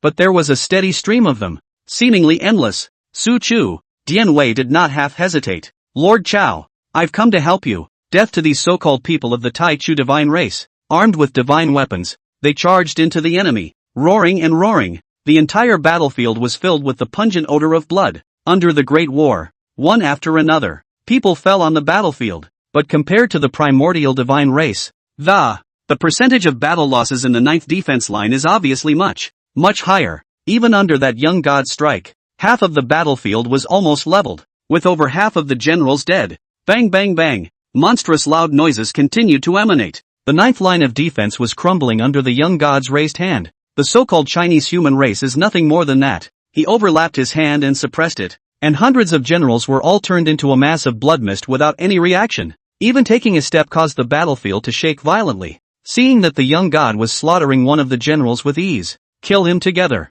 Liu Bei's eyes were crimson, revealing the color of madness as he rushed out with his long sword in hand. Seeing this, Cao Cao roared, I'll help you. The two walked side by side, heading straight for the young god. Their eyes revealed a strong killing opportunity, and a shocking aura roared up under the blooming of their breath. But, in the face of Liu Bei and Cao Cao making a joint move, you guys can't stop me. The young man from the Taichou divine race let out a cold smile as he slowly raised his hand towards Liu Bei and gently slapped out a strike. But it's this seemingly flat strike that, however, it caused Liu Bei's face to change drastically, as if he had been landed on by a terrifyingly huge force, and he directly flew out backwards. Cao Cao approached, but his raised hand was slow to fall. Clank! The young man from the primordial god clan caught Cao Cao's large sword that was about to fall with one hand and gently pinched it. Ka Cao! The great sword was instantly split into pieces. The others see this. Zhang Fei, and even the naturally arriving Huadaizi also killed out with their lances straight at the youth of the Tai Chu divine race. Put! Cough cough cough. How? But before they could get close, they had already spat blood and fell back, coughing continuously. The crowd snapped their heads up and looked at the youth of the Tai Chu divine race with shocked faces. Previously, when they first entered the battlefield and went to war with the Tai Chu divine race, they hadn't expected such a terrifyingly powerful person to come from the other side. In the other party's hands, they could not take any advantage, much less cause the slightest damage to them. And at this point, the rest of the Tai Chu divine race no longer made any more moves, but instead looked at Liu Bei and the others with a teasing face. The battlefield of the moment. Almost all of the remaining generals holding down the 9th line of defense died. Guan Yu was holding the green dragon crescent moon blade, his eyes revealing a strong killing intent. In this battle, we can't take half a step back. Fight him. He stared at the youth of the Tai Chu divine race in death, his chest rising and falling violently as he let out a cold cry. The others nodded at the words. Even though we're not strong enough, as long as we can delay their attack, we'll count it as a success. His Holiness said that he'll come over once he's done with the Western Cave War Zone. Hold on a little longer. What's there to say then? Fight. No matter who it was. At this moment there was still no fear of the enemy's power, but instead their eyes grew more and more determined. No one bothered to hesitate and charged out again, but they were undoubtedly moths to the flame with no chance of winning with such a move. It's clear to anyone, but no one took a step back. The picture changes. When the battlefield situation was presented again, it was dead silent. The young man from the primordial god race had his feet in the void and his hands behind his back. It's rare for a district human to have such a bloodthirsty nature. Surprise was revealed in his eyes as he grinned. You can be spared from death, provided that you submit to the Taichou divine race and abandon your Chinese human identity. How about that? With these words, the atmosphere of the battlefield became more and more subdued. It's raw. At this time has long been wounded, suffered serious injuries. The body armor has long been broken. Liu Bei, Cao Cao and others are clear. This is a ray of life belonging to them. Just surrender. Then live. Ha ha. Cao Cao suddenly let out a loud laugh. Liu Bei, Zhang Fei, Guan Yu and those who are still alive on the field are all looking up to the sky and laughing, as if they heard a big joke. When the youth from the Tai Chu divine race saw this, his brows furrowed in apparent uncertainty, but the next second, "You, a so-called foreign god, are worthy of asking me to surrender?" Zhang Fei spat out a mouthful of dirty blood towards the ground, his face grimacing as he coldly shouted, "Come to a duel to the death." After saying that, he rushed straight out like a meteor. Approaching the young man of the Tai Chu divine race, he fiercely chopped down the large axe in his hand, but no matter how much force was put into it, it couldn't fall a single bit. The Tai Chu divine race youth's expression became cold as he raised his hand and pointed a finger. Put! Zhang Fei's burly body trembled violently and instantly exploded into a sky full of blood and flesh. Seeing this, Sandy, Liu Bei, Guan Yu hissed and shouted in grief, "Rather teach me to negate the world. Do not teach the world to negate me. Oh, selfish for a lifetime. This time, I do not want to be selfish again." Cao Cao's eyes were full of red, revealing madness and determination as he charged straight toward the Tai Chu divine race army on his right, laughing out loud with a sprightly smile, "But even if I have to die, I'm going to pull in a few more cushions. Big-eared thief. I'll go first." Under the sullen gazes of the crowd, his body blossomed with extreme light. In the next instant, it exploded. It actually blew itself up. Chapter 68. They died in China. They live forever. Boom! A monstrous roar echoed through the ninth line of defense. Gurgling screams came from the army of the primordial divine race, and they went up in smoke in the explosion. When the extreme explosion is over, Cao Cao's breath completely dissipated. Fallen, with his long spear in hand, Hua Zaixian was furious and resolute as he killed towards the young man of the Tai Chu divine race. There is no home until the foreign gods are extinguished. For the sake of Huaxia, what is there to fear in dying? With the determination of certain death, he approached and his gun came out like a dragon. But even though his strength was going to be above Liu Bei and the others, his attacks were unable to cause too much of an impact on the other party. Bang! Bang! Bang! Kaching dash. One fierce blast at a time, but it couldn't do any damage, until the lance shattered. Hua Zaiwei's face was white, and his body had long since been littered with shocking injuries. Put! Under the flick of the fingers of the young man from the Tai Chu divine race, he was like a kite with broken strings, smashing heavily into the ground and smashing a huge deep pit into the ground. At this time, he had no more power to fight, and his breath was like a swimmer. Upon seeing this scene, even our great Han god of war has fallen. The people's expressions were filled with sadness, but their eyes revealed determination that became more and more obvious. Guan Yu's body couldn't stop trembling, and his eyes were red as he said, "I'll kill my way out of the siege and go ask for reinforcements. All of you wait for me." After saying that, he held the green dragon crescent blade and killed behind him. But, at this moment, Guan Yu was like a madman,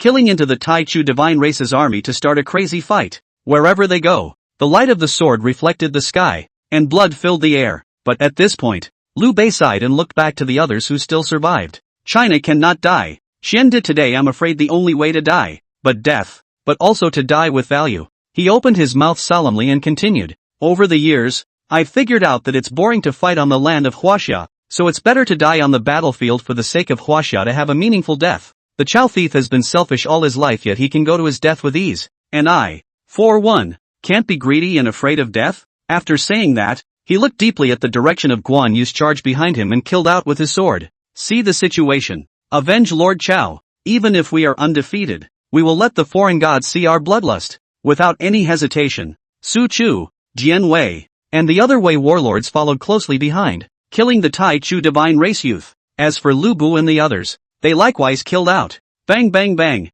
a monstrous roar resounded throughout the battlefield. Su Chu was directly slapped away by the divine race youth for a large portion of his body, yet he still managed to land his attack with his last breath. Jian Wei's weapon was shaken away, but he fought to the death with his flesh and blood until his corpse was gone. Lu Bu square sky painting halberd bloom biting cold light, but under the collision again and again, the square heavenly painted halberd fell apart, and a shockingly huge trauma appeared on his chest, eventually kneeling on one knee and losing his life. Liu Bei's long sword shattered and he was directly sent flying to the ground, dying. All of them went to their deaths in peace, only to delay the footsteps of the attack of the primordial divine race. The picture goes on and on, but inside the control room, Su Yuxi had long since seen a face of grief, covering her mouth and forcibly holding back tears from falling, her body constantly trembling. Beside, Zhuo Wenhao's eyes showed shock and his scalp was numb. The enemies on the divine battlefield are actually that terrifying. He looked at the youth of the Tai Chu divine race in the picture and fear grew in his heart. That presence was creepy just looking at it. Strength of character. Even the great Han god of war, Hua Zhaodi, was not able to make much of an impact on him, and he was eventually directly and seriously injured, and his life and death were uncertain. As for the others, they were not even placed in that youth's eyes. It's the foreign god that Liu Bei and the others are talking about. A god. There were more terrifying enemies like this on the divine battlefield. Just the thought of it. How could this be? The enemies that the first emperor, Guan Sheng, and other ancients had to face would be so terrifying. Zhuo Wenhao sucked in a breath of cool air and shivered. It was just that youth from the Tai Chu divine race, raising his hand and throwing his foot, that caused the heavens to crumble and the rambling battlefield to collapse almost completely. Even slightly raised his hand, it was able to leave Liu Bei, Zhang Fei, Cao Cao, and so many others with serious injuries. But after seeing that in the face of such a horrible enemy, after Cao Cao uttered the words, "I'd rather teach the world to be negative than teach the world to be negative," and chose to stop being selfish and fight for China, gladly to death, by blowing himself up. A large number of enemies will be buried with him. This selfish and self-interested lord of a lifetime finally chose to die on the battlefield for the sake of Huaxia, Lu Bu, Su Chu, Jian Wei, Zhang Fei. One after another ancient people in the history of China all resolutely went to their deaths in this battle.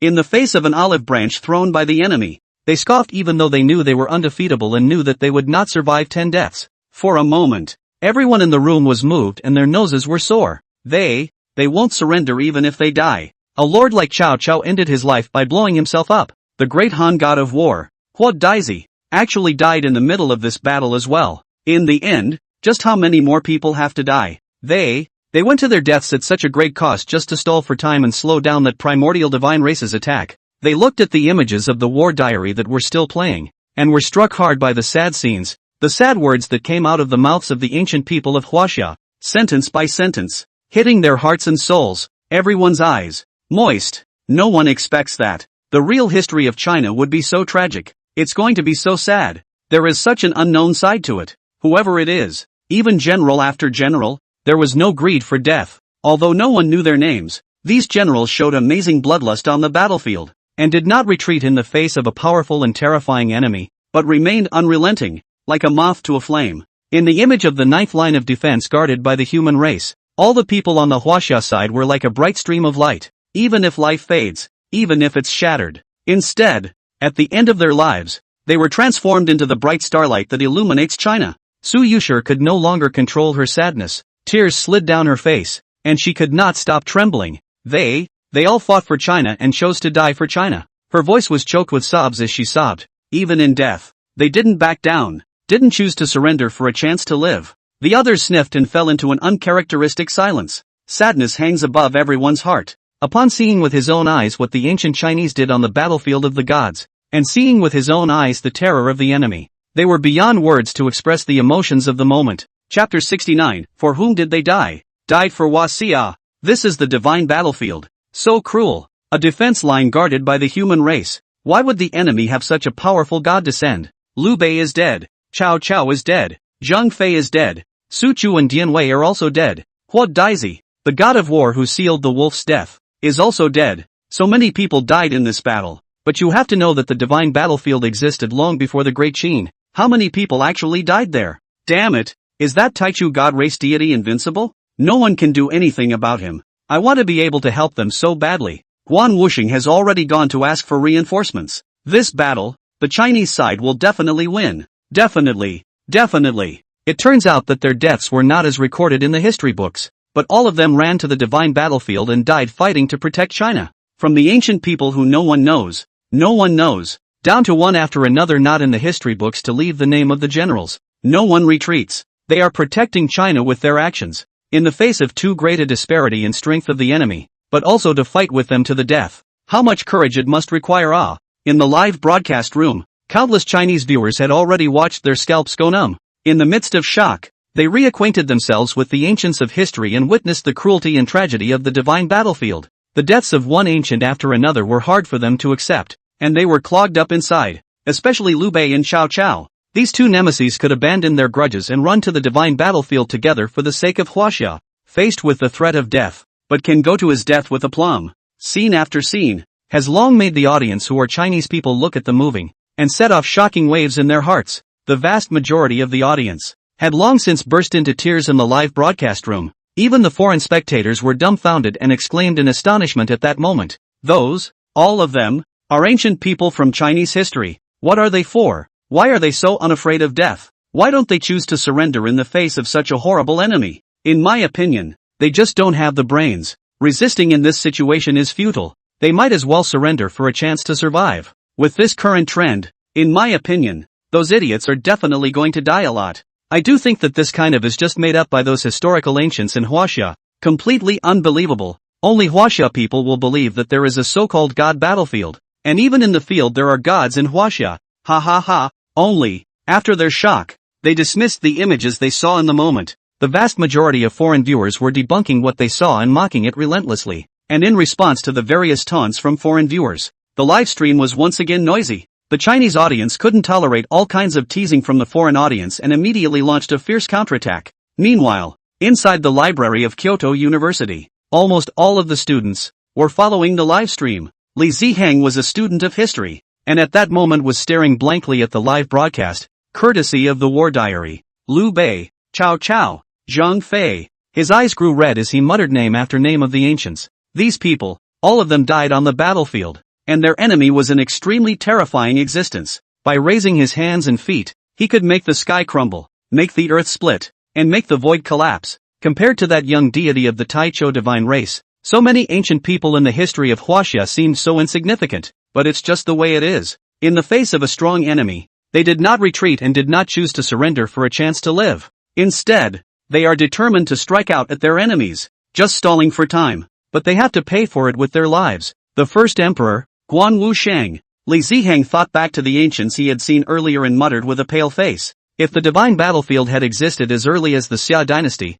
how many people must have died on the battlefield directly? His body trembled slightly at the thought, not daring to continue thinking about it. So many people have died just from the war they saw on the air. If it's throughout the history of China, that, thinking of the righteousness of Liu Bei, Zhang Fei and the others before they died, an intense sadness welled up in Li Sheng's heart, and his vision became blurred as he watched the live broadcast. Why am I crying? 2 lines of hot, clear tears fell as his voice choked with more sadness in his heart. Not just him. The other scholars present, seeing the tragic battlefield images, were all unable to hold back their tears at this moment. Some people even broke down emotionally and choked and sobbed. Li Sheng looked at the other scholars present as their grief flowed and their tears increased. Unable to control himself, he said, "They, for whom did they die?" With these words, the eyes of the entire library fell on Li Sheng. They died for Huaxia. The students spoke in almost unanimous unison, crying more. The images recorded in the war diary made them unable to control their emotions any longer,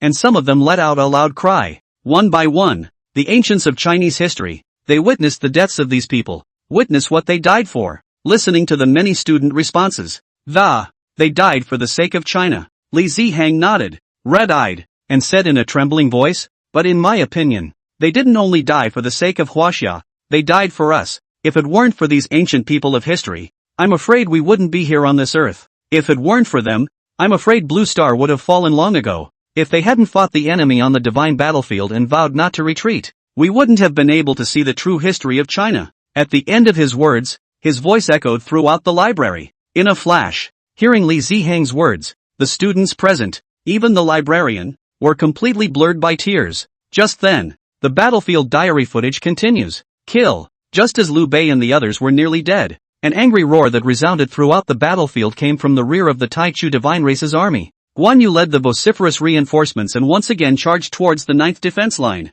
He had red eyes and seemed to have gone mad. Rumble. The green dragon crescent blade was constantly waved in Guan Yu's hands, and loud sounds came from the Taichu divine race army, as well as a moving and mournful scream. He went forward and was a force to be reckoned with, and in the midst of his eyes that were filled with killing intent, he revealed an anxiety that could not be concealed. "Big brother, you must wait for me." Guan Yu didn't dare to be half slow. Every time he was all out, only thinking to return to the battlefield as soon as possible, together with blocking the enemy's footsteps to break through the defense line. Chapter 70, Guan Yu's fate becomes a god. Madness kills. "Big brother, big brother, big brother." Guan Yu charged tirelessly and rejoined the fray, but his cry was never answered. Aside from the commotion he caused, the entire battlefield was actually that dead silent. For a moment, Guan Yu panicked, his eyes revealing panic. No way. No how. He kept muttering under his breath as he led the Yuan army to kill back to the battlefield where he was previously. But when he comes back again, throughout the battlefield, it seemed that the fight was over. The young man from the Taichu divine race was standing tall with an indifferent expression, with no semblance of injury visible on his body. When he saw Guan Yu charging back with reinforcements once again, a flash of surprise appeared in his indifferent eyes. It didn't seem to occur to him that Guan Yu would turn back after leaving. After all, this battle, there is no chance of winning for these people. But Guan Yu didn't bother to care about the terrifyingly strong Taichu divine race youth, but instead looked around anxiously, like he was searching for something. But soon, his body jerked and his gaze slowed. It could be clearly seen that his lips were trembling. A look of disbelief appeared on his anger-filled face. Only then, there were no more standing figures on the battlefield. In a huge deep pit, Huazaodong's hand tightly clutched his lance and assumed a half-kneeling position, as if struggling hard to get up. But he was alive, and it was all gone. Not far away, dropping Cao Cao's matching sword, Su Chu, and Dian Wei's weapons were left on the side, but they had disappeared, sensing no scent. As for Lu Bu, he had already fallen and was lifeless, and Liu Bei, the battle armor on his body had long since shattered, and blood spilled out, staining the ground red. At this point, he had become a corpse without breath. Everyone on the ninth line of defense, no one survived. Either they fell in a pool of blood or their bodies and bones. Upon seeing this scene, how did this happen? Why didn't you wait for me? Guan Yu's face was bloodless, staring blankly at the surrounding family and friends who had spent countless days and nights together, comrades in arms, and couldn't stop trembling as he muttered, "Big brother, you told me if I could still return to my ancestral home you'd no longer be obsessed with supporting the Han dynasty, and you'd teach me to weave mats and peddle shoes. Third brother, I haven't had enough wine with you. Cao Cao, Mangde, didn't you say that the appearance of the divine battlefield would enable you to kill the enemy with me to get your wish? Lu Bu, didn't you say you would fight me for 300 rounds when the war was over? And Su Chu, Jian Wei, Zhang Liao, Zi Long, Mr. Zhuge." One name came out of his mouth, revealing endless sadness, and finally he opened his mouth but could no longer speak. "Because they are all dead." The corner of his mouth hooked into a teasing smile when the youth of the Taichu divine race saw the disoriented Guan Yu. "Isn't it just a few dead people?" He spoke without a care in the world, his words cold. "I said, either submit or die. They want to die. I have to fulfill them. As for you, we'll meet them soon, because all the humans in this divine meteor war zone must die." His gaze was as if he was looking at a mole cricket, condescendingly ignoring Guan Yu. And yet, hearing his words, "Not just a few dead?" Guan Yu's body trembled as he slowly raised his head to look at the young man from the Taichu divine race. His eyes were densely covered in blood, and there were even tears of blood flowing down his face. On his body, a powerful aura was rising to the sky. It roared in all directions. Boom click, an unprecedented roar came out, and the entire battlefield began to tremble violently. There were bursts of exclamations of shock rising and falling amongst the Taichu divine race's army. Wobbly, the dimly lit dome of the sky seemed like it was about to collapse. The sudden change caused the youths of the Taichu divine race to freeze, and at this point, Guan Yu trembled more and more, his face revealing pain and anger and even madness. "Damn the pagan gods! Damn you! All! Damn you!" He roared up to the sky, his eyes revealing endless madness, and again a great noise came over him. It seems to break through some kind of shackle, and it seems to tug at something. Above the canopy, an immense and incomparable vortex gradually took shape, and radiant light reflected down and landed on Guan Yu. Boom! The entire battlefield began to collapse on a large scale, one after another. Miserable screams came out from the great primordial god race's army, and their eyes exploded under their wide-eyed stares. At this moment Guan Yu was like a madman. His monstrous anger turned into substance, and the space beside him blazed up, covering the sky and the sun. "I want you to die." His entire body looked like it was glittering, his aura turning the heavens and the earth, divine light bursting from his eyes, and his terrifying aura suppressing the surrounding Taichu divine race army, and his strength was climbing crazily at a terrifying speed. A terrifying aura swept towards the 8 directions. Under the fluctuation of this aura, the great primordial god race's army was instantly killed or injured. In a state of madness of extreme rage, Guan Yu, destiny becomes a god. Just for a moment, the green dragon crescent moon blade in Guan Yu's hand was filled with the fire of anger that had turned into substance, spreading in all directions. "Death comes," he let out a stern cry, and under the bloom of divine light, his large hand swung violently towards the side. A heaven-destroying, terrifying blade chi swept across the 8 wastelands. Tens of thousands of the great primordial divine race's army fell apart, without any resistance or even time to react, and directly turned into flying ash, shape and soul. Right now, the Taichu divine race. I want you all to be buried with me. Guan Yu's hideous face revealed a shocking madness, and his eyes revealed a bizarre bloodshot aura. Every swing of the green dragon crescent blade carried terrifying divine power, obliterating the Taichu divine race's army on the battlefield. On their own, it sent hundreds of thousands of the Taichu divine race's army into a panic, collapsing in the blink of an eye. Die. Death. Death. Even if I die, I will make you all suffer before I die. Go to hell. Ah! Guan Yu's roar filled with boundless madness echoed above the battlefield. The void collapsed, and the battlefield crumbled. Under his terrifying strike after strike, the huge battlefield was instantly reduced to a bloody and terrifying cultivation ground, with large swaths of the primordial divine race's existence being wiped out in uncountable numbers. In the main control room, boom! When you see the epileptic, like completely lost his mind to kill the four directions of Guan Yu, Su Yuxi, Zhuo Wenhao and other people are shocked. Through the screen have felt the monstrous anger. That makes the heart and soul wildly shocked boundless anger. Today's image makes them blanch and stop trembling. Guan Yu, destiny becomes a god. Surprisingly, it is the same as the first emperor. Now on the battlefield strength has soared and is unfolding their killing with one's own strength. Chapter 71, The Gods of China Never Yield. Seeing the madman like Guan Yu launching into a killing spree, the live broadcast room boiled over. Countless Chinese viewers trembled. Their eyes read, kill all those damn enemies, kill them all. Revenge for Hua Zaiwei, Liu Bei, Cao Cao and so many other ancient Chinese people. These guys deserve to die. All of them. Guan Wusheng's destiny has become divine. He'll definitely be able to make these guys come back with no return, and make them all accompany the dead. After their grief, they were filled with anger and had nowhere to vent it, and were now shouting hysterically and frantically. Those Taichu god race guys should have left no one behind. All should be killed. Facing the Chinese audience in a state of rage. Even the foreign viewers who had always liked to be cynical and sarcastic were shocked by the neatly organized angry pop-ups in the live broadcast room. The situation in the live room. Zhuo Wenhao also looked in his eyes. His eyes were full of anticipation, and his body was trembling. Is Marshal Saint Guan going to fight against that powerful and terrifying Taichu divine race deity with his own strength? He thought about the words he had heard earlier, and his heart sent shockwaves through his mind. Even if alone, the current Guan Yu still did not retreat. Is crazy to start killing? The body's injuries are more and more, but directly ignored by its. Su Yuxi's expression moved as her words were filled with worry. Guan Wusheng is facing so many enemies, and that deity from the Taichu divine race hasn't made a move yet. Will he be able to handle it?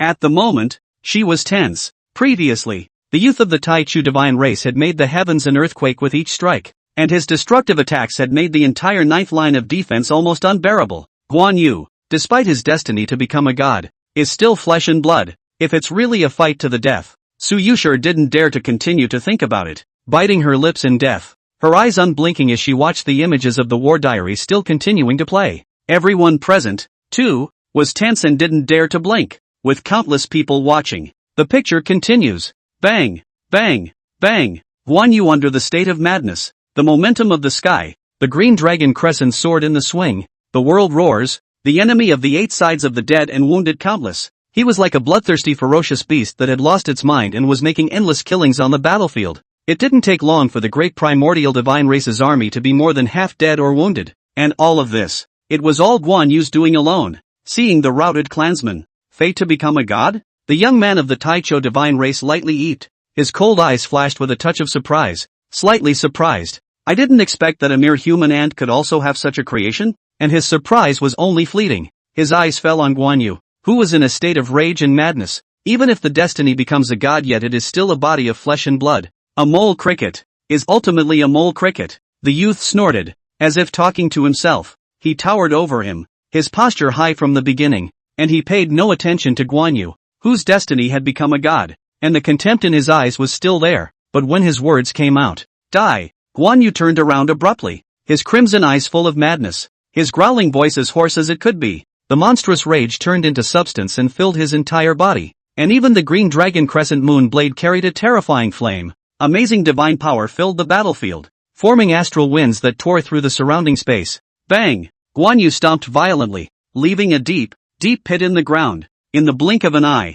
he had approached the youth of the Taichu divine race, holding the green dragon crescent blade in both hands and chopping down furiously. The next second, however, slower, The young man from the primordial god race shook his head as if giving an evaluation, and then slowly raised his hand. Moment. Time seemed to stand still. The green dragon crescent blade in Guan Yu's hand couldn't chop down the slightest bit more, and it was fixed in mid-air and kept trembling, with a flick of the youth's fingers. Clank! The ear-piercing sound of gold and iron clashing echoed above the battlefield, and Guan Yu's body trembled violently, spitting out a mouthful of blood furiously and flying backwards. His body slammed heavily into the ground, coughing up blood from his mouth, but still trembling to get up regardless. The young man from the Taicho divine race just made a seemingly uneventful strike, but in a matter of moments, Guan Yu suffered a serious injury. The entire battlefield seemed to be frozen in time, and everything around it stood still, as if this world has been manipulated. The young man from the primordial god race stepped out, looking down on Guan Yu, who was struggling to get up below, his expression indifferent as he said indifferently, "You're different from those ants, and you can gain my approval for being able to withstand my strike. Submit to me and your life will be saved." How? His voice was not loud, but it echoed lazily across the battlefield. For Guan Yu, he extended a rare olive branch. However, in the face of the youth's solicitation, "How is a mongrel foreign god worthy of making me submit?" Guan Yu wiped the blood from the corners of his mouth, spit out a mouthful of tainted blood, and stopped himself with a cold smile. "Even if I die, even if my body falls and my path fades, I will not live. But before that, I'd all like to try my hand at regicide." He was oblivious to his injuries, his eyes bloodshot as he licked his lips, bracing his heavily damaged body to charge up into the sky once again, heading straight for the youth of the Taichu divine race. In his hand, the green dragon crescent blade emitted a burst of buzzing. One man, one knife. It seems to be ready to die. The young man from the Taicho divine race frowned as a touch of displeasure appeared on his cold face. Seek death. With a cold snort, he suddenly raised his hand and ruthlessly suppressed it. In a moment, the entire battlefield vibrated violently, with dense gullies spreading towards all directions. Above the canopy, a supreme force poured down. Guan Yu was just about to approach when his body trembled violently. Bang! He gritted his teeth in death and struggled to cut down the green dragon crescent blade in his hand. However, in the end, he coughed up blood once again. The blood vessels on his body surface exploded. Blood splattered everywhere, and his body was heavily slapped on top of the ground. The aura that belonged to him suddenly became shriveled down, and countless cracks spread out on the ground around him. The young man from the Taichu divine race looked indifferently at Guan Yu, whose breath was wilting, and once again said in a cold voice, "Submit to me and you can live. Otherwise, die." Ha ha ha. Hearing the other party's renewed solicitation, Guan Yu laughed up at the sky and broke out in a maniacal rage. "You foreign gods are worthy of making me submit? Bastards who presume to annex the heavens. As long as Huaxia has not yet perished, you will never succeed. Submit to you? You can see. So many Chinese martyrs since ancient times, can there be subjugation? Surrender? You can see. Who of the Chinese martyrs who died on this battlefield are afraid of you foreign gods?" As he said this, he strongly supported his weak body with 1,000 holes trembling and re-stood up, standing straight, and his words were full of disdain. Chapter 72, Even if I die, I will not take a step back? Chinese guys, aren't they really afraid of death? There was more anger in the eyes of the young man from the Taicho divine race as he coldly shouted. Obviously, he was completely enraged by Guan Yu. Without bothering to say anything more, he gave a direct nod towards Guan Yu, who stood up. The void in front of the two collapsed inch by inch. In a few moments, didn't wait for Guan Yu to react. Without any signs, bang! His left arm exploded violently. The pain that tore through my body swept through my body. Hiss! Guan Yu's pupils suddenly contracted and he sucked in a mouthful of cool air as his breath became more and more withered. Under this blow, his body couldn't support it and collapsed again. Nowadays, he has no power to fight again. The vision has blurred. The sky spins. Blood dripped from the shocking wound in his left arm, quickly staining the deep pit. Seeing Guan Yu's miserable state, "I can make you feel the closest thing to death. How does that feel?" The young man from the Taichu divine race towered over him, his eyes cold, a sneer spreading from the corner of his mouth as he said, "A mortal body is not yet qualified to be my opponent. As long as you submit to me, you will be able to live, and I will be able to remake your arm. Now, tell me your answer again." At the end of the day, he was still unwilling to give up on recruiting Guan Yu. His voice stood on the battlefield, revealing a morose killing intent. Heaven and earth were filled with great oppression. Guan Yu only felt that his eyes were heavier than ever before, and his vitality was draining away. "Is it dying?" he muttered, raising his eyes with difficulty to the youth on the void, and then laughed out loud in a sprightly manner. "Mr. Guan's head can be severed, and his blood can be spilled. Asking me to submit to a foreign god? Absolutely impossible. Perhaps not all Chinese people are not afraid of death, but for the foreign gods, not only me, but any Chinese person will not choose to submit to live. If you don't kill me, in the future, I will kill you. His frail voice, however, was extraordinarily powerful, echoing across the battlefield. Listening to Guan Yu, isn't it good to be alive? The young man from the Taicho divine race had an even colder expression, and his voice was extremely icy. Under another strike, Guan Yu coughed up blood, oozing blood from wounds all over his body, and had become a creepy bloody man. But even so, living is good. But if I were to submit to a foreign god, I'd rather die. Guan Yu remained unshaken and spoke with determination. His almost open eyes filled with determination. The battlefield at this time was dead silent, and under the suppression of the young man of the Taichu divine race again and again, Guan Yu's heart remained unshaken. Submit to me. Dream on. If you choose to submit, I can make you a god in the flesh. You bull asterisk asterisk asterisk asterisk. So much. The two men's conversations continued to echo across the battlefield, and now Guan Yu seems to be on his deathbed, and Guan Yu's vow of death made countless Chinese viewers in the live broadcast room redden their eyes. Guan Wu Sheng. Damn it. Even if Guan Wu Sheng's destiny becomes a god, he's not a match for that guy? Why is it like this? So that's how Guan Wu Sheng lost one of his arms. Damn the foreign god. He deserves to die. Don't. Aha. How great would it be if we could also travel to the divine battlefield to help out? Are the Fey gods that hard to kill? Are our enemies all that terrifying? Why is it like this? Guan Wu Sheng didn't even choose to submit even though he would die. How much courage does it take? What's going on back there? We've already learned before that Guan Wu Sheng is still alive. Did anyone save him? They cried out like crazy, longing to be able to appear on the battlefield and die for Guan Yu. The situation of the moment made them anxious. Even though they had already met Guan Yu before, they couldn't help but weep when they saw the past events on the battlefield in the past. Not only Guan Yu, so many ancient people in Chinese history had not chosen to submit to the foreign gods even if they died on the battlefield, so bloodthirsty that they couldn't keep calm. And the further they looked the more they were moved, especially since the words Guan Yu had spoken were answering and roaring in their ears, while the entire Chinese audience in the live broadcast room was in a state of excitement. Guan Wu Sheng. Inside the main control room, Zhuo Wenhao was panting heavily, staring at the screen with a million eager dead eyes. Guan Yu would rather die than submit to a powerful presence among his enemies, even though the other party has repeatedly solicited and promised all kinds of favors. Guan Yu both turned a deaf ear and did not pay the slightest attention, drawing the ire of the other side, one repression at a time. At the moment, Guan Yu has long been hanging by a thread, like a strand of candle flame in the gale, which may be extinguished by the wind at any time.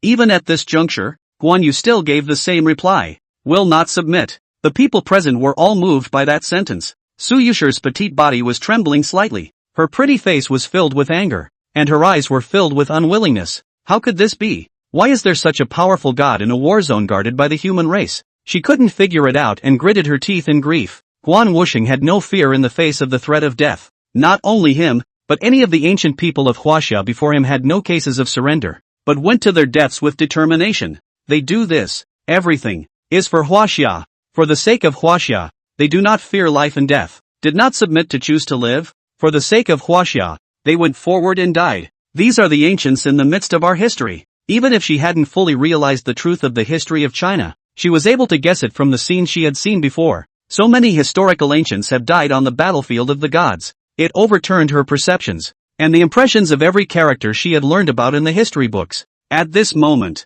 the crowd didn't know what was going to happen next, and could only watch the harrowing images playing out from the war diary with their hearts and teeth clenched in fear. It's still going on back there. Bang! Guan Yu's body was viciously slapped by the youth of the Taichu divine race and flew backwards 100 meters away, smashing out a huge deep pit once again. At this point, Guan Yu was dying, his eyes barely open. His body had long been stained with blood, his battle armor shattered, and the wound on his left arm was still dripping blood. The young man from the primordial god race slowly appeared in the void above Guan Yu, his eyes nothing but boundless coldness. Since you are bent on seeking death, then I have no choice but to fulfill you. The killing chance in his eyes blossomed without the slightest reservation. Under the killing opportunity, he was filled with a terrifying aura and space exploded. In the face of Guan Yu, who has failed to pull the strings time and time again, at this moment he has no patience. Completely moved to kill, hand slowly raised towards Guan Yu fell a finger. The blow fell. Guan Yu will surely die. Chapter 73, Today, you shall die. Worship the gods. How did this happen? Su Yuxi, Zhuo Wenhao, and the countless Chinese viewers in the live broadcast room were on edge when they saw the scene presented on the screen, and their eyes were filled with fear. Even if they just looked at the image, they could feel the terrifying power contained above the fingers of the young man from the Taichu divine race. Once it falls, the long exhausted and badly wounded Guan Yu had no chance of surviving. Suddenly, Noah, today, you will die. An indifferent and incomparable voice suddenly rang out. In a moment, there was heavenly thunder rolling in all directions. Rumble, deafening sounds came from behind the ninth line of defense, and the entire heaven and earth trembled. A supreme greatness descended. It actually directly dissolved the attack of the Taichu divine race youth at this moment. Just see, a whole army of millions of troops was running towards the battlefield, with a great momentum and a solemn and murderous aura that instantly covered the battlefield. Before the army, a crack was torn through the void. Immediately following, a figure stepped out from it. A young man with a cold complexion, eyes as deep as the abyss, a head of long, dark, shiny hair draped behind him, and a white robe stepped onto the battlefield and landed in front of Guan Yu. With his appearance, Li Sheng, you're finally here. The youth of the primordial god race. Noah's eyes suddenly narrowed. A cold smile appeared at the corner of his mouth, and he said quietly, this divine battlefield can't stop us. As for you, today, will be the day of your death. His voice was full of dominance, echoing above the battlefield. For Guan Yu, he didn't go for another shot. In the face of Noah's verbal disdain, Li Sheng ignored it and turned to look at Guan Yu, who was breathless in the deep pit. How? He stepped forward slowly and inquired as he pulled him to his feet. In response, Guan Yu, his face pale and obviously deflated, shook his head. Your Holiness, I'm fine. He opened his mouth with difficulty, looking at Noah with hatred in his eyes, and said hoarsely, Big Brother, Third Brother, and Hua Daiji, Chow Chow and the rest of them, are all dead. I implore your Holiness, avenge them. When he said that, he was about to kneel down. Li Sheng frowned slightly as he pulled him to a stop, and then he took a look at the battlefield with countless deaths and injuries. Don't worry. His face was expressionless, and his voice was cold as he said, you go down first to properly recuperate, and this place, leave it to me. Today these people will not leave the ninth defense line alive. Thank you, your Holiness. Guan Yu's voice trembled as he nodded heavily. At this point, someone came forward and helped him back down. Seeing this, Li Sheng, how dare you ignore me? Noah's eyes revealed anger and he questioned in a cold voice. Until this moment, Li Sheng withdrew his gaze and looked indifferently at Noah again. You crossed the line. The look on his face was not angry, and his voice was cold as he said, stepping on a battlefield guarded by my Chinese human race with the body of a god. This is undoubtedly a violation of the previously set agreement. Oh, is there such a thing? Noah suddenly laughed, unimpressed. In response, Li Sheng didn't show too much concern and instead looked indifferent. Since you've crossed the line, you'll have to pay the price. Cost? Die. His response to Noah's snorting inquiry was only an icy word. The words fell. Boom! A horrible sound came out violently. Li Sheng's long hair flew, his clothes hunted, and an indescribable supreme pressure filled heaven and earth. In a flash, he struck out steeply. The big hand probes. Breathtaking. The army of the primordial god race's face changed drastically, and they couldn't stop prostrating themselves and trembling violently. It is also at this point that Noah's pupils plummeted, but he didn't have any chance to react as a large hand poked out of the void. One gripped him hard. The heavens and the earth collapsed. The battlefield crumbles. A terrifying aura swept over the battlefield, suppressing any existence. Noah's face was furious and his divine power poured out. I've heard of you a long time ago, but I didn't expect that you're even stronger than I thought. He yelled and was about to resist. But Li Sheng's expression remained cold as he looked at Noah, who was resisting and struggling, and said in a cold voice, your struggle is useless. You will die today, and no one will be able to save you. The Chinese people who died on the battlefield earlier. Use your life to accompany them. Of course, there's also your Taichu divine race's army. As he spoke, his raised hand once again suppressed. The large hand that poked out from the void was fiercely suppressing Noah, and it was tightening its force. A terrifying aura covered the entire battlefield. The sky is falling. Noah had originally been able to traverse the battlefield, heavily hitting Guan Yu under the fate to become a god. But now in the hands of Li Sheng he was unable to break free from his bonds. Are you seriously going to kill me? His heart shook and he was completely surprised that he couldn't resist. But Li Sheng didn't respond. Noah could feel the killing intent in Li Sheng's eyes, as well as the bones all over his body were clicking under the immense pressure, and intense pain spread all over his body. No! How is this possible? He wanted to try to resist with all his might to no avail, and no longer able to remain calm, he roared with a panicked expression. Old ancestor, save me. Regarding Li Sheng's unfathomable and terrifying strength, he was completely flustered. Next, Li Sheng. Above the canopy, a voice with anger came out. The voice came from beyond the universe. Having heard what was said, Li Sheng, do you think you can really kill me? Noah's panicked expression was able to ease, and he laughed coldly. The collapse of the Huaxia side is obvious. If you kill me, not only my Taichu divine ancestor, but also other gods will also take action against you. You can hold them off? You dare to kill me. As long as you die, the Chinese side will surely perish, and what you are guarding will also perish. After saying that, he laughed recklessly. Yeah? Li Sheng's deep eyes revealed undisguised killing opportunities. His divine aura flashed, and his terrifying pressure increased. Shasta. Put. The large hand that held Noah in a death grip lashed out, instantly causing his bones to burst, and he spat out divine blood. He felt the shadow of death loom over his entire body, and his smile froze and turned into fear. This guy who rules the battlefield of the gods. Really kill yourself. Noah panicked and spoke with difficulty. No. You can not kill me. Let me go. I immediately quit this side of the battlefield. From the moment you crossed the border, death was doomed, and to be buried with the dead generals of my Huaxia is your destiny. Li Sheng spoke coldly, his words revealing no doubt. Next, Noah let out a miserable scream as half of his body exploded under the terrifying pressure. His face pale. Beyond the universe. Li Sheng, you're reckless. Stop it. That voice from earlier came again, carrying boundless anger. Not only that, dozens of terrifying auras descended from above the canopy,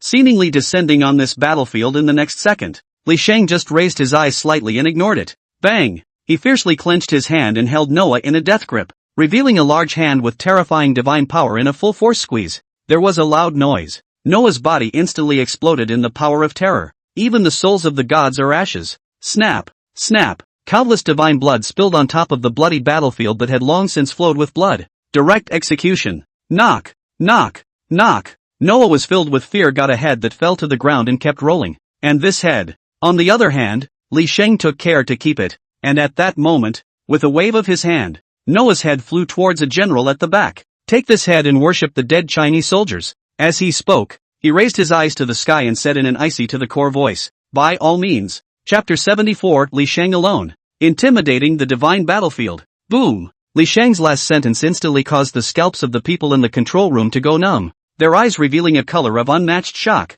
The gods that had appeared so terrifying on the battlefield before were just obliterated. There was no resistance. Zhuo Wenhao couldn't help but exclaim, that's Li Sheng? So young. He sucked in a breath of cold air, and waves of shock rippled within him. He had seen Li Sheng's figure many times before, but it was too blurry to see what it looked like. But now, both Shi Huangdi and Guan Wusheng, including Li Sheng, who was mentioned several times in the war diaries, surprisingly young. That face, a proper Chinese face, and the strength was far above the previous god named Noah, who was able to suppress him with a single strike. Even erase. The whole thing looks effortless. Su Yuxi couldn't help but feel her heart racing the moment she saw Li Sheng's true face, and her eyes were filled with disbelief. This is the one who created the divine battlefield and is the supreme commander of the divine battlefield. Li Sheng. Her delicate body was trembling slightly under her dry mouth. For some reason, in addition to the amazing sense of oppression she felt in the other party, there was also a strong sense of security.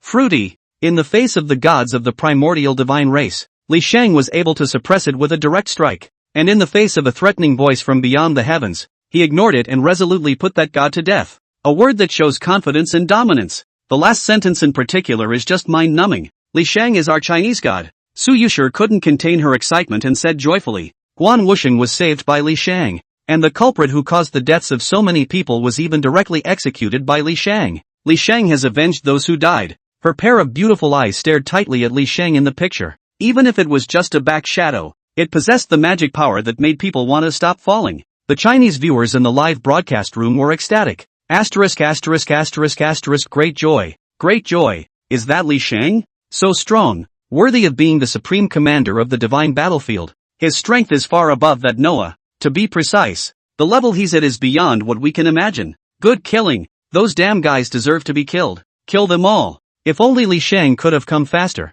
Uncle Lu, Zhang Fei, Cao Cao as well as Hua Daisy, they wouldn't have had to die. It's already a great fortune that Guan Wusheng was saved. You have to know that it's not just the war zone guarded by the Chinese human race that's experiencing a war, but the entire divine battlefield is facing a crisis. You can't blame Li Sheng for that. That's right. The war zone guarded by the human race has seen such a tragic battle, not to mention the other war zones. Wait, Guan Wusheng was saved, and that god called Noah was put to death. But it looks like those called the foreign gods don't seem to intend to let up. They were Chinese, and when they saw such a relieving scene later, they all clapped their hands. Furthermore, they were shocked by the strength that Li Sheng had displayed. There is also a gap between the gods. This is something they see intuitively. Guan Yu was destined to become a god, but there was no way he could last in Noah's hands. The other side is a complete descending blow, but in front of Li Sheng, this supreme commander of the divine battlefield, however, could easily suppress Noah and put him to death. Such tactics made their eyes shocked and their scalps explode.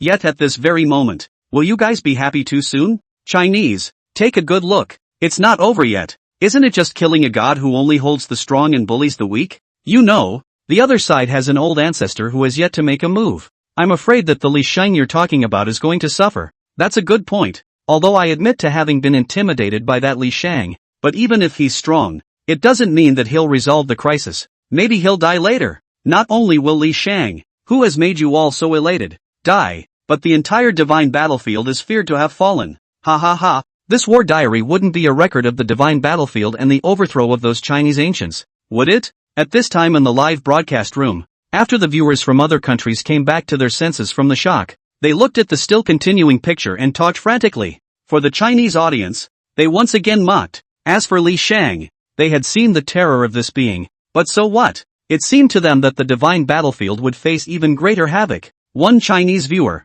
despite his displeasure, could see that it wasn't over. Previously, in the face of a blockade by enemy gods, Li Sheng ignored it and chose to put Noah to death instead. This started to worry them. Li Sheng, a roar filled with rage blasted down from the canopy. The sudden movement of it instantly made Su Yuxi, as well as the countless viewers in the live broadcast room's hearts startled. At this point, the battlefield that had originally returned to calm once again set off a violent gale that swept through the 8 directions. The heavens and the earth are changing. Under the momentary darkness, a terrifying aura descended on the battlefield. Rip dash. The canopy was torn open with a shockingly huge crack, like a bottomless terrifying abyss. Also at this time, a figure descended upon this heaven and earth, and the entire battlefield actually distorted at this moment, as if it could not withstand the terrifying force that was enough to destroy the universe. Li Sheng, how dare you kill my Tai Chu divine clan's divine son? You're too much of a prude. Aren't you afraid that we will tear up the agreement and wipe out your Huaxia in one fell swoop?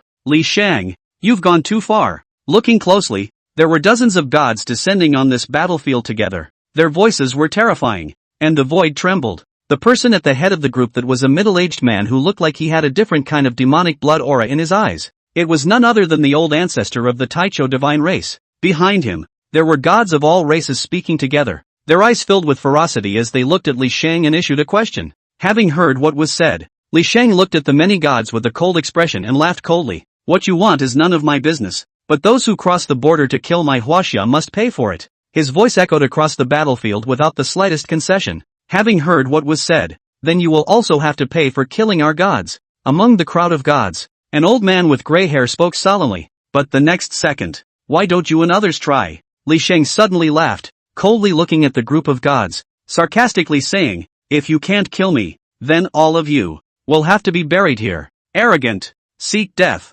One by one, the gods' faces changed, and they frantically struck out in anger. Shasta, the sky is dark. Under the outpouring of these gods, the entire battlefield began to collapse on a large scale. Chapter 75. Is it possible for Li Sheng to have fallen? To the end, Li Sheng's eyes narrowed slightly, and then he swung his big hand, as if absorbing the terrifying attack that many enemy gods were bombarding him with. Otherwise, behind him millions of troops will surely die. Not only the 9th defense line, but the entire divine meteor warzone would be reduced to nothingness in an instant. Next moment, Li Sheng took one step and appeared above the canopy to confront the many gods. Boom, boom, boom. Each of his strikes contained a terrifying power of destruction. A huge boom. It seemed to have spread throughout the heavens and the worlds. Let the heavens tremble. Yet after several collisions, Li Sheng, I didn't expect you to remain so merciful. If you can join our camp, all the heavens will submit to us. So why cling to the Huaxia in your mouth? Our footsteps are not something you alone can stop. Go to hell. Everyone's silhouettes, along with Li Sheng, disappeared above the square, seemingly entering another space. But even so, however, a deafening roar could still be heard, as well as a cold, stormy voice. even if you don't see anyone. And yet, one could know that a terrifying and overwhelming battle was erupting between the two sides. No one knows. What exactly is the situation at the moment? Where did they go? Zhuo Wenhao looked anxiously at Li Sheng, who had disappeared into thin air, as well as the other gods, with a tense look that couldn't hide the worry in his heart. At the same time, listening to that roar coming from the other gods, he was even more shocked in his heart. Those so-called foreign gods had actually pulled in Li Sheng. But Li Sheng didn't agree. There are no people who have given up on Huaxia, including them, the descendants of Huaxia. Otherwise, definitely HWA is no more. Su Yuxi gritted her teeth, and a strong look of worry appeared in her eyes. It should be that Li Sheng brought those gods into the middle of another space, so as to avoid casualties to the people of Huaxia due to their strikes, as well as to maintain the integrity of the battlefield, she said while worrying more. After all, there were just too many gods on the enemy side, and one could even see that there were still pairs of eyes in the universe outside the rift in the canopy that were looking at the ninth line of defense. Can Li Sheng win with only one person alone? Come to think of it, damn it, it seems that the situation in the divine battlefield is really unclear, or else Li Sheng shouldn't be the only one to deal with it alone. Zhuo Wenhao cursed and was anxious. The situation at the moment is certainly not optimistic, but even so, they could only watch. It wasn't even clear what the overall situation of the divine battlefield was really like, wanting to help but being unqualified, because of what the war diaries show. It is a matter of what happened on the battlefield of the gods in the past. This time, everyone present, and even the countless Chinese viewers in the live broadcast room, also began to get nervous, since we can't see what's going on in the battle. They were all on tenterhooks about the outcome. If Li Sheng, the supreme commander of the divine battlefield, lost to the combined efforts of those gods, that was a situation they could not accept. Free State, how could it be so horrible? Along with Chief George, everyone who represented the highest authority in the Free State was watching the live feed with wide eyes. They didn't expect that. In the history of China, there are not only the first emperor, Guan Yu, such an existence that can be compared to the gods. In this way, it represents the history of China as real. Not only does it exist, it was also far more powerful than Huaxia had ever recognized, especially when they saw the appearance of the supreme commander of the divine battlefield, Li Sheng. It was an instant blowout. The Taichou divine race divine youth that had suffocated them all before was actually easily suppressed and ultimately obliterated by Li Sheng. If such a being is summoned to descend by Huaxia, that whole blue planet, what nation's gods can compete with that? After a dead silence, that Li Sheng should be the strongest existence on the Chinese side. His strength is far above that of the first emperor and Guan Yu. If such an existence were to be summoned to descend by China, I really dare not think of how terrifying China would have to be afterward. Those gods descending in front of us want to kill Li Sheng. I wonder if so many gods can strike together to kill him. If only I could kill Li Sheng, then China would lose its most powerful dependency. Guan Yu didn't explicitly say whether Li Sheng was dead or alive in front of him, but he had to rush back shortly after he was summoned. So maybe Li Sheng is already dead. It doesn't matter if you die or not, as long as those gods can cause Li Sheng to be seriously injured. That's enough. After all, once an existence like this is seriously injured, it's not that easy to recover. The crowd of executives were discussing, and both inside and outside of their words, they were hoping that Li Sheng would lose. George listened to the crowd and nodded his head with a solemn expression. As long as Li Sheng loses, this will be a heavenly good thing not only for us, but also for other countries. Jealousy was revealed in his eyes as he spoke through clenched teeth. After all, the fact that China possessed such a terrifying god was something he didn't want to accept. But once Li Sheng was beheaded by those gods joining forces, then he can take it gladly. Cherry Blossom Country. How could there be such a terrifying existence in Huaxia? Okamoto Hinagawa watched the broadcast with the shock still in his eyes and a heaving in his chest. Had thought the existence of the battlefield of the gods to be false. But I didn't realize. The war diary actually showed such horrific images of the past with HWA. Li Sheng's appearance had actually made him feel a crisis. That's kind of fear from the soul. Listening to a constant roar and growl coming out of the picture.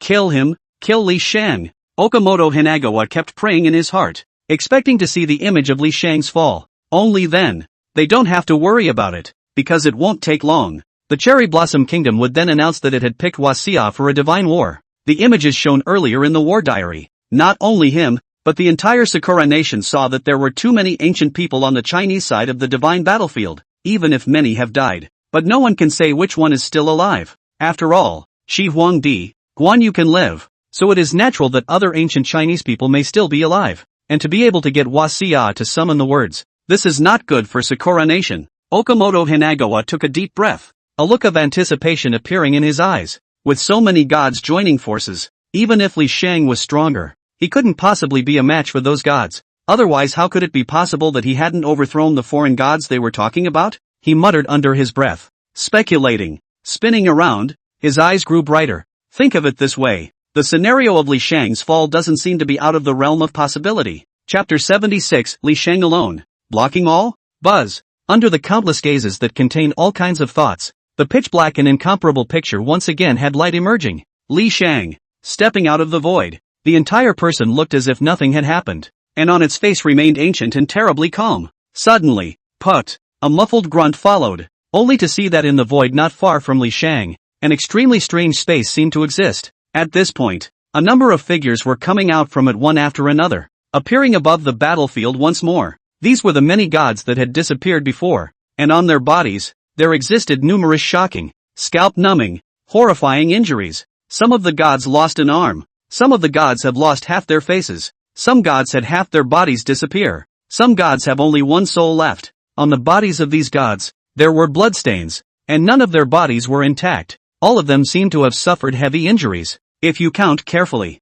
among the original great number of gods, several were suddenly missing. Among them, there was the old ancestor of the Taicho divine race. Li Sheng, are you really determined to go to war with us without stopping? Damn it, how is this possible? How can you be so strong? In the face of our combined efforts, you're not even a bit of trouble. Impossible, impossible. In such a short period of time, how could you suddenly be so much stronger? Today's matter may go back to being unsettled, but Li Sheng, today's matter is written down by us, and you have to be clear that we are but a part of the gods. If the gods had just descended, you would definitely die, one after another. Screams and curses continued to come out from those gods that still survived in their severely injured state. Looking at Li Sheng, whose white clothes were not stained with half a bit of blood and were spotless, their eyes revealed a scorn that was hard to hide, and it was obvious that the harsh words that were put out were nothing more than a stiff upper lip. However, Li Sheng didn't care about that much and opened his mouth icily. What's the harm in being immortal? As for the gods not descending,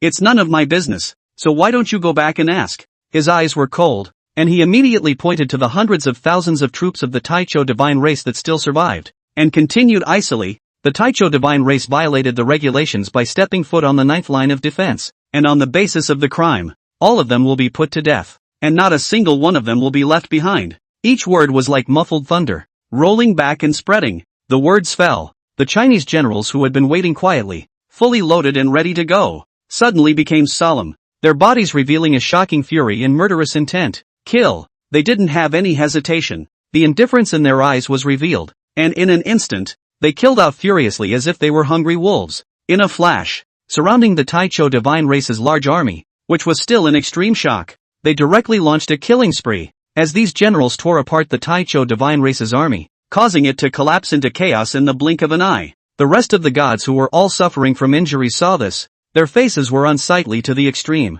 and their bodies were trembling unnaturally. Li Sheng, remember what you did today. One day you'll regret it. This time, we don't beat you, but there's not much time left for you. They snorted coldly, and even though they put down harsh words, they didn't dare to stop them anymore. This so-called divine battlefield commander in front of them was, in their opinion, nothing short of a madman. In clashing with it, it would be extremely unfavorable to them. After weighing up the gods that were still alive from the battle in the mysterious space looked at each other and could only leave with hearts full of resentment, disappearing above the battlefield. And after a pair of eyes outside the universe glanced at Li Sheng with deep meaning, they all disappeared as well. Win. Inside the main control room, Su Yuxi looked at the alien gods who chose to leave and acted in disbelief. Now above the battlefield, the killing continues. Only those who fell were all from the Taichu divine race, and a body was scattered. The hordes on the Chinese side, with a destructive force, it was killing like crazy, causing the number of the Taichu divine race's army to be decreasing at an extremely rapid rate. In response, Li Sheng won in a battle against so many gods. Su Yuxi breathed heavily, her beautiful eyes filled with shock, her voice trembling. Even he killed several gods. One of them is that old ancestor of the Taichu divine race. So strong. There was a heave in her chest and an intense look in her eyes. Even if she was just looking at the images, she could still perceive the terror of those gods, and the oppression that the old ancestor of the Taicho divine race gave to itself was even stronger than that of the gods summoned by the Blue Star nations. With such a terrifying alliance, Li Sheng made all the gods suffer heavy injuries and even killed a few of them. This kind of strength is also too terrifying. It's worthy of being able to single-handedly create the divine battlefield and serve as the supreme commander of the divine battlefield. Zhuo Wenhao also both exclaimed in shock. And the shock on his face remained for a long time. The previous images, including the one at hand, made his heart shake wildly and his mind roar. Until this moment, he was more clearly cognizant of gods, too, have gaps. And the gap isn't even close. At this point in time, in the entire control room, everyone looked at the white figure in the screen, their eyes revealing strong respect and gratitude. Thanks a lot. As Zhuo Wenhao took a deep breath and made a deep obeisance, everyone else did the same, expressing their respect with a deep bow towards Li Sheng, because it's clear to everyone that Guan Wushang was wounded before. Cao Cao, Liu Bei and others died in battle to guard the defense line. Li Sheng faced so many gods alone but did not compromise. Instead he chose to fight with one of them to overthrow the primordial gods. All these doings are really for the sake of Huaxia, for the sake of these descendants of theirs. In a few moments, the entire army of the primordial god race was annihilated, with no survivors. Inside the live broadcast room, the Huaxia audience was completely boiling and shouting madly, "We won! We won!" Li Sheng is so terrifyingly strong. Facing so many gods he was able to battle with one of them, even injuring them and killing several of them. If he could be summoned back, I'm afraid that there's only no god in the whole of the blue planet who could battle with him. Isn't this nonsense? He is the supreme commander of the divine battlefield. Even the first emperor has to honor him as an imperial master. And the Guan Wusheng has to call him honored. So his strength is bound to be extraordinary. An existence at the top of the pyramid. I didn't expect that among our Chinese gods, there is still such a god as Li Sheng. But the Chinese people have never known it. And now that I have seen it, it's really too horrible. Good killing. Finally revenge. Good that Guan Wusheng also survived. It's a pity that he lost an arm. Only isn't it possible for a god to remake his body? Can it be that Guan Wusheng is unwilling? Or is it due to other reasons? No matter what, this battle was won by Huaxia. Li Sheng suppressed those gods and made them have to retreat. This is simply my idol. They watched the live feed enchanted, excited and unusually heated, with an unprecedented level of excitement. Because of itself, there is a strong sense of engagement. The joy of victory lingered in the heart of every person in China. Lingering. Chapter 77, he's also tired. He's also seriously injured. And the crowd breaks down in tears. I didn't expect that Li Sheng's strength would be that terrifying. That is the god of China? What's going on with the name Li Sheng, which I had never heard of before I changed my nationality? Damn it, I had thought that Huaxia would be wiped out in this battle, but I didn't expect to actually win. More than winning, with Li Sheng striking out, so many gods joining forces together failed to injure him. That Chinese god is too terrifying. I really don't know where exactly the battlefield of the gods is. The humans of Huaxia can even go there, and even a mortal body can be destined to become a god to compare to the gods. How on earth did this happen? Ignoring that much for now, judging from the words of those foreign gods, it's impossible for them to so easily turn their differences with Li Sheng and the other Chinese gods in the divine battlefield. There must still be horrifying battles afterward. That's right, even if this battle is won by Huaxia, but it's also the war of the past. Hell knows if the forces on the side of Huaxia are all wiped out in the back. The free country, the Sakura country, the sunless country, and other countries that were unable to accept that Huaxia was able to summon a god and had been rewarded twice. All of them had ugly faces after seeing the images presented by the war diary. They had all seen Li Sheng's terrifying strength in their eyes. A god who could destroy the heavens and even more so with a lift of his hand was a huge threat to them. Yet after all the talk, they couldn't help but sneer, because of the images seen before. That happened a long time ago. In the current divine battlefield, the situation was unclear to anyone, and perhaps the Chinese side had long been weakened and weakened again. Until now, I'm afraid it's been shaky. For such speculations, they certainly hoped that it would be as they thought, so that they wouldn't need to worry too much about summoning the gods again from the Chinese side. HWA rejoices and cheers, when nations have different minds and thoughts. Cough cough cough. At this time, in the Chinese live broadcast room, the war diary screen was still continuing, only to see Li Sheng's face change violently, and he began to cough violently, spitting blood out of his mouth. This sudden scene immediately caused all the forces to turn pale, and under the gaze of Li Sheng wiped the blood from the corner of his mouth, looking as if he had become weak, and the divine aura in his eyes gradually dimmed. Phew! He inhaled and exhaled deeply, his whole body shaking, and a gaze began to constrict its pupils. On Li Sheng's body, they saw spots of blood starting to soak the flawless white clothes, dense spots of blood, spreading the naked eye. In the span of a few breaths, It dyed the white clothes on Li Sheng's body almost completely red. It was obvious that he had suffered serious injuries from the previous battle with those gods. Your Holiness! A general's face changed drastically and he rushed forward to assist him.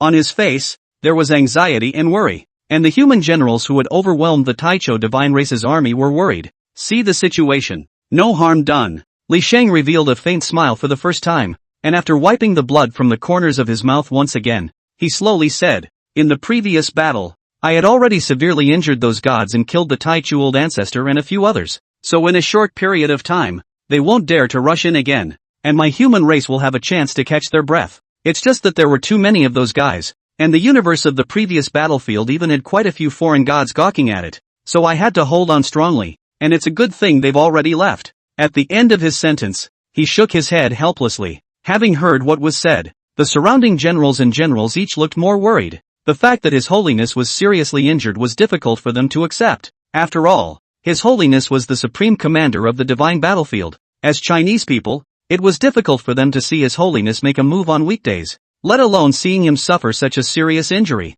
The scene became silent, and one Huaxia's generals had deep and complex colors. After seeing this scene, well, you guys don't have to worry too much. I won't fall so easily yet. Li Sheng smiled faintly, his deep eyes revealing a ghostly light as he said, "I'm still needed on the divine battlefield. If I fall like this, Huaxia will be in danger." Nowadays, the battlefield of the divine battlefield's various lines of defense are in a tight battle. The situation is not optimistic, and the continuation of the bitter support so far has long been shaky, and no one knows when the demise will come, and even if it's me, I don't know how much longer I can still hold on, but as long as I live, the divine battlefield will always exist, unless I die. Between words, his handsome face floated with despondency, but his eyes revealed a strong determination. It was as if the divine battlefield would stand with him in it. But, after one general heard Li Sheng's words, all of them fell silent. Their eyes dimmed. The figure before them had sheltered them for too long, too many times.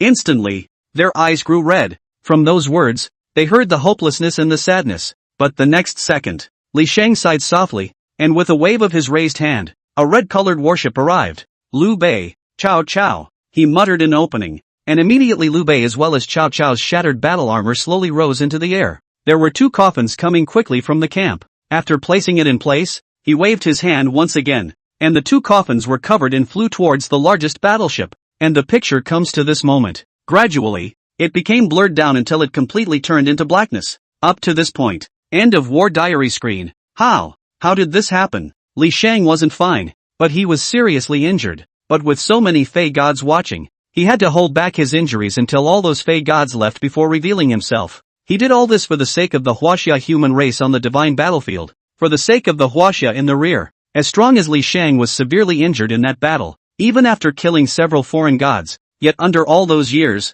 he was struggling to hold on, not giving up even when the divine battlefield was faltering. It turns out that the battlefield of the gods is so unbearable. Our Chinese ancients and even the gods are carrying the weight for us descendants. What did Li Sheng say before? He will hold out until the day he dies. Now, what exactly is the situation of the divine battlefield now? How good would it be if we could help? Even if, just to be able to dedicate a sliver of our strength. But right now, we have no idea what's going on in the divine battlefield. How long can we hold out? Throughout the live broadcast, the Chinese audience watched with red eyes and grief, their hearts incomparably hard. The previous images and the words spoken by Li Sheng while he was seriously injured were now constantly echoing in their ears, causing them to be incomparably worried and discussing all sorts of things. Even after a Chinese viewer offered to help, the vast majority of the Chinese viewers agreed, their voices high in concurrence. Chapter 78, Su Yuxi's Proposal. Huaxia's Crowd. Li Sheng, Su Yuxi, Zhuo Wenhao and the others still had Li Sheng's figure floating in the middle of their minds. Bloodstained, but still supporting, it made their eyes redden, and in the silence, they felt 1,000 pangs of grief. Nowadays, Huaxia stands on the blue planet, step by step, to become powerful. The reason why it can be so, it's all because of Li Sheng, because of the weight of one ancient person after another in Huaxia. About Li Sheng, there is nothing about it in the history books, but now that he had learned that the other party had created the divine battlefield, and had struggled to support it so far, it was for the sake of China, for the sake of the descendants of China. Boom! The crowd's minds went blank. On the divine battlefield, they saw the brutal war and the countless deaths and injuries of the people of Huaxia, but even though it was that tragic, no one flinched. Su Yuxi bit her lip in death, her eyes full of gratitude and sadness, and said, Director Zhua, it turns out that the 2 coffins we found earlier were the coffins of Liu Bei and Cao Cao. Yeah, didn't realize. Zhuo Wenhao sighed and was a bit depressed, seeing with his own eyes that Liu Bei, Cao Cao, Hua Zhaodi,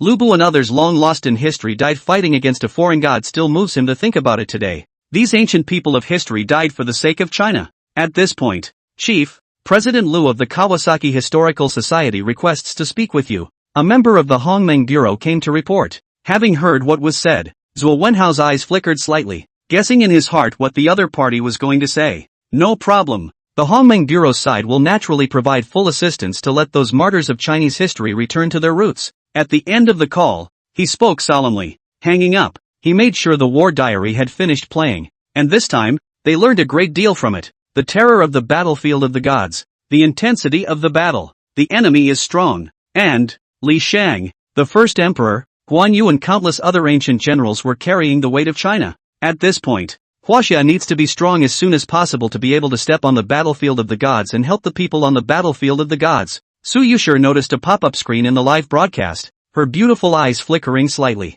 A few hours later, outside of the Han Zhaolai Emperor fleet, densely packed coffins had been carried out, as well as Liu Bei was buried and Cao Cao's huge coffin was carried out, and above the sky, multiple helicopters are circling. Even further ahead of the fleet was a huge transport vehicle, already fully loaded and ready to go. And on top of that, the same Sekiguchi was laid out, and these transportation teams, from the Kaweah Delta Historical Society. Purpose, it was to allow one ancient martyr after another on the fleet of the Han Zhaolai Emperor to return to their roots, e.g., like the Great Qin Black Dragon Flag Fleet, send them back to their homeland and bury them. Su Yuxi, Zhuo Wenhao watched the transportation team start up with a solemn expression. Greetings to all the Chinese spirits. They bowed deeply and spoke in unison, their eyes filled with respect. Had it not been for the weight of these martyrs, as well as the lives they gave, it would not have been possible for China to have the prosperity it has today. In all directions, whether it was the people or the members of the Hongmeng Bureau, they did not choose to salute, but instead made a deep bow. Subsequently, witnessed the departure of the transportation team. At this time there were still coffins being sent to the car one after another. Looking at this scene, everyone's heart was flooded with sadness, because from the war diaries, they saw why the owners of these coffins died. They resisted to the last moment, gave their lives, and even then did not choose to compromise or surrender. These people, it deserves the admiration of every Chinese, until after all the coffins, even those of Liu Bei and Cao Cao, had been arranged to be sent away. The Director Zhua, I think, the people of Huaxia should have to speed up their cultivation progress, in addition to opening up the secret caves obtained in front of them. Su Yuxi looked at Zhuo Wenhao with a serious face and spoke softly. Having heard what was said, a flash of surprise appeared on Zhuo Wenhao's face, but immediately afterward, we've all seen the situation at the divine battlefield, and the people there have taken on far too much. Su Yuxi took a deep breath and continued, if we are able to rise quickly, and one day we can raise our nation to soar like the great Qin Empire and run to the stars to the divine battlefield,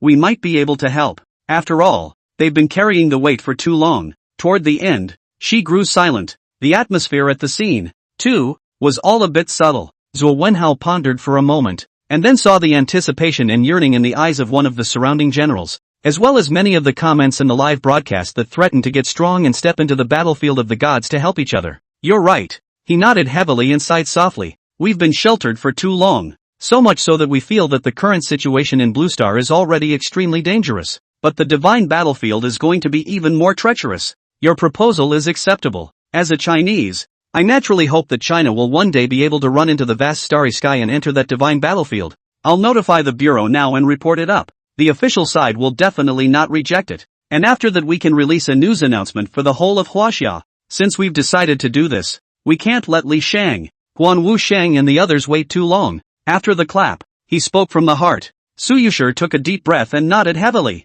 Yeah, hopefully we won't keep them waiting too long, she said silently in her heart, an intense light revealing itself among her eyes. As long as Huaxia could rise and become powerful as soon as possible, they would definitely have the opportunity to run to the divine battlefield to help. After all, on the battlefield of the gods, they had learned a lot of information through the war diary, and among the many lines of defense, there was a line of defense guarded by the human race, and the Chinese people are not gods. In that case, they, the people of China, naturally had a chance. The Hongmeng Bureau informs, from now on, It will open the Great Qin ruins to the Chinese cultivators, and open the 2 secret realms previously made available to all Chinese cultivators, who can enter the cultivation, and all Chinese cultivators, once inside, must not be slow in their cultivation, and cultivate hard to strive to be strong as soon as possible, so that one day they can go to the battlefield of the gods. Huaxia News, after official deliberation, the military districts have decided to change the number of conscripts this year, and this year's number will not be capped,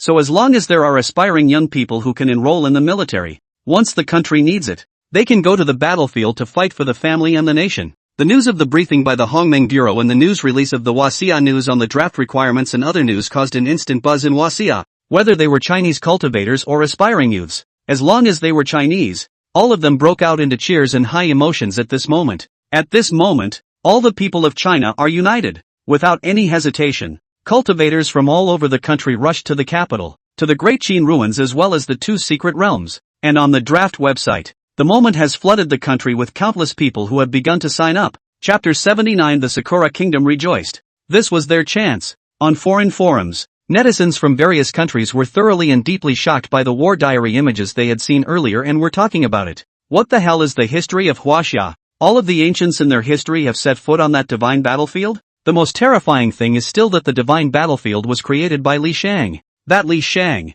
even the Chinese people don't know who he really is. They only know that he is the creator of the divine battlefield, the supreme commander. What is this? A place where humans can be compared to gods? Isn't that what that Guan Yu was like before? Did you not look carefully? It's clearly that they were able to cultivate and become gods by cultivating their destinies, and then compare themselves to the gods. That's because Li Sheng gave them this opportunity. What? Doesn't that mean that those cultivators that appeared in Huaxia also have the potential to become existences that are comparable to gods? No. No way. If someone in China is like Guan Yu, like the first emperor, how can other countries play? After reading the war diary twice, I suddenly feel that the gods of China, to be precise, existences like Shi Huangdi and Guan Yu are so great, they can actually fight for the protection of China. Even if the descendants of China do not have that much power, they still give their lives for this. Just from the comparison of this aspect, it is so much better than the gods we summoned. In this regard, it's much better than the gods we summoned.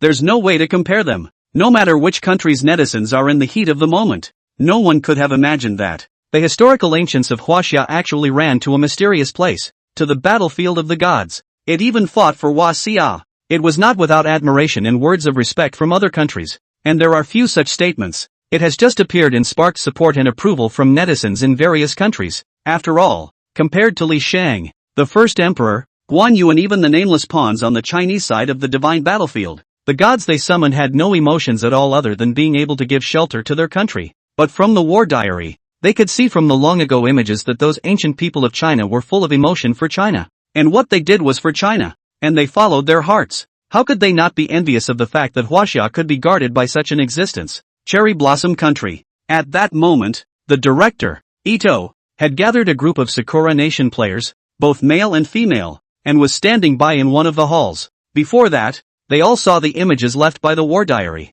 While the divine battlefield is certainly terrifying, the historical ancients of Huaxia are indeed eccentric enough to be compared to the gods. Okamoto Hanagawa couldn't help but speak up. How great would it be if the Sakura Kingdom had such an ancient people? When he said this, a strong envy was revealed in his eyes. Wachovia is currently, indeed, enviable, but there was no way around it. The Sakura country did not have the so-called divine battlefield, nor did it have any ancients that could compare to the gods. But they had gods in existence, and their numbers far exceeded those currently summoned by Huaxia. Nakajima Chisato snorted coldly and said with a cold expression, "This also proves that we will have the opportunity to open the divine war so that we can go and defeat Huaxia to plunder the Qi and get the rewards. After all, the ferocity of that divine battlefield, even just the area guarded by the human race is that dangerous. Even if the ancients of Huaxia didn't die out, even if Huaxia had gods, they wouldn't be able to easily withdraw from the divine battlefield and descend to the blue star. Now that so much time has passed, who knows if the divine battlefield has long ceased to exist,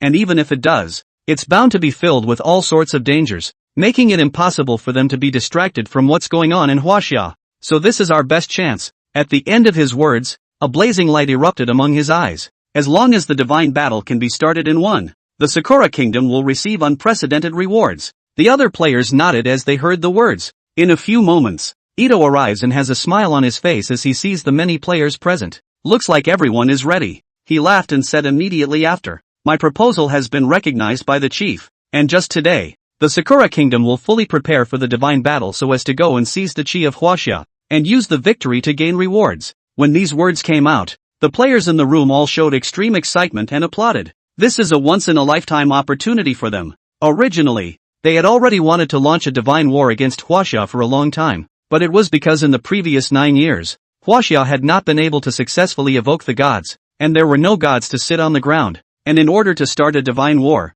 the other side would have to have a god sitting on it. So even though the rest of the countries coveted the chi and resources of China, they had no way to do anything about it. But today, undoubtedly the perfect opportunity to do so. Yet in the midst of the excitement of the crowd, Chief, isn't it a good idea for us to do this? Miko Ogura, one of the several contestants who could also summon a god, clenched her teeth and said cautiously, although those ancients of Huaxia said that they fought to guard Huaxia, the blue planet where Huaxia is located is also the common homeland of the rest of our countries. To be precise, they're not only guarding Huaxia, they're also guarding the blue star. At these words, the scene fell silent. Everyone's eyes snapped to Miko Ogura. Miko, are you stupid? Huaxia and Sakura country have always been at odds, and are even more incompatible. At a time like this, you're actually speaking for them. What does what they're going to do have to do with us? What divine battlefield? What fighting for the sake of Huaxia? That's entirely their own fault. It has nothing to do with us. Do you know that?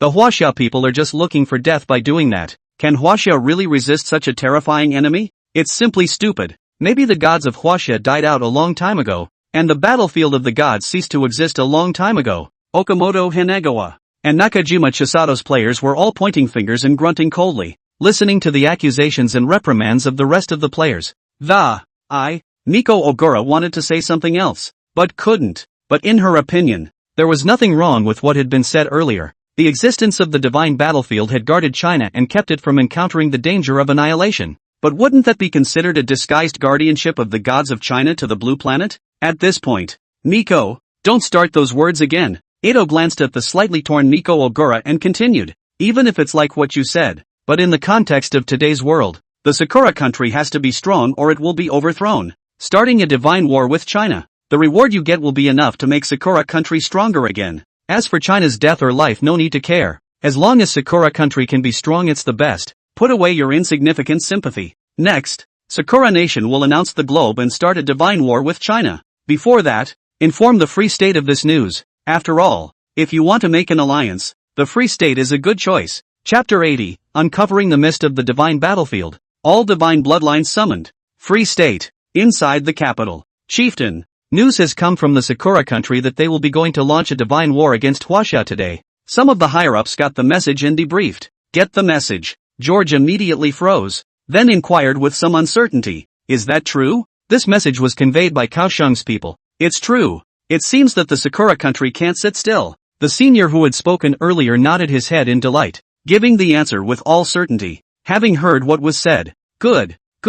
For this decision of the Sakura country, the free country can support it. George laughed, delight revealed among his eyes. This is naturally good news for him. The Sakura country was going to launch a divine war against China. Something like that was a bit of a surprise to him, but after the surprise, he was instantly elated. The other executives in the room burst out laughing. Maybe this divine war, the Cherry Blossom Kingdom, can deal a heavy blow to Huaxia. There are 5 gods in the Cherry Blossom Kingdom, and there's only the first emperor in Guanyu in China. Just look at it. The winner is already decided. Yeah, Sakura Nation moves fast enough. I really didn't think they'd make a decision that quickly. They spoke one after another, their eyes filled with excitement. The Sakura country had made a point of informing them before opening the divine war, and that had already demonstrated an attitude, so it was naturally impossible for them to refuse such a decision. George laughed out loud, his eyes looking towards the several contestants who could summon the gods who were already waiting at this place. This divine war, initiated by the Sakura Kingdom, in which Huaxia is bound to lose, is an equally good opportunity for us. He sneered and continued, when the Sakura country wins, we can still reap the benefits. As for those Chinese presences on the divine battlefield, there's no need to worry about them for us. They can't threaten the free country yet. Besides, whether or not the divine battlefield actually exists is still another matter. And even if it does, so what? With these words, the executives and players present nodded their heads, their eyes filled with contempt. A few moments later, with a smile on his lips, George continued, Even if the divine battlefield really exists, even if there are still ancient people and even gods surviving in Huaxia, what does it matter? All the countries saw the misery of the Chinese side on the divine battlefield earlier, and it's obvious that they were the ones who were unable to defeat the Fey god in Guan Yu's mouth. Now that an unknown number of years have passed, who can guarantee that Huaxia will still be able to summon gods, and that there will still be gods who can shelter them? Those so-called gods are nothing more than that. Wasn't Li Sheng heavily injured when he faced so many gods alone? This confirms that there aren't many Chinese gods that exist on the divine battlefield. The Sakura country has opened the divine war this time, and with the 5 gods in their existence, they will surely be able to crush the first emperor of China, Guan Yu, and thus win the divine war and obtain the rewards. As for us, we don't have to do anything at all to get the benefits. So why not? After satirizing the Chinese gods, he couldn't stop himself from letting out a loud laugh again. In a flash, the entire conference room echoed with the sound of wanton laughter for a long time. Huaxia, the capital, outside the magnificent and ancient Deqin ruins, which emanated the aura of vicissitudes. The Chinese youths who did not observe the totem to comprehend the gong method, formed a long line, and were walking into the ruins one after another in an orderly manner. All people do not rush. This great Qin ruins' internal space is extremely vast, hidden within the Qiankuan. To accommodate hundreds of thousands of people is not a problem, only after you go in. In addition to observing the totem, once observing the feeling of comprehending the technique, it is good to precipitate in the inside. After that, I will arrange for you to be more dense aura in the middle of the secret realm. Zhuo Wenhao, as the director of the Hongmeng Bureau, was now personally arranging for the cultivation program to be carried out. Previously, after the decision was made, it was officially endorsed as soon as it was reported. So, the current program of universal cultivation in Huaxia is underway. Su Yuxi watched the scene in full swing from the side, her beautiful eyes filled with anticipation. With some more time, I'll be able to break through the foundation establishment realm, she murmured mentally, eager to get stronger. Currently, he himself had already reached the late stage of the Qi refining realm, and it wouldn't be long before he could go and impact the second minor realm in the mortal realm, the realm of foundation establishment. Of course, she also hoped that Huaxia would become stronger across the board, and that more and more people would be able to cultivate. Only in this way would Huaxia be able to help if it had the chance to run to the divine battlefield at that time. Suddenly, Director, cultivators from all over the country have now arrived in the capital one after another. Director, once the news of the official conscription was sent out, millions more people signed up on the conscription website than in previous years, and the number of people signing up continues to increase. So I think it won't be long before the number of people will be the sum of the previous 3 years. Director, those who observed the totems and comprehended the techniques have already been arranged to enter Secret Realm number 1 and Secret Realm number 2 according to your wishes. On the intercom on Zhuo Wenhao's chest, the voices of subordinates reporting came one after another. Listening to these reports, a thick smile appeared on his face. The current situation is undoubtedly good news for him, and for China. After learning about the situation of the divine battlefield and what Li Sheng, the first emperor, Guan Yu and other beings did on the divine battlefield, every Chinese who possesses a sincere heart is responding to the call at this moment. In addition to going to sign up for the draft, there were even countless hot-blooded youths who aspired to be able to cultivate and become stronger to help the Chinese side of the divine battlefield. The whole of China, nowadays, except for the old and infirm,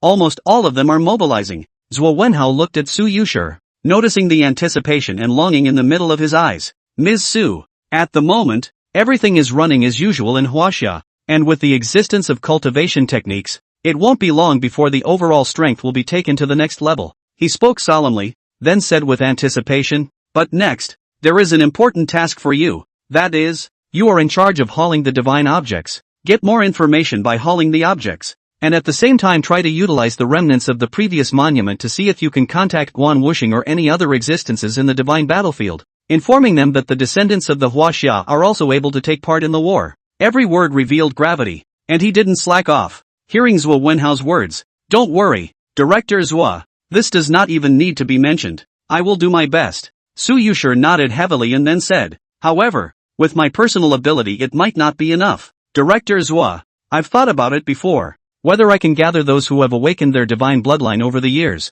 and form them into a team that will join me in hauling, or assist me at that time. In that case, the possibility of hauling divine objects, or perhaps establishing a connection with the divine battlefield, would be greater. I also asked Director Zhuo to be able to agree. Chapter 81, Sakura Country takes the lead in opening the divine war. Inviting the war to China. Gather those who have awakened the divine bloodline and form teams to pull together to assist you. Zhuo Wenhao mused over Su Yuxi's suggestion and then brightened up. It's an approach they haven't tried before. And this method that Su Yuxi said was not unbelievable. If it does work out, then it will surely be a great thing for China. What's most lacking in China at the moment? It is the refuge of the gods. There just aren't many summonable gods. Strictly speaking, the only god that Huaxia can summon is Guan Yu, but the situation on the battlefield of the gods is unknown, and no one knows what comes with the call. And the first emperor doesn't know how many more summons he can support, so he can't go ahead and perform them. It would be best if we could summon a new god or an ancient one like the first emperor or Guan Yu,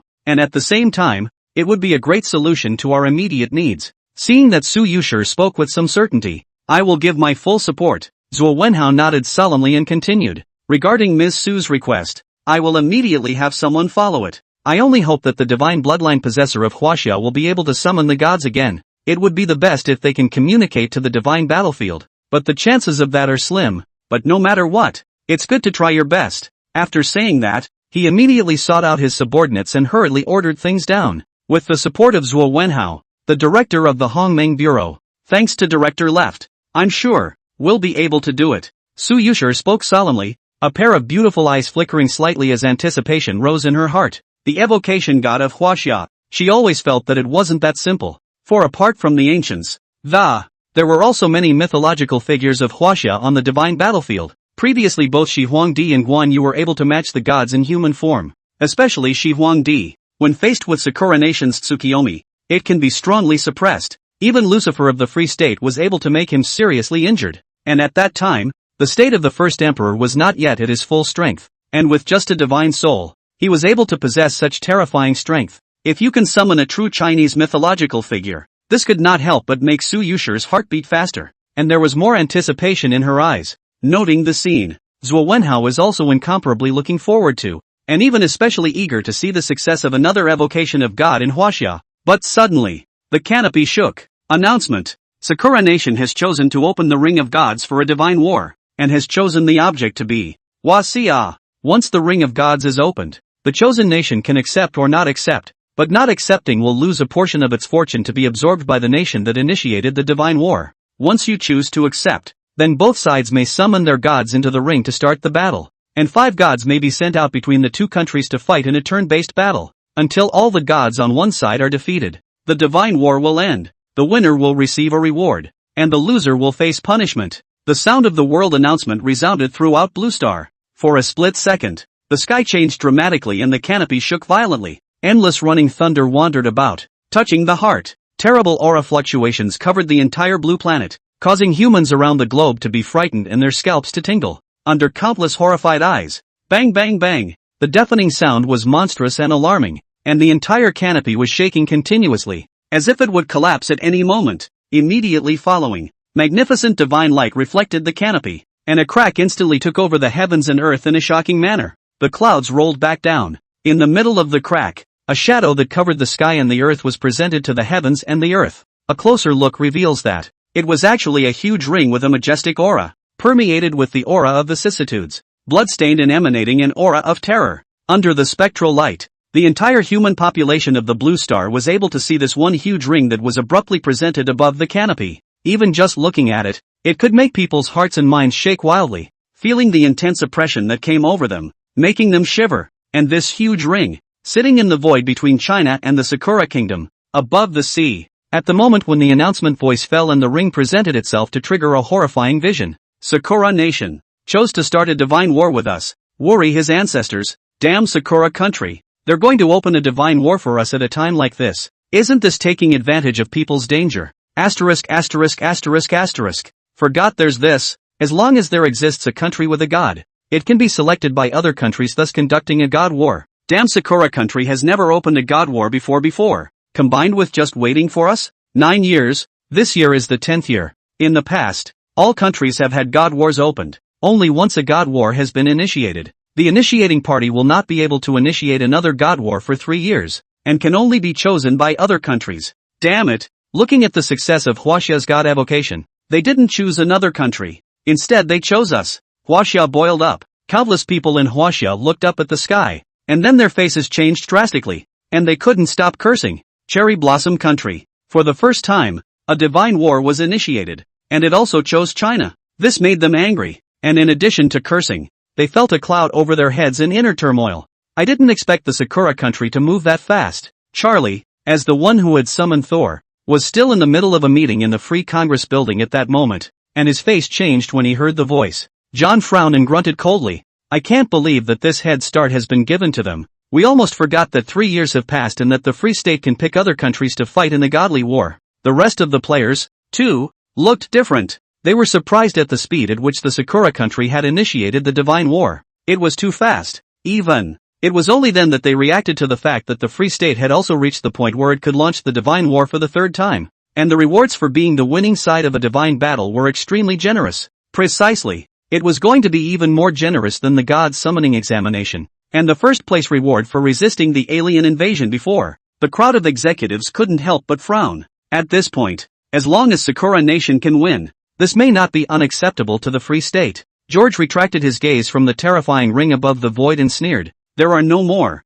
no less, exactly 5 gods on the side of the Cherry Blossom Kingdom. And as for China, there's only one Shi Huangdi and one Guan Yu, so there's no doubt that they'll lose. I have to say, Sakura Nation did this very well, very beautifully. I'm impressed. As he said this, he couldn't help but let out a loud laugh. Despite his hindsight, he didn't think the Free State had much to lose, and instead was extremely supportive of the Sakura State. After all, the fact that Huaxia was actually able to cultivate was something he hadn't expected. You know that other countries want to get stronger. They can only do so through rewards and by plundering the national fortunes of other countries through various means. But the fact that Huaxia could cultivate, this naturally made him smell a crisis. And in his heart, he didn't want Huaxia to rise. The people present nodded their heads as they heard the words. Next, let's just see how much of a blow Sakura Nation can deal to China. Chapter 82, Global Shock Attention. Sakura Nation's Chicken Thief. ASS. Chief Sunny led a group of players who had awakened their divine bloodline and were staring blankly at the bloodstained,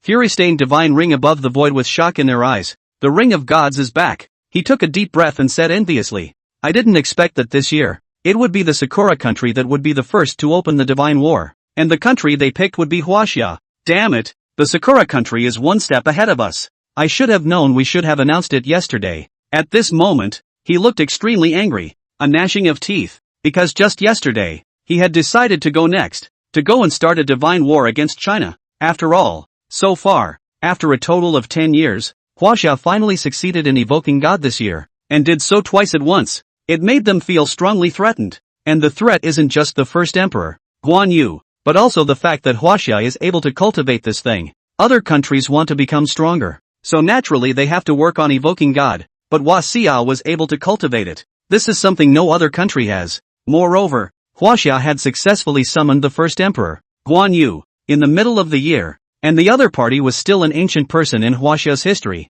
yet he could compare to the gods. If more are summoned, the Huaxia will be unstoppable then. Listening to Sunny, Chief, I didn't realize that the Sakura cookie would be so decisive and cocky, and they were too quick to give the other countries time to react. One of the players gritted his teeth, his eyes filled with resignation. There are 5 gods in the Sakura country today. There are only 2 historical ancients in Huaxia who have been successfully summoned and are comparable to the gods. But look no further. There's no way that Huaxia can even win against Sakura Nation. Then the Sakura country will be rewarded handsomely. And every reward is a huge boost for any country. The reason why they were so upset was because the 3 kingdoms had also tried to grow through the divine war before, and their opponent was also China. I just didn't realize that Sakura Kokuni would be so fast. Sunny's face hardened, and eventually he could only grunt. It can't be helped. Let's just hope that the Sakura country doesn't make a mistake in this kind of thing. After all, there's only one Shi Huangdi and Guan Yu that can be summoned in China, and they have 5 gods in their entirety. He looked at the divine ring,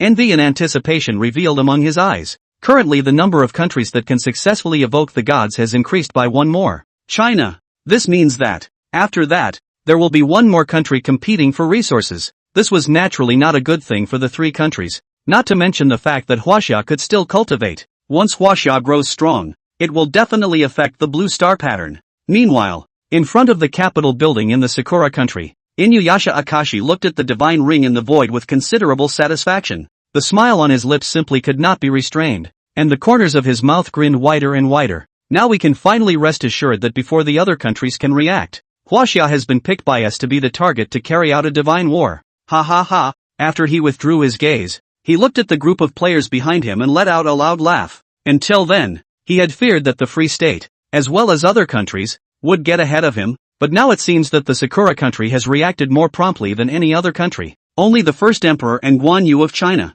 It was absolutely impossible to win over the Sakura nation on top of the divine battle. It is important to realize that before, when Huaxia faced an alien invasion, it chose to go and summon a new god instead of just summoning the first emperor. Through this, they were able to guess that the first emperor must have had some sort of problem that prevented Huaxia from summoning him easily. Chief, this time when the Sakura kingdom opens the divine war to China, it's bound to win big and capture the rewards in one fell swoop. And with the plundering of China's chi, the Sakura kingdom will become even more powerful. Okamoto Hinagawa's eyes were filled with excitement and exhilaration, and his body was trembling uncontrollably, when he recalled that the first 2 times the first place was given to Huaxia, and the rewards were all given to Huaxia. He was extremely unbalanced in his heart. But now, the opportunity for revenge has arrived. Nakajima Chisato laughed coldly and said disdainfully, "Isn't it just being number 1 twice plus number 1 on the list? Those Chinese people really think they've lifted the crisis. Next, the Sakura Congress will let them know how weak China really is. Shi Huangdi, Guan Yu, they are only these 2 ancient people in Chinese history. Even if they can match the gods, 2 cannot stop our 5 gods at all. Huaxia, lose." Towards the end of his speech, he began to grin sardonically, his eyes revealing intense anticipation, watching one of the players with confidence. "Great." Ida Akashi was especially appreciative and rejoiced. "If we can plunder the Chinese chi, this would be a heavenly good for us. Perhaps the Chinese afterward won't dare to go mentioning any deep hatred in front of us, and perhaps they'll have to beg us on their knees. Just thinking about it makes me look forward to it." As he said that, he laughed out loud. Looking at the ring of gods in the void, he explained to the contestants behind him to get ready. 3 days later, the divine war will open. Capital. Damn Sakura nation. Zhuo Wenhao's crimson eyes revealed a rich anger, and his voice was low. At a time like this, the Cherry Blossom Kingdom had picked Huaxia to have a divine war, and it didn't take much thought to realize what was in its mind. Su Yuxi was just as surprised and stared at the divine ring in the void with an ugly face. They are trying to target Huaxia and have been planning to do so for a long time. With a cold face, her voice was icy. Other countries can be picked just as well, but to pick only Huaxia as the object to start the divine war, this is bullying our first emperor with only 1 divine soul left, and Guan Wusheng has returned to the divine battlefield. Under her gritted teeth, there was more anger in her eyes. Meanwhile, it is also a Yang plot. The Cherry Blossom Kingdom was not only trying to get the rewards of the divine war, it was also trying to plunder China's chi, even knowing that. Watcha, but there is nothing to be done about it. Take it or leave it. Huaxia is the one who loses out. And how about Sakura Nation? All benefits. After all, the other party possessed 5 gods, but there were only 2 in China, and the first emperor was clearly unable to make multiple more summons. If Sakurakuni lets the first emperor dissipate in the meantime, then the only thing that can be summoned in Huaxia is the martial sage in question. Whatever the outcome, Wachovia are looking extremely passive. Zhuo Wenhao looked complicated inside.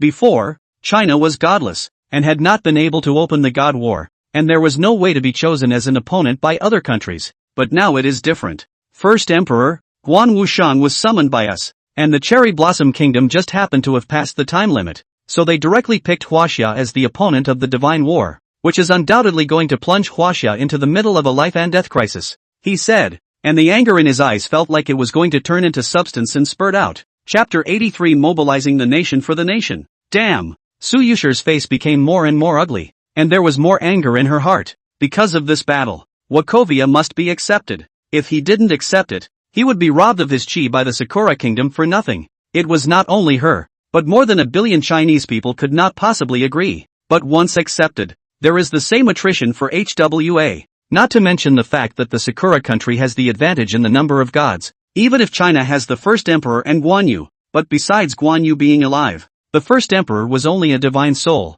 How many more times he could be summoned and how long he could exist was unknown to Huaxia. Once the first emperor dissipates in this divine war, if China is still defeated, the damage would be unprecedented. Zhuo Wenhao was naturally able to think of this, so his face was extremely gloomy. Doggone Sakura Nation. These sons of ES deserve to die. He was unable to restrain himself from breaking into a fit of rage, a strong color of anger dancing in his eyes. With his chest heaving violently, he felt a deep sense of powerlessness again. A few moments later, Chief left. Su Yuxi inhaled deeply, her eyes flickered slightly, and she tried her best to restrain her inner anger as she calmly said, "It seems that we have to advance. There's no time to lose. Now we have to quickly summon the other divine bloodline holders. We have to form them into a team and I'll try to pull and summon again. Successful or not, we're going to have to make an attempt soon. Otherwise, just relying on the first emperor, Li Sheng, is definitely not enough. Her body trembled slightly as she voiced her inner thoughts. Having heard what was said,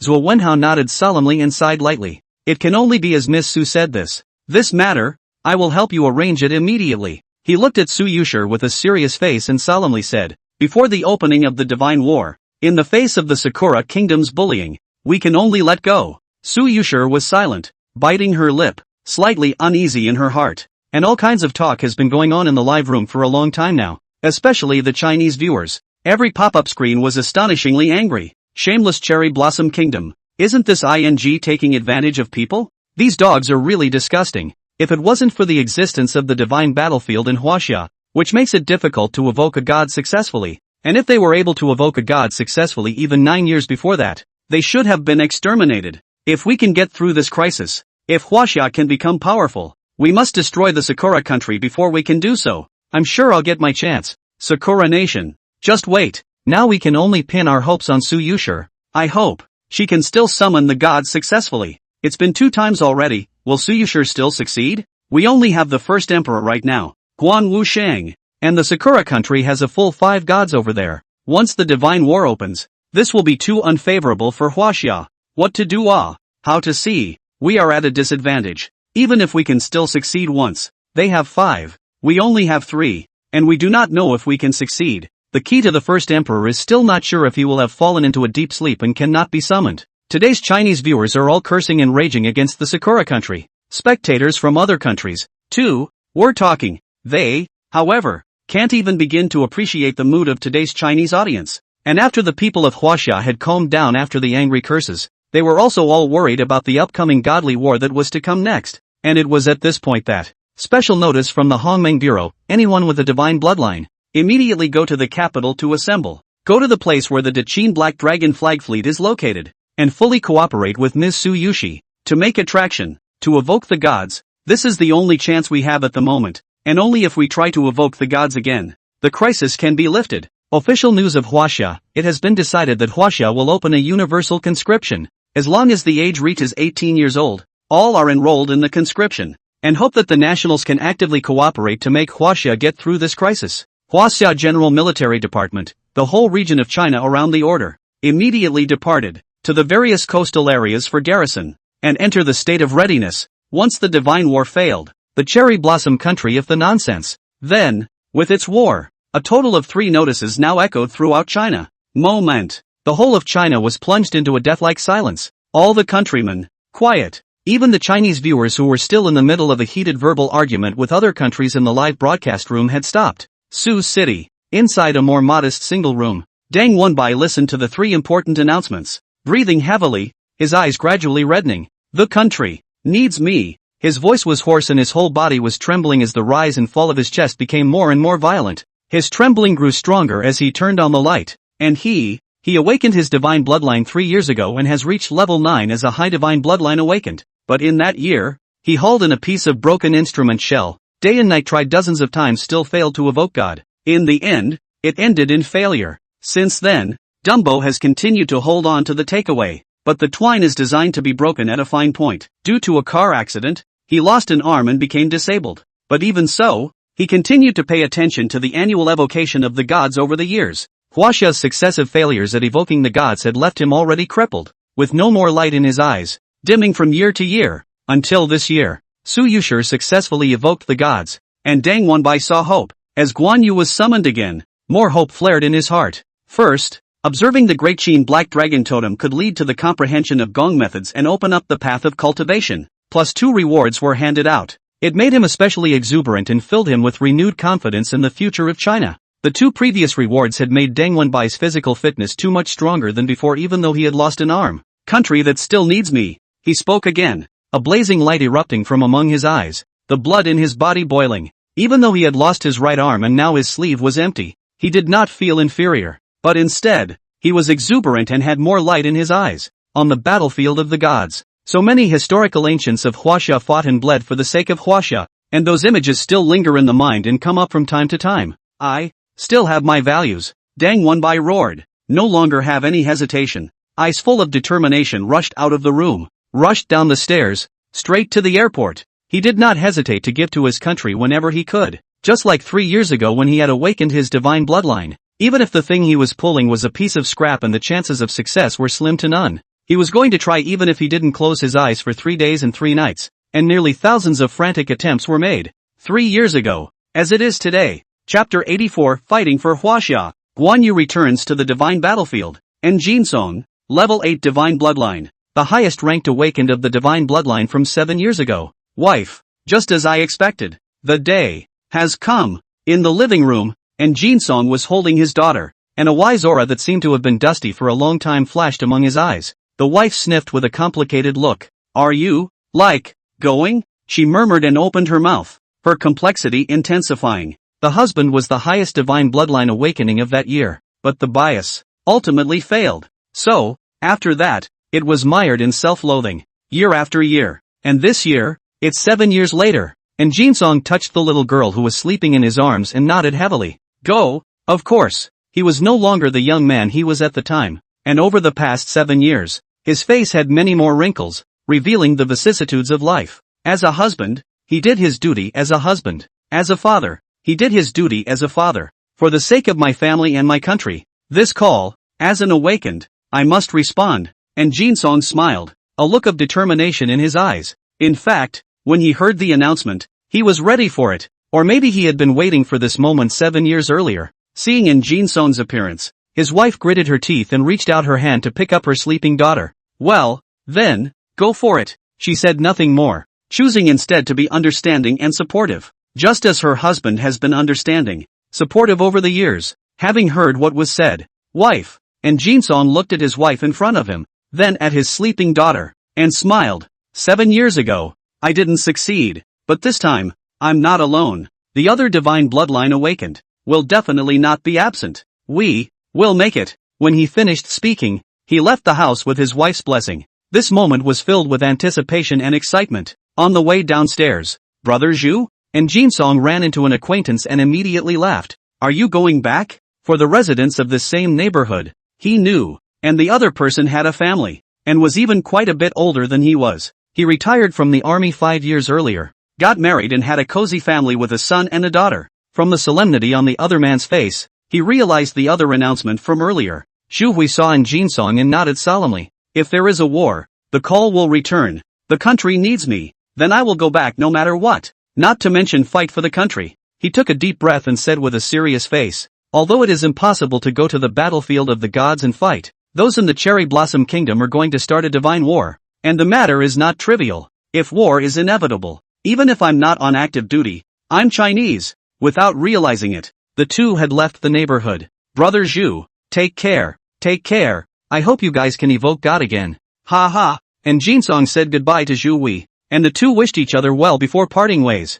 And in the surrounding neighborhoods, all things divine bloodline awakened. Veteran-like acted at this moment, resolute, without half a moment's hesitation. The whole of China, nearly mobilized. All city streets, alleys, and even above the highway, countless drivers revealed determination among their eyes the moment they heard the briefing, revealing a strong determination. Doggone Sakura country, but that's good. The country needs me, then I can't be silent. Old friend, all the awakened from your year are out? Well, wait for me. I'll be there. Daughter-in-law, I won't be going back for dinner tonight. I'm going to head to the capital to meet up with the other awakened ones. The draft is still going on, and I'm not done with it. Fighting for the country and guarding China, as many forefathers can. So can I. Make way, all of you. I'm going to participate in the conscription. I can't be an old man before the rules of the world evolve, but this time is likely to be the last chance. Whoever stops me, I'll be angry with them. One after another. In the midst of the crowd, one after another, someone's eyes became firm and sharp, and they ran to the nearest airport at a very fast speed. Countless vehicles suddenly turned around, changing their routes at this very moment without a second thought, heading straight for the capital. Many of these situations have intensified. More and more people are beginning to mobilize, all over the country. Vehicles, airplanes, trains and more, running off to the capital. When China is boiling and the country is mobilized. Divine battlefield, East Luan war zone, in the first line of defense in the realm of chaos, death to those who step on it. Li Sheng was dressed in a white Dao robe, his body blossoming with haze, his eyes revealing infinite fury, and a terrifying aura spreading from him, suppressing the 8 wastelands. The words fell like the thunder of extinction, roaring and exploding. The entire defense line and even the entire chaos domain trembled at this moment. This domain is chaotic and boundless, ancient and vicissitudes. If ordinary people were here, they would surely be devoured silently. Li Sheng stepped into the chaos, holy and supreme, suppressing the boundless darkness beyond the defense line with his own power. Li Sheng, you won't be able to hold out for long. One day, the divine battlefield will cease to exist. In the darkness, a terrifying roar came out. Terrifying fluctuations that shattered the heavens and split the earth spread, causing the entire domain of chaos to begin to distort. It seems that among other things, there is some great horrible being that is shouting at this place through the air. But even so, Li Sheng's face was expressionless and his eyes were cold. Earlier, his words seemed to be words that suppressed this vast first line of defense. It made the terrifying existence in the darkness too scrupulous to act rashly, and at this time around Li Sheng, there were countless corpses, and it was possible to see a huge corpse, blood-stained, with shocking and horrifying wounds on top of each corpse. Even if it had died, on it, there was still a shocking aura. It follows that, how terrifying these foreign gods were in life. Apparently before that, this place experienced a shocking battle, except that all the foreign gods were suppressed. The wind is picking up. Li Sheng retracted his gaze and said silently in his heart, nowadays, the battlefield of the gods is renewed. Not only the East Luan war zone, but also the West Cave war zone and even the remaining 2 war zones had broken out, and each war zone, respectively, was guarded by the existences of the open heaven, the flood, the mythical, and the historical periods respectively, in which there were multiple domains, multiple realms, and a stringent line of defense was set up. The battle zone that he was in, that was the most dangerous of the multiple battle zones in the divine battlefield, and the one that faced the most powerful enemies. Earlier, the incoming enemy had been suppressed and retreated by him, but just then, Your Holiness, a shout came from behind them. The whistling came swiftly. Only a figure was rapidly approaching towards the first line of defense here under immense pressure. It was none other than Guan Yu. Chapter 85, Understanding the Situation of Blue Star, taking the initiative to attack the divine battlefield. What brings you here? Li Sheng turned around and frowned slightly after seeing Guan Yu. Having heard what was said, Guan Yu knelt down on one knee and solemnly said, Your Holiness, I have something important to report. I couldn't contact you before and sensed your fluctuations here, so I came over. He took a deep breath and spoke respectfully. Li Sheng didn't bother to blame, but inquired, over on the ancestral star, what happened? Not long ago, he had Guan Yu's divine soul descend to the ancestral star to investigate. Now that he had returned and said he had something important to report, he thought he had ascertained the situation. Guan Yu's face became solemnly said, the world rules of the ancestral star has evolved. Not only the entire ancestral star volume becomes more than 100 times larger, and there is a black fog cover. The human race living area is very small, and outside the universe starry sky is also all broken, black fog filled, and the ancestral star black fog covers the area. There are many alien creatures. I sense the same life breath in the starry sky outside the ancestral star. It seems that the changes are related to the invasion of the 10,000 races.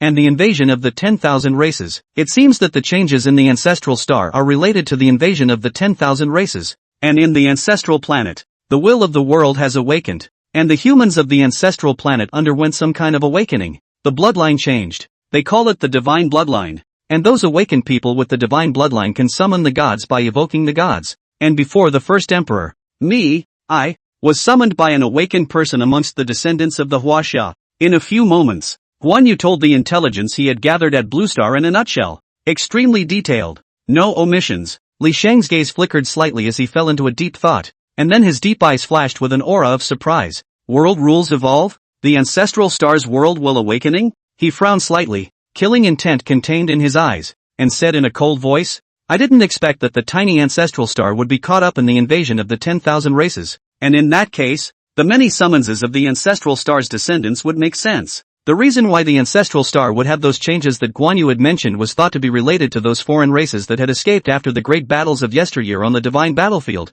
or maybe, some of the weirdness related to the bloom of the pagan gods before they die. It was thought that it was at that time that the descendants of his clan were sent by some means to the universe behind him, and years past those foreigners grew up. Even if you don't want this to happen, there is no way around it, even with all the defenses. And yet, inevitably, something will slip through the cracks. However, according to Guan Yu's description, It was thought that the current ancestral planet had not yet seen the presence of an alien race capable of bringing about destruction. Otherwise it would be impossible to allow the descendants of the Huaxia to still have respite in time to summon. The ancestral star's world had also awakened, and the fact that the blue star humans were able to activate their divine bloodline should be a form of self-protection for the ancestral star. Let the human beings on the ancestral planet, in one way or another, get the power of self-preservation so as not to be destroyed. Guan Yu witnessed the change in Li Sheng's demeanor and immediately changed his expression. Damn! I didn't expect to still not be able to stop them all. He gritted his teeth and said anxiously, Your Holiness,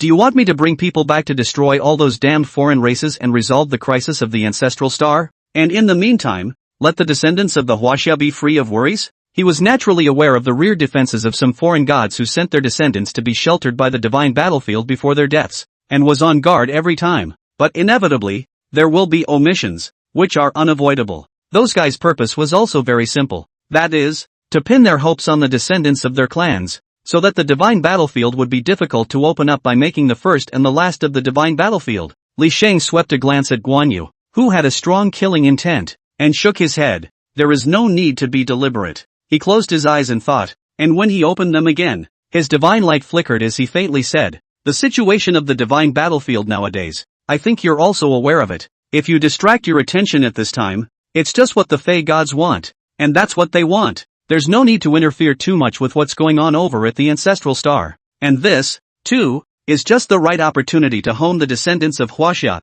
I'm afraid that the future battlefield of the gods will still need the descendants of Huaxia to hold down the fort. Previously let you go back. Understand the situation of the ancestral star is the main. Out to help the descendants is secondary. Now the situation is clear. The descendants of Huaxia, if there is a crisis, occasionally out to help can. No need to make a big fuss. After all, what a step on the battlefield of the gods cannot be so easy, and the battlefield of the gods do not need vases. 2. No need to pose. As the words fell, Li Sheng's voice carried a solemn tone. Guan Yu's body trembled, then nodded heavily in deep thought. Your Holiness, I understand. After a deep bow, he left. Retract your gaze. Want to make it impossible for me to take the head and the tail? Li Sheng looked beyond the chaos as if he had penetrated the void and landed directly in the black domain. There, it is the gathering place, the home base, for many of the pagan gods, and just as many lines of defense exist. Now that the ancestral star has clearly been targeted by the alien race that was left behind,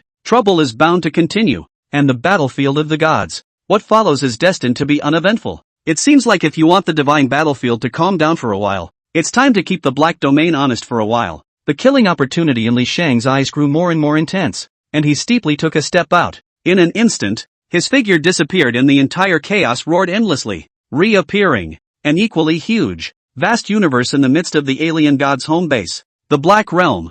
Among the darkness closest to the battlefield of the gods, a crack was suddenly torn open. Li Sheng's figure stepped out from it. His body's monstrous divine light reflected the entire area, and the weirdness that existed in the darkness suddenly let out a mournful scream, seemingly seeing a great horror, and suddenly flew away in ashes. Rumble, terrifying sounds spread in all directions, and his arrival instantly caused this vast area to begin collapsing on a large scale. Come here. It's one of the defenses of the alliance of alien gods. The entire defense line today, with Li Sheng's arrival simply unable to withstand it, began to collapse, constantly crumbling. Bang bang bang. In all directions, it suddenly rose its raging divine fire and began to devour everything that existed in this universe. Without any pause, catching dash, Li Sheng violently stomped, and the side of the world under his feet completely collapsed, in which miserable screams came out. All around, a piece of debris containing an extraordinary aura fluctuation exploded. These fragments, those were world fragments, any piece of which formed a small world of its own.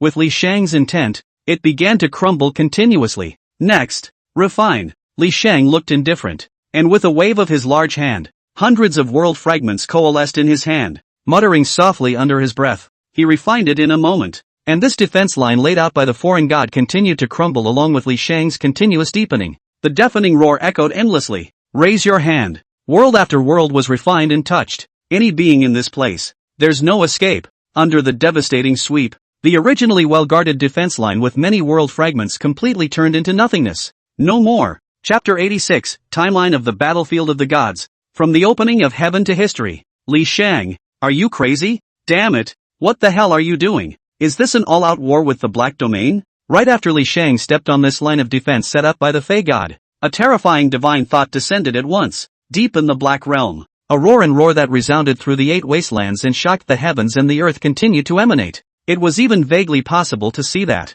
in the depths of this black domain, an eye the size of 10,000 feet suddenly opened abruptly. One of the vertical pupils, deep and dark, all around, massive black flames were rising. A fluctuation containing anger spread out, causing the entire black domain to tremble violently. Shasta. Swish, swish, swish. Space distorted and a terrifying aura enveloped the area. In the midst of the infinite darkness ahead, several figures stepped out from it, one by one. They were all huge and incomparable, just like supreme gods. The most bizarre among them was a humanoid body at the head, resembling an ancient giant spirit, with a blood-red body, emitting a monstrous fury and bloody odor. Li Knight, you're looking for death. The alien deity spoke in a cold voice, exuding monstrous divine might. As the words fell, they moved in unison, just the blink of an eye. Several foreign gods had then formed a group around for Li Sheng, their huge figures occupying this universe. Their divine power was monstrous, and at this moment, under the combined attack, it was as if they wanted to take the universe where this line of defense was located along with Li Sheng. It was completely erased. Li Sheng's expression did not change, and he indifferently glanced at the pupil that slowly closed with anger in the depths of the black domain before withdrawing his gaze. You and others are not worthy to leave me behind. He clearly didn't speak, but a voice containing a terrifying killing intent rang out. Immediately afterward, he moved, even though the gods around him were huge, making him appear as if he were a lone boat in the ocean. However, the aura on Li Sheng's body was much more vast than that of any other god. How is that possible? A cry of alarm came out, and one of the headless, snake-bodied Fey gods let out a miserable scream as its 1,000-foot body exploded, splattering blood and flesh. Without pause, Li Sheng's eyes were still ice-cold, and he grabbed fiercely towards the back. Catching dash. Heart-rending screams came out from the mouth of a foreign god shrouded in boundless black mist, and the next second, a white eyeball stained with black blood appeared in Li Sheng's hand, and he pinched it so hard that it exploded. Over the years, you have let loose. He didn't bother to look at any of the other gods, and once again looked into the depths of the black domain as he coldly opened his mouth, getting a response. Instead, there was a cold grunt. The Tao robe was windless, and Li Sheng raised his hand to suppress a foreign god that was killing in front of him. The naked eye. The large green-colored demon's eyes showed horror, and under the screams, the flesh and blood on his huge body continued to fall off, and there were dense bulges that exploded, born to be dissolved. The whole process was quick. It's even so fast that it's hard to catch. As far as the naked eye could see, Li Sheng barely made a move, but it's just the way it is. The 3 foreign gods, however, were directly destroyed in form and spirit, accompanied by Li Sheng's big sleeve. A supreme might swept through the 8 directions. The faces of the rest of the foreign gods suddenly changed drastically. Looking at Li Sheng's pairs of eyes revealed a look of horror, spitting out blood in large gulps as they kept falling back. Even the scarlet giant spirit, which had the most vast breadth and huge size among them, grunted continuously and couldn't stop falling back. Seeing that the gaze in Li Sheng's eyes became more and more intense, the scarlet giant spirit's color changed uncertainly, and eventually disappeared far away, and the rest of the Fey spirits likewise did not dare to stop for a moment. And at the moment, another cold hum came out from the depths of the black domain, transforming into an invisible storm that swept in. Bang! Li Sheng raised his hand and dissolved it in an instant, and said in an expressionless cold voice, "This will not happen again." With one step, his figure dissipated, but with Li Sheng's departure, the entire black domain trembled violently. Meanwhile, a roar filled with boundless fallen leaves filled this line of defense with destructive fluctuations. In an instant, the universe collapsed. Everything visible to the naked eye seems to be swallowed right up. I think in a short period of time, those damn guys will not act rashly again, and the human race will have time to breathe. Li Sheng once again appeared in the middle of the previous defense line of the East Luan war zone. His mouth murmured softly, and his eyes flashed with a cold light. The reason why he had struck earlier, he had only given the other party a warning. Let it not dare to act rashly. And the divine battlefield and the black domain have been in check and balance for so many years. Only, the Fey god had been trying to break the war zone held by the Chinese human race, making small moves. Sure, it was just a random, if somewhat far-fetched, justification for this outing, but it worked. But, Li Sheng knew clearly that the peace that had been exchanged for this time would not last too long, and perhaps it would soon be broken. Battlefield of the gods. He was silent in his heart, and then he looked into the depths of the East Luan war zone. There was a gigantic figure with its feet on the divine battlefield, almost bursting the universe apart and permeated with endless divine light. Above the figure, surrounded by clear and turbid chi, his body exuded rich vitality. As Li Sheng's eyes looked away, the buzz dash, a strange noise came out. At the head of the figure, there seemed to be a pair of eyes that contained the universe in each other looking over. Its head moved slightly, as if nodding. Li Sheng withdrew his gaze and immediately looked towards the southern Sai war zone, where the battle was the most intense. And there was also a ferocious and boundless Fey god that was constantly roaring, seemingly sensing Li Sheng's gaze. On that battlefield, one of the figures suddenly turned around. Its body contained the aura of the heavenly Tao, and its eyes looked like thousands of great Tao paths were flowing. Beyond that, a figure in the middle of the reigning chaos also all looked towards Li Sheng and nodded respectfully. Then he struck out once again, raising his hands and feet as the bells rang out and the chaos covered the sky. Not only that, there was even a 10,000 feet sized terrifying dragon with the same monstrous aura on its body, fighting with several foreign gods, the shocking killing aura affecting the battlefield. Just the movement of its body was an attack that contained supreme greatness.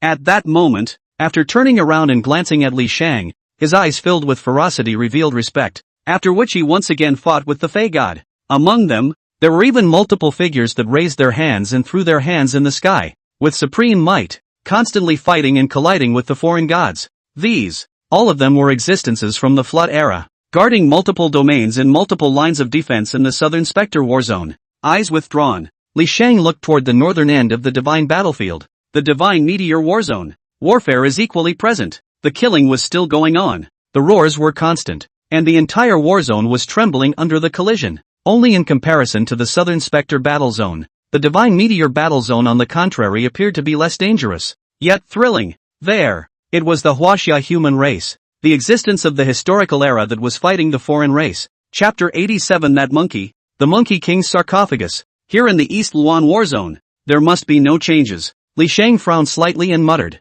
and the existence of the Flood era is the main force of this battlefield of the gods, so it is equally impossible to leave easily. And as for the people of the historical era, are not strong enough. Retracting his gaze from the divine meteor war zone, he looked in another direction. There, it's the Western Cave war zone, the one who guarded that place, that was an existence of the mythic era. At this point on the battlefield, the handsome man with a third eye on his brow and a yellow cape behind him was wielding a triple-pointed, two-bladed sword. On the other line of defense, there was a figure of Buddha's light shining brightly sitting on top of a lotus throne. The Buddha's light on top of his head was the most brilliant, and his hands were folded in front of his chest, as gusts of Buddha's sound echoed out, forming a series of Buddha's true words, causing great killings. Not far from the defense line, there is a leopard eyes and lion nose, fine linen and long beard, head wearing a square crown, right hand holding a wutu in front of the chest of the man is indifferent to all the foreign gods, mouth murmuring, but there is a strange power. Behind a magnificent Yama temple emerged,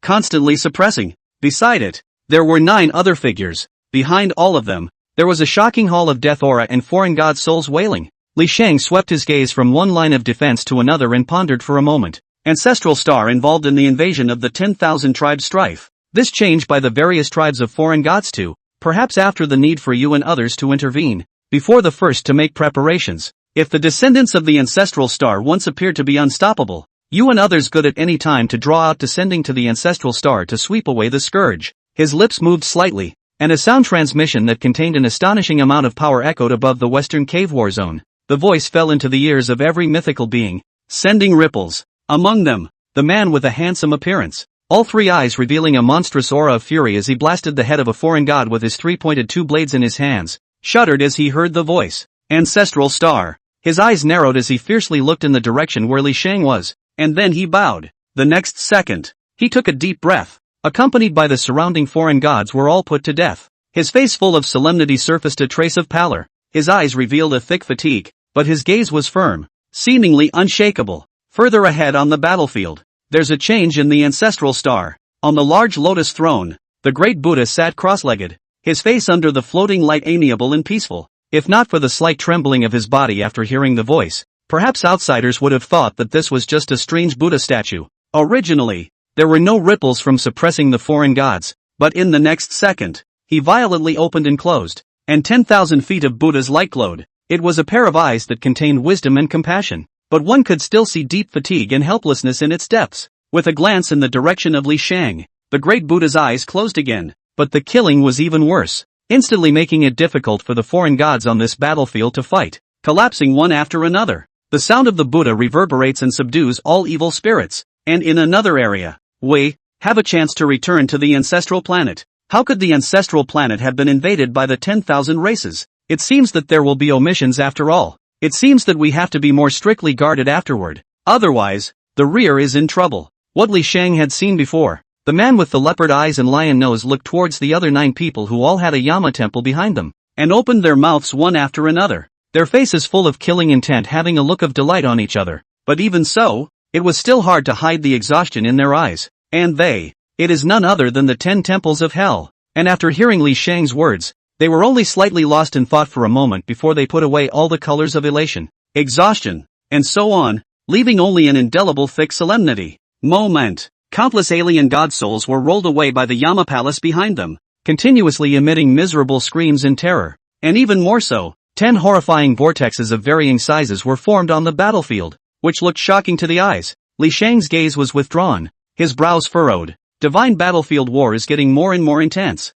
The Black Domain side is sure to have a big action soon. Now the storm is coming. It is difficult to take into account the changes in China. If China is in trouble, he said silently in his mind, his brow furrowing tighter, and a hint of worry deeper in his eyes. Even if he knew that as the rules of the world evolved, there were people among the ancestral stars who awakened their divine bloodlines and through their awakened divinity went on to summon gods to fight for their respective countries, to gain rewards and to strengthen themselves as well as their countries. This is something that the first emperor and Guan Yu have shown that any one of them can be sent to suppress. But any existence on the battlefield of the gods carries too many burdens, too heavy, even if just one person leaves. Yet there is also a high probability that it will devolve into irreversible consequences. After all, it continues to this day. Battlefield of the gods. There are not many left. Suddenly, Li Sheng's eyes lit up, followed by a wave of his big hand, and a black box with a body only the size of a palm appeared in his hand in the void. Goku, he murmured softly under the glint of his eyes, gazing at the black box in his hand that emanated a strange power. His eyes grew deeper and deeper. Unlike other mythological figures, Sun Wukong, already dead, but that's exactly what happened. Li Sheng stared at the black box in his hand, and his eyes grew brighter. Perhaps, can let the descendants of China to pull it, the rules of the world since the evolution of the world. And even Guan Yu there said that you can pass the test, resist the foreigners to get a variety of rewards, and even saw the ruins of the Great Qin. With this thought in his mind, his thoughts became more and more penetrating, and he leisurely said, then is it possible that after the descendant of the Huaxia is hauled and successfully summoned, the rules of the ancestral star can bring him back to life? For what happened to the ancestral star? Since the first emperor, Guan Yu was able to set it right. So this little monkey. And why not? If the world rules of the ancestral planet were able to resurrect Sun Wukong, this would naturally be the best. At that time there would be no need to worry about the affairs of Huaxia, and it could not be denied that it could also play a great role in the future battlefield of the gods. The more I think about it,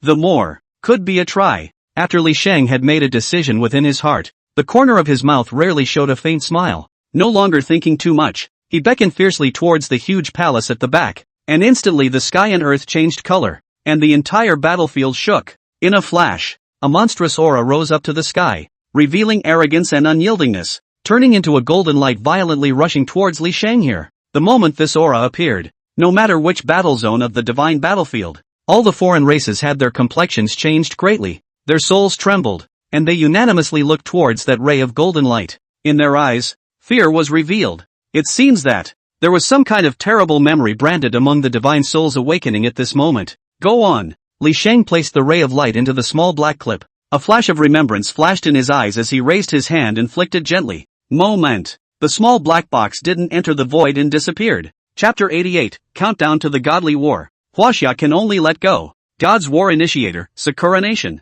Accepted to open the God Warrior, Huaxia. Countdown to God's War, 2 days. Huaxia. 1 day passes. There was a countdown in the void above the ring of gods that was now bloodstained, intimidating, and was emitting amazing fluctuations. The writing on it, Blue Star humans are clearly visible. With only 2 days left, countries can't help but look forward to it with great anticipation and a sense of urgency. At this point, in the middle of the Sakura country's parliament building, a total of 5 players have long since converged here. Just 2 days left. We're ready. It's just the Chinese side. I heard that they're in a hurry. They even increased the number of conscripts by a large amount. It seems that they also think that they'll lose this battle. and are ready to fight for their lives. Fighting for their lives? If it weren't for Shi Huangdi and Guan Yu, they wouldn't even be worthy of being our opponents. And if it weren't for the many restrictions that existed, Huaxia would have been destroyed long ago, and it would still be alive today? No matter what. This divine war. We must take down Huaxia. Okamoto Hanegawa,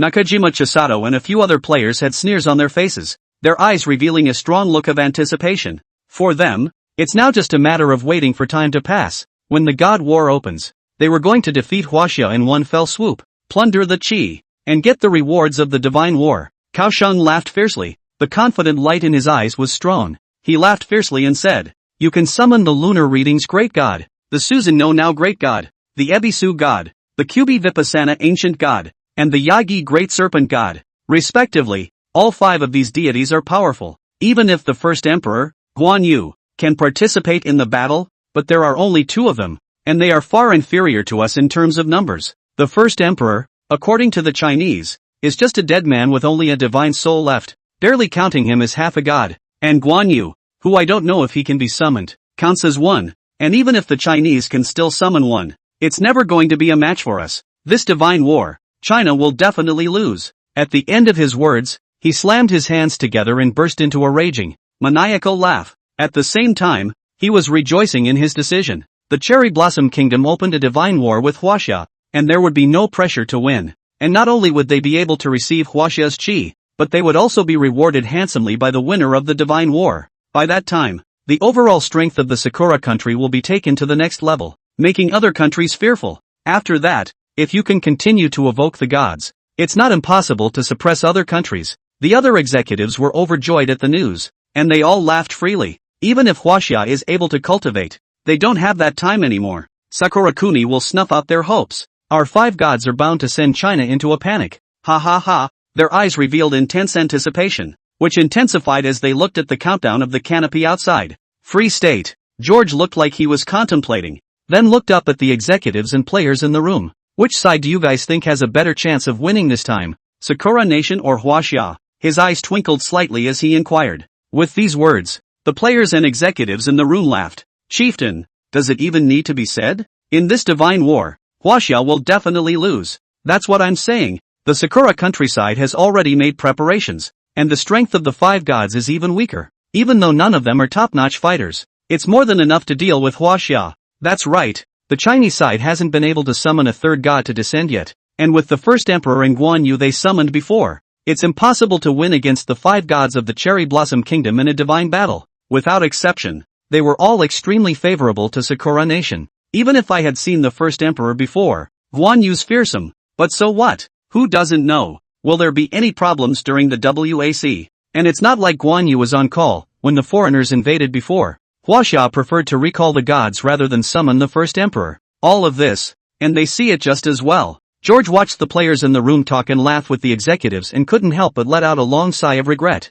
As of now, Huaxia made such a big commotion before, and as a result, it still hasn't been able to summon the 3rd god. Speaking of this, a look of regret was clearly visible on his face as he shook his head and said, "It's a pity. If we had known this, it would have been better for us to launch a divine war against Huaxia. This time, it's cheap for the Sakura country. Damn. If the Sakura country wins, China will surely be able to get rich rewards, but to ruthlessly blackmail them a sum of money." As he spoke, he became gnashing his teeth. It is true that before the first emperor, Guan Yu's appearance made him feel frightened, and for several days he was in the midst of aftermath. In fact, the others hadn't expected this whole thing of opening a divine war, whereas he had. However, due to the fear that Huaxia would once again summon the terrifying Huaxia ancients, this caused him to suppress his thoughts, intending to wait for a while longer. But I didn't expect the Sakura countryside to be that decisive. Now that Huaxia had gathered so many awakened ones, and after a day of trying had not been able to summon the descent of another god, it made his heart regret it.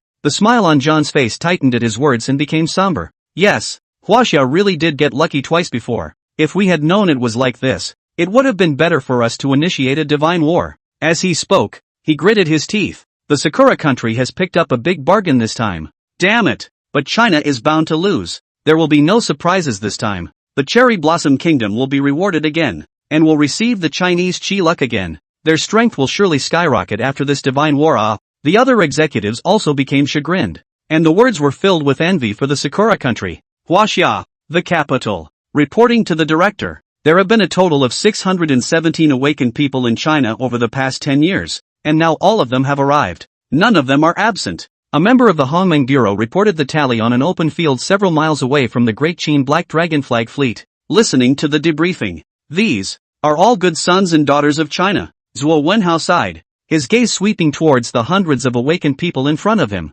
his eyes carrying relief. But something seemed to come to mind. He inquired again, "What's the draft number up for this year?" Zhuo Wenhao took a deep breath, and in his heart, he did not know why he vaguely felt uneasy. The member looked solemn and solemnly said, reporting to the director, "As of today, this year's enlistment is already as high as 80 million, more than the previous 3 years combined, and there are still quite a number of veterans who have rejoined the army and are ready to listen to the latter's deployment at any time. There's only 2 days left." Even if Zhuo Wenhao had expected it, he heard the subordinates reported up after the number for which moved. Looking at the countdown on the canopy, despondent sigh. Chapter 89, Collective Evocation of God. Doomed to failure? If the divine war is finally defeated, then after that, to the Huaxia as far as the generals are concerned to die. Zhuo Wenhao was well aware of the current situation. Ruthlessness appeared in his eyes. His fists in his sleeves clenched and said, "The conscription will continue. The cultivators in the 2 secret realms need not pay attention to the outside world.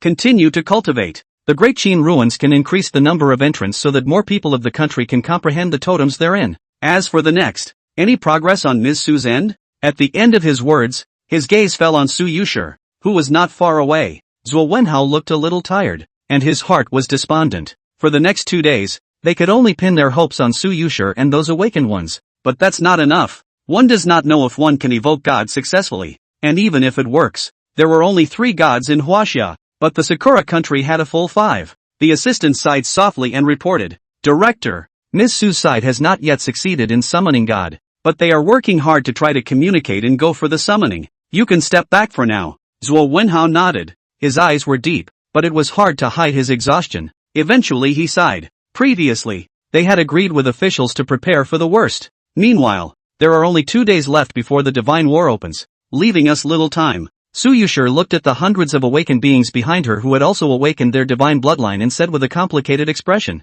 "No matter what, we're going to put up a fight. Concentrate fully and stimulate your own divine bloodline. If we can succeed in the body swap, we'll have one more hope. Maybe none of us will make it, but there's no turning back now. Whatever comes next, everyone, just do your best." A bitter pang ran through her at the end of her sentence. It was true that for some time now, she no longer sensed the same feeling she had earlier, as if she could no longer succeed. The other awakened one sniffed and took a deep breath. "For the sake of Huaxia, it is incumbent upon me, whether I succeed or not. I won't end the evocation of the gods until the divine war opens, and even if I fail, I will continue to try." Previously, when China failed to summon a god successfully, it was laughed at. But now that we have the first emperor and Guan Wusheng, and the Sakura country is going to start a god war, then we have to put up a fight no matter what, so that bastard can move a stone and hit his own foot. These 2 days are our last chance. Everyone, together. Understanding the seriousness of the matter, they responded positively to the call at the first opportunity,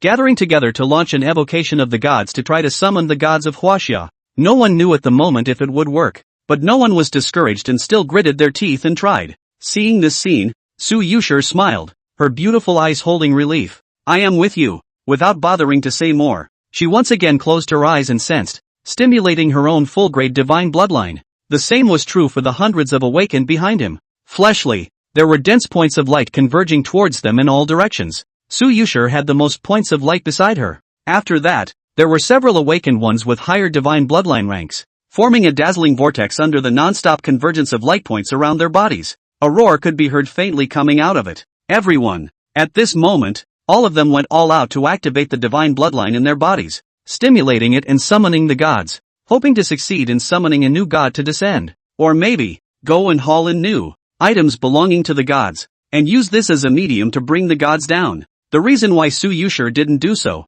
on the other hand, was that he had already tried to continue pulling with the stone tablet before, but was unable to continue summoning the gods, so he simply tried to re-pull. Hopefully, it works. She closed her eyes tightly, feeling the boiling of her divine bloodline within her, and sank down to remain as calm as possible. There were more than 600 people in total, and all of them inspired their divine bloodlines to pull. Bang bang bang, bursts of booms continued to emanate, and vortex after vortex converged, reflecting the space they were in a brilliant, glittering light. It was loud and looked extremely extraordinary. Countless people from the Chinese nation who were watching the live broadcast were praying from the bottom of their hearts at that moment, expecting someone to succeed. Time passes by. 1 hour, 3 hours, until the 5 hours are up. Together with Su Yuxi, none of the awakened had succeeded. How did this happen? Are we doomed to fail? Failed before, still failing at such an important juncture right now. Why on earth? I'm not happy about this. One after another,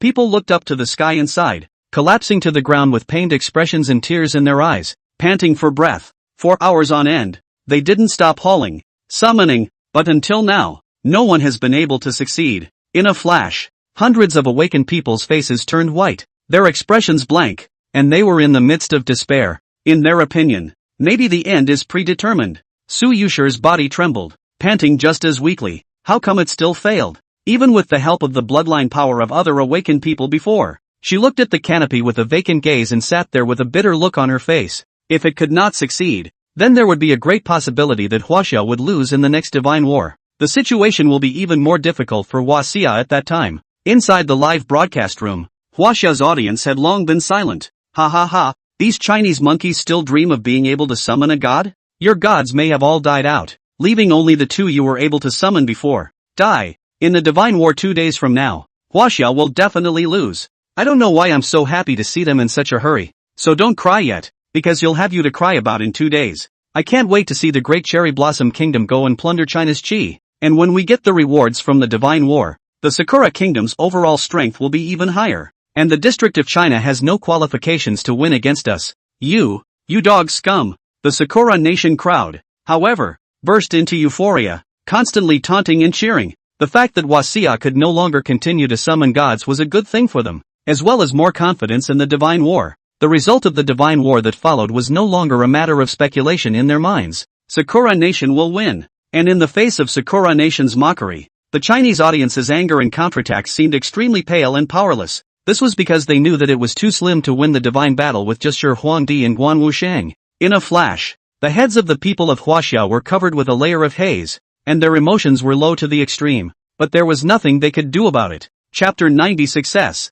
That's Qi Tian De Sheng? There's no need to beat yourselves up so much. You have done a great job. Zhuo Wenhao walked over, looked at Su Yuxi and the others, and opened his mouth with a smile. But everyone present, all of them could see that it was a forced smile. But they tried a variety of ways, and in the end, they were not able to succeed. The crowd was silent. Su Yuxi took a deep breath and gritted her teeth. Director Zhua, earlier I clearly had a feeling that I had already pulled it, but suddenly that feeling disappeared again, and I can still continue to try. As she said that, she was going to go ahead and try to get traction. Zhuo Wenhao shook his head and sighed. With your current physical condition, you can't support it anymore. Rest first. So are you guys. Looking over to the other awakened, he spoke with a face full of relief. These sons and daughters of China have done well, since it can't be avoided. The next will be given to the state. Zhuo Wenhao's face was solemn and he spoke solemnly. He didn't want these young people to damage their bodies by overdrawing the divine bloodline in their bodies. Su Yuxi and the others shuddered at the words. Everyone, all of them were biting their lips tightly. But the next second, boom! A monstrous roar fell into everyone's ears. Su Yuxi, Zhuo Wenhao and the other awakened ones looked up sharply, their pupils suddenly shrinking. They were shocked to see the sky that vibrated violently. A loud noise. It appears to be coming from beyond the stars. Or maybe, something has entered the blue star. Not only that, the originally clear sky became dim in an instant, and a thunderbolt kept appearing, and it didn't take long for it to spread across the entire sky. It's like the end is near. A monstrous vision presented itself in the firmament above China. What's going on? Zhuo Wenhao was shocked. His heart shook wildly, and he looked at the vision on the canopy in disbelief. As for the other awakened, they were just as wide-eyed. Did we succeed? Look, it looks like something is falling right towards us. The traction thing. In the midst of their shock, someone lost his voice and exclaimed. Everyone, eyes widened, because at this very moment, they did see what appeared to be something that was continuously falling at an extremely fast speed. A whistling sound came from the area, creating a fierce wind around them. Sudden visions spread across the entire canopy, enveloping everyone above their heads, roaring and exploding, and the space in all 8 directions became unstable due to the visions, as if it would collapse at any time. Could it be? Could it be that the sensation of pulling before wasn't an illusion? I really did pull in something divine. Su Yuxi was breathing heavily, and there was a black dot reflected in the middle of her pupils, and the black dot was falling faster and faster, approaching the area above her own before she could regain her senses. It was even possible to see that there were flames filling it, and it was impossible to see what they were. Under a shocked, puzzled gaze, boom! The mysterious object landed dozens of meters away with a loud boom. The ground shook. Su Yuxi and the others only felt their feet vibrating so violently that they couldn't even stand, and their breathing became even more rapid. That seems to be an item. Our traction was successful? The crowd was in disbelief as they watched the lifting sand and dust obscure their vision and fell back. Until the sand and dust cleared, they couldn't restrain the vibration within them and cautiously approached towards the front. A few moments later, a deep pit several meters in size came into view, in which a palm-sized box was presented to the crowd. It's like we really did it. Su Yuxi breathed heavily, and there were tears flashing among her eyes as she looked at the others and opened her mouth excitedly. As for Su Wenhao and the other awakened, when they really got a good look at the item, they cried tears of joy. Not as if it's working. They immediately laughed out loud. The original loss. The gloom swept away, staring dead at the black box in the deep pit. If it was truly an object of the gods, then they would be able to use the item to summon the gods, even if they didn't know which of the Chinese gods or which of the ancients it was. Hope rose in their hearts. After all, being able to haul items gives you the chance to summon the gods to come down. Even if there were only 3 gods after success, the result was not unacceptable, and it had even been too much better. In a few moments, at Su Wenhao's command, the black box was taken out of the deep pit by the members of the Hongmeng Bureau. When they actually saw the box in its entirety, they all sucked in a breath of cool air. The box was only the size of a palm, black in color, and made of an unknown special metal material. On top of that, the rust was so thick it looked like it had broken quite a bit, and you could still see the blood that had long ago solidified and air-dried for I don't know how long too. Not only that, but they could also feel an ancient vicissitudes of the world coming over them. Seeing such a bizarre black box, this box looks extraordinary. Su Wenhao's eyes widened. His speech was incoherent, and his heart was moved. Su Yuxi breathed heavily and said with a dry mouth, unlike the Daqin Black Dragon Flag Fleet with the Han Zhaolai Emperor, and even more so, it is not a battlefield diary. What kind of information does this box actually contain? Or can it allow us to summon the gods? Under the gaze of the others, she suppressed the vibration in her heart and slowly walked forward, wanting to take the black box in her hands. But suddenly, Su Yuxi had just made contact with the black box when a dark light blossomed violently and shot straight up to the sky. If I become a Buddha, there will be no devil in the world. And if I become a devil, what can Buddha do to me? I knew that the heavens would be angry, but who knew that the heavens would also tremble? Today, I will stir up this path to immortality and stab the sky through. Since the moment I set foot on the divine battlefield, I'm going to kill all the foreign gods here. In the next instant, thunder rolled in the sky, and there was even a roar above the dome of the sky, roaring continuously, falling into the ears of Su Yuxi, Su Wenhao and the others. A boom exploded. The sound was so loud that it shook the sky and made people lose their minds. In the midst of all the shocked gazes of, a blurry picture unfolded above the canopy, and a terrifying pressure descended, causing people's faces to pale for a moment. But everyone, their eyes were drawn to the images that appeared. Can see. In the middle of the picture, there was a figure that was like a god of war, fighting among the countless enemy figures, with a monstrous battle intent that shook the hearts of the people. If you look closely, the humanoid figure, which appeared to be a monkey,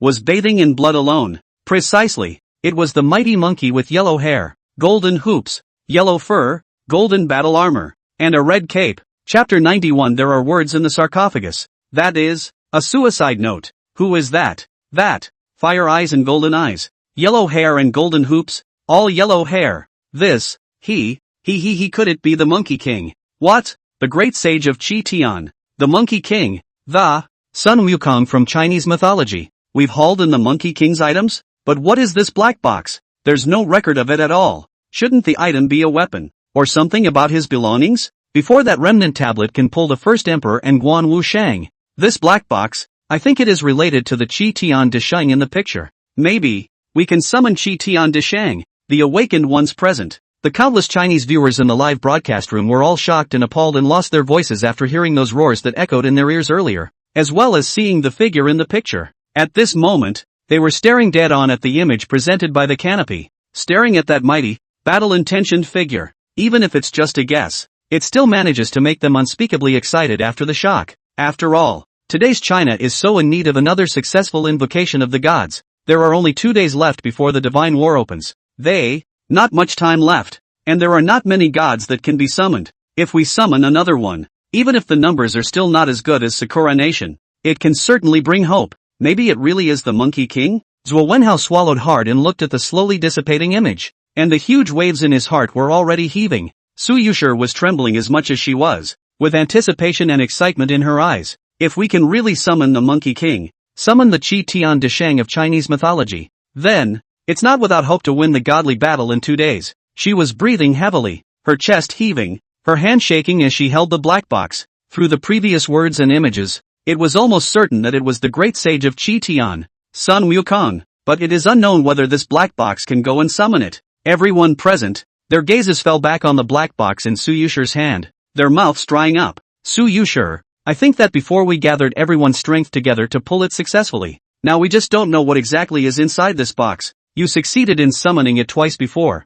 This time, it is still up to you to turn it on. They were desperate to open their mouths, and the trembling of their bodies continued. It was really the words he had heard and the images he had seen before that were so shocking that it was hard to calm down. Even any Chinese countryman, at that moment, could not wait to be able to successfully summon the descent of the Monkey King through the black box. Su Yuxi sniffed and nodded. Only the descendants of China can open it. Foreigners who touch it, die. Her hand was just about to open the box when a voice as cold as ice rang out. Everyone shivered and their souls throbbed. Su Yuxi did the same. Only, with the experience of the previous 2 times, she took a deep breath and opened the black box in her hand unexpectedly. Buzz. Moment. Heaven and earth hum. The heavens lost their color. An ancient, barren aura filled the heavens and earth, causing Su Yuxi and the others to fall into a state of disorientation, their complexion appearing briefly bewildered. How I feel pain and resentment. Here, what's going on? When they came back to their senses, they opened their mouths one after the other,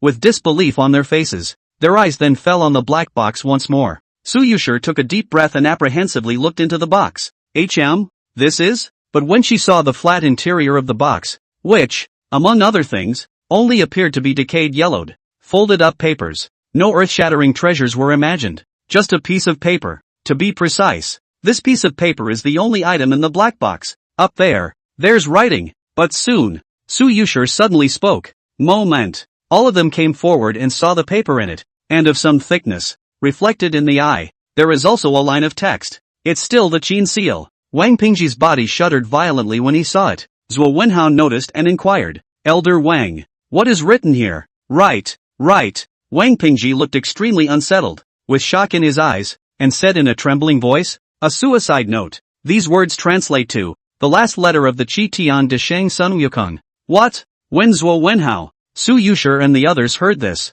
their pupils suddenly contracted and their scalps exploded. Sun Wukong's suicide note. This sudden news made their minds go blank and their bodies couldn't stop trembling. They've thought of many possibilities. The only thing that didn't cross my mind was the suicide note. Moreover, he had previously guessed that the monkey's identity was the Monkey King through the words he heard and the images he saw. But no one thought of, this black box is the last letter of the Monkey King. Moment. The people present sucked in a mouthful of cool air, staring stonily at the suicide note that was already somewhat yellowed, their scalps tingling. How can this be? Sun Wukong's suicide note. Doesn't that mean that he's dead? Dead gods. No. Sun Wukong has heavenly means, and he is originally a mythological character, different from the first emperor, Guan Wusheng. But, he died? A suicide note. This is actually the suicide note of Qi Tian De Sheng. I can't accept it. They shook their heads in disbelief at Professor Wang's reaction, and were even more unable to accept such a result.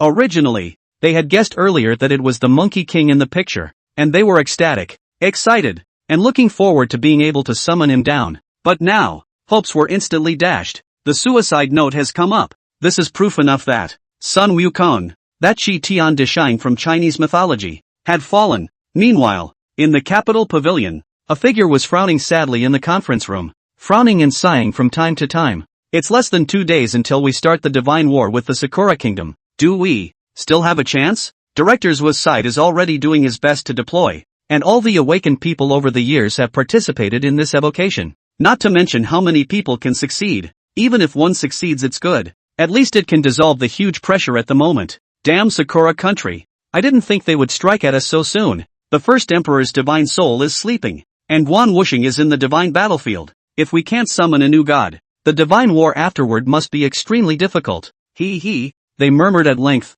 all of them worried. God's war. So much is at stake. So much is at stake. HWA can't afford to fail, because if it fails, the chi will be lost. But if we win, then you will be blessed with good fortune and will be rewarded handsomely. If possible, Huaxia naturally hoped to win the God War, but now the chances were very slim. Chapter 92, Global Mockery. Is the end of Huaxia set? Report, there's a result of the evocation of God from director's was side. The sudden arrival of the secretary and his words interrupted the silence of the scene. Moment. All eyes, steeply, went to the secretary. It worked. They rose in unison, their eyes revealing nervousness and apprehension, and even their breathing stopped for a moment with it. Having heard what was said, Chang succeeded, but the secretary wanted to say something, and looked a little glum. Seeing this, what's going on? But what? One of the higher-ups frowned and hurriedly inquired. The others present, likewise, sensed the wrongness of the secretary's words, and their eyes became grave.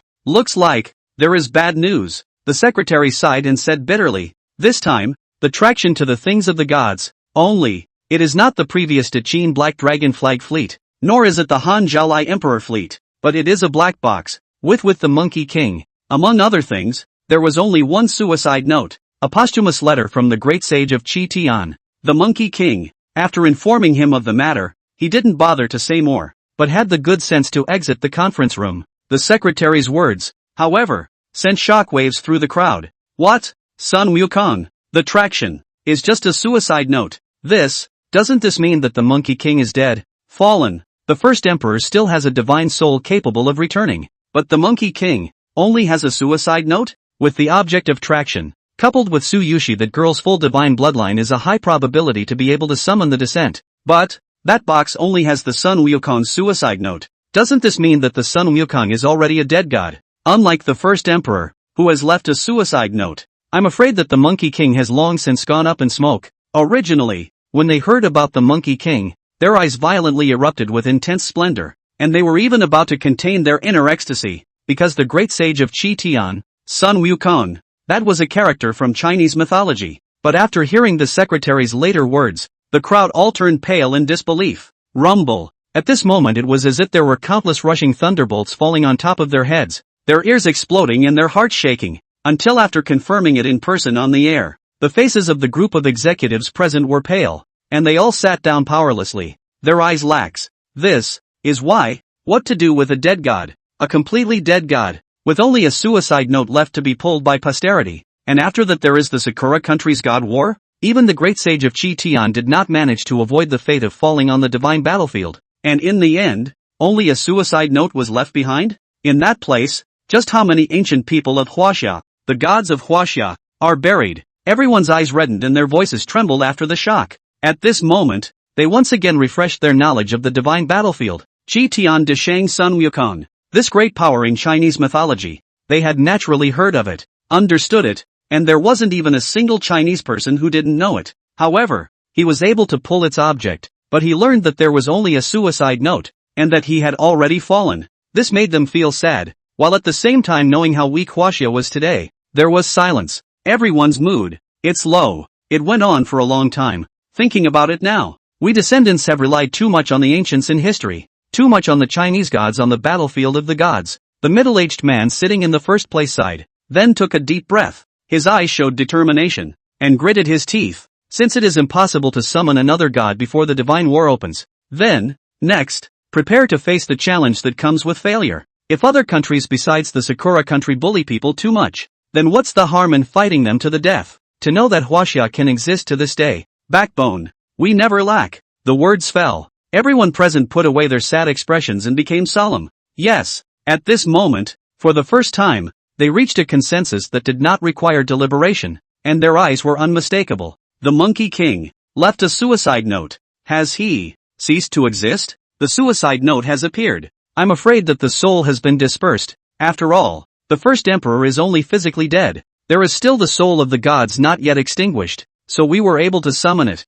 But this time, why is that so? If we can summon the great sage of Qi Tian, Then there will be no accidents in the godly battle afterward. Knowing that the first emperor, Guan Sheng, is already able to compete with the gods, and even more so than the gods of other countries. If the great sage of Qi Tian were to descend, how would the gods of other countries be qualified to fight with him? Damn it! So it seems that the divine battlefield is indeed treacherous. Even the Qi Tian de Sheng in my heart fell there. Since it's a suicide note, could there be information in it that we don't know about? That's the great sage of Qi Tian. His suicide note surely won't be simple. Even if it's no longer possible to summon him to descend, the content of the suicide note, we should be able to understand it, right? Ha ha ha, a suicide note? Another dead god? And the soul-crushing kind at that? Fark. I was scared before. I thought that Huaxia had succeeded once again, but now it seems that my previous worries were redundant. The suicide note has come out, and Huaxia will definitely lose the divine war afterward. Traction made such a big deal before,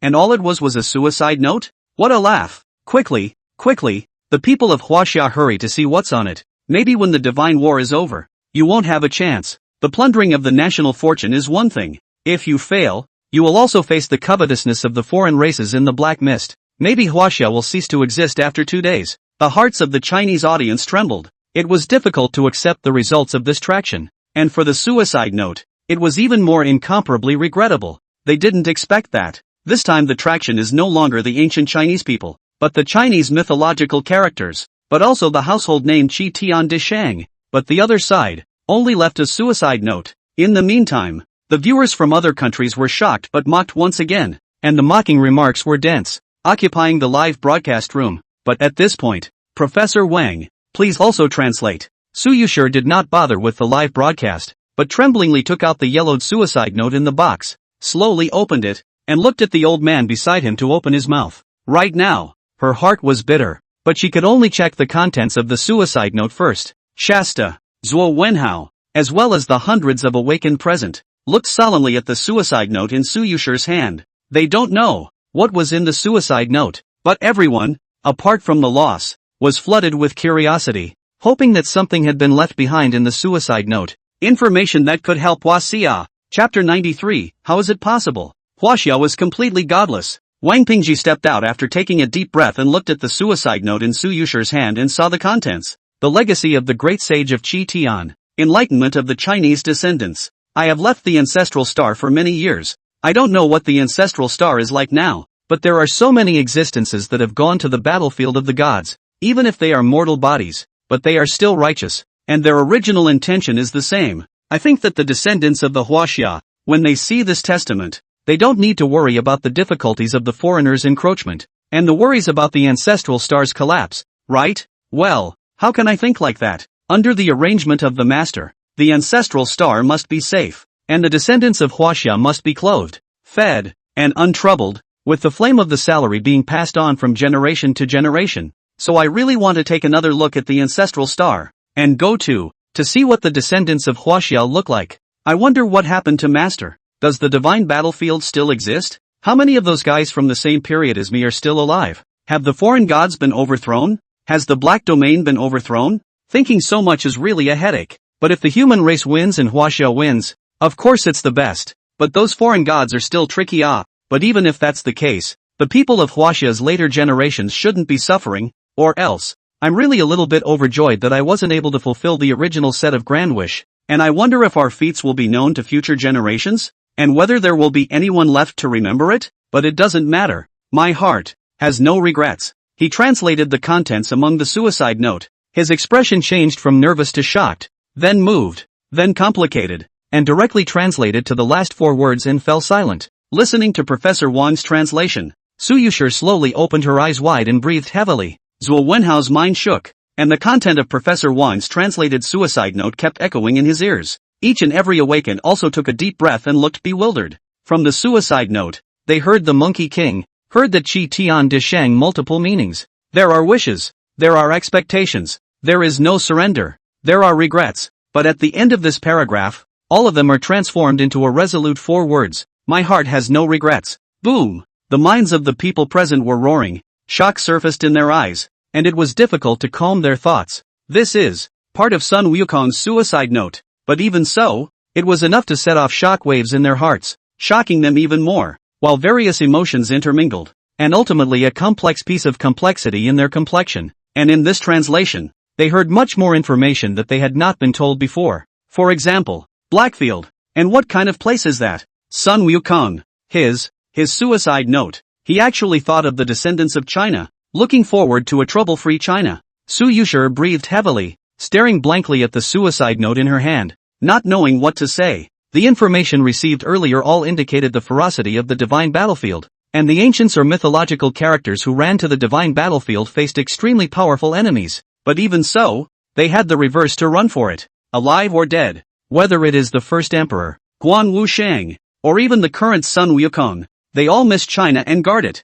Zhuo Wenhao was silent, as were the others. On their faces, the color of complexity intensified. It was really the translation that touched their hearts as well as their emotions so deeply that it was difficult to calm down. Even they could think that Sun Wukong's attachment to Huaxia, his hope for the future generations of Huaxia, and his regret at the last moment of his life when he wrote this last letter. And these, they could clearly perceive. Suddenly, boom! A huge boom came out. There was a sudden howling wind all around, and the sky darkened a few points. Such a movement. Instantly, Su Yuxi and the others were pulled back from their various thoughts, and their gazes fell on the suicide note. Whoa dash! The suicide note was suffused with dazzling golden light, as if it had a life, detaching itself from Su Yuxi and floating in front of everyone's eyes, unfolding, being able to see that many words existed on it, and as if they had come to life. There was a golden light shining as well, a bright light that reflected the canopy. Upon seeing this scene, what's going on? Su Yuxi, Zhuo Wenhao, and the others were shocked, then looked up violently, and at that moment, above their heads, the void began to distort, followed by a blurry picture unfolding. The background in the picture was very vast, and you couldn't see the end of it as far as the eye could see, like a desolate, boundless vastness in the middle of the universe. With the picture becoming clearer and clearer, knock, knock, knock. The heartbeats of the people in the room began to become rapid, because in the picture, a figure appeared, a backstory to be exact, dressed in golden battle armor. The red cloak seems to be able to cover a side of heaven and earth, although it is a human body, but it is full of thick hair. Sitting in the middle of the cosmic starry sky, great and boundless, this figure was none other than the Monkey King. Upon seeing this scene, Qi Tian de Sheng, Sun Wukong, Su Yuxi, Zhuo Wenhao and the others fiercely widened their eyes, and under the roaring of their minds, it was like they were standing behind this back, being in the scene, and feeling the vast and ethereal vicissitudes of the atmosphere coming from their faces. Free State. In the Capitol building today, both the chiefs and the players are watching the live footage without moving. That's the Qi Tian de Sheng from Chinese mythology. It is said that the Monkey King is a mythological figure known to every Chinese. But why is it that just one image can make my eyelids flutter wildly? How is it that such terrifying gods exist in Huaxia? If they can really be summoned to descend by them, what a mess! It's a good thing that it's just a projection amongst the suicide note and that this Sun Wukong is already dead. Otherwise it would be too terrifying. George, along with the executives present, took a deep breath with a strong scorn on his face. Even though they only saw that figure through the live broadcast screen, they couldn't stop their hearts from palpitating and couldn't suppress the shock that rose in their hearts. But just as the crowd exclaimed, Qi Tian de Sheng Sun Wukong, so many strange phenomena, including the previous first emperor, about the seemingly all confirmed the existence of the divine battlefield. How terrifying is the depths of China! John scornfully opened his mouth, his face pale and his mouth dry,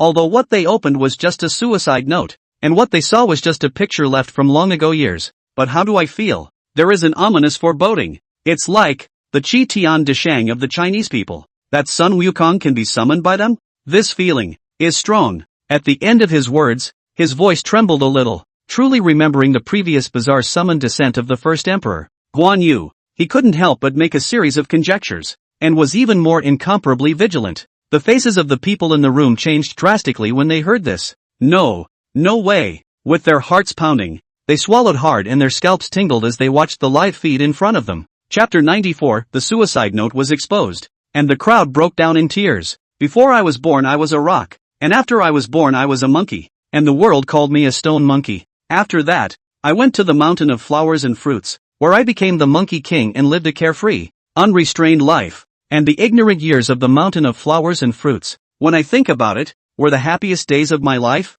Then I went out and embarked on the road of learning, and it took me 10 years to travel through 2 major states and across 2 seas before I finally found a teacher. And another 10 years to complete my studies.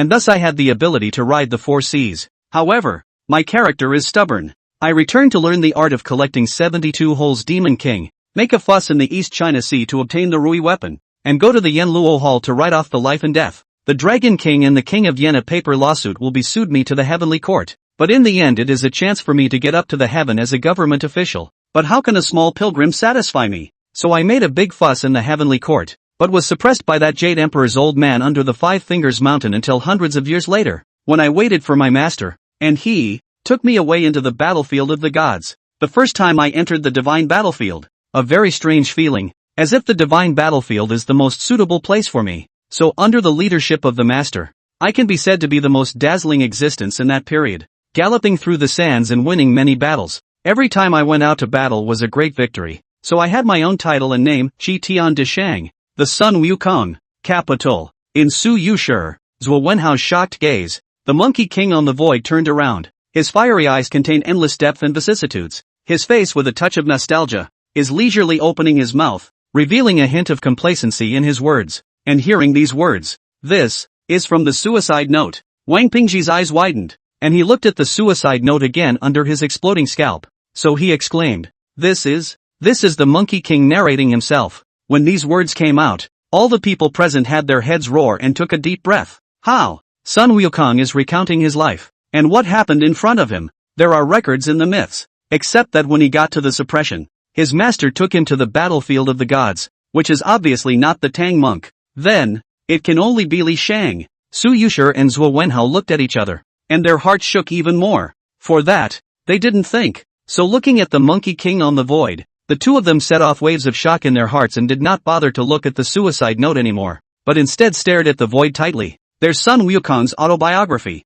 which allows them to get a better understanding, as well as a sense that maybe it won't be as simple as the autobiography. It was also in the midst of the crowd's gazes that the Monkey King smiled, his gaze seemingly penetrating through endless space and time as he saw Su Yuxi and the others, revealing a touch of softness. With a wave of his big hand, a picture unfolded, as if it were a walk in the park. A huge rock in the middle of the picture exploded violently. A monkey was presented in the world, and thereafter the mountain of flowers and fruits came into view, and each monkey worshipped the Monkey King as the Monkey King, until he arrived at the Heavenly Court. The Monkey King was all kinds of naughty and mischievous, and was finally suppressed under the Five Fingers Mountain. I don't know how much longer. The suppressed Monkey King in the middle of the image raised his head and saw the existence that changed his life. It was a Star River Avenue spreading from beyond the dome of the sky, and there was a figure walking down slowly, dressed in white clothes that were snowy, with eyes as if they contained endless stars, not angry, and a face that appeared to be young and extraordinarily handsome, causing people to lose their minds for a while just by looking at it.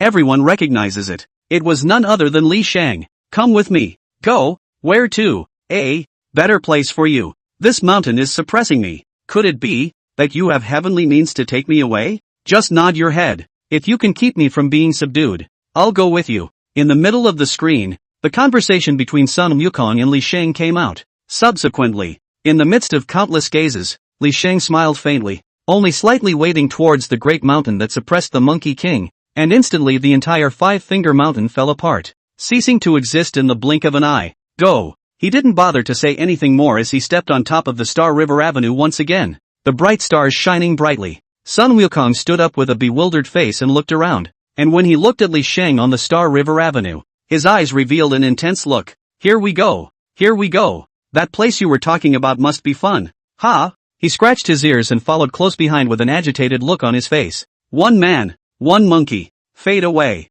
The picture is starting to change. Ha! Is this the place you were talking about? On the divine battlefield. Sun Wukong was full of curiosity as he pointed ahead and inquired about Li Sheng next to him. Li Sheng nodded his head, explaining the existence of foreign gods, the significance of the existence of the divine battlefield, until a few moments later. Who cares about the foreign gods and ghosts? Just kill them all to stop future troubles. Sun Wukong seemed to understand, and eventually scratched his head frantically, waving his hands violently with a fierce glare. Li Sheng smiled, then pointed towards the western cave war zone. Well, go ahead. Humph. I can't wait to see me kill all those guys. Without saying a word, Sun Wukong headed straight for the western cave war zone, instantly entering the middle of the battlefield like a stream of light. Where the foreigners were concerned, he didn't hesitate for a second, summoning his weapon and charging into the midst of the enemy with a cold smile, killing in all directions. And then, the Western Cave War Zone is just one more bizarre sight. How does a bunch of ugly bastards deserve to be called gods? Guys like you, I can sweep away alone. Stand down. I'll take care of this place. You guys go somewhere else. Is that all there is? But, too weak. Too weak. You don't even need to use your full strength to kill you all. Eat my stick. A monkey, holding a stick to participate in the war. But the monkey's strength is amazing. Soon with amazing killings in the battlefield. The spirit of the wind is the mouth of the crazy words. So that the alien army angry, but there is nothing to do about it. Especially on the battlefield where Su Yuxi was, a handful of monkey hair transformed into thousands of him. The weapon in his hand changed in thousands of ways, sometimes covering the sky, sometimes suppressing the 8 directions, and every time it fell, it caused the enemy to be killed or injured. A scene flashes by, but wherever the Monkey King goes into battle, the enemy is bound to be subdued, bound to disintegrate until he is defeated. In a short period of time, the Monkey King finally has a name, and an even more resounding title, and that, more than anything else, is what he deserves after he's made his mark and won many battles. Golden armor was added to his body, his cloak fluttered, and a shocking battle intent spread out from his body, just like a supreme god of war. Qi Tian De Sheng, Qi Tian De Sheng. Chapter 95, Su Yuxi also fell in the divine battlefield. Why? I rely on this is the Su Yuxi among our myths. What we learned before is only the previous paragraph is correct. After that the suppressed Su Yuxi is not rescued by the Tang monk, not to mention not going to fetch the scriptures, but went to the battlefield of the gods. The master in the Monkey King's mouth is not the Tang monk, but Li Sheng.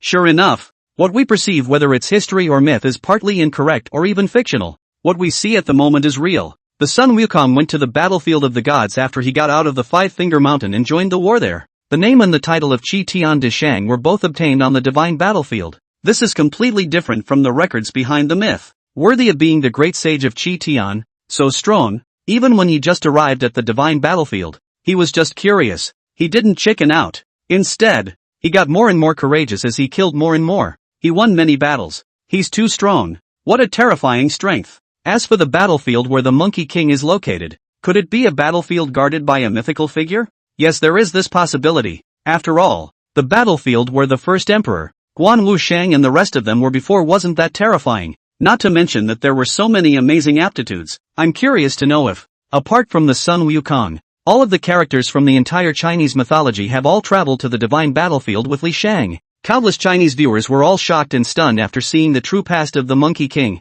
but after the shock, they saw an unbelievable scene, and at the same time learning information from it that I didn't know before. Su Yuxi's name, as well as the title of the great sage of Qi Tian, was obtained on the battlefield of the gods, which was completely different from what was recorded, especially since the Monkey King's master, not the Tang monk, and even less so, the Western Paradise scriptures. Instead, he followed Li Sheng and headed to the divine battlefield. Not only that, countless Chinese viewers have also seen the outstanding performance of the Monkey King on the battlefield of the gods. From the beginning of the name of the monkey, in the battlefield shine, kill countless enemies. Every time out of the battle is a great victory, no defeat, and even become more and more terrifying among the killing. The strength is more and more non-stop skyrocketing. But in the picture that follows, the Monkey King has a name of his own, a title of his own, and even a battle armor as well as a cloak of his own, so that he can sit on one side, be respected, and cause the foreigners to turn pale at the sight of him. Either way, the Chinese audience at this moment could hardly quell the shock in their hearts,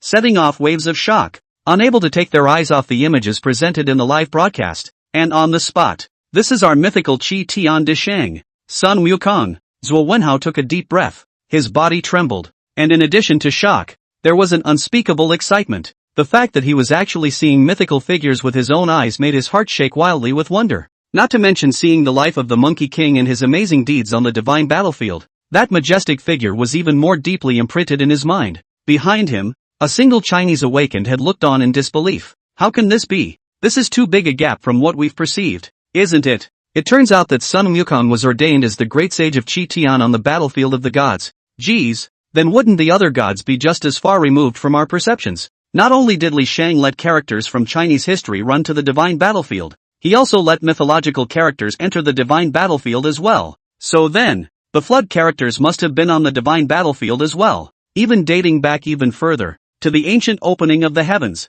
If that's the case, then that's too terrifying. And if we can continue summoning, And if we're lucky enough to summon an existence from the flood period, then wouldn't we be able to directly sweep away the gods of other countries? Definitely. There's no need to doubt this. It's just that Sun Wukong died on the divine battlefield. Not only his physical body, but even his divine soul was gone. The first emperor also died in body, but only a divine soul was left. It's dangerous. According to the time node, surely the existences of the flood period were the earliest batch of people to enter the divine battlefield. And I don't know if there are still any living existences? They looked at Sun Wukong's figure on the void and then at the picture. The shock in their eyes could not be concealed and they could not stop exclaiming. This time, they learned more. Meanwhile, they again verified the information they had previously gotten from the mouth of the first emperor, Guan Yu, and this was indeed confirmed. This caused more shock in their hearts and made it difficult for them to calm down. Su Yuxi breathed in sharply, her chest heaving. What the hell happened after that?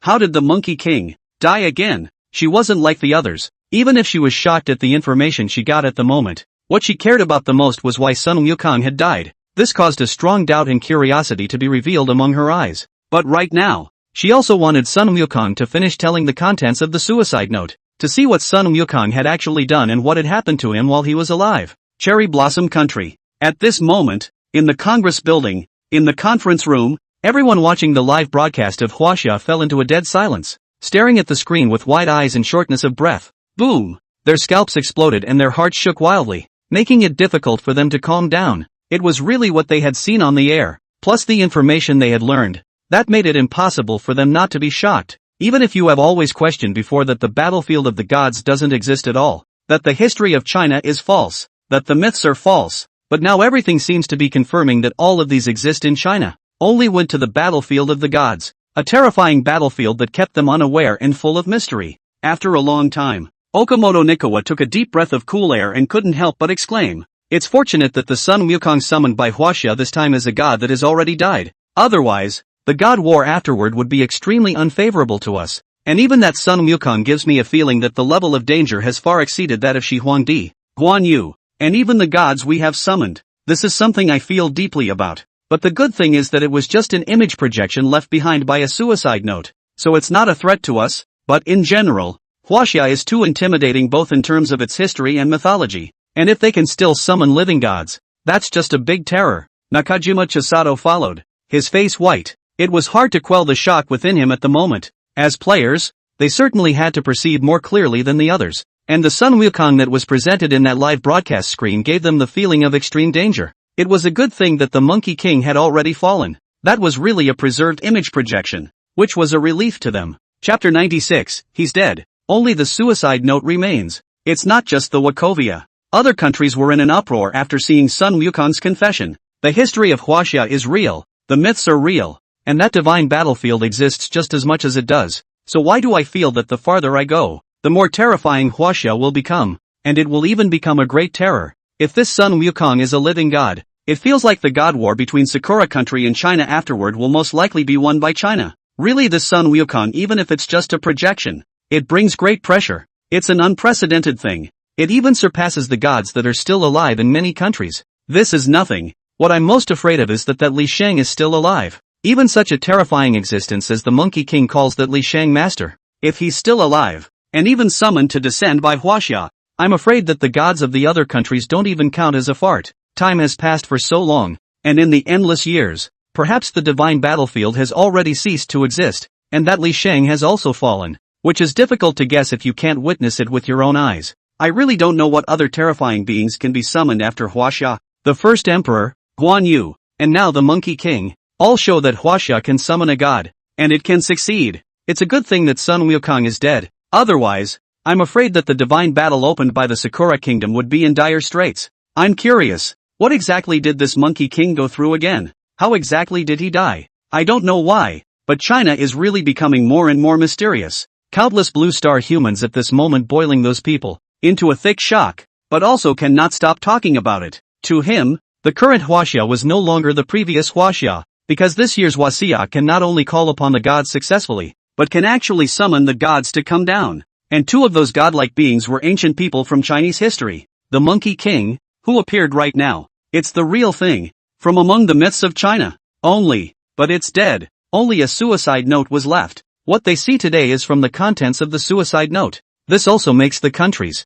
as well as the viewers of the countries have generated a strong curiosity, want to learn how the Monkey King actually died, and in that above the battlefield of the gods and what hidden secrets exist. It became something they wanted to know about, to witness, and which held great significance, after causing a stir in various countries. In the capital, on the open space not far from the Great Qin Black Dragon Fleet, all eyes were firmly fixed on Sun Wukong's figure on the void. This figure had been deeply imprinted in the middle of their minds. Beyond respect, they want to go deeper for more information, because only in this way can they to correct the perception of Chinese history, Chinese mythology. Right now, no one was thinking about the divine war with the Sakura Kingdom later on, but instead, they were concentrating on Sun Wukong's figure on the void, wanting to learn more information as well as what happened in the divine battlefield of yesteryear. After all, they could also cultivate and wanted to run to the divine battlefield as well. Until now, it was clear to any Chinese that it was Li Sheng and the others who were carrying the weight of China.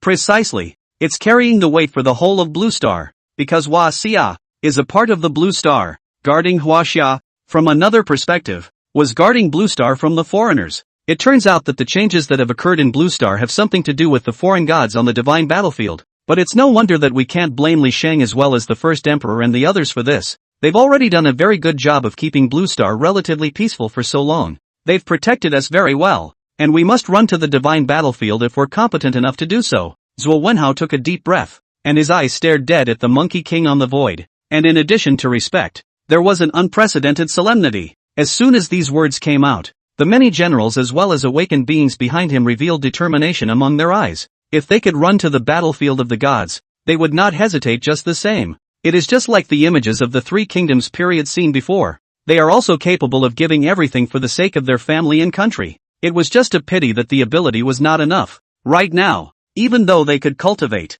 they were still too weak and too weak after all. When Su Yuxi heard this, she nodded her head silently, her gaze not leaving the Monkey King on the void. I just don't know how the battlefield of the gods is nowadays. How many historical figures are still alive? How many mythological figures are still alive? How many flood characters are still alive? And how many existences from the ancient times are still alive? There were so many questions in her mind. But now, no one can answer. It's a mystery. It can't be unraveled for the time being. Even the Hongmeng Bureau's side had repeatedly probed the two secret realms, the Great Qin ruins, over and over again, and still hadn't been able to get away on how to go about contacting the divine battlefield. This has led to the fact that Hua Xia has too little information today. The appearance of the Monkey King has also made us more certain that all the information we received before is true, only that such information is too little to allow us to learn more. Zhuo Wenhao sighed, his eyes a little bleak. After all of the existences on the divine battlefield were fighting for the sake of Huaxia and were carrying the weight of Huaxia,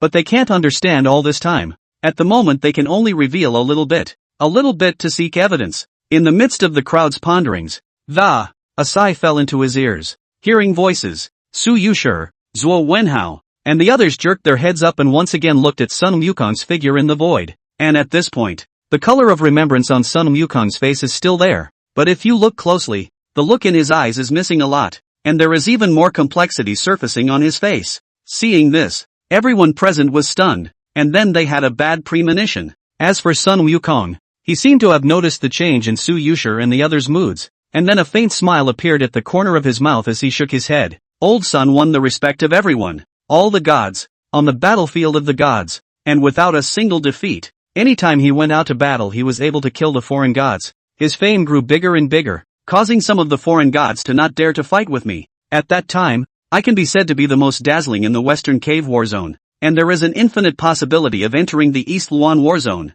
where the gods existed for a much longer time, and the enemies were much more powerful. I could be said to be invincible on the battlefield of the gods, all the way to the wind, without half a tribulation, and the light on my body became more and more exuberant and radiant, becoming the most dazzling existence of that period, with a light that could not be covered, suppressing the 8 directions, and thus becoming more and more conceited, can be accompanied by the emergence of a battle, so that all this completely changed the trajectory of my life. Chapter 97 Bold enough to snipe a god? Crazy. The Battle of Gods Gotham, in which countless people died for me. Due to my ego, I went too deep, nearly leaving the relative safety of the area, and incurred a foreign ancestor god guarding the Western Cave War Zone. It was fine in the beginning, but with the arrival of the foreign ancestor gods, I realized that I was so bad. My anger, my unwillingness, I don't want to kill. crazy resistance but can't shake it. In front of it, my arrogance is a joke. I'm just like a mole cricket that can be trampled on at will. The humble worm. That battle, the entire West Cave Warzone chaos, fully implicated. Countless people ran to the battlefield to reinforce me, but it is also because I, Xuanzong, Canopy, Rolling General, Jade Dragon. Too many people from my time period died on the battlefield. Even Yang Jian, Neza, Li Tianwang, Wang Lingwan, and Jinwu Swinging Demon Heavenly Father. Too many people suffered serious injuries due to my conceit. And countless people also died under that great battle because of my conceit. On the void, the Monkey King seemed to be deep in reminiscence, constantly dictating the contents of the suicide note, more like recounting his past to be precise. But as he spoke, he became extremely emotional and his body trembled, and on his face was even a color of pain, the cloak behind him hunting, his hands covering his head, as if he couldn't accept it, couldn't forgive himself even after the past many years.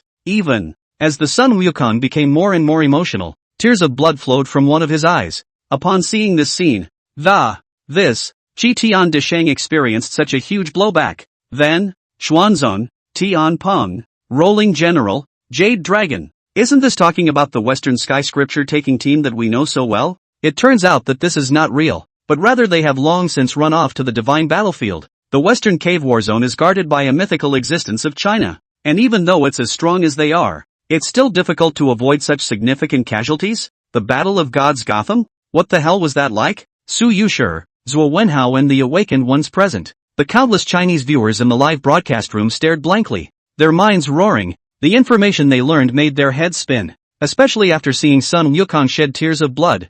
They were all moved and their hearts raced. To make the titular Qi Tian de Sage Sun Wukong so painfully describe his past, that battle was bound to be uncomplicated. The tears of blood shed by the Monkey King punctuated the slowly unfolding images in the void. The so-called foreign gods are nothing more than that. Unbeatable. Die. Is that all you guys can do? Boring and uninteresting. It seems that my old grandson is going to go for a walk deeper into the forbidden zone and tread it down. A single arrogant word kept coming out. Just see. Long ago on the battlefield of the gods to set up a hefty battle. Kill out of the mighty, spirited Sun Wukong cloak in the body, in the hands of the weapon without any disadvantage. As if breaking through the bamboo on the battlefield to kill the alien powerhouses. All the way through. No one can stop it. And the Sun Wukong in the picture had an intense divine splendor bursting out from among his eyes. Untamed and untamed. Not placing any of the foreign races in the divine battlefield in his eyes. You can't stop me yet. Die. Can't go? As long as old Sun wants to go, there's no place he can't go. Get out of the way.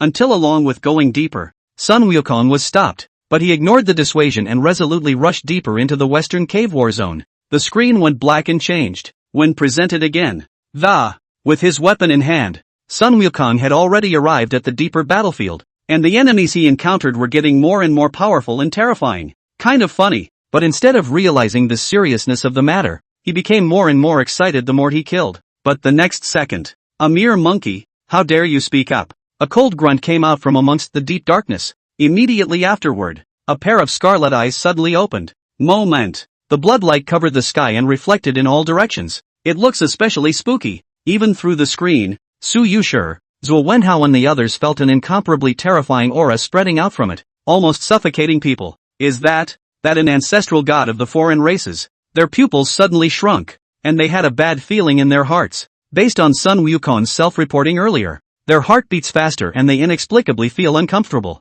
But the picture. You also want to stop Grandpa Sun? Then let's see if you have the strength to eat old Sun's stick. Sun Wukong's expression was cold and proud, eyeing the eyes that flashed with demonic bloodlight in the darkness in front of him, and the weapon in his hand instantly transformed into the size of 1,000 feet and swung down fiercely, setting off a storm. Space shook in all directions. However, the Monkey King, who had always been invincible, was not the same this time as before, only to see that his attack hadn't even landed yet. There was a violent sound of collision coming out, and the weapon that fell from his hand rebounded back fiercely at this moment, smashing down heavily on the earth behind him. The sudden change caused Sun Wukong's face to change violently. Before he could react, a stone monkey like an ant is worthy of clamoring here? The icy voice in the darkness came again. I don't know the heights of heaven. Looking for death. The words fell. The entire forbidden area trembled violently. Roars and growls emanated from the surrounding darkness, and terrifying gusts of wind swept through the battlefield, shaking it more than once.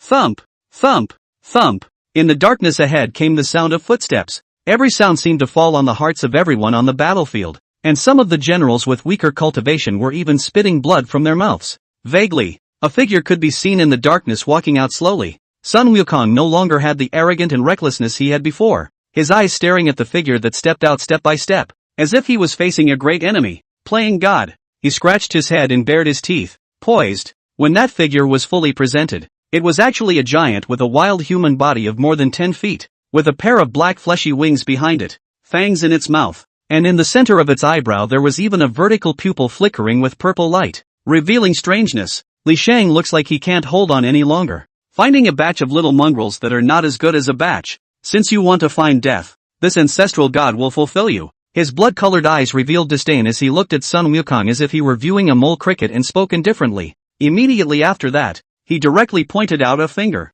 Moments. Sun Wukong's hair stood on end and he advanced instead of retreating. Ancestral god? I've killed too many foreign gods before. It would be best if I could kill an ancestral god. He licked his lips, and the weapon in his hand blossomed with 10,000 feet of golden light, carrying a terrifyingly huge force and swinging out viciously.